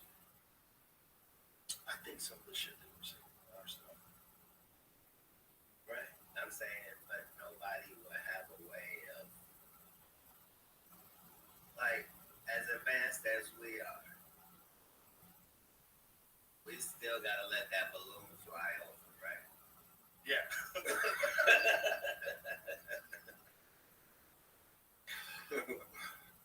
What the fuck is that? That's the most obvious shit ever. That's your neighbor peeking over the fence. No, it is not. It is your neighbor's drum Yeah, your neighbor's drum. in your Out yard. of your house. Yeah, Right. ridiculous. Filled with the pinata of the next COVID. Right. What are they doing? Flying. It's not like that. It's not like that. In the world of flying things, sometimes things go off course. You see what I'm saying? Especially spy stuff. You think that's all it was? Well, of course, they just magically happen to go near all the military bases. Don't say magically. Say when. The wind got it. What I'm saying. Bro, they just flew those things over and they hoped Biden did those. They said they flew over during Trump's administration too, but they didn't tell him. Because they didn't want him shooting down. Neither of those stories is true. That information was out there. Right? Another one, yeah. It's this one. Oh. Well, this doesn't count. This doesn't count. And the way that you know immediately is it says over Utah. Like, that would be weird. That's like White Sands, right? No, that's New Mexico, isn't it? This kind of military base in Utah, right? Well, I'm saying in the map wise. Oh, that's what this one is. This is the one from February 2023. That's the one they shot down. Look at that. So it's just a balloon with solar power and some kind of camera. How weird. Not weird. Well, not weird if you just think about human patterns. You gotta see what the enemy's up to. Just fly over. Take some pictures. What the fuck is going on with these people? I'm saying we can say whatever we want, but we're civilized and maybe they're not civilized. So if you weren't civilized, then maybe part of your job is their born weapon. So you gotta test it out. You gotta see what it can do. And walk course. That's not here. We have a lot of Information is. That's true. Information. Just knowing what the conversations are over this wide swath.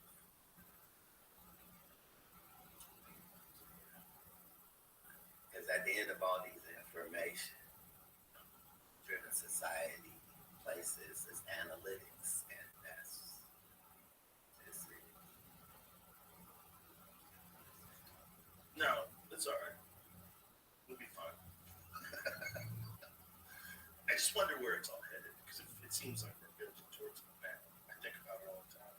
It seems like it's not. It's time to get a bunker. It seems like it might be a good time for some live water. Well, here's the thing. If you follow what becomes accessible, that's how you can generally see where things are going. And so that's the true magicalness of aliens. Just take that guy out of the story and just tell that story. Yeah. Yeah, he's moving us into so many different directions all at the same time. The electric car thing, the internet satellite thing, and now this Neuralink thing. Neuralink thing's the craziest. Because all of these things are connected in these higher upper echelon conversations. You see the same conversation. Tesla or Da Vinci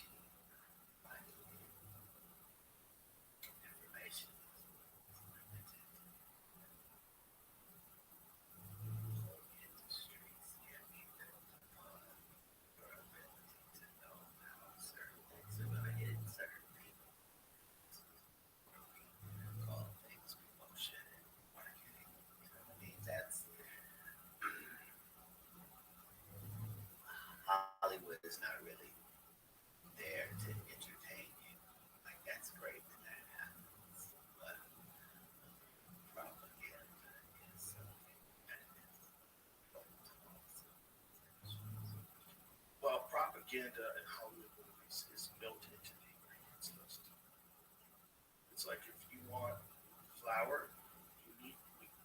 You're gonna have to get the wheat. And if you want to be able to make movies about certain subjects, you have to be willing to work with some people. And, it'd be nice if you made it so that this is what we're trying to accomplish. This is showing the negative side of the society. This is our hero. Our hero is going to go do America's bidding and go up there. And those movies are successful. So they continue this relationship. Propaganda for the government. And it turned out fuck. Right. But that's what makes information so powerful. Is you don't care how people feel about the ritual. It's about just following the ritual work. And so you can fool yourself into thinking there isn't one, but the evidence will be clear. So like when I was like, all these guys are wearing dresses. And everybody's like, oh, he keeps talking about people wearing dresses. No, it's not like that. Look at it from a different way. Look at it. Show me one person that ever wore a dress in Hollywood unsuccessfully. That's how you understand what a ritual is.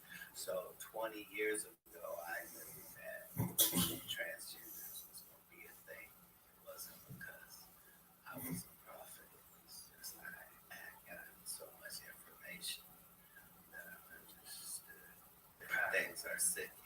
So I understood that the earliest I had seen that word transgender, but a transgender.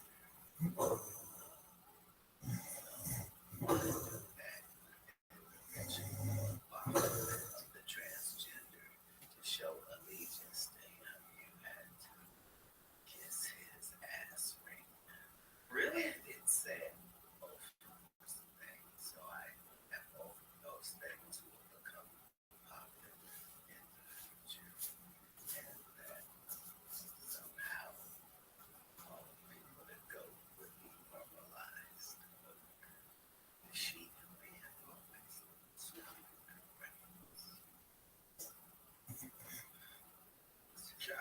Damn, we got some good weed, cat. Jeez. This must be the weed Trying to figure out how to jump in on that.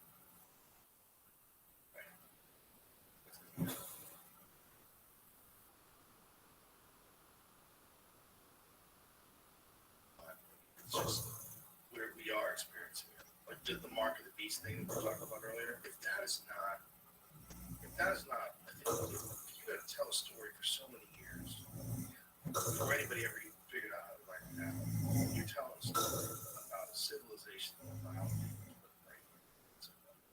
All of a sudden, the brain implants were hijacked by machines, and people became just meat zombies, controlled by corporations. That would be the mark of the beast. That'd be a demonic thing. If a demon tricked human beings into wearing a hat that turned you into a zombie, that demon would be like a famous character in books and folklore. But that demon exists, and it's just technology. It just shows itself through this desire for the newest, latest innovations that are going to constantly fuel it becoming more and more powerful. Until one day it tricks you into letting it into its head, like a vampire. Like the vampire stories, that was the thing. You had to invite them in. If you invited them in, you're fucked. But if you didn't invite them in, for some reason they weren't allowed to kill you. It's almost like Here's this the thing, story. that you have to be able to benefit from the zombie. Like, there's no benefit in that taken out of context. Like, if you're making them zombies so that they can mine for you, then there's a story of that over there. Like that's the whole thing, is when you look at these ancient writings,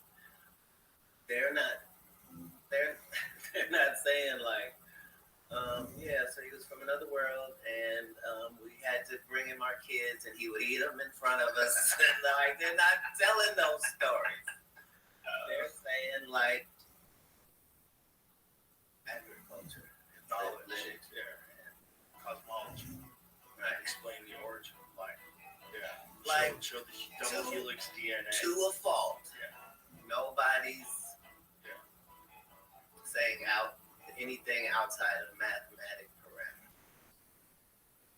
Well, the wild stuff is when you look at some of those old Sumerian tablets and you see how they have the solar system mapped. They had the sun in the center, looked just like a sun with little marks around it. It had Venus where it should be, Jupiter where it should be, Uranus where it should be. They were all in the right spots.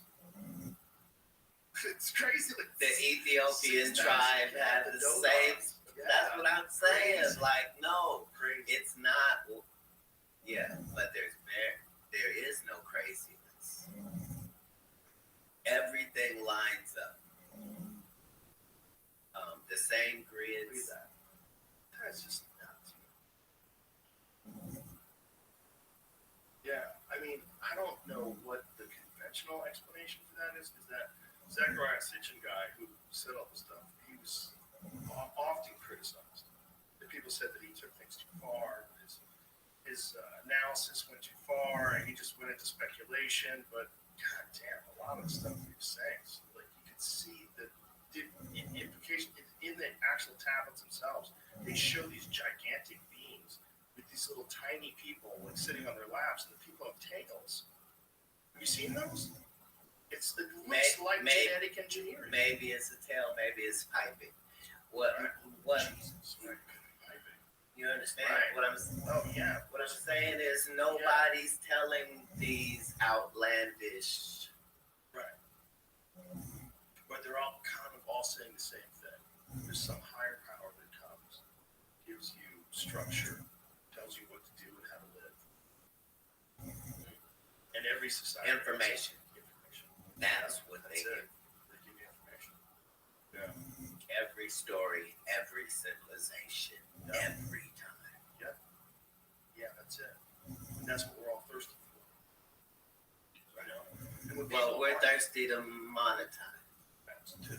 But also humans individually. We always want information.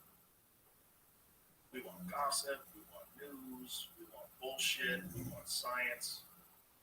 Especially with an appetite for things that make you think. There's so much information that people are just constantly consuming. This bullshit information like TikTok and nonsense that just passes you by. But there's still, But none of that stuff is nonsense. well, it's not all nonsense. What it is It's just another something offshoot. to get your attention. Right. Yeah. Which is what all of this is about. From the Roman Colosseums to it doesn't matter. Yeah. Rome King Colosseum's Arthur's court time, like that's the first viral videos, right? Like that's, right. They Like would tell viral stories. yeah, this is all about this experience of being this amount of time. Yeah. Actually, nothing. Yeah. And in the middle of you doing it, you realize you only have a certain amount of time. And you're like, God damn it, I'm just starting to figure this game out. Right. So understand that I was probably like 5 years old when I had that. So I love that because it happened to me so early. But it wasn't about the I got that part. So I thought at like that age I was thinking.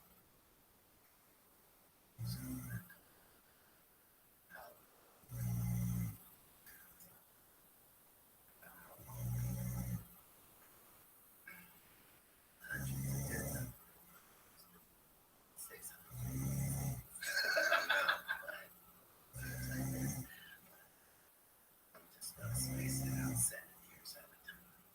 70 years. So I couldn't wait till I got 7 because that was the start of my first life. Why'd you bring that in sounds? Just randomly?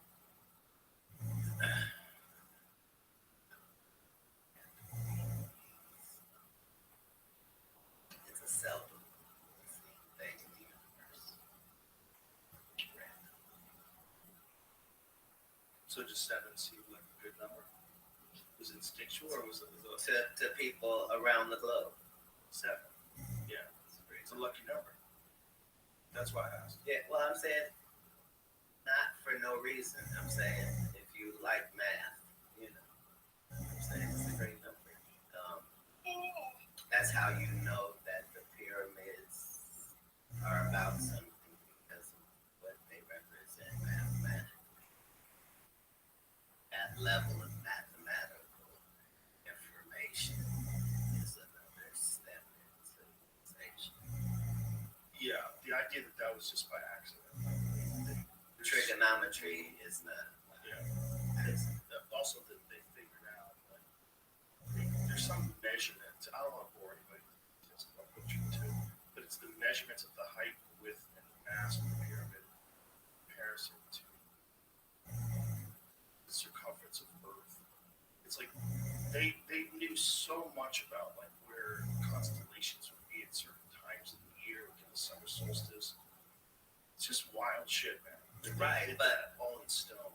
But not that wild though, because we know that if we're traveling, we are out there and they're out there for certain reasons. Right. We understand satellite position and makes perfect sense.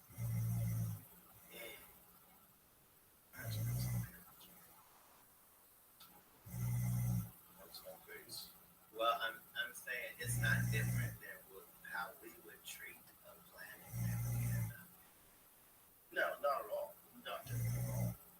I mean, We would locate where's the best place to land, where is the most hospitable of this place, and we would put something there. And let's imagine that we landed somewhere and we found this lush, green, vibrant planet, and we found those hobbits. Those are the most advanced people. Those Homo floresiensis, is that what it is? Floresiensis. So this creature, this 3-foot tall human, imagine if we found them. I guarantee you, someone would want to introduce them to tools, introduce them to how they thought, introduce them to figure out language, try to transfer their language to our language, try to teach them our stuff, try to genetically engineer them and turn them into something different. If we have the tools that we have now, like CRISPR, and we found some primitive apes, there was like a massive population of Australopithecus on a planet. We said, look, they're on the way. Let's just give them a little boost. Just give them a little boost.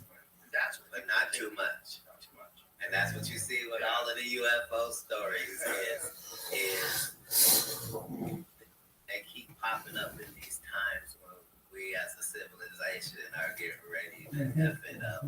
Right. In real time. In real time. Yeah. That's like my comedy club. That's why I named the mothership. I named the rooms Fat Man and Little Boy. Oh. Because the UFOs started coming after the big bombs. That's when they really started like ramping up their presence. Like if you look at all the reports, the flying saucer reports are like 1947, 1950, 1952. If you cross engineer our shit, it's gonna show up on our radar. Yeah. This information. Especially when we're using that information very recklessly. Wired. Even in the Bible story, the Tower of right. This story is that, when everybody's speaking the same language, it intensified shit getting done. And they could do stuff that was hazardous. I think they're very close to being able to translate language instantaneously in real time. Because they can do it right now with Sam's they have the new Galaxy S24. Animals are doing it worldwide. Oh, for sure. They have some sort of language. They have some sort of a communication. There's something going on with animals that's non-verbal. And with all of us. Tom Green? Tom Green, right? Yeah. Tom Green was here. He has a mule. And he said that you have like a connection with that animal where you want to go left and you start like looking left and that thing starts going left. He goes, it's really crazy. It's spooky. He goes, you develop it. It takes time. They have to earn your respect. But once you develop this like loving relationship with this animal, you're turned into it like an avatar creature. It's like when they would lock on to their dragons. He's like, dude, it's like that. I have that with women and with ducks and geese and Canadian geese and goats. Like I have, no, but understand, again, that's part of some religion's story, is that one of the gifts was the relationship between humans and the animal world. And it's something that all civilizations have been able to use, and it's stayed true. Yeah, it's amazing the relationship humans have. Yeah, whether it's a horse, no, there's no especially. Like all of them, we abuse some of them, and it. Well, just horses don't interact with people the same way dogs. That's what I'm saying. It's like the interaction you have with dogs is almost like psychic. Like the dogs are like your little friends. They know when you're in a bad mood. They know when you hurt your foot. They're happy to see you every fucking time, bar none. I have that relationship with everybody. That's all animals and like special needs. It's the innocence and the purity that you get. It's not always good. But it's so. We can learn from them. No, we have learned. Yeah, we should know it, but we're scared. People are scared of other people being shitty. Shields. Worried about. Well, it's been proven historically that Cain and Abel is a real story. That what I mean? Like people are so violent these days, and that's true.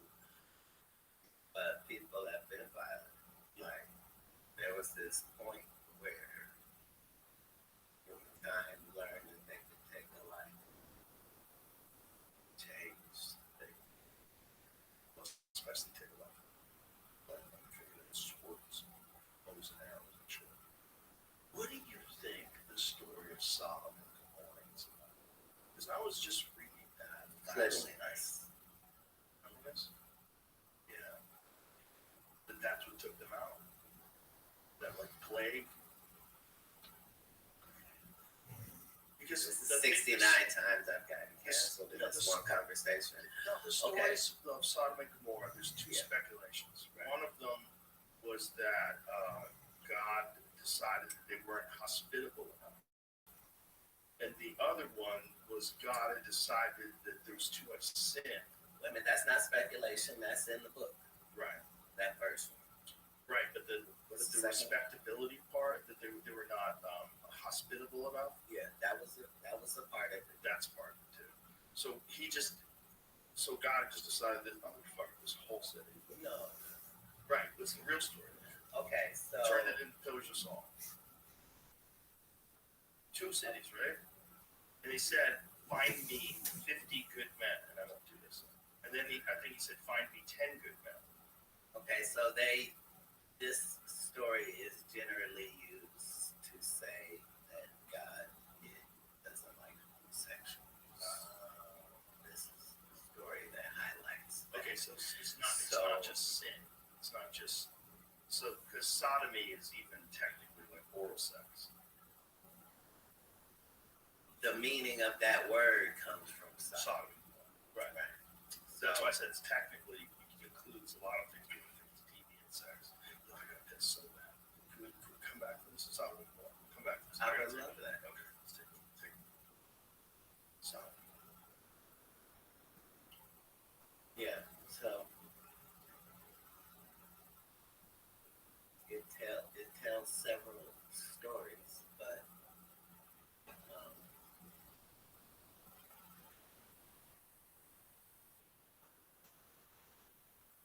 there had to be an explanation for what the story said happened to 2 cities.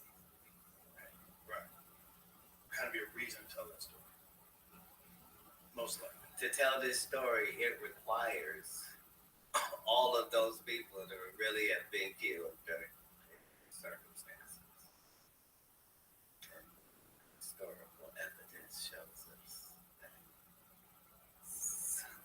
like that happened. Like, those two cities really did exist. Do we know where Sodom and Gomorrah was? Are you kidding? I know a guy who pulled that information up so fast. Really? Put it on the screen. Young Jen? Like, is there His, speculation his to what? sidekick is awake now. This is, you can see Oh, the best Carl. part of him when Carl wakes up. Carl's awake now. It's 3:30 waker. As we all would be if we were in charge of our schedules. Yeah, probably. What do they think that it? Like, is there real speculation as to where it was? Where the thing? It's not speculation. A lot of these places just changed names. Like, they used to be called this, and then they later were called something else. Like Iraq used to be Sumer. Right? Like, these are literal places Yeah. that you can find on the real map. That was part of that biblical rabbit hole I was telling you about. It's just seeing the. My only concern is, how do these ancient Islamic, Judea, how do you say that? Those three that exist, that all religion is built on, Judeo-Christian, Islamic, that whole belief system of how that operates, right? So you see they have question marks here, right? Only because they know that there were cities there. So they have records there. Like, for example, if everybody in Gaza talks about going there, it exists. If everybody in Hebron has family members that live there, it exists. If everybody, we know that. So they think that was right near the Dead Sea. Wow. Well, they didn't think it any differently than they thought.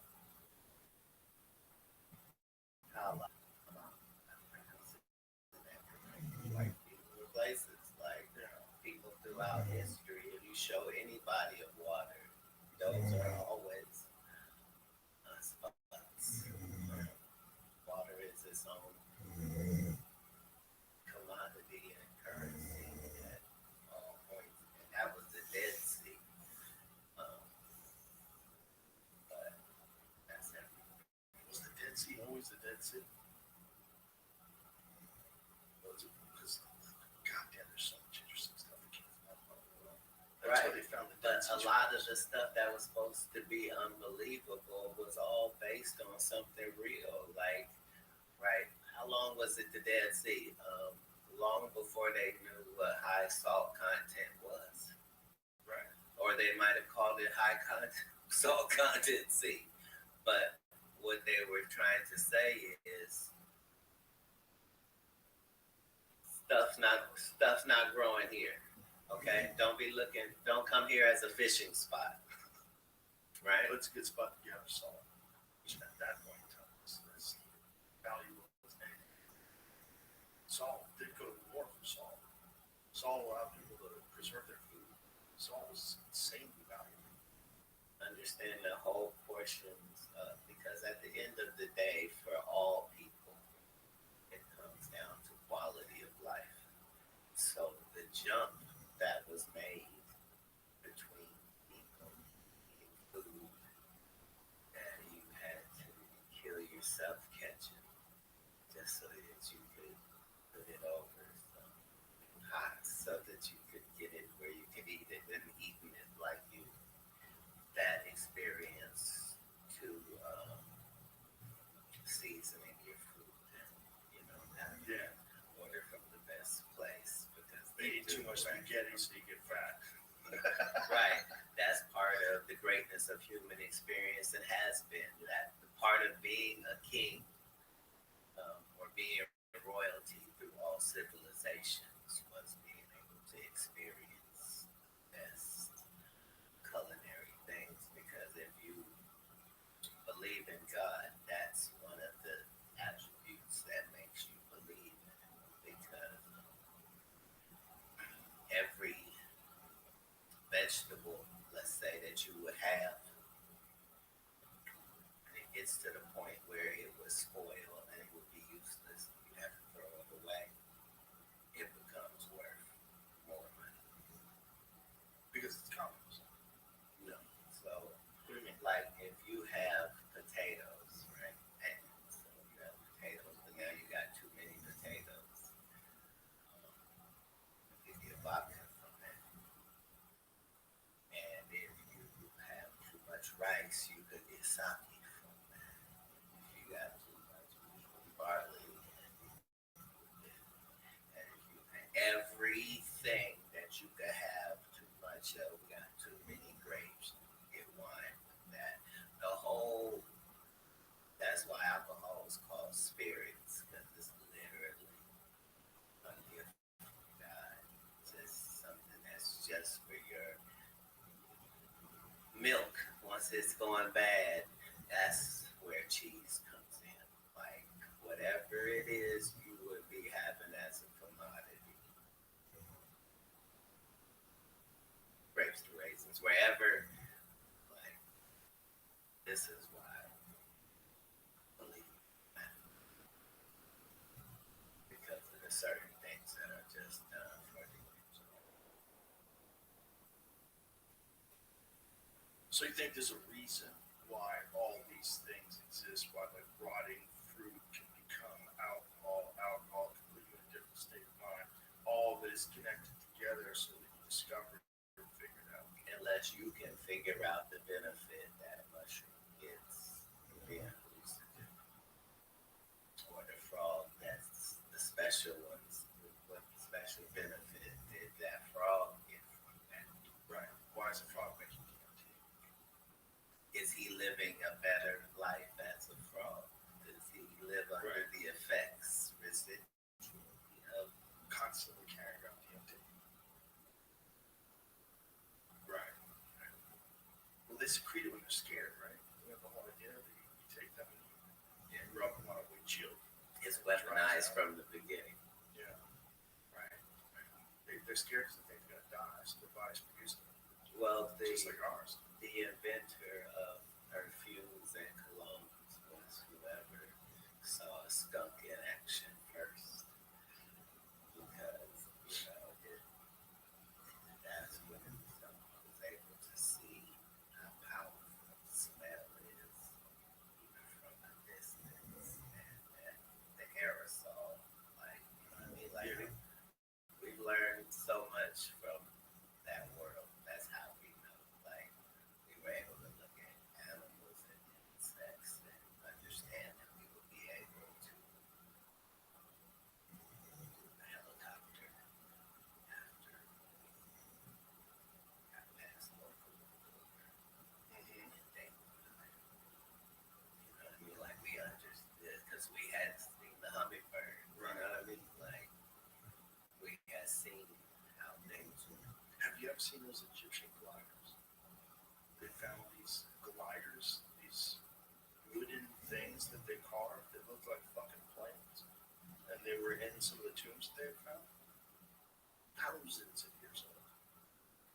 Looks like a fucking airplane. I mean, straight up looks Da exactly Vinci is saying that these are things talked about there. Like even if you're just following Jesus, right?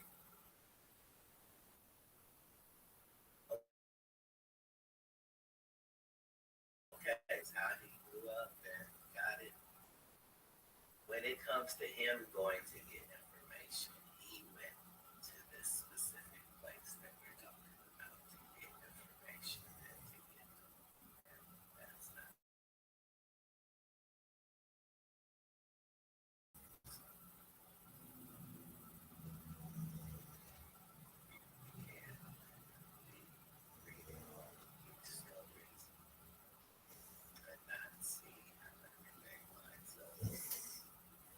It does kind of line up in a strange way. You try to decipher it from all the different cultures. They all have the different versions of it.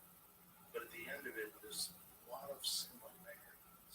You follow the stories. Like what are they saying? Right? All of them have some sort of creation.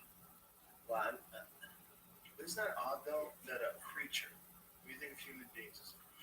That a human being that's never created a being itself has this idea that a magical force that is all knowing and all loving created, not they evolved, not they came from this and they learned, they got better, but that they were created.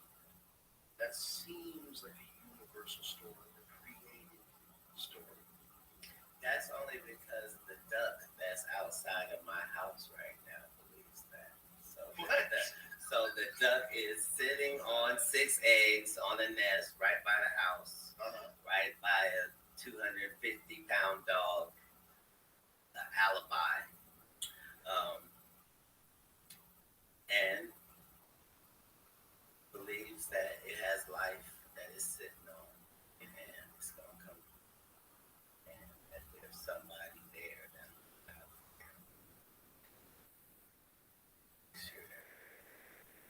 in the Bible story it says the sparrows said, like Jesus said, who feeds the sparrows? Like worldwide, there's how many birds? Like billions and billions and billions of birds. Like who's feeding them every day?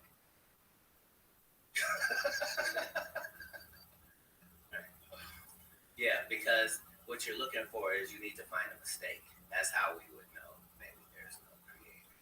But we don't go through our regular life seeing things and thinking nobody created it. Like I would be as weird as being in this room going, nobody made those curtains, nobody made these cameras, nobody made, like what? We never have evidence of that. What do you think? Why do you think people have a reluctance to take in the idea of a creator? What do you think about it to them? There's some people that fancy themselves as intellectuals and they refuse to take in a concept for which there's no proof. And that's what they'll say. They use this very reductionist view of what God is. They'll say there's no proof. And that, they're staunch atheists. And a lot of them, they even talk about religious people. Almost their atheism becomes a religion. Instead of being completely open-minded to the possibility, you have zero idea what happens when you die. A lot of people that are atheists don't like God, and God would have to exist for them to not like him.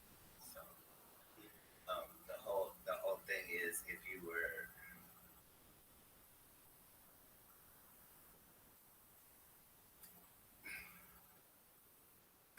to believe in the Big Bang, you would have to believe that had happened several times throughout history. That's what we see everything. Right. We don't see one individual unique thing that exists and is responsible for all things, except the Big Bang. That was the Terrence McKenna we said. There's too much thought that went into certain things, like that can study all the butterflies and not one of them has a sense of humor. You know what I mean? But me and you do. And like it goes for all humans. Universally, if we see somebody trip and fall, we all laugh no matter what our back. Like there are certain like there's that. I'm trying to think of what the reasons are to not believe, but I can't remember what they are because it doesn't line up with anything. Like, and we would have had to have gone in space and there would be no other planets, just this one. Just that's it. For this story to make sense universally. Like we're at a terrible time in history to say, oh, we don't believe in people from outer space when we get go to outer space. Like it's almost asinine to try to make both of those make sense. And to think that there's our sun is not the biggest sun, right? But it's the biggest sun we ever gonna see, right? So it's the biggest fucking sun, right? But the truth is, no, it's way bigger. Like that.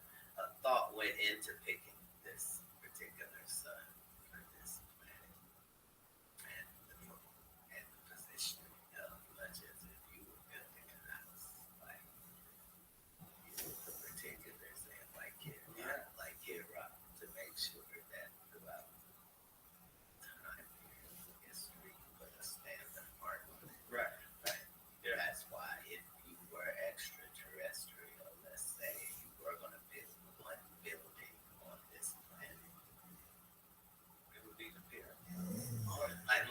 even understand that there was a whole outer covering on that thing and gold cap at the Gold top. caps, Like it was limestone.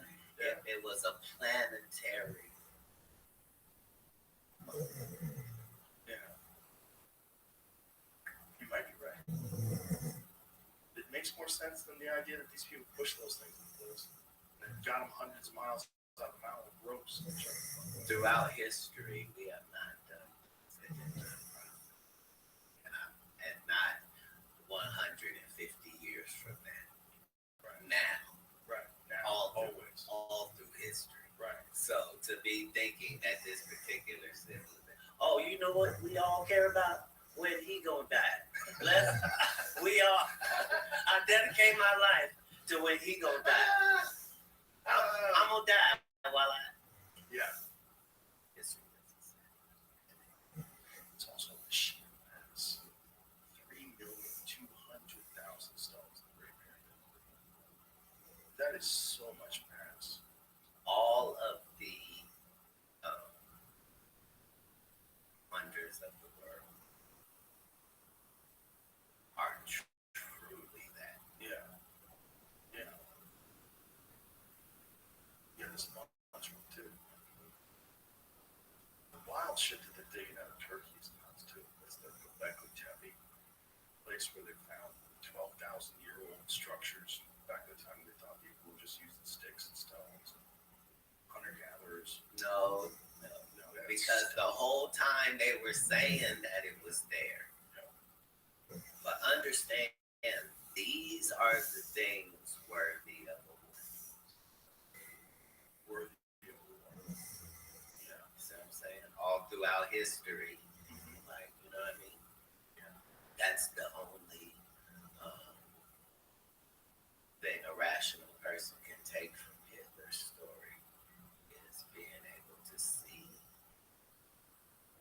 if you had a limited resource and ability to just follow global rabbit holes, you find out that most stuff that is labeled BS is not BS.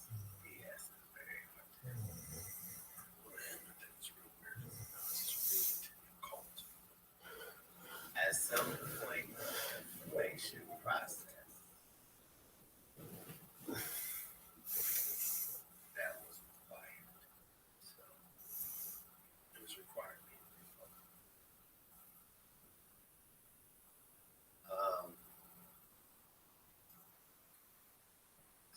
so in like the world of medicine, like certain things, before they had a label of being toxic, you just knew don't touch it. Like, you didn't know what it was good for, but those occultists were the keepers of things that did work, not things that did not work. So,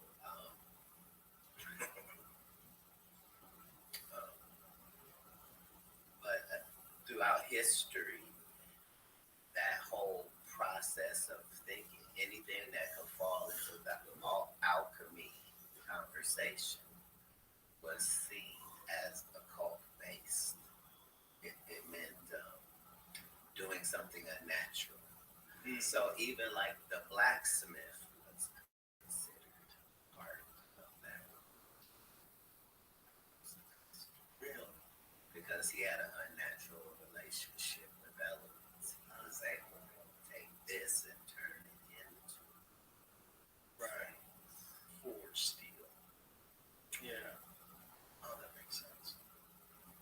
Yeah. I always wondered at the heart of all processes that are discussed at these pyramids and all, because they're all processes. Yeah. I've always wondered if alchemy is trying to lost knowledge. Like at one point in time, they did know how to just make metals. They did know how to create elements. They did know how to change lead into gold, whatever the fuck they wanted to do. That's what this whole line was consisted of. But it required money and time and all royalty, all kings, all leaders of the world, this is what you paid for. People that could make things happen. So being able to understand the weather and to then be able to manipulate it in any way possible was valuable all through human history. All the way before we get to the seeding of clouds. Do you think they had the ability to manipulate weather back then?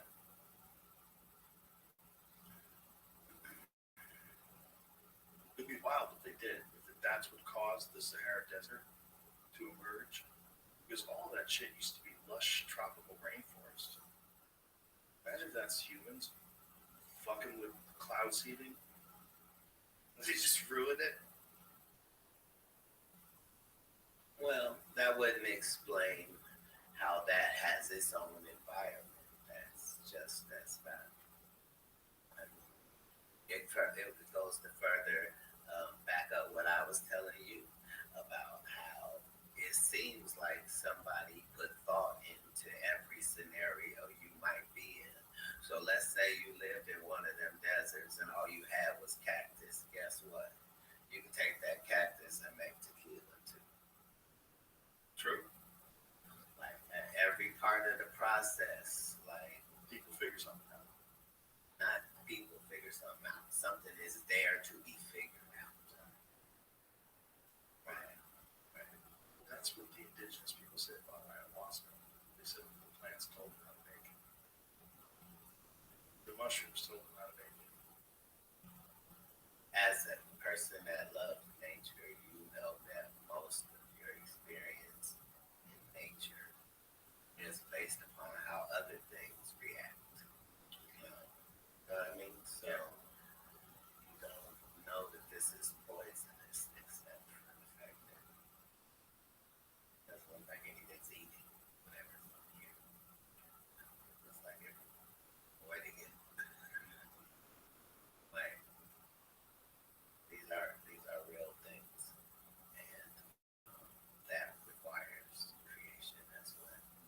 The whole consequence thing and the fact that this animal is able to live on this thing is going to be doing damage to. So let me ask you this, because this is the conclusion. If creation is real and God is real and God created us. Wait a minute, hold on. Let's be specific. Creation of what? I just told you about my ducks and her eggs. That creation is real for sure. For sure. Yeah. I'm not. And life is no comfort. Yeah. What I mean is that God created everything, and that there really is a reason for all of it. What is the reason for us? Like if God really did make all these things synchronized together, put us here.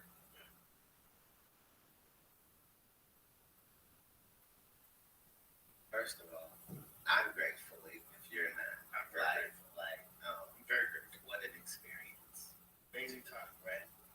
And if you take time and space out of things, right? Like the people that sold me Call of Duty, right? Gave me a great experience that I've been enjoying for years and years and years. And the person that I am on that platform is the person I would like to be on.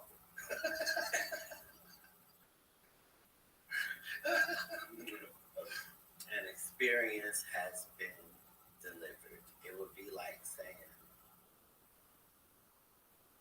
what was the thinking on somebody making an amusement park?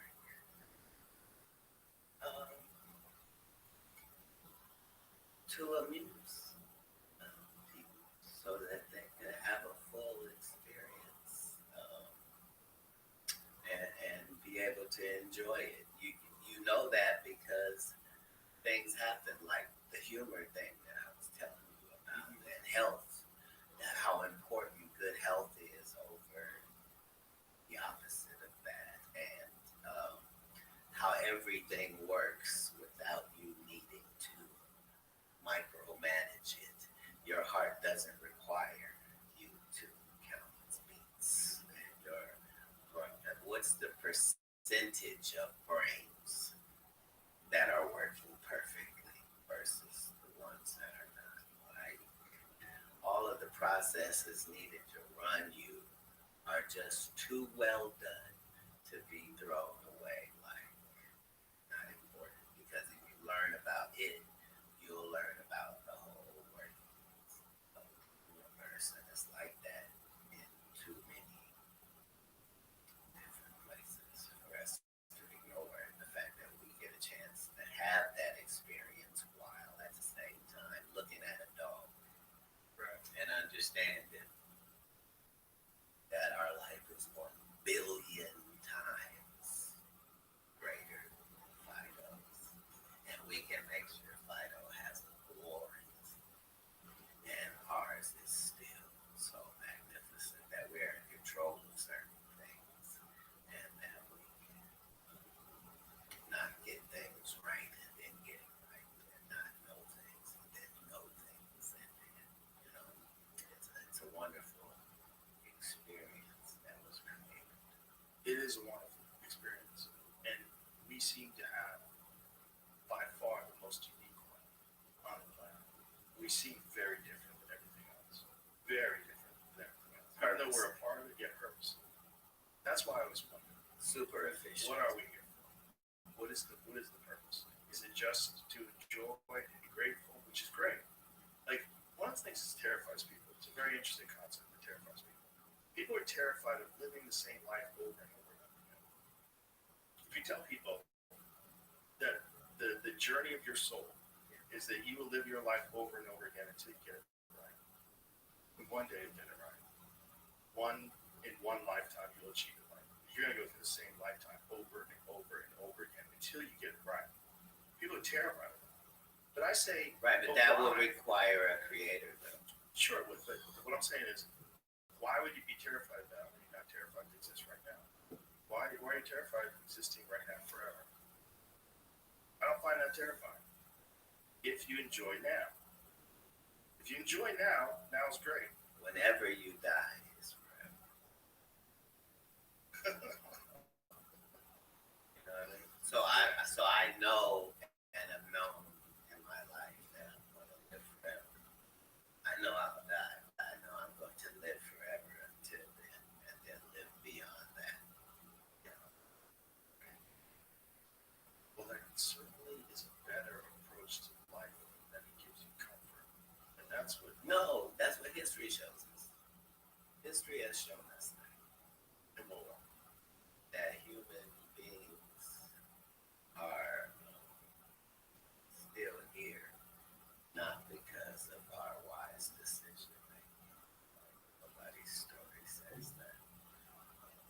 We've gotten assistance along the way that we needed, and we have implemented it globally. This is why those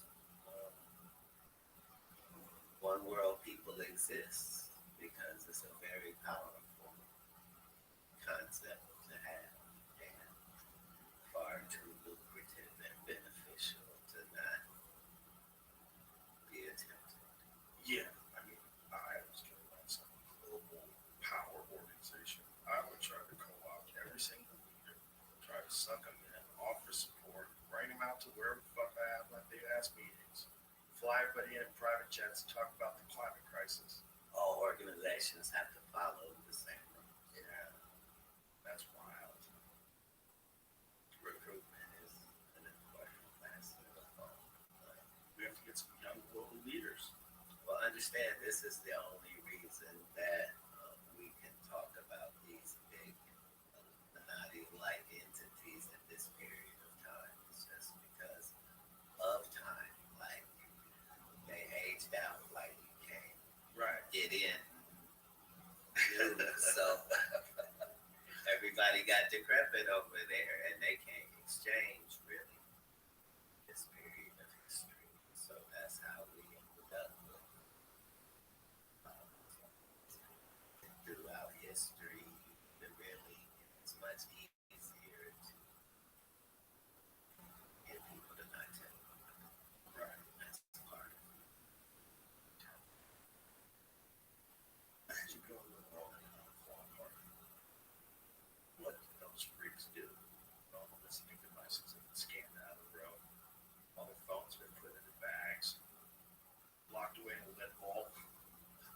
those freaks do. Because you know it's not normal shit. You know everybody's buttoned down like that and wants to control the world. There's something involved that's outlandish and they keep a secret. That's always been the case. Secret societies. I mean, that's the whole Eyes Wide Shut thing. That there's some freak shit going on behind the scenes. Anybody that really wants to control everything. You don't just want to control everything. You want to control everything so we can get away with some freak shit too. Right, I'm saying, but these Epstein like characters have existed throughout history, whether they were kings or what, like human beings are human beings universally. So everybody is a supplier. Epstein, Weinstein, like these guys knew what these extremists liked and provided it and provided the way for you to to have $1 billion and not create a fantasy island type environment has not existed throughout history. Right. And there's always been those people who can only kind of interact with those kind of people. When you reach that certain level of wealth and global success, like you're a Bill Gates type guy, how many guys can Bill Gates hang out with? Bill Gates can't just go bowl, join a bowling team, make friends with other bowlers. It's too weird. He's got to hang out with his kind. And the more you do that, the less you are in touch with what makes sense to say. And that's when you see them saying the most outlandish shit. Because they don't recognize how regular people are going to react to what the fuck you're saying. You know, what? We're going to own nothing and be happy? What the fuck did you just say? You just say I'm going to own nothing and be happy? But there's things. So who owns the things? And who enforces who owns the things? And how do you do that? When you take away everybody's weapons, you're the only one that has weapons? And you get to decide who owns the things. No one owns the things. And everyone's happy. Okay. Right, but part of what you're trying to do is you're trying to come up with something that allows you to have the power while also profiting simultaneously. Right. So if it's modern religion, let's say, so in the teaching of Jesus' time, right, when they said pay the tithes, right, it was you had your whole farming plot, let's say it was 40 acres and you had corn planted there, right? You would when it came time to harvest, you would harvest everything except the rows that were on the fence, right? And the rows that were on the fence, that was the 10% of your field that would go to people that didn't have it. So it wasn't just you giving the 10%. It was also the fact that human nature is if you were going to give people some of your crops, you're going to pick out the best crops for you and your family. And then you'll put another pile for the giveaway. Right. You know what I'm saying? And this took care of that, where it was all equal. And the person that didn't have to feel like they was a beggar. They could come and pick and see which corn they liked and get. You see what I'm saying? And that's a smart move just for harmony in the community too. Then people have a vested interest in this farmer being successful with his crop. Right? Some of that crop is yours. But the decision to take it from that to God said, give me 10% in this plate is going to make $1 billion a day for people. This is why Tesla has to go. Why? Because not what Tesla is saying about electricity. It's the fact that he's saying it should be free for everybody. Right. Everywhere. Yeah, he wanted to have aerial electricity free for everybody with radio waves. And the day that you say that, that's a wrap. It's cheaper to keep because we make $200 billion a day, and we all agree universally you should pay for this, and we'll be in charge of selling it to you. And we'll shut it off. Fuck around. So for us to say think they're gonna do that with cars. Duh. This is how this goes. 100%. Processes. Yeah, that's the conspiracy theory is biggest fear about electric cars. But it's not just electric cars. We found out it's an OnStar. It's on, I have a Cadillac Escalade. That has an OnStar. If I'm driving, the government wants to stop me. They can shut my car off. It's crazy. And if you were in that business, what would you tell them they need to do in the next 5 years? Yeah, Get better at it. You get better at that. Control where they go, control the steering wheel, control everything. Which auto driving on all cars. Auto driving on all cars with third party input. Is this not what we would say to Tesla? Yeah. I mean, to Elon, if he said, "I want to make cars," right? Well, we say, "Okay, well, these are the regulations, and you have to make them like this." And it'd be nice if you could just control that car. Here, this is how you sell it to people. If someone steals your car, we can get it back. And you go, "Oh, that's great. If someone steals my car, they can get it back." How are they going to get it back? Well, they control your car. You can make it cheap enough to not be a difficult sell. Yeah, that's what capitalism is about. Yeah. Well, that's also like when you get free internet or free services to Google, right? It's free, but what you're giving up is your data, which is extremely valuable. So they're giving you something. You can now use Google, but now they have all your data. And they're just a big net that mines data. And because of that, they become one of the most powerful entities that's ever existed on Earth.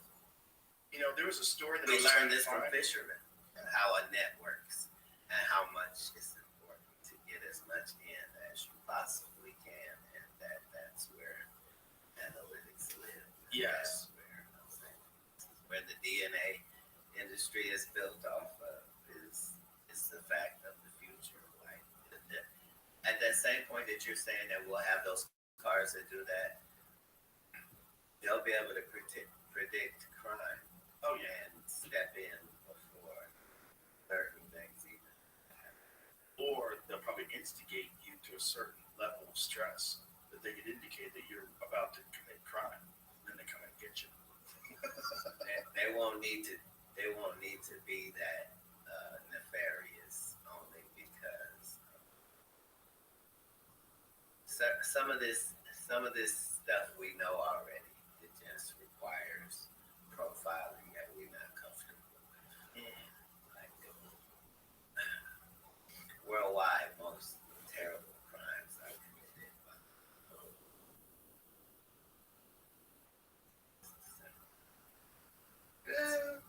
most crime worldwide is done by men with a micro penis, and doctors know who they are. They will be able to just focus where they need to focus. And that's where this is why AI exists. Your personal AI store your information. It's based on what you've learned. So it's not a difficult process. All through history, they had these oracles and these heads that gave answers. Right. This is where that whole occult conversation intersects. Because at the end of the day, information is information, and the universe is built on that yin-yang thing that applies to everybody. And we're slowly getting connected to that wormhole. Slowly getting sucked into that black hole. It would be inescapable. Right. Yeah. And those old billionaire dudes would love to be in control of all that. Look, what else are you to do with that type of Buy a bigger yacht. Yeah, that's the problem. Right. It's like, what's the next game? What's the real game? As human beings, that's what our expectations are. Yeah. Always. Yeah, what can you do? And at the end of the day, no matter how much money you amass, it's going to be about either how you can help others. And that you're never going to be fulfilled either.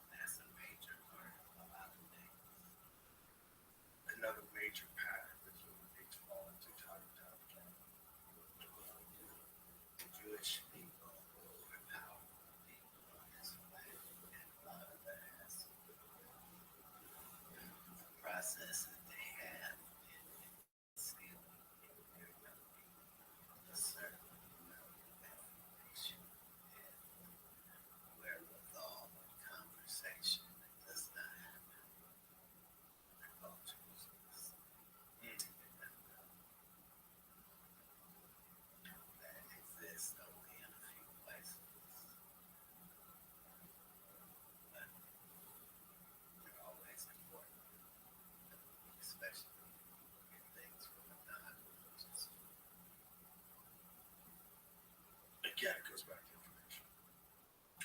Yeah, I mean, all cultures are exchanging information with each other and help these cultures. But the ones that connect will give the most freedom and allow people to innovate. Right, helping ourselves and others.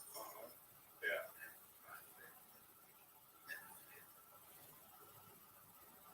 Yeah. That's part of the process. But that's no different than what everybody's religious story says. Like, Where did it go, son? You think that's real?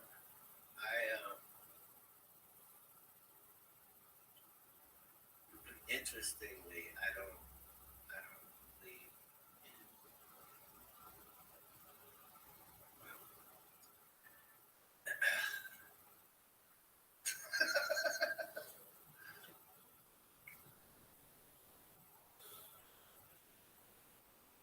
you either believe in the natural and the supernatural, or you don't.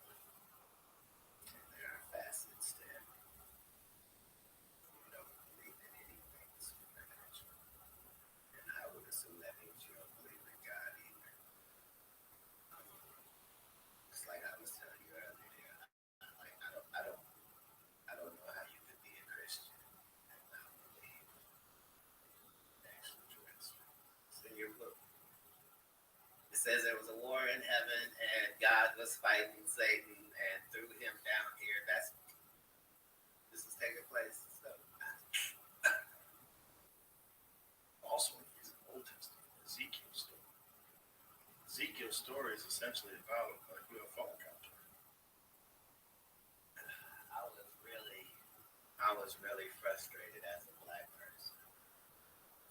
And weren't included.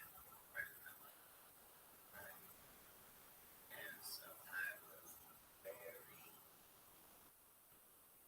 felt very good when I found that some of the books of the Bible that were banned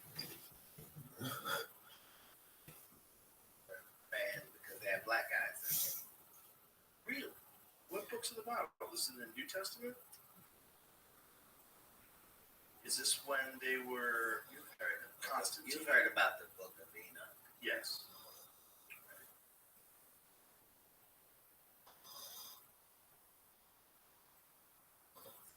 You know that book, it says that Noah was an albino. I always wondered about it. We're talking about being hundreds of years old. And it tells everybody's story. Yeah. But here's my thought. If human beings were at one point in time more technologically advanced than we are now, which is possible, we are on the verge of taking human life and expanding it way beyond 100 years. We're like really close to that. People that are alive today will live to be 150.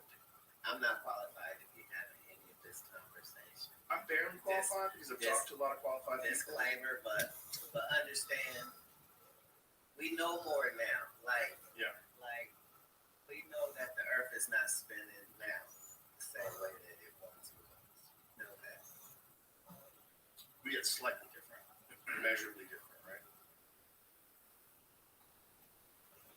Saying the interesting thing is in all of those stories that we're talking about, it never says that they did anything different that got them to be in position. Blessed by God. So Yeah, they were there. This is at a time when people are dying of some things that today we would call pretty easy. Yeah. But it was wiping out a whole groups of people. Yeah, it's interesting. Well, it's fascinating because there's no way to go back there and see what the fuck was going on. So no matter what, not yet. Let's be fair though. They're not telling some wild story. Like if they say that a guy had this guy lived 600 years, they're also telling you about the 346 children that he had and his 1,500 wives. Right. Hold on. These are numbers to back up. Right.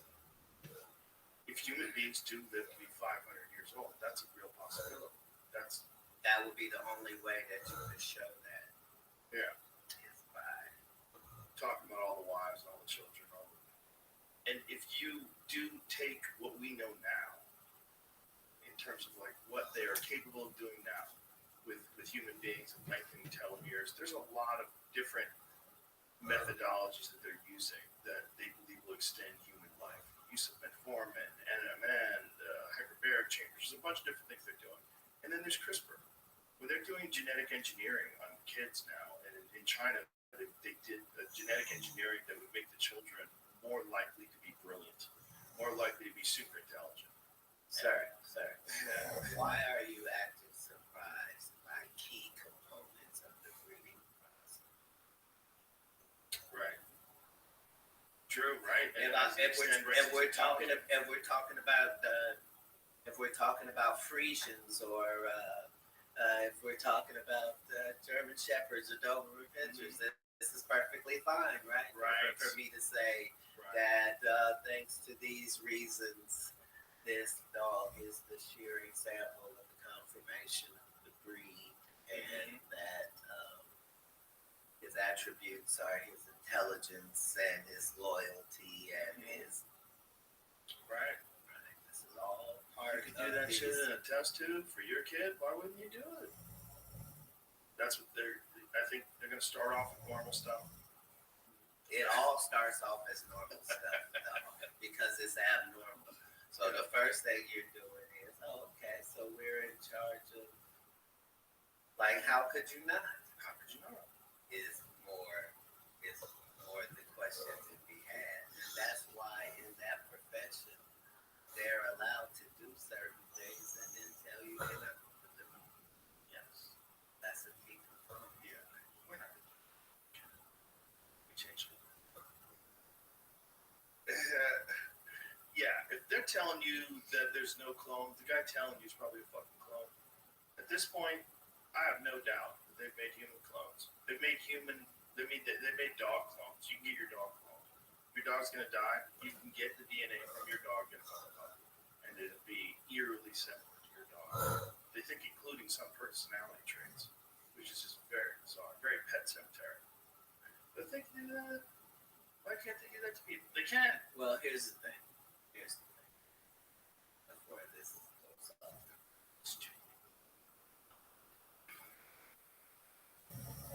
Because there is a God, as far as it's insanely high for your clothes. You can't get much usage.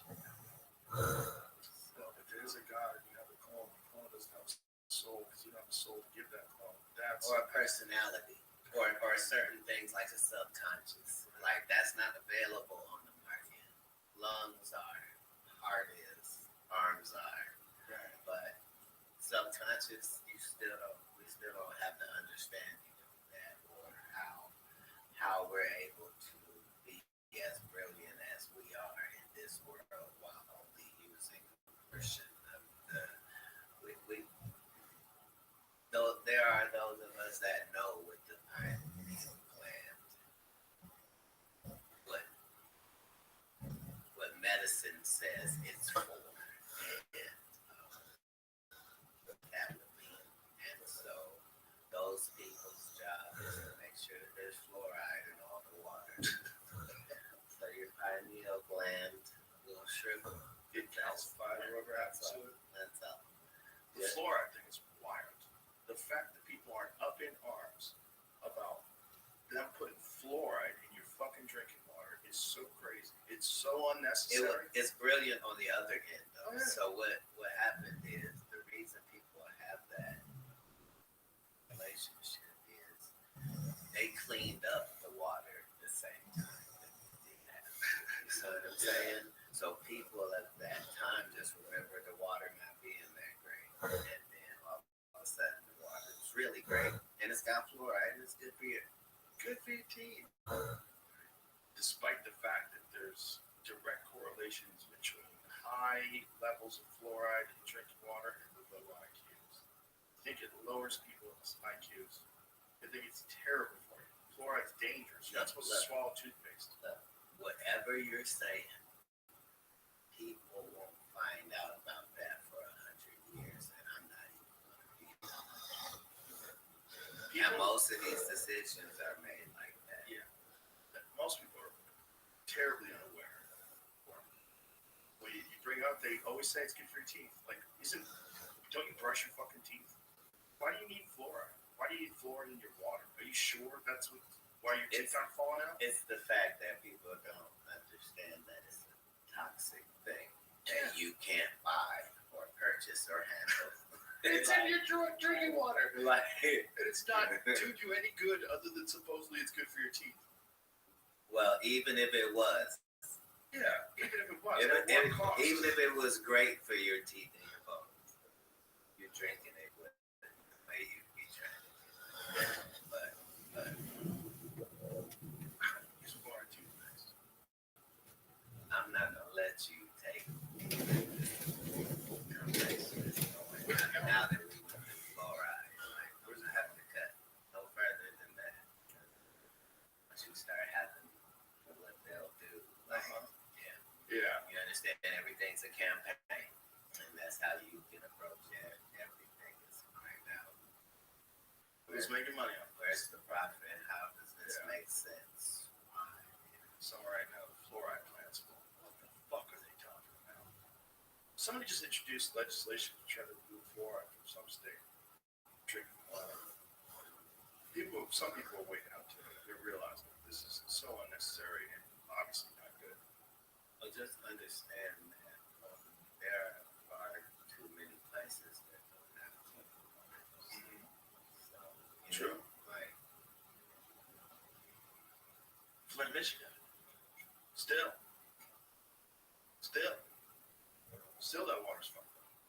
There's what about that place in Ohio where that? And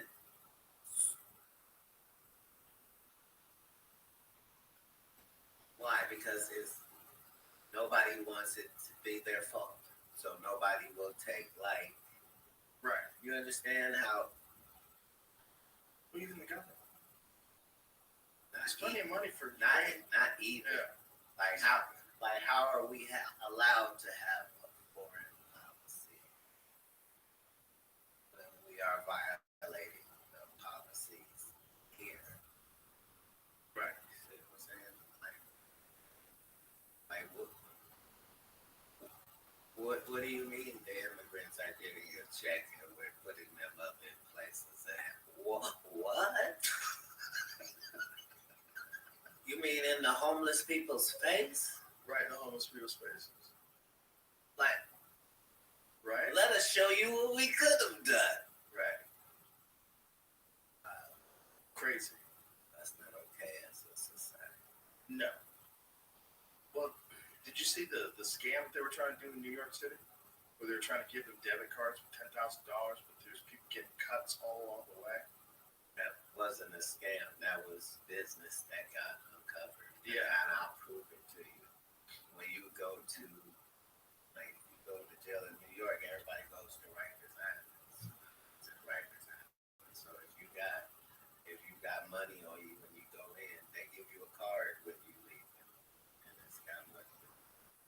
Remember, like systems are the system. Yeah, there's a lot of money being made. Yeah. A lot of money being tossed around in the system. And if you have a thing like an open immigration policy, for sure, someone's figuring out how to profit off that. Someone's figuring out something about that. No, you look at it the wrong way. There is no one who is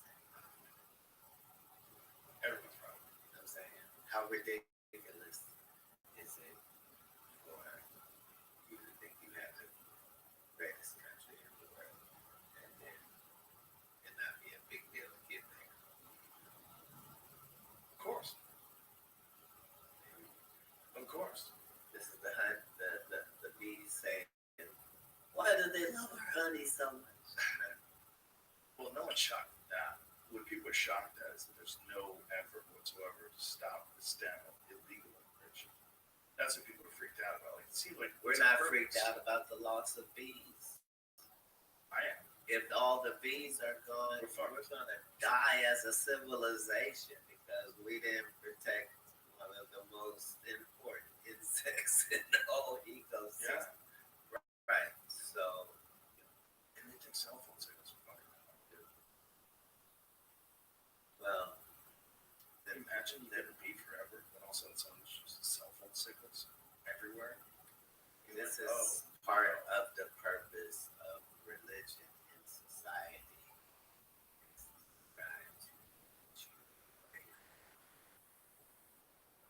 Exploring all of the things you could be doing with your time.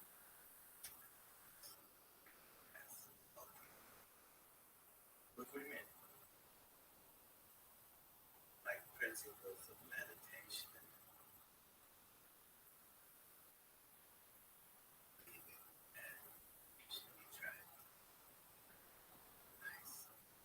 You know, because it's not really that profitable, right? But here we are talking about that's what really would help our country and civilization and treating the downtrodden better. But the truth is, there's very little money in that. Yeah. Very little money in that. The truth is that the immigrants that come over here are generally super qualified and something. Yeah, and motivated. And I mean, shit. If yeah, I just walked and here, that's what's made all immigration important. Yeah, you know what I mean? Like the Mexican over the second world. Well, they were their own jolt to the civilization of the back then. Yeah, you say, oh, they shouldn't come over, but anybody that comes over willing to work hard and succeed, and those are people you want apart, and they immediately help. Like, you can look at the extremes, of course, but the benefit are astronomical and always have been since. yeah, the benefits are great. The side effects are crime. And that's what you have to be careful of. Especially when you got organized crime that's coming in self-fentanyl. You got a lot of that. That's a wild one. Because that's propped up by laws. That's propped up by our drug laws. And it puts you in a real complicated situation. Do you make drugs legal? Everything legal. The problem is you're going to get a bunch of people that get addicted to drugs that probably wouldn't without that. And then you have to say, is that just part of the process? We have to learn to deal with this new thing that's everywhere and readily available. And how many people are going to try it just because it's probably quite a few. But at least how many people are not going to die from fentanyl poisoning because they're going to get pure stuff? Probably a lot.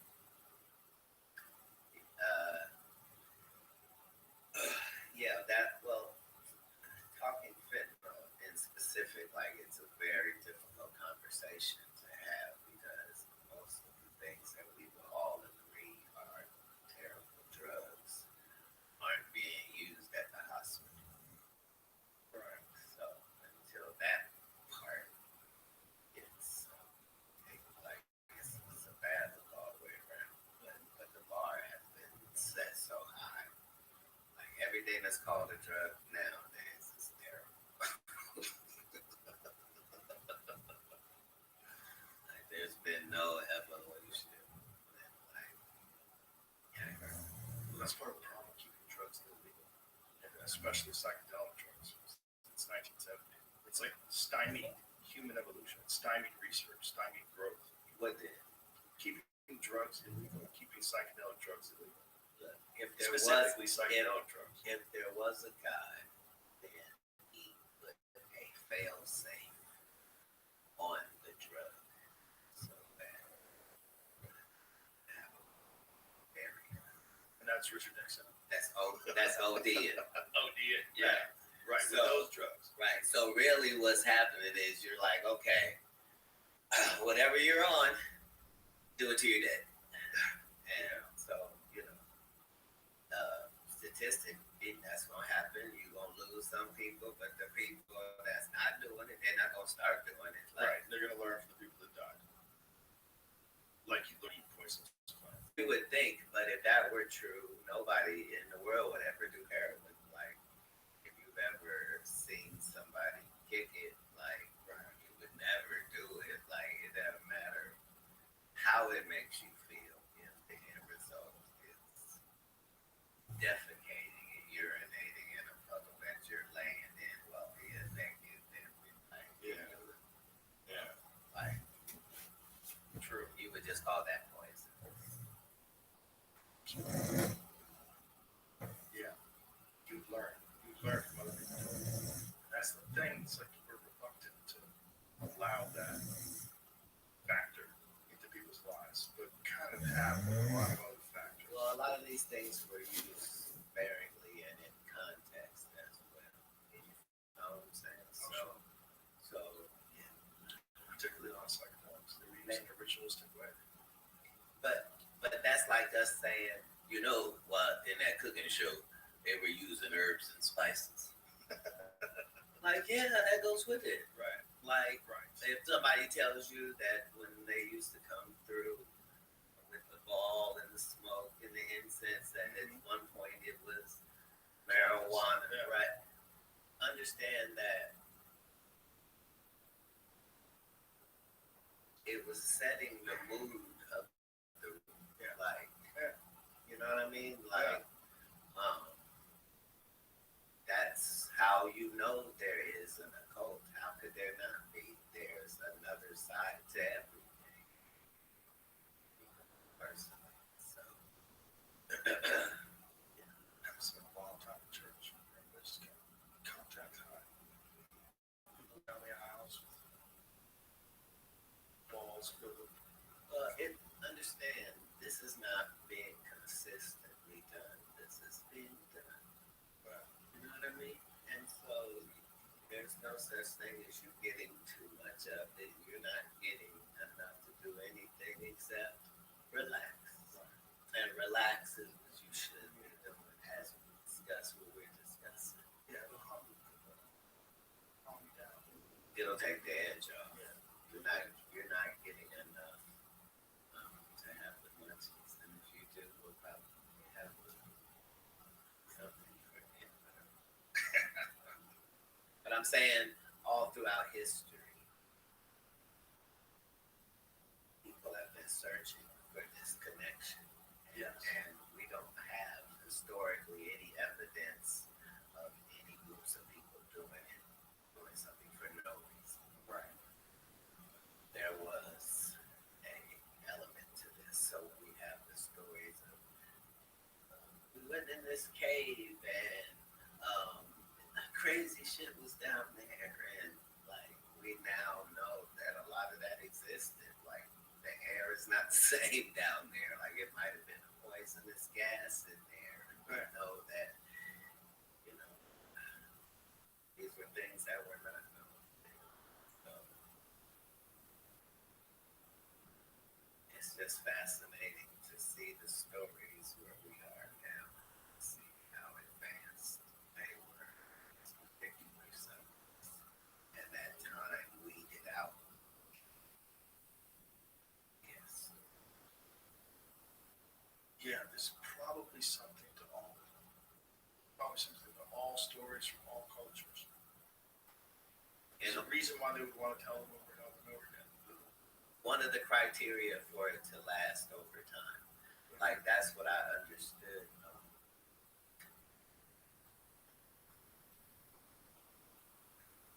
When I broke the internet, I was trying, let me see if you know, like, when you start studying quotes and where great quotes come from, you start getting people that are known for their great quotes, right? The further you go back, you see who really said it first. You know what I mean?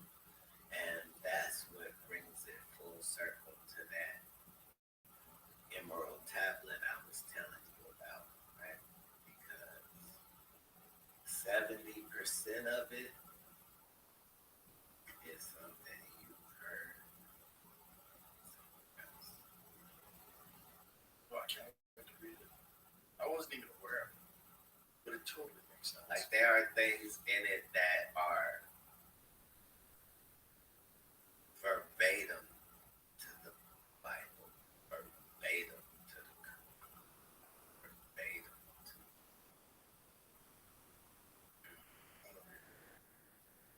it's a great thing. Cat Williams, thank you for being with us. So fun. Glad we finally did it. You're Glad I finally met you. Yeah, me too. I appreciate you very much, man. And we talk well about you all the time. I think you're one of the best comics of all time. And I think you're a fucking animal, man. You get after it in a way that like the energy that you have. I appreciate you very much. Very much. So likewise. Thanks for being here.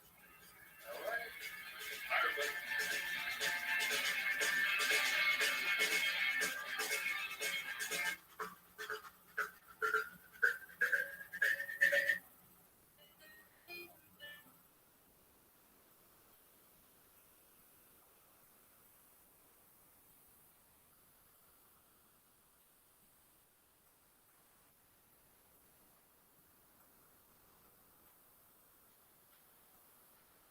All right, we got some new merch to tell you about. We got the vintage rat tee, the hunting club hoodies and hats, if you like to get out there with that gunpowder, as well as some new colors in the BGTY Be Good to Yourself collection. Get that and more at theovonstore.com. And thanks for repping. New tour dates to announce. I will be in Las Vegas on June 30th and July 2nd at the Encore Theater. Get pre-sale tickets with code RATKING starting Wednesday, January 11th at 10 a.m. Pacific time. General on sale starts Friday, January 13th at 10 a.m. Pacific time. We're also adding a 6th show in Austin on June 8th and a 4th show in Houston on March 23rd. We also have a few tickets left in Louisville, Indianapolis, Shreveport, Baton Rouge, Boston, Medford, Corpus Christi, and Phoenix, and New York City. Get tickets at theovon.com/TOUR. That's true. Today's guest is he's one of a kind. And he is. People say that all the time about people, but he is that. He's a comedian, he's a filmmaker. He has a new special streaming on January 28th. Live from Madison Square Garden. You'll be able to watch the live stream of it. We'll put that information below. I saw him perform last night. It was unreal. Happy to have him here today, Mr. Louis C.K.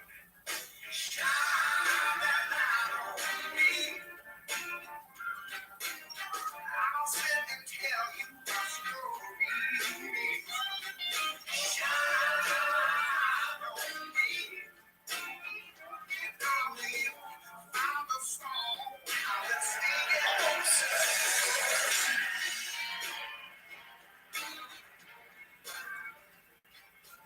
I sweat more when it's cold. Yeah. Warm up, I sweat less.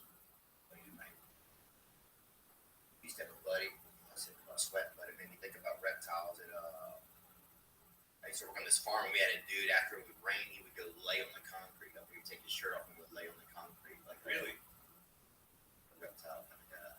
Because he felt good. It cools off. That's like what dogs do. They sit on the earth. Oh, really? Yeah, they sit somewhere they find a cool spot.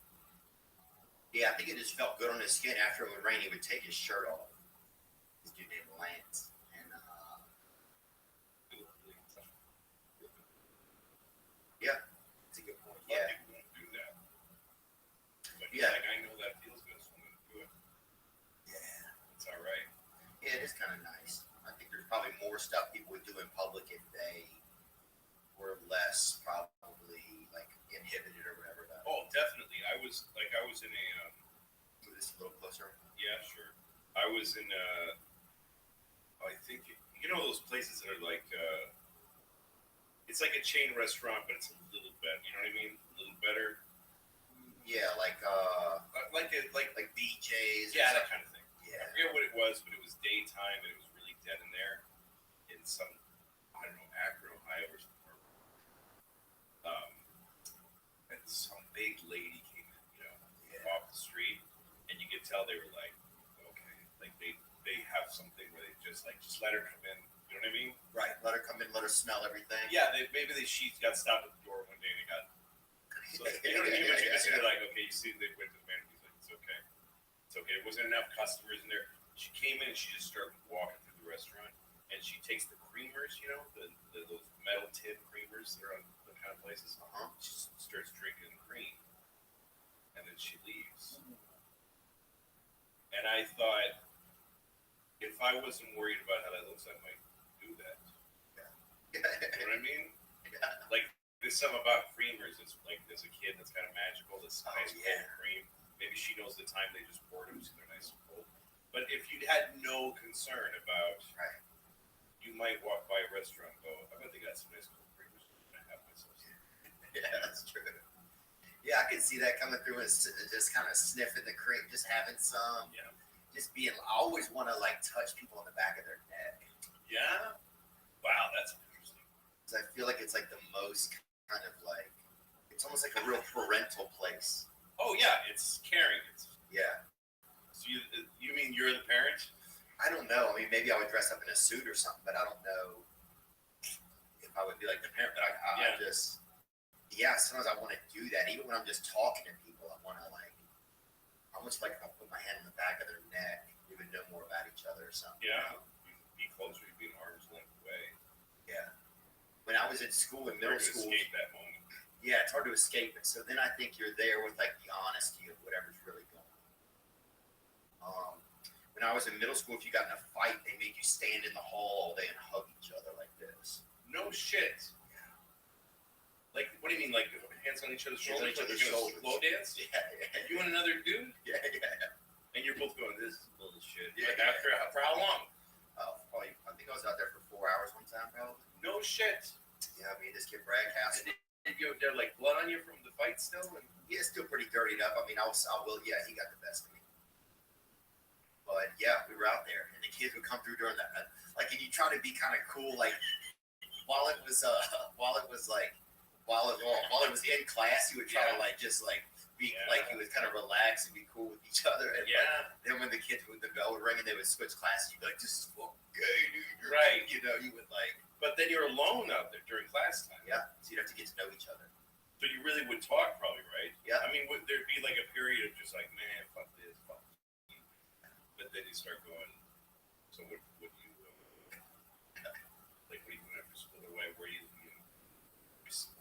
have sisters, right? Brothers, yeah. You you get into it, and then he became a friend. So I like that. I think there's something about that. Smart idea. The only that pose of hands on shoulders, it reminds me of when that was middle school. So this was 5th, 6th grade. Kids, boys and girls started saying they want to be boyfriend, girlfriend. You know, they started to be that thing. And it was only the cool kids that could do that. Like anybody that was below, in the nerdy or just not popular. Anybody with glasses on. You had no currency.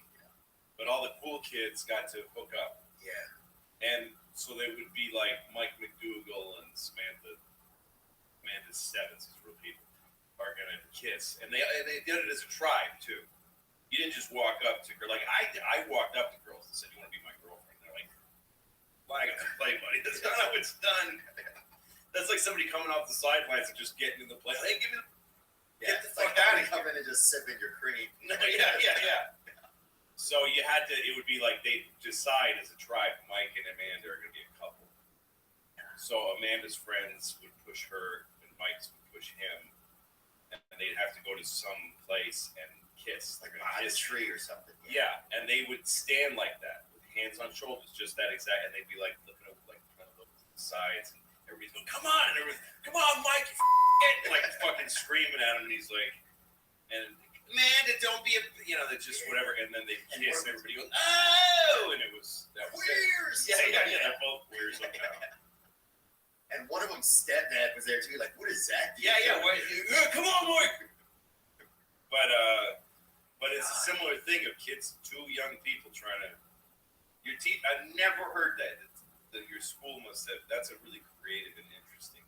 I thought it was. It was one, and me and that guy are still friends. I just saw him a couple weeks ago, and I thought, but I do that thing just to. Just once in a while, it should be a regular thing. Shiny moment. Yeah, just sing a little. Yeah. It almost reminds me of Lord of the Flies that you're talking about, because it really was. I never thought about it like that. Like the whole tribe kind of had to agree that Scott and Jessica were gonna kiss. That's right.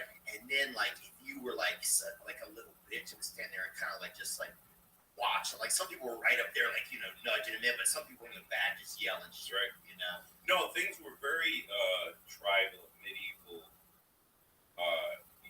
There's microcosms there at those ages. Like, I had a friend who was very popular, but he had me like as a side bitch. This weird way. Like I was his friend, but I didn't get to hang out with him.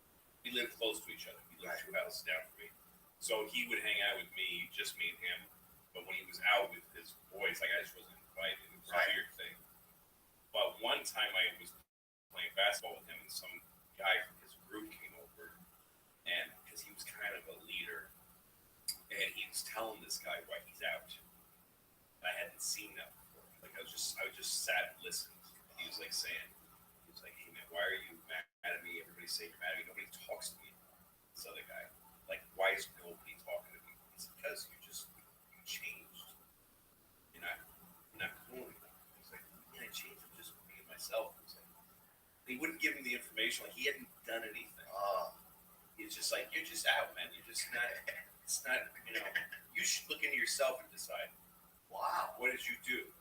You think about it. That's not for me to tell you." And the poor kid was like crushed because this was part of this group, and he was out after that. And you'd never seen him be in that kind of situation. I never seen that. I was fascinated by it. And he also did it openly in front of me because I just didn't count. Right. So, I guess it's a fly on the wall. This guy will never, But he'll we never were like tell 10. anybody. Everybody was 10 in the story. I was like, where the fuck did he get this sophisticated kind of like Dick Cheney kind of like, you're out, fucking. Like your message, Louis C. It doesn't even matter. Get yourself buried. Yeah, I didn't. He'll never make it to the Capitol to tell anyone. No, I was a servant. Yeah, I'm like the guy who got shot in the face. Yeah. Dude, I remember. You're talking about Friends. Oh yeah. Yeah, it's crazy when you look at a 10-year-old. It looks like they're doing nothing, kind of like they're dumb and their neck's getting longer. But then it's like you look at you like But then like you hear a story like that, and you're like, yeah, they have this whole cosmic universe that's going on. Well, yeah, because we don't see it. When you see kids, they kind of look just frozen faced. And because when an adult walks in the room, like I did in Lord of the Flies, did you ever see the movie? Oh yeah, I did. Well, it ends with just like this adult boot in the foreground. Oh yeah. It just stops all the madness. Shut it down. Yeah.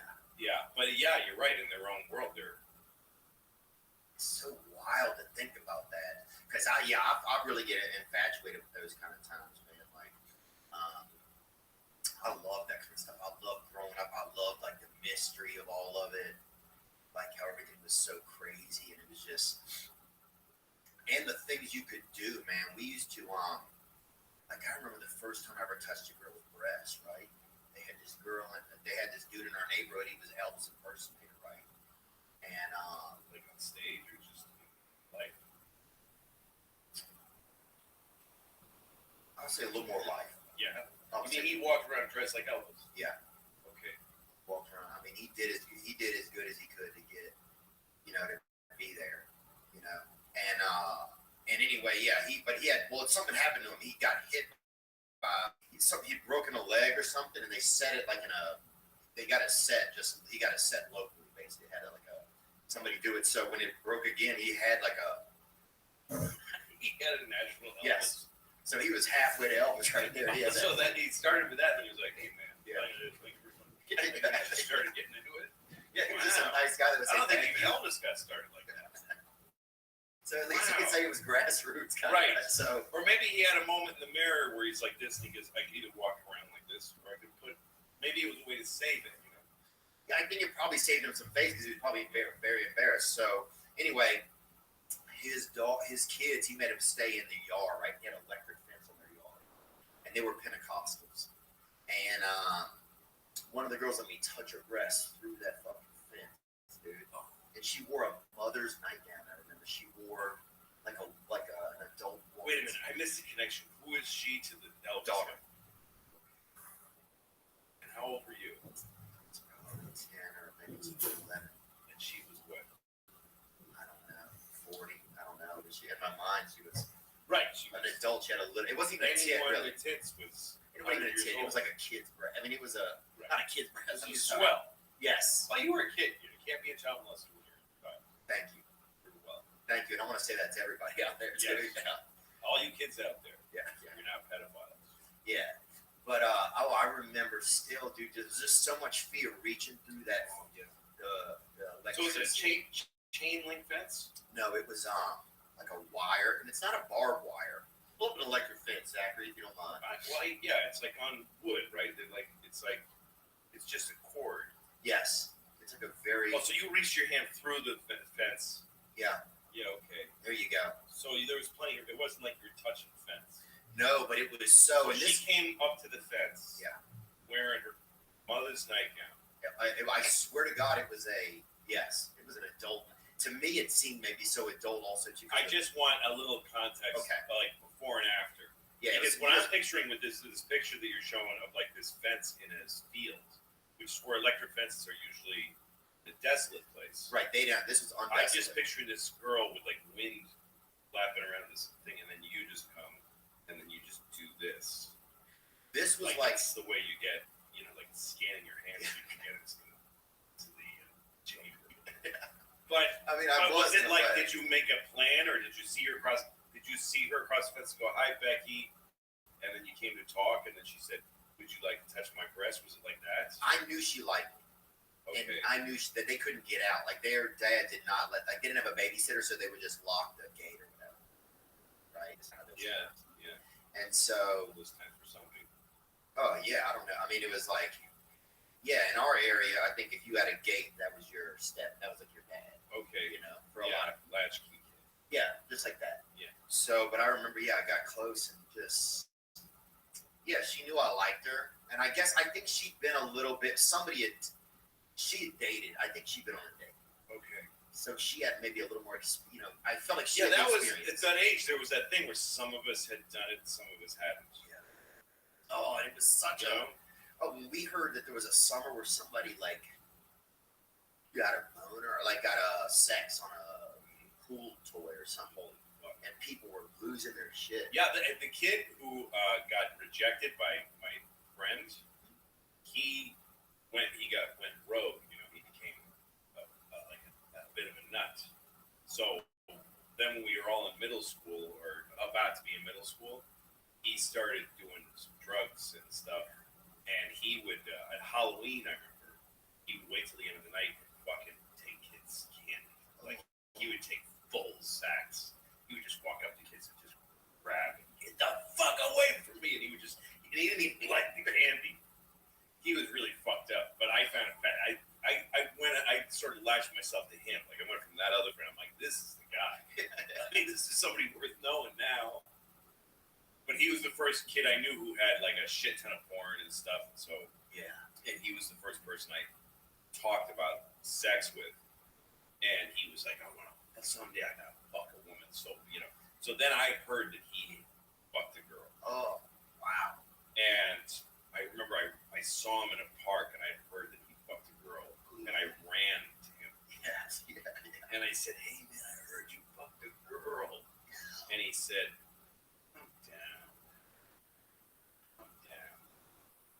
you don't know what the fuck you're talking about. Just shut up. And I realized he's on the other side of this line. I'm a child. He's a man. And he wanted nothing to do with me. So, it was tough. Yeah, there's that line. There's that, like, moment you cross over. Yeah. I remember finding some pornography in my brother's closet. And I found some liquor at the same time, right? So I was having liquor and looking at pornography, and I blacked out. I couldn't handle it. I fucking blacked out and I fell off this shelf. And it wasn't from the liquor, maybe. You just couldn't, you just overloaded. Yeah, I had two sips of it. It was peach, but I don't think it was anything I could handle. No. Yeah, it was too much at the beginning. Oh, it was Sex so was too much. I remember the first girl that I had a specific sexual feeling about was this girl in junior high school. We call it junior high school, right? Yeah, yeah. And I had this fantasy about her. I would lay in my bed, this before I did anything myself or anything. I just would lay in bed and think about her. And I would picture her, she wore this, because I always saw her in gym class. It was this yellow t-shirt and blue shorts with the uniform gym. Oh, wow. And I just would picture her just lifting her t-shirt just a little bit. And that was when I go, stop there. I would tell myself, don't ever in your life think past that point. It's all, that past that is not okay. And I stayed there for a long time. Did you, I remember at summer camp, they had this cute girl, right? I think she was cute. I don't know. She was a female. And she would let us come over and look. She had like this kind of boyfriend that liked her. We're all kind of jealous, this other camp counselor. Yeah. And sometimes she would let us come over and look at her shirt. Oh, yeah? And he would sit there right by, kind of like, oh, a little bit of a cuck thing. Like monitoring, like you're allowed to come in and see what's in the shop, you know? Wow. He was a counselor? Yeah. Were you a counselor? Were they all counselors? I was a kid. Wait a minute. So he was a counselor. Was she a counselor? She was a counselor, yeah. Oh. Yeah, she was a counselor. Yeah. Also, it was like, we're going to let the boys look at her tits. Yeah, I think it was just, I don't know if it might have been raining out or something. There wasn't like anything planned or whatever, but I remember that we got to go over and like, and one kid, I remember this crazy dude. Yeah. This black kid tried to put his hand in Oh, the really? shirt. Yeah. What did they do? What did the He guy said, do? no, the guy kind of shut him down. Okay, that's what he was there for. And then, and I was like, oh, this kid knows more than I do, right? Because I was like, I went up hands behind my back. Like I was so. Oh, you did? Oh, man. I was like, because I feel like if my hand, I can't control my hands are on the tip. So I got to put them. Back there, that's enough control. It just gave me a little bit of leeway. Just a little bit, yeah. If I felt him coming across you my could hips. just walk away. Yeah. Yeah, I get it. I'd like to imagine the conversation between those two counselors. What are we going to do today? Checkers? What are we going to do? She's like, what we want to see.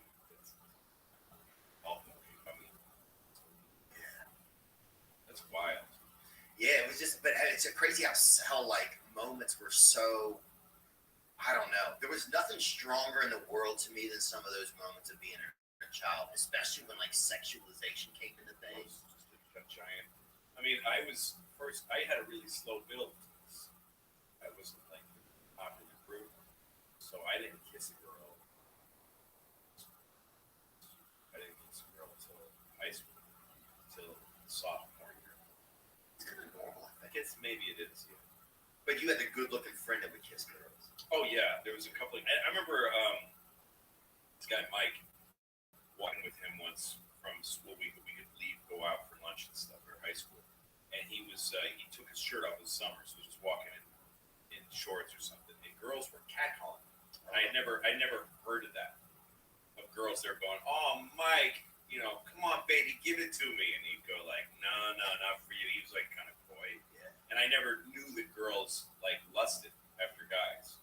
I just thought it's guys want sex and women, girls let you when they want to let you for some other reason or something like that. Yeah. Because I still hadn't done anything. Then when I was a sophomore, I met a girl.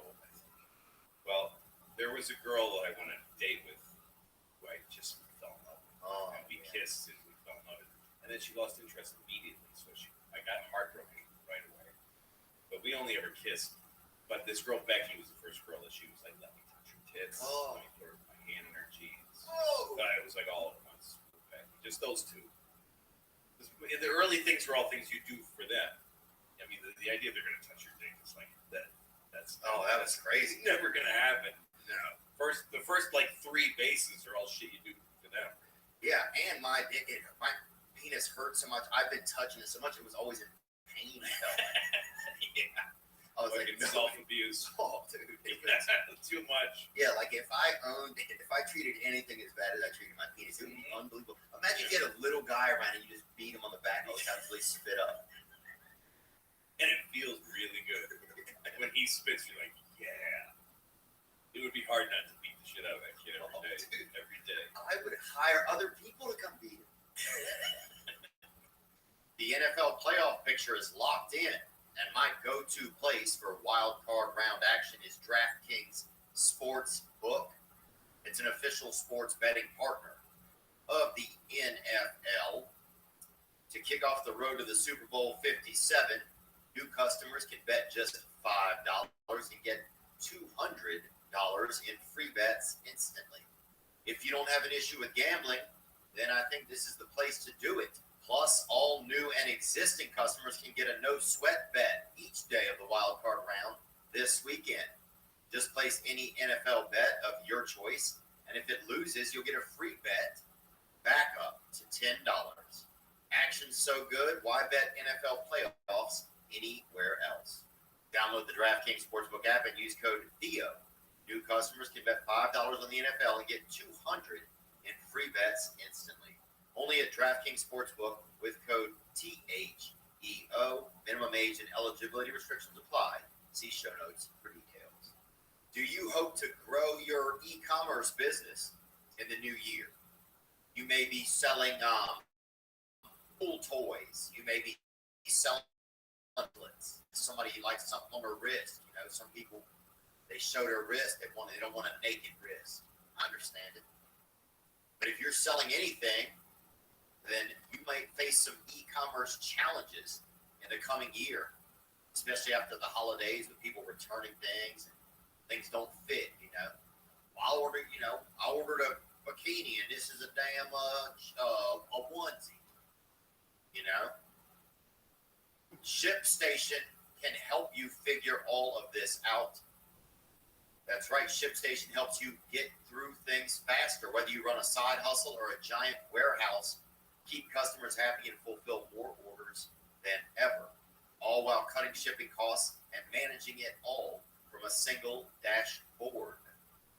And they have the best rates in the industry, which just got even better with up to 86% off USPS and UPS rates.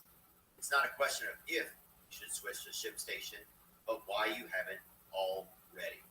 Make the new year the best year and grow your business with ShipStation. Use promo code THEO today at ShipStation.com to sign up for your free 60-day trial. That's ShipStation.com. Use promo code THEO.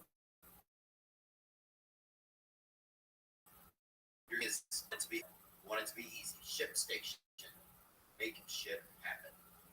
Yeah, no, it really is crazy that I feel for little boys because it's like, you're a boy. You don't know how to handle yourself. You don't know how to keep your room clean. You know, little boys they smell. They're animals. Yeah. And then you learn that there's this thing that makes you calm. It's like, forget it. You'll rip it off. You'll rip it straight off your body. Like, you get as close as you can. Oh, yeah. No, you get to the point where, like, I can't do it anymore. Like, I need, like, a week off because it stings. I can't get it. Yeah. Oh, I want to rip it off and throw it back to Africa sometimes. Like, that's really how I feel, man. Sure. And somebody over there, they'll make a fucking soup out of it. You know what I'm saying? They don't even. It's like, that's what they'll do. Or I I'm just thinking, wait for white dicks to land. There's another one. Another kid who couldn't take it. They make a soup. Throw it back to the motherland. Yeah, I love stuff like that, man. Those feelings, all that stuff. Did you have like a role model telling you about sex or anything growing up? No. I had friends, and all of us. I remember when my friends and I first started, like the group of friends that I had would talk about sex, and we're like telling each other how it works. And one kid said, "Well, you put your penis in her vagina, and you come." He said that you come one of your balls, and it really hurts. And I said, and we had sex ed in school. I said, I don't know if you guys pay attention. That's not what happens. I said, first of all, you go in and out. Fuck, you know, you don't just put it in. You don't go in and out like somebody got loitering at a party or something. Yeah. Like the door.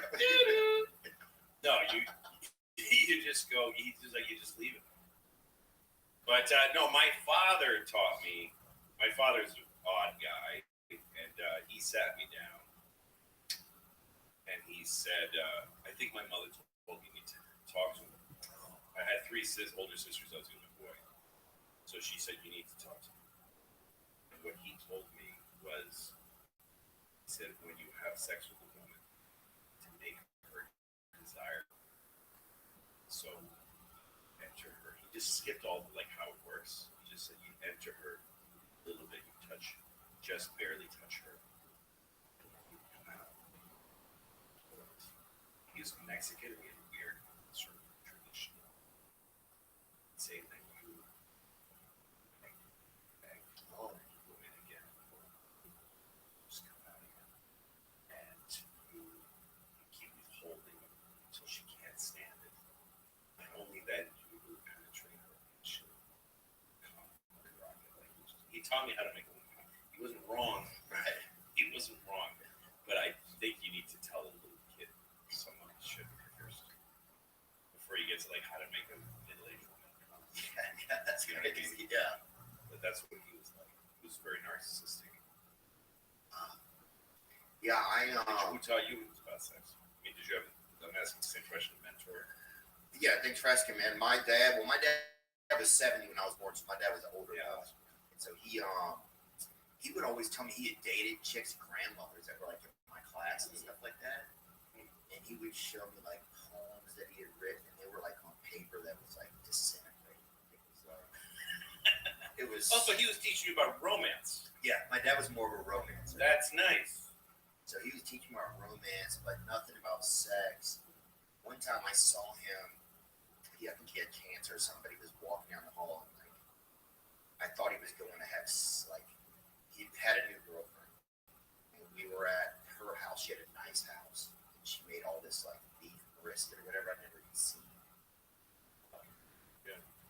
Just were your parents married? They were married till I was 7, and then they got divorced. And did he have kids before with other women? Yeah. He had 3 other children. So you're how old? I'm maybe at this point I was probably 12. And you saw him somewhere and he had another girlfriend. Yeah. But She you let were us stay at her house. You only ever had bullet nuts. Oh, I never had brisket. Yeah, I never even could imagine it. And then he was walking down the hall, and I thought he was going to like have sex. It was at nighttime, and I would sleep on their living room, on the couch. And then he literally, he was sick, and he defecated all over himself. It was like one of the scariest and craziest things that happened. Because I remember watching him and thinking, wow, my dad's going to like be with this lady, you know? And she was like wealthy, and I don't even know why she even liked us, but she did. And then he was sick, you know? And I was so afraid to try to go to help her because he had cancer and he was getting real sick. I didn't know. But it was anyway, that story took kind of a weird turn, but that's just life. You know? But yeah, it was like a moment where there was just a lot of life. But so one interesting way you put it is to say, "With what she like us." So you and your dad were like a unit. You're like a team. Like so, when he left, when your mom and him divorced, you wanted your dad. No, I stayed with my mom, but I always felt like my dad was just more loving.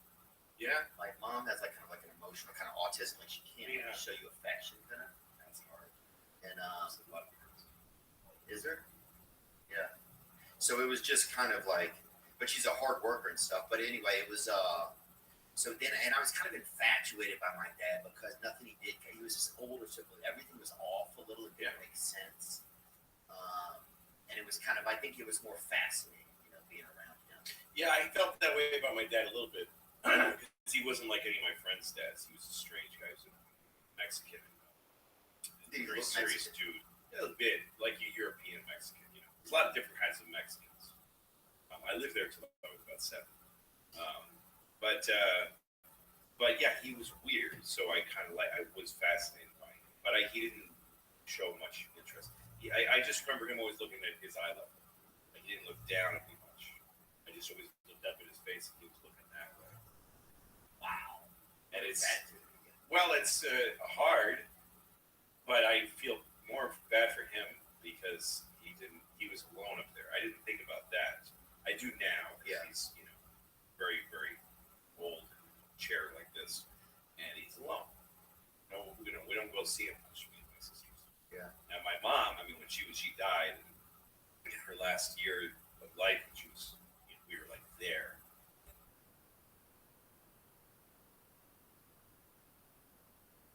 Kept never alone. She just was a loving person. She never wanted to be. But my dad was all fucked up in his own head. He was a narcissism. It's a sickness. Yeah. And it's isolating. That's what I said. I feel bad for him. Now I'm able to feel bad for him. He was painful as a kid, physically.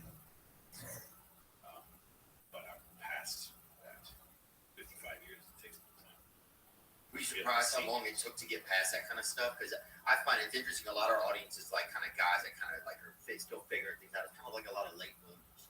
Yeah. I think, and no judgment to any of the listeners, but yeah, I think a lot of young men are stuck in this time where it's like, yeah, it's almost like you're figuring your shit out, your parents' shit out. It's like, it's almost come to like this kind of like curve in the pipe where it's like, we got to kind of figure this shit out in here. Yeah, I think that's right, and I think it's hard. I don't think you can rush it. I think it happens later because something comes loose. It just does. It's nothing you can figure out. It's nothing where you can go, oh. You think about it once in a while. And also you spend a lot of life avoiding it, right? So, like when I was a young dad, so I just pushed my dad away. I just didn't want to think about it. I just decided he didn't matter for years. And like when I was little, I remember he was spanking me once, which is now to me a really odd thing. Is a man's hand spanked a fucking bare ass of a child, a little bony. I can't fathom it now. Yeah, put pants on that kid. Yeah, what are you doing? It's really gay and weird and upsetting. But I remember being spanked so fucking hard, like it was like blackout spank, like I can't handle this. And I remember thinking to myself, I think I was about 9. I thought the day I get a wallet, like that was the magical thing. The day I get a wallet with that money and cards and that set of keys, the second I have that, I ain't never gonna look at this person again. Get away from this guy because I have those. That's all you need. You had a lot. You were ready. Yeah, I really didn't like being around. And my mother divorced him when I was 10. So then I had a lot of years just with mom where he was around and he would ask for attention sometimes. And I wasn't afraid of him anymore, but he made me uncomfortable. I didn't like being around. There's a lot of good things about my dad, and I owe him a lot. Yeah, totally. He did, and he also devoted a lot of life to, he was Mexican, and our family in Mexico, they do okay, and they have some influence, and they have, he had a better life there. When he moved to America, it's sort of the opposite of most immigrants, that he went from Mexico, where he was pretty well established, to America, where he had no tools to survive, and where he didn't get the culture, but he did it because my mom was the strong one. The family worked really hard, and she raised us and supported us. So he is picking my mom instead of somebody in Mexico, and that's how I got to be here, land of opportunity. Yeah, it's interesting. Yeah, it's interesting, man. How a lot of times it's a previous generation had to kind of take an L and to like really. That's right. So you could have it. It's hard to imagine. Imagine that in your own life. I'm gonna do something shitty. Yeah. Whoa. I'm gonna move to Toledo, so my son. Nah, fuck you, kid. Good luck. I'm gonna do something. I'm gonna go to Vegas and just keep trying to win. Yeah, I'd rather sell my ass on the internet. Yeah, fuck that. Take my chance. But so I went through years of like not wanting to think about him, and then once in a while I would check in with him and see maybe we have something, and he'd feel the same, and I got one, and he didn't even seem interested sometimes, and I was shitty. But then, and my mom meanwhile took care of him. After they divorced, she kept him because he was kind of a mess, and I learned from that. Watching my mom go all the way to the end. My mom, when she was dying, she provided for him and stuff, and I learned about her from that. And I asked her about it because she had no reason to be with the guy. They had been divorced since I was 10, and now this was a few years ago. And she said, I want to send a message to him. She was leaving him some money. She said that I want to send him a message. Now that I'm gone, somebody gives a shit about him, and because that's a promise she made me when she married him. And even though they divorced, she's still honored that promise, even though he didn't stay to his side or whatever. And so that helped me. Like that was a role model for me, my mom later in life. And then after she died, I was going to say left. After she left me by ceasing to breathe. Yeah, that's great. And some guys probably think that. Yeah, too, like, fuck you, mom. Yeah, I needed you, bitch. After she died, my sister and I, who were at her a memorial we had for her, and he came. Neither of us had seen him for a long time. And we were standing in a room talking about we should, where are we going to put him so we don't have to be here. And he walked up with a cane, looked like, come here. We sat with him. And then we had this interesting affection for him. His mom is gone. She would have wanted us to be good to him. And he was so weak. And I just felt bad for him, and I felt the tenderness for him. So I go to see him once in a while in this place where he lives. And the last time I saw him, I let go of everything. It just all went away. And now I just feel this tenderness. I just feel so sorry for the guy. All that's left, all anger and guilt, all those bad feelings, they burn away with time. They all burn away completely. And so I'm just left with, I'm sort of fascinated by him now. I look at him when he struggles to talk, and I look at his face and watch it struggle, and I feel for him.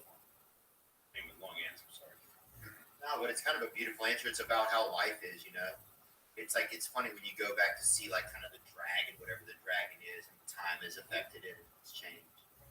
Yeah, it's all time. It's gonna. For your listeners that are struggling with it, it's like you can't rush it, and it's okay if you have blocks and stuff. You can trust yourself a little bit. You know what I mean? You'll get there this time. Yeah, I think I had a lot of I was ashamed of my dad a lot. I think because of his age, and so I think for a while I had some issues with that. But even over time, that kind of notice how I would kind of probably look at him, or I would introduce him to people as my grandfather. There's little things that it's like, I start to think, well, I wonder how that affected him, or I don't know. It's interesting, man. I just love all that kind of stuff, like how people relate to one another, and especially from our parents. Did you wish you had a dad like other kids' dads that were younger and stronger, and dad like? A little bit, but then one dude's, his dad held up the ready-made with a shotgun and pills, so it was like, my dad just bought a Cutlass, like a Delta 88. Remember those cars? Yeah, sure. I remember. Well, yeah. Pull one up, Zach. Long car. Yeah, it was, he had a long kind of rectangular car, wasn't it? Well, some of the early ones were. He had a good LTD too for a while. Yeah, those were fucking, just that hood. Oh, you would just live on that. Oh, dude, it was so warm in there. Crazy. There were always 4 cats in there. Yeah, sure. And they would stay in while we drove somewhere. Those cars floated too, man. They were comfortable. Oh yeah. I loved cars. Oh, I feel like you get 6 blocks and you're pregnant in that biz. Yeah, and that was a dad car when I was a kid. And then when I was in high school, everybody would have those, kids would have those. They'd spray paint them, whatever, cans of spray paint. Yeah. And they were badass fucking cars. I mean, the bumper is this thick and it's pure steel. It was fucking. It was made of iron. That car. So good. About 3 miles to the gallon. My dad bought his off a couple brothers that lived around the corner in our neighborhood, and so it had these big speakers in it, right? And so he would drive, and he couldn't even hear, right? He had 22s in the trunk, and so he would be listening to Paul Harvey and whatever that is, NPR. Or something. Yeah, it was with NPR. Or maybe it's just Paul Harvey. What is that? Yeah, I don't even know who that is. Good day. Remember that guy on the radio? Oh yeah, okay. Maybe it was Rush Limbaugh, right? Oh, he listened to Rush. Okay, Rush Limbaugh and NPR are very different. Oh, they are?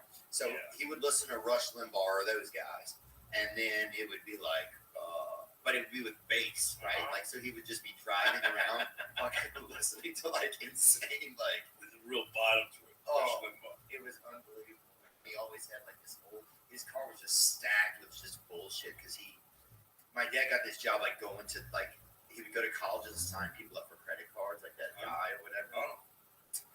And that was one of the first places he would take me there with him when I was like 11 or 12. He even let me drive because he was fucking, at that point he's 82.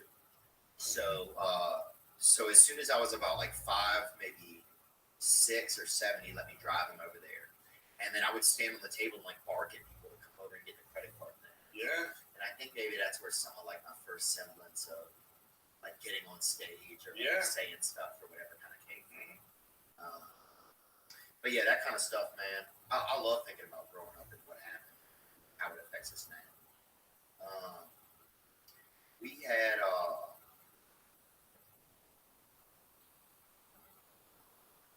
Dad shot guys sort of shot. oh yeah, dude. The other parental role models in our neighborhood, it was pretty bad. You know, I wouldn't have traded my dad for other dads. I wouldn't. Yeah. I did like that. I do feel lucky that I had a weird dad. I had an unusual father.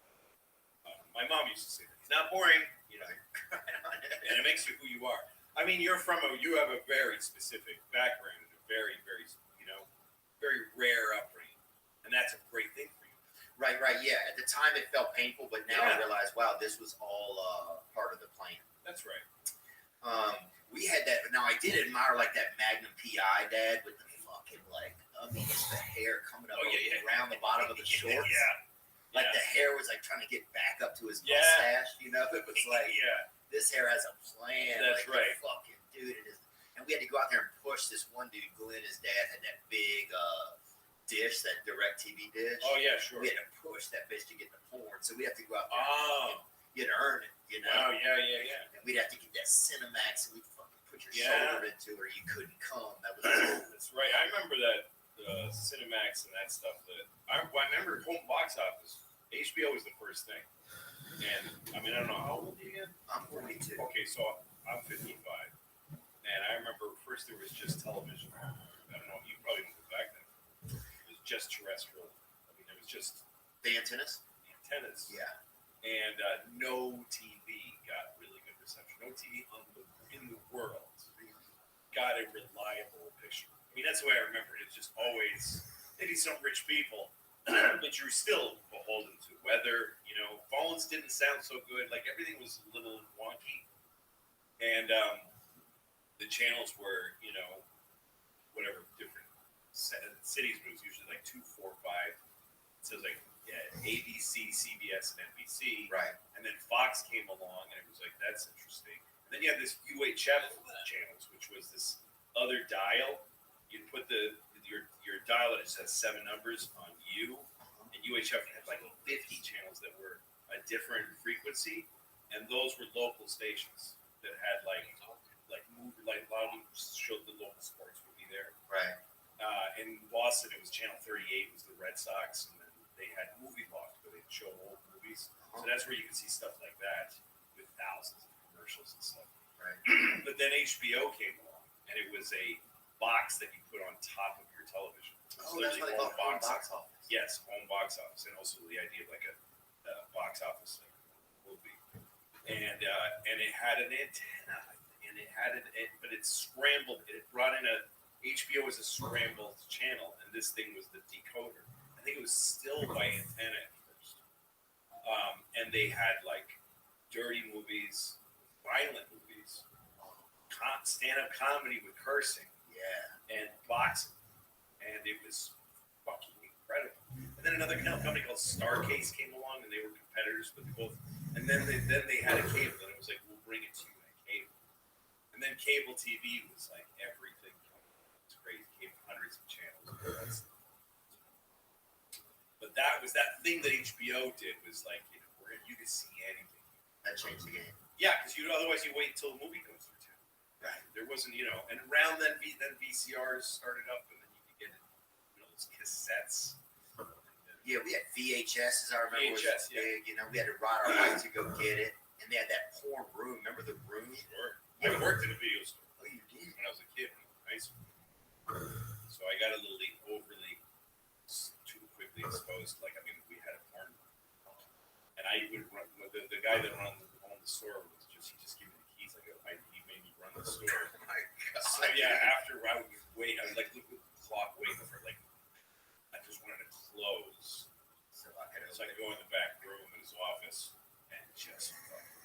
Oh, I would have fucking licked the box. Yeah, it was a lot. Oh, I remember seeing some. One guy chiseled some tits into a fucking tree in our neighborhood, right? Back in this woods behind our fence. And so what? And chiseled a fucking set of bangers on me. Fucking milk muffins, daddy. He fucking chiseled hair. With this, you mean like an artist? Like he Yeah, or like a, I don't know what it's called. What's that thin chisel with the little flat head on it? Yeah, I don't know what his tools were or whatever, but this guy was pretty good, I would say, probably. And then, but people would go out there and come, you know. No shit. Oh, you'd see there was 4 magazines back there, and it was on this little hill, kind of, so it almost had this That's incredible. native, or I think people said it was Native American or something, but I don't know. But you knew the guy that did it though? Oh, yeah. Oh, yeah. Dude, I'll tell you another story about the same guy. So, one time, me and my buddy, this kid, Summerall, were walking down the street. And it was a tree though, so it was like a living tree. Yeah. And there was tits on it. Yeah. He chiseled. And And folks would come and jack off to it. Yeah, I don't know how many folks. Yeah, but it wasn't like people with like buses wouldn't stop. Yeah, it wasn't like Yeah. What do you call it? But Like Graceland or something. But if you knew, you knew. You know what I'm saying? Sure. And this was also woods, and people used to go to the woods to jerk off. Huh. And that was something you'd find, I think, in any town. You hear people, there's pornography in the woods. It used to be, people would bury a stack of Yes, nudie I magazines. found a stack of porn. That's in the woods. That's the first time I ever saw it. Yeah, they had an empty, broken washing machine right there, and people would put it there.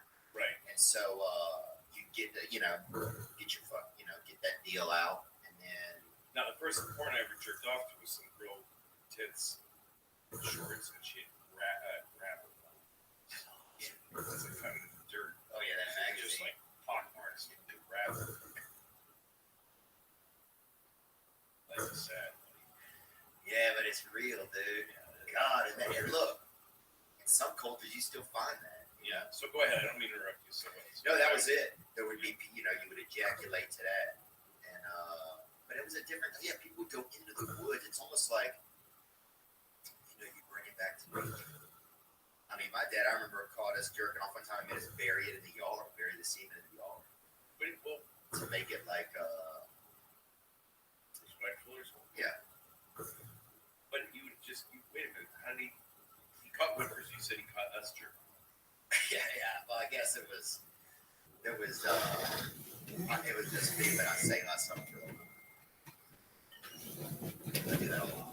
Sure, that makes sense. But so he walked in and you would just come on yourself. Yeah. Well, my mother called me, And she went to him and said he's been jerking off. She told him, yeah, she would always kind of rat me out about stuff like Yeah, that. but the jizz doesn't stay? Like, how did he? No, but he just said, wherever this is, you need to take it and put it in the yard. And that was it. No. It was on a sheet. Oh, it was on a sheet. Okay, so the thing you came on had to be buried.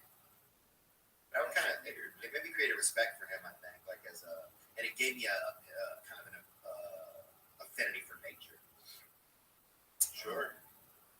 Fuck nature. Oh, I remember my buddy would come over and we would just mount our pillows in different corners of the room. Yeah, when you're preteen boys, when they start preteen, yeah, there is like a camaraderie and stuff. Yeah, I had a friend who we used to tell each other stories about girls. Like I'd sleep over his house, and he'd sleep on his bed, I'd sleep on the floor, and we called it telling each other juicers. That's what we called it, juicer. So like he would tell me, he'd say, pick a girl. I'd say Gretchen, and he'd say, okay, so you and Gretchen are in school, and you're like decide to walk home. I'll go to her house and just walk me through the story. Good, and then I do it for him. I can't even imagine. Y'all did that for each other? Yeah, we did. Yeah, and I don't think that's awesome. I don't know if we were coming yet. I think it was just about squeezing it and getting this feeling and just listening to what he's saying. And it didn't occur to us that, we were talking about girls. We didn't feel weird about it. We were good friends, I liked him. He was a good kid. Sounds like it. Yeah, he was somebody buddy. Dude, if I laid on a bunk bed right now and another man laid on the floor and took me through like a good story, I'd probably appreciate it. It's so much more real than having to just jerk off to something you see on a screen. Yeah, that's I think that's one of the things that I miss. Yeah. Dude, I remember when I first got an erection, I thought it was coming out of the front. And I remember being so scared. And I told this teacher, and then I think the teacher might have been like a gay man. And so then I got this totally weird reaction from him. That I remember thinking that poop was coming out of like it had gotten lost. And that's what the erection was. That's a terrifying thought. Oh, dude. Because then I was afraid to pee because I was like, it's going to smell bad. Oh, God. That's terrible. Oh, you know I'm on it.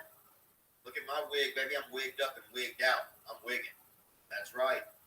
Keeps help you keep your hair. 2 out of 3 men will experience some form of hair loss by the time they are 35 years old. That's unbelievable. But it's what's happening. Look at some people. Some of them don't have no hair. And that's hectic, baby. That's really hectic. If you're ready to take action and prevent hair loss, go to keeps.com/THEO to receive your first month of treatment for free. That's keeps.com/THEO to receive your first month free. That's right. Each treatment plan comes with a full year of unlimited messaging so you can connect with your medical provider about anything at any time. Remember, prevention is key when it comes to hair loss. Treatments can take 4 to 6 months to see results. So act fast. I'm feeling mine. Come back in. I'm hitting strong. I'm topping out. I got a dang garden, baby. I'm sharecropping. To keep your hair, go to keeps.com/Theo to receive your first month of treatment for free. You know, starting off the new year with some attainable goals is what I try to do. I want something attainable. I want to drink more water. I want to budget better. You know, I want to set aside some time where if I want to have a candy, I'm going to have a candy. I won't feel bad. I'm not going to whine about it or threaten anybody because I'm angry at myself. I'm just going to have a candy. You can do it. The beginning of the year sets the tone for the rest of the year. And if one of your goals this year is to take control of your credit card debt, now is the time to start. You can use what I've used, LightStream, then pay off your credit cards faster with a low fixed rate loan. A credit card consolidation loan from LightStream can help you pay off your credit cards and lock in a low fixed interest rate. I think that's key. If you have one that's at 24% and one that's at 17%, you got to get out of that. Lock them all in. Rates start at 7.99% APR with auto pay and excellent credit. Plus, the rate is fixed, so it will never go up over the life of the loan. That is what is magical. You can get a loan from $5,000 to $100,000. There are absolutely no fees. You can even get your money as soon as the day you apply. LightStream believes that people with good credit deserve a better loan experience, and that's exactly what they deliver. Just for my listeners, apply now to get a special interest rate discount and save even more. The only way to get this discount is to go to lightstream.com/THEO. That's LIGHTSTREAM.com/Theo. If you think that your rates may be too high, just check it out. See what's there. See what's possible. Subject to credit approval, rates range from 7.99% APR to 23.99% APR and include 0.50% auto pay discount. Lowest rates require excellent credit. Terms and conditions apply and offers are subject to change without notice. Visit lightstream.com/Theo for more. No, I grew up in a house, like we had half a house. We rented the bottom half of the house. So it was just all one level, rooms off so we were all kind of crowded. I had 3 sisters and my mom. And so when I kind of came online, it was hard to hide it because I was just in my room and whatever stuff was going on. And they all kind of became aware of it, and that was horrifying to me. It was horrifying. That my mom and sisters were like aware that, like, I think I heard them say, that's what my mom was just cheerfully saying, well, boys have to touch their penises, leave them alone. She's like, and I'm like, stop, Mom. Because my mom was just too nice, you know? Right. Like I had Playboys hidden as hard as I could hide them. Oh yeah. In under my bed, I found a way to put them in the slats or whatever. But I was a boy, so sometimes I would just jerk off and just leave the room. And so one day I came home and my mom had cleaned my room and she stacked my Playboys, like stacked them nicely. And it was just an acknowledgement of my sexuality that I was not okay with.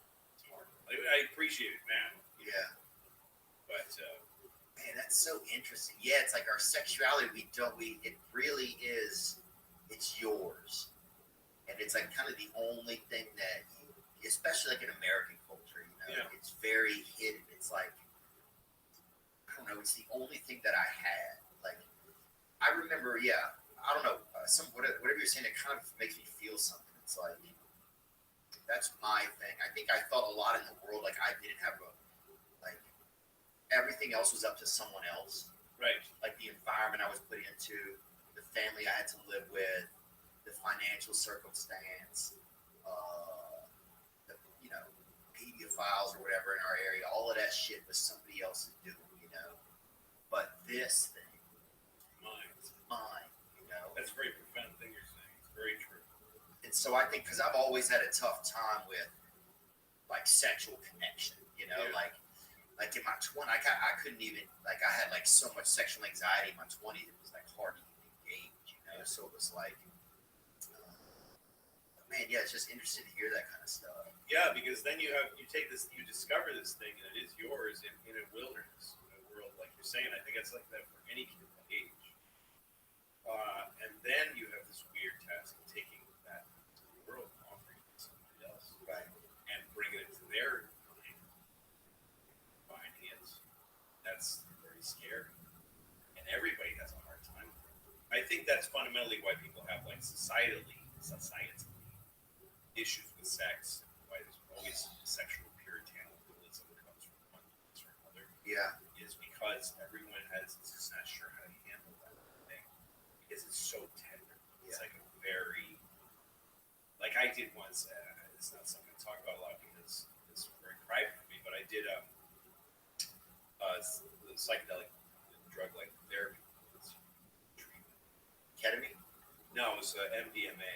And I did mushrooms too. I put on blindfold, so it's not like Molly or party or something. But I went in deep and I saw this version of my sexuality, which was I saw myself as this baby, floating in space, kind of with nothing around.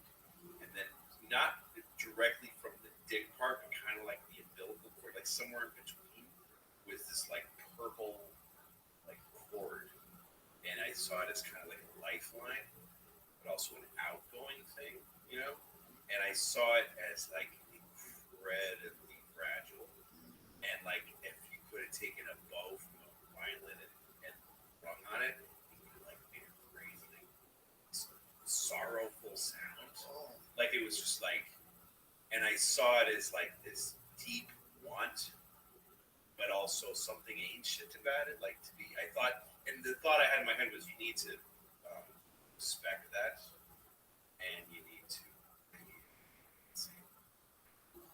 It helped me a lot to look at it that way, to see it as something that is careful, that it comes from a very deep longing, but also a weird wisdom. There's so much shit mixed in that. Yeah.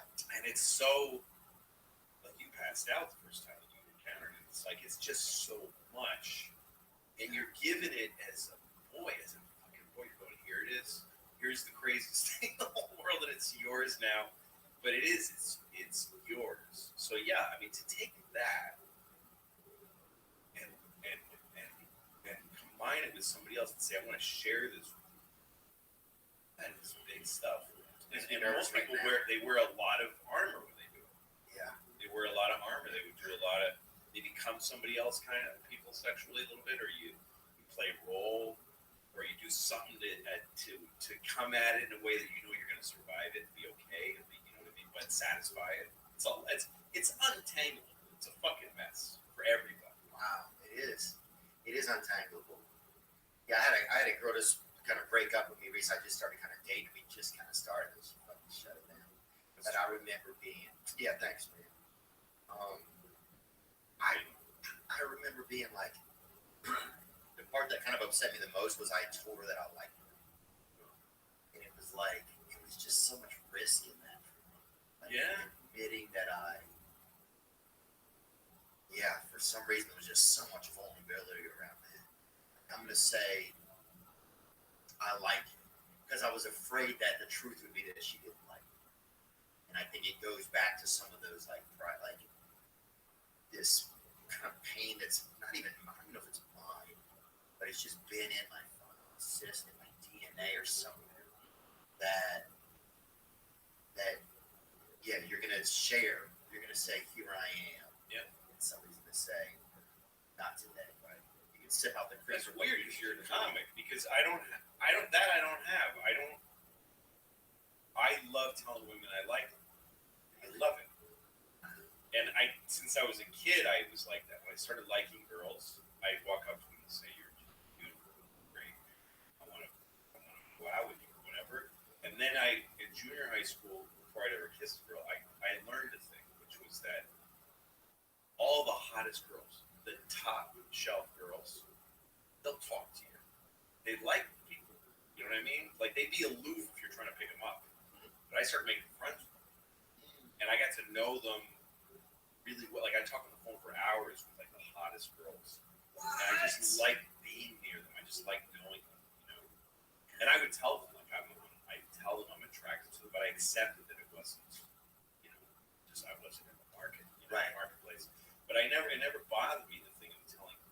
I like it. If I meet a woman I like, I kind of want, I've had to learn how to slow down and not tell her too soon. I want to tell her right away. Yeah. I want to tell her before I meet her. I want to literally send out a mail now. Yeah. You just want to say, hey, I want you. I like you. You're great. This is the thing about your face, particularly the way you walk. Yeah. Because that admiration is just a huge thing. Yeah. But it never bothered me to be rejected. Never bothered me. Wow, that's nice. Because most women, even the snottiest women, would be nice about it. You know, go up to the head cheerleader, like, be my girlfriend. She's like, "Aw, like, give me an in, give me an O." You don't get her, but you know, you get to have a moment with her. That's true, dude. Yeah, there was nothing better than like making a beautiful girl laugh. That was always like, that's big. But this is a way that I can get to women somehow. Like, this is the only way I have to. It's like, you know, I think there's something in that. We're all just trying to use some way to get to one another. That's right. Natural, right? You figure out what's good about you, you put it out there. Yeah. Here's my thing. Shots like the anglerfish that has the glowing. That thing, it glows. That's lure.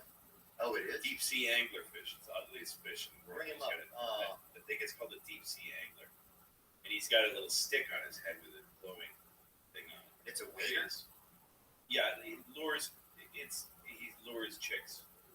Oh, yeah. That's actually the woman. So what happens is crazy. What's fascinating, I just saw this the other night on a show. That fish floats around with that thing on her head, and the dude is really small. The dude is like the size of like her jaw.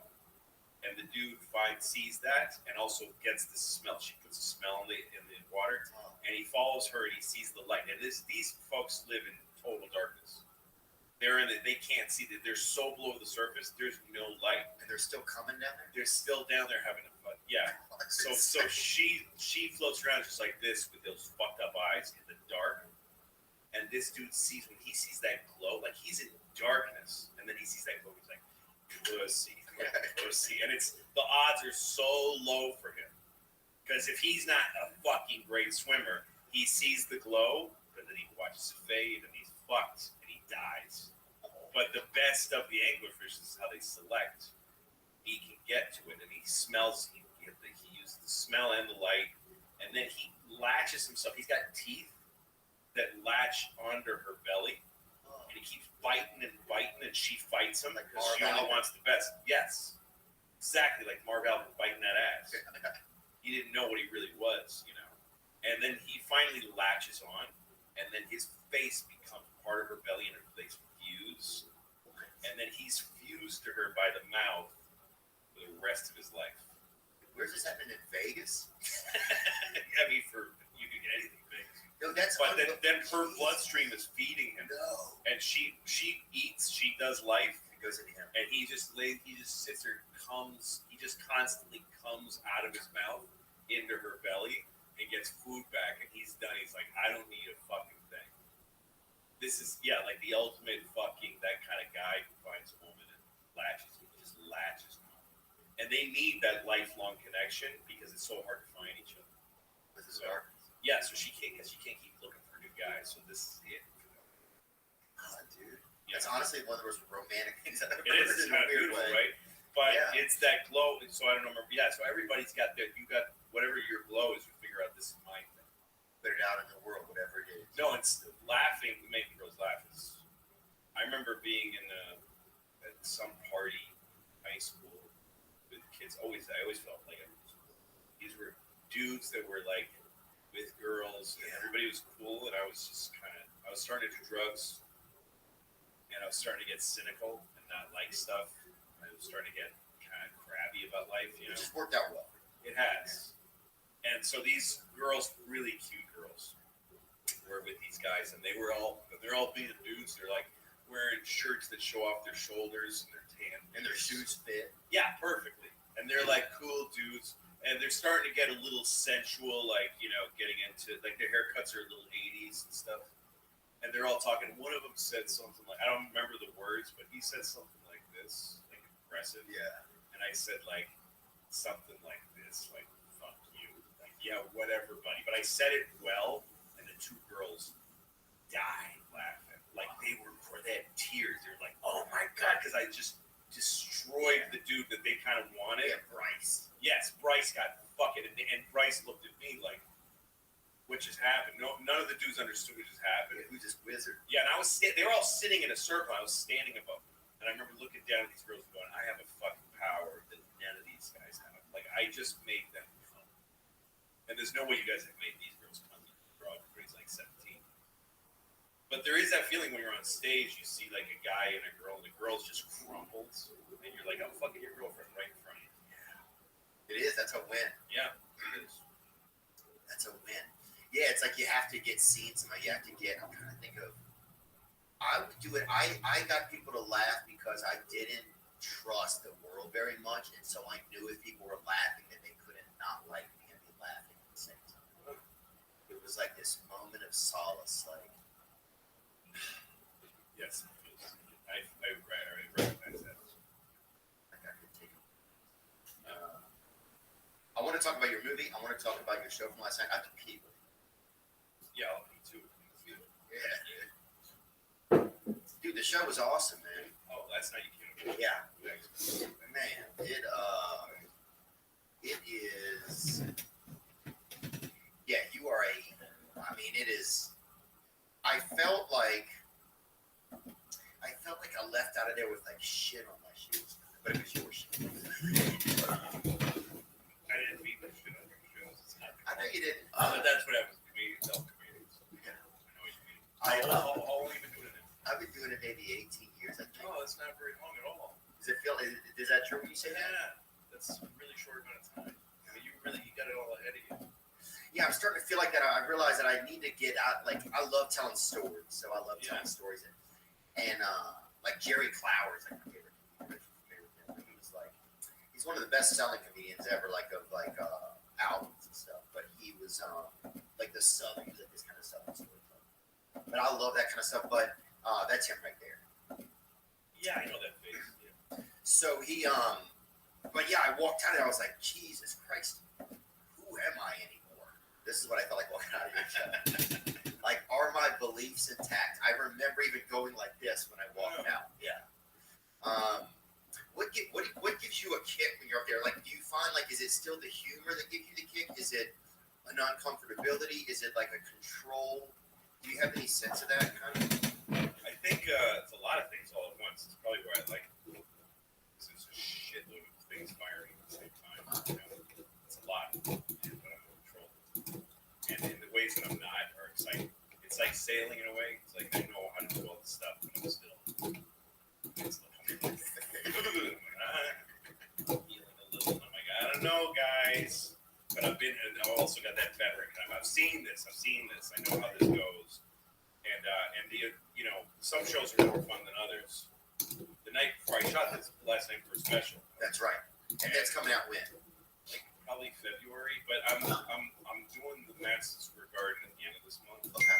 On January 20th, and I'm live streaming that show on my website. People will be able to buy it there. Buy a ticket.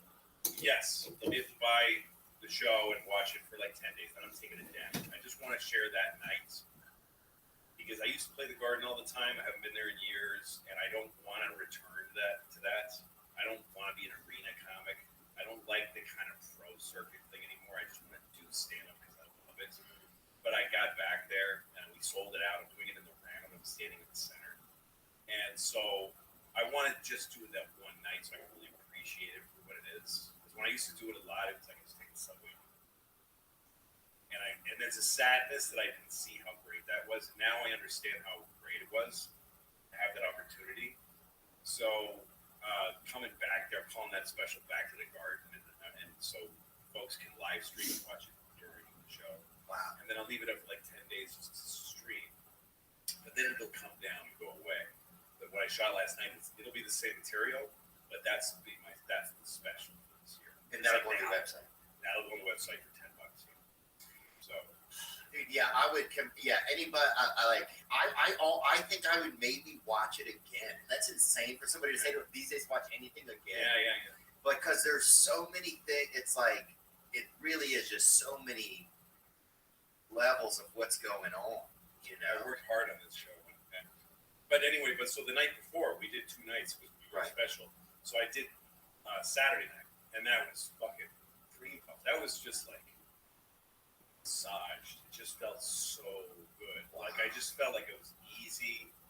Just like this one, like a kind of surfer who touches the water wall while he's in there. Oh. You know what I mean? Like not the guy who's like this, but the guy who's like just doing this on the while he's in the tube.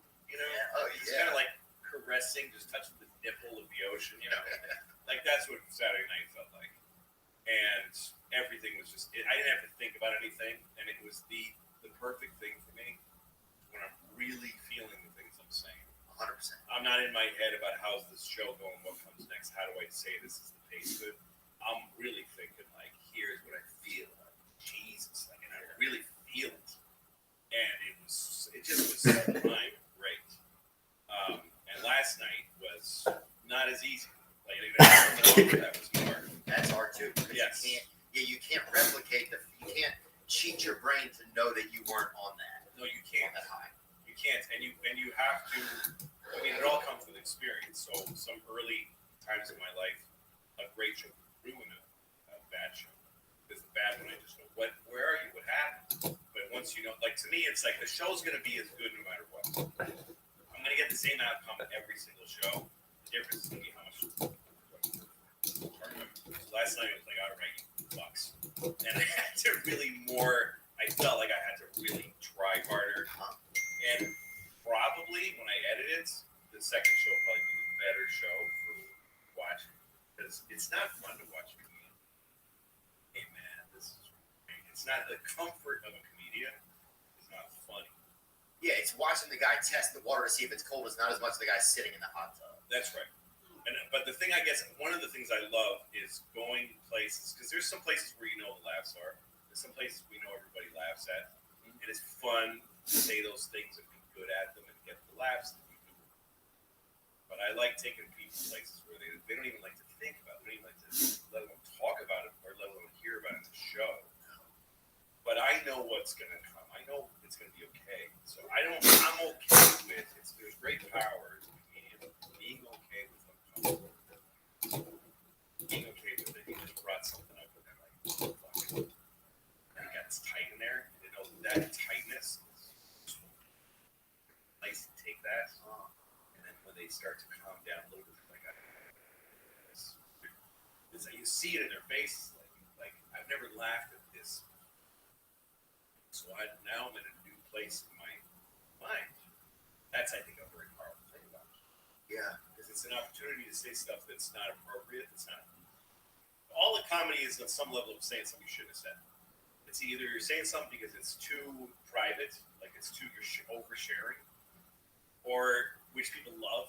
That you're just I'm gonna tell you this fucked up. You do that a lot.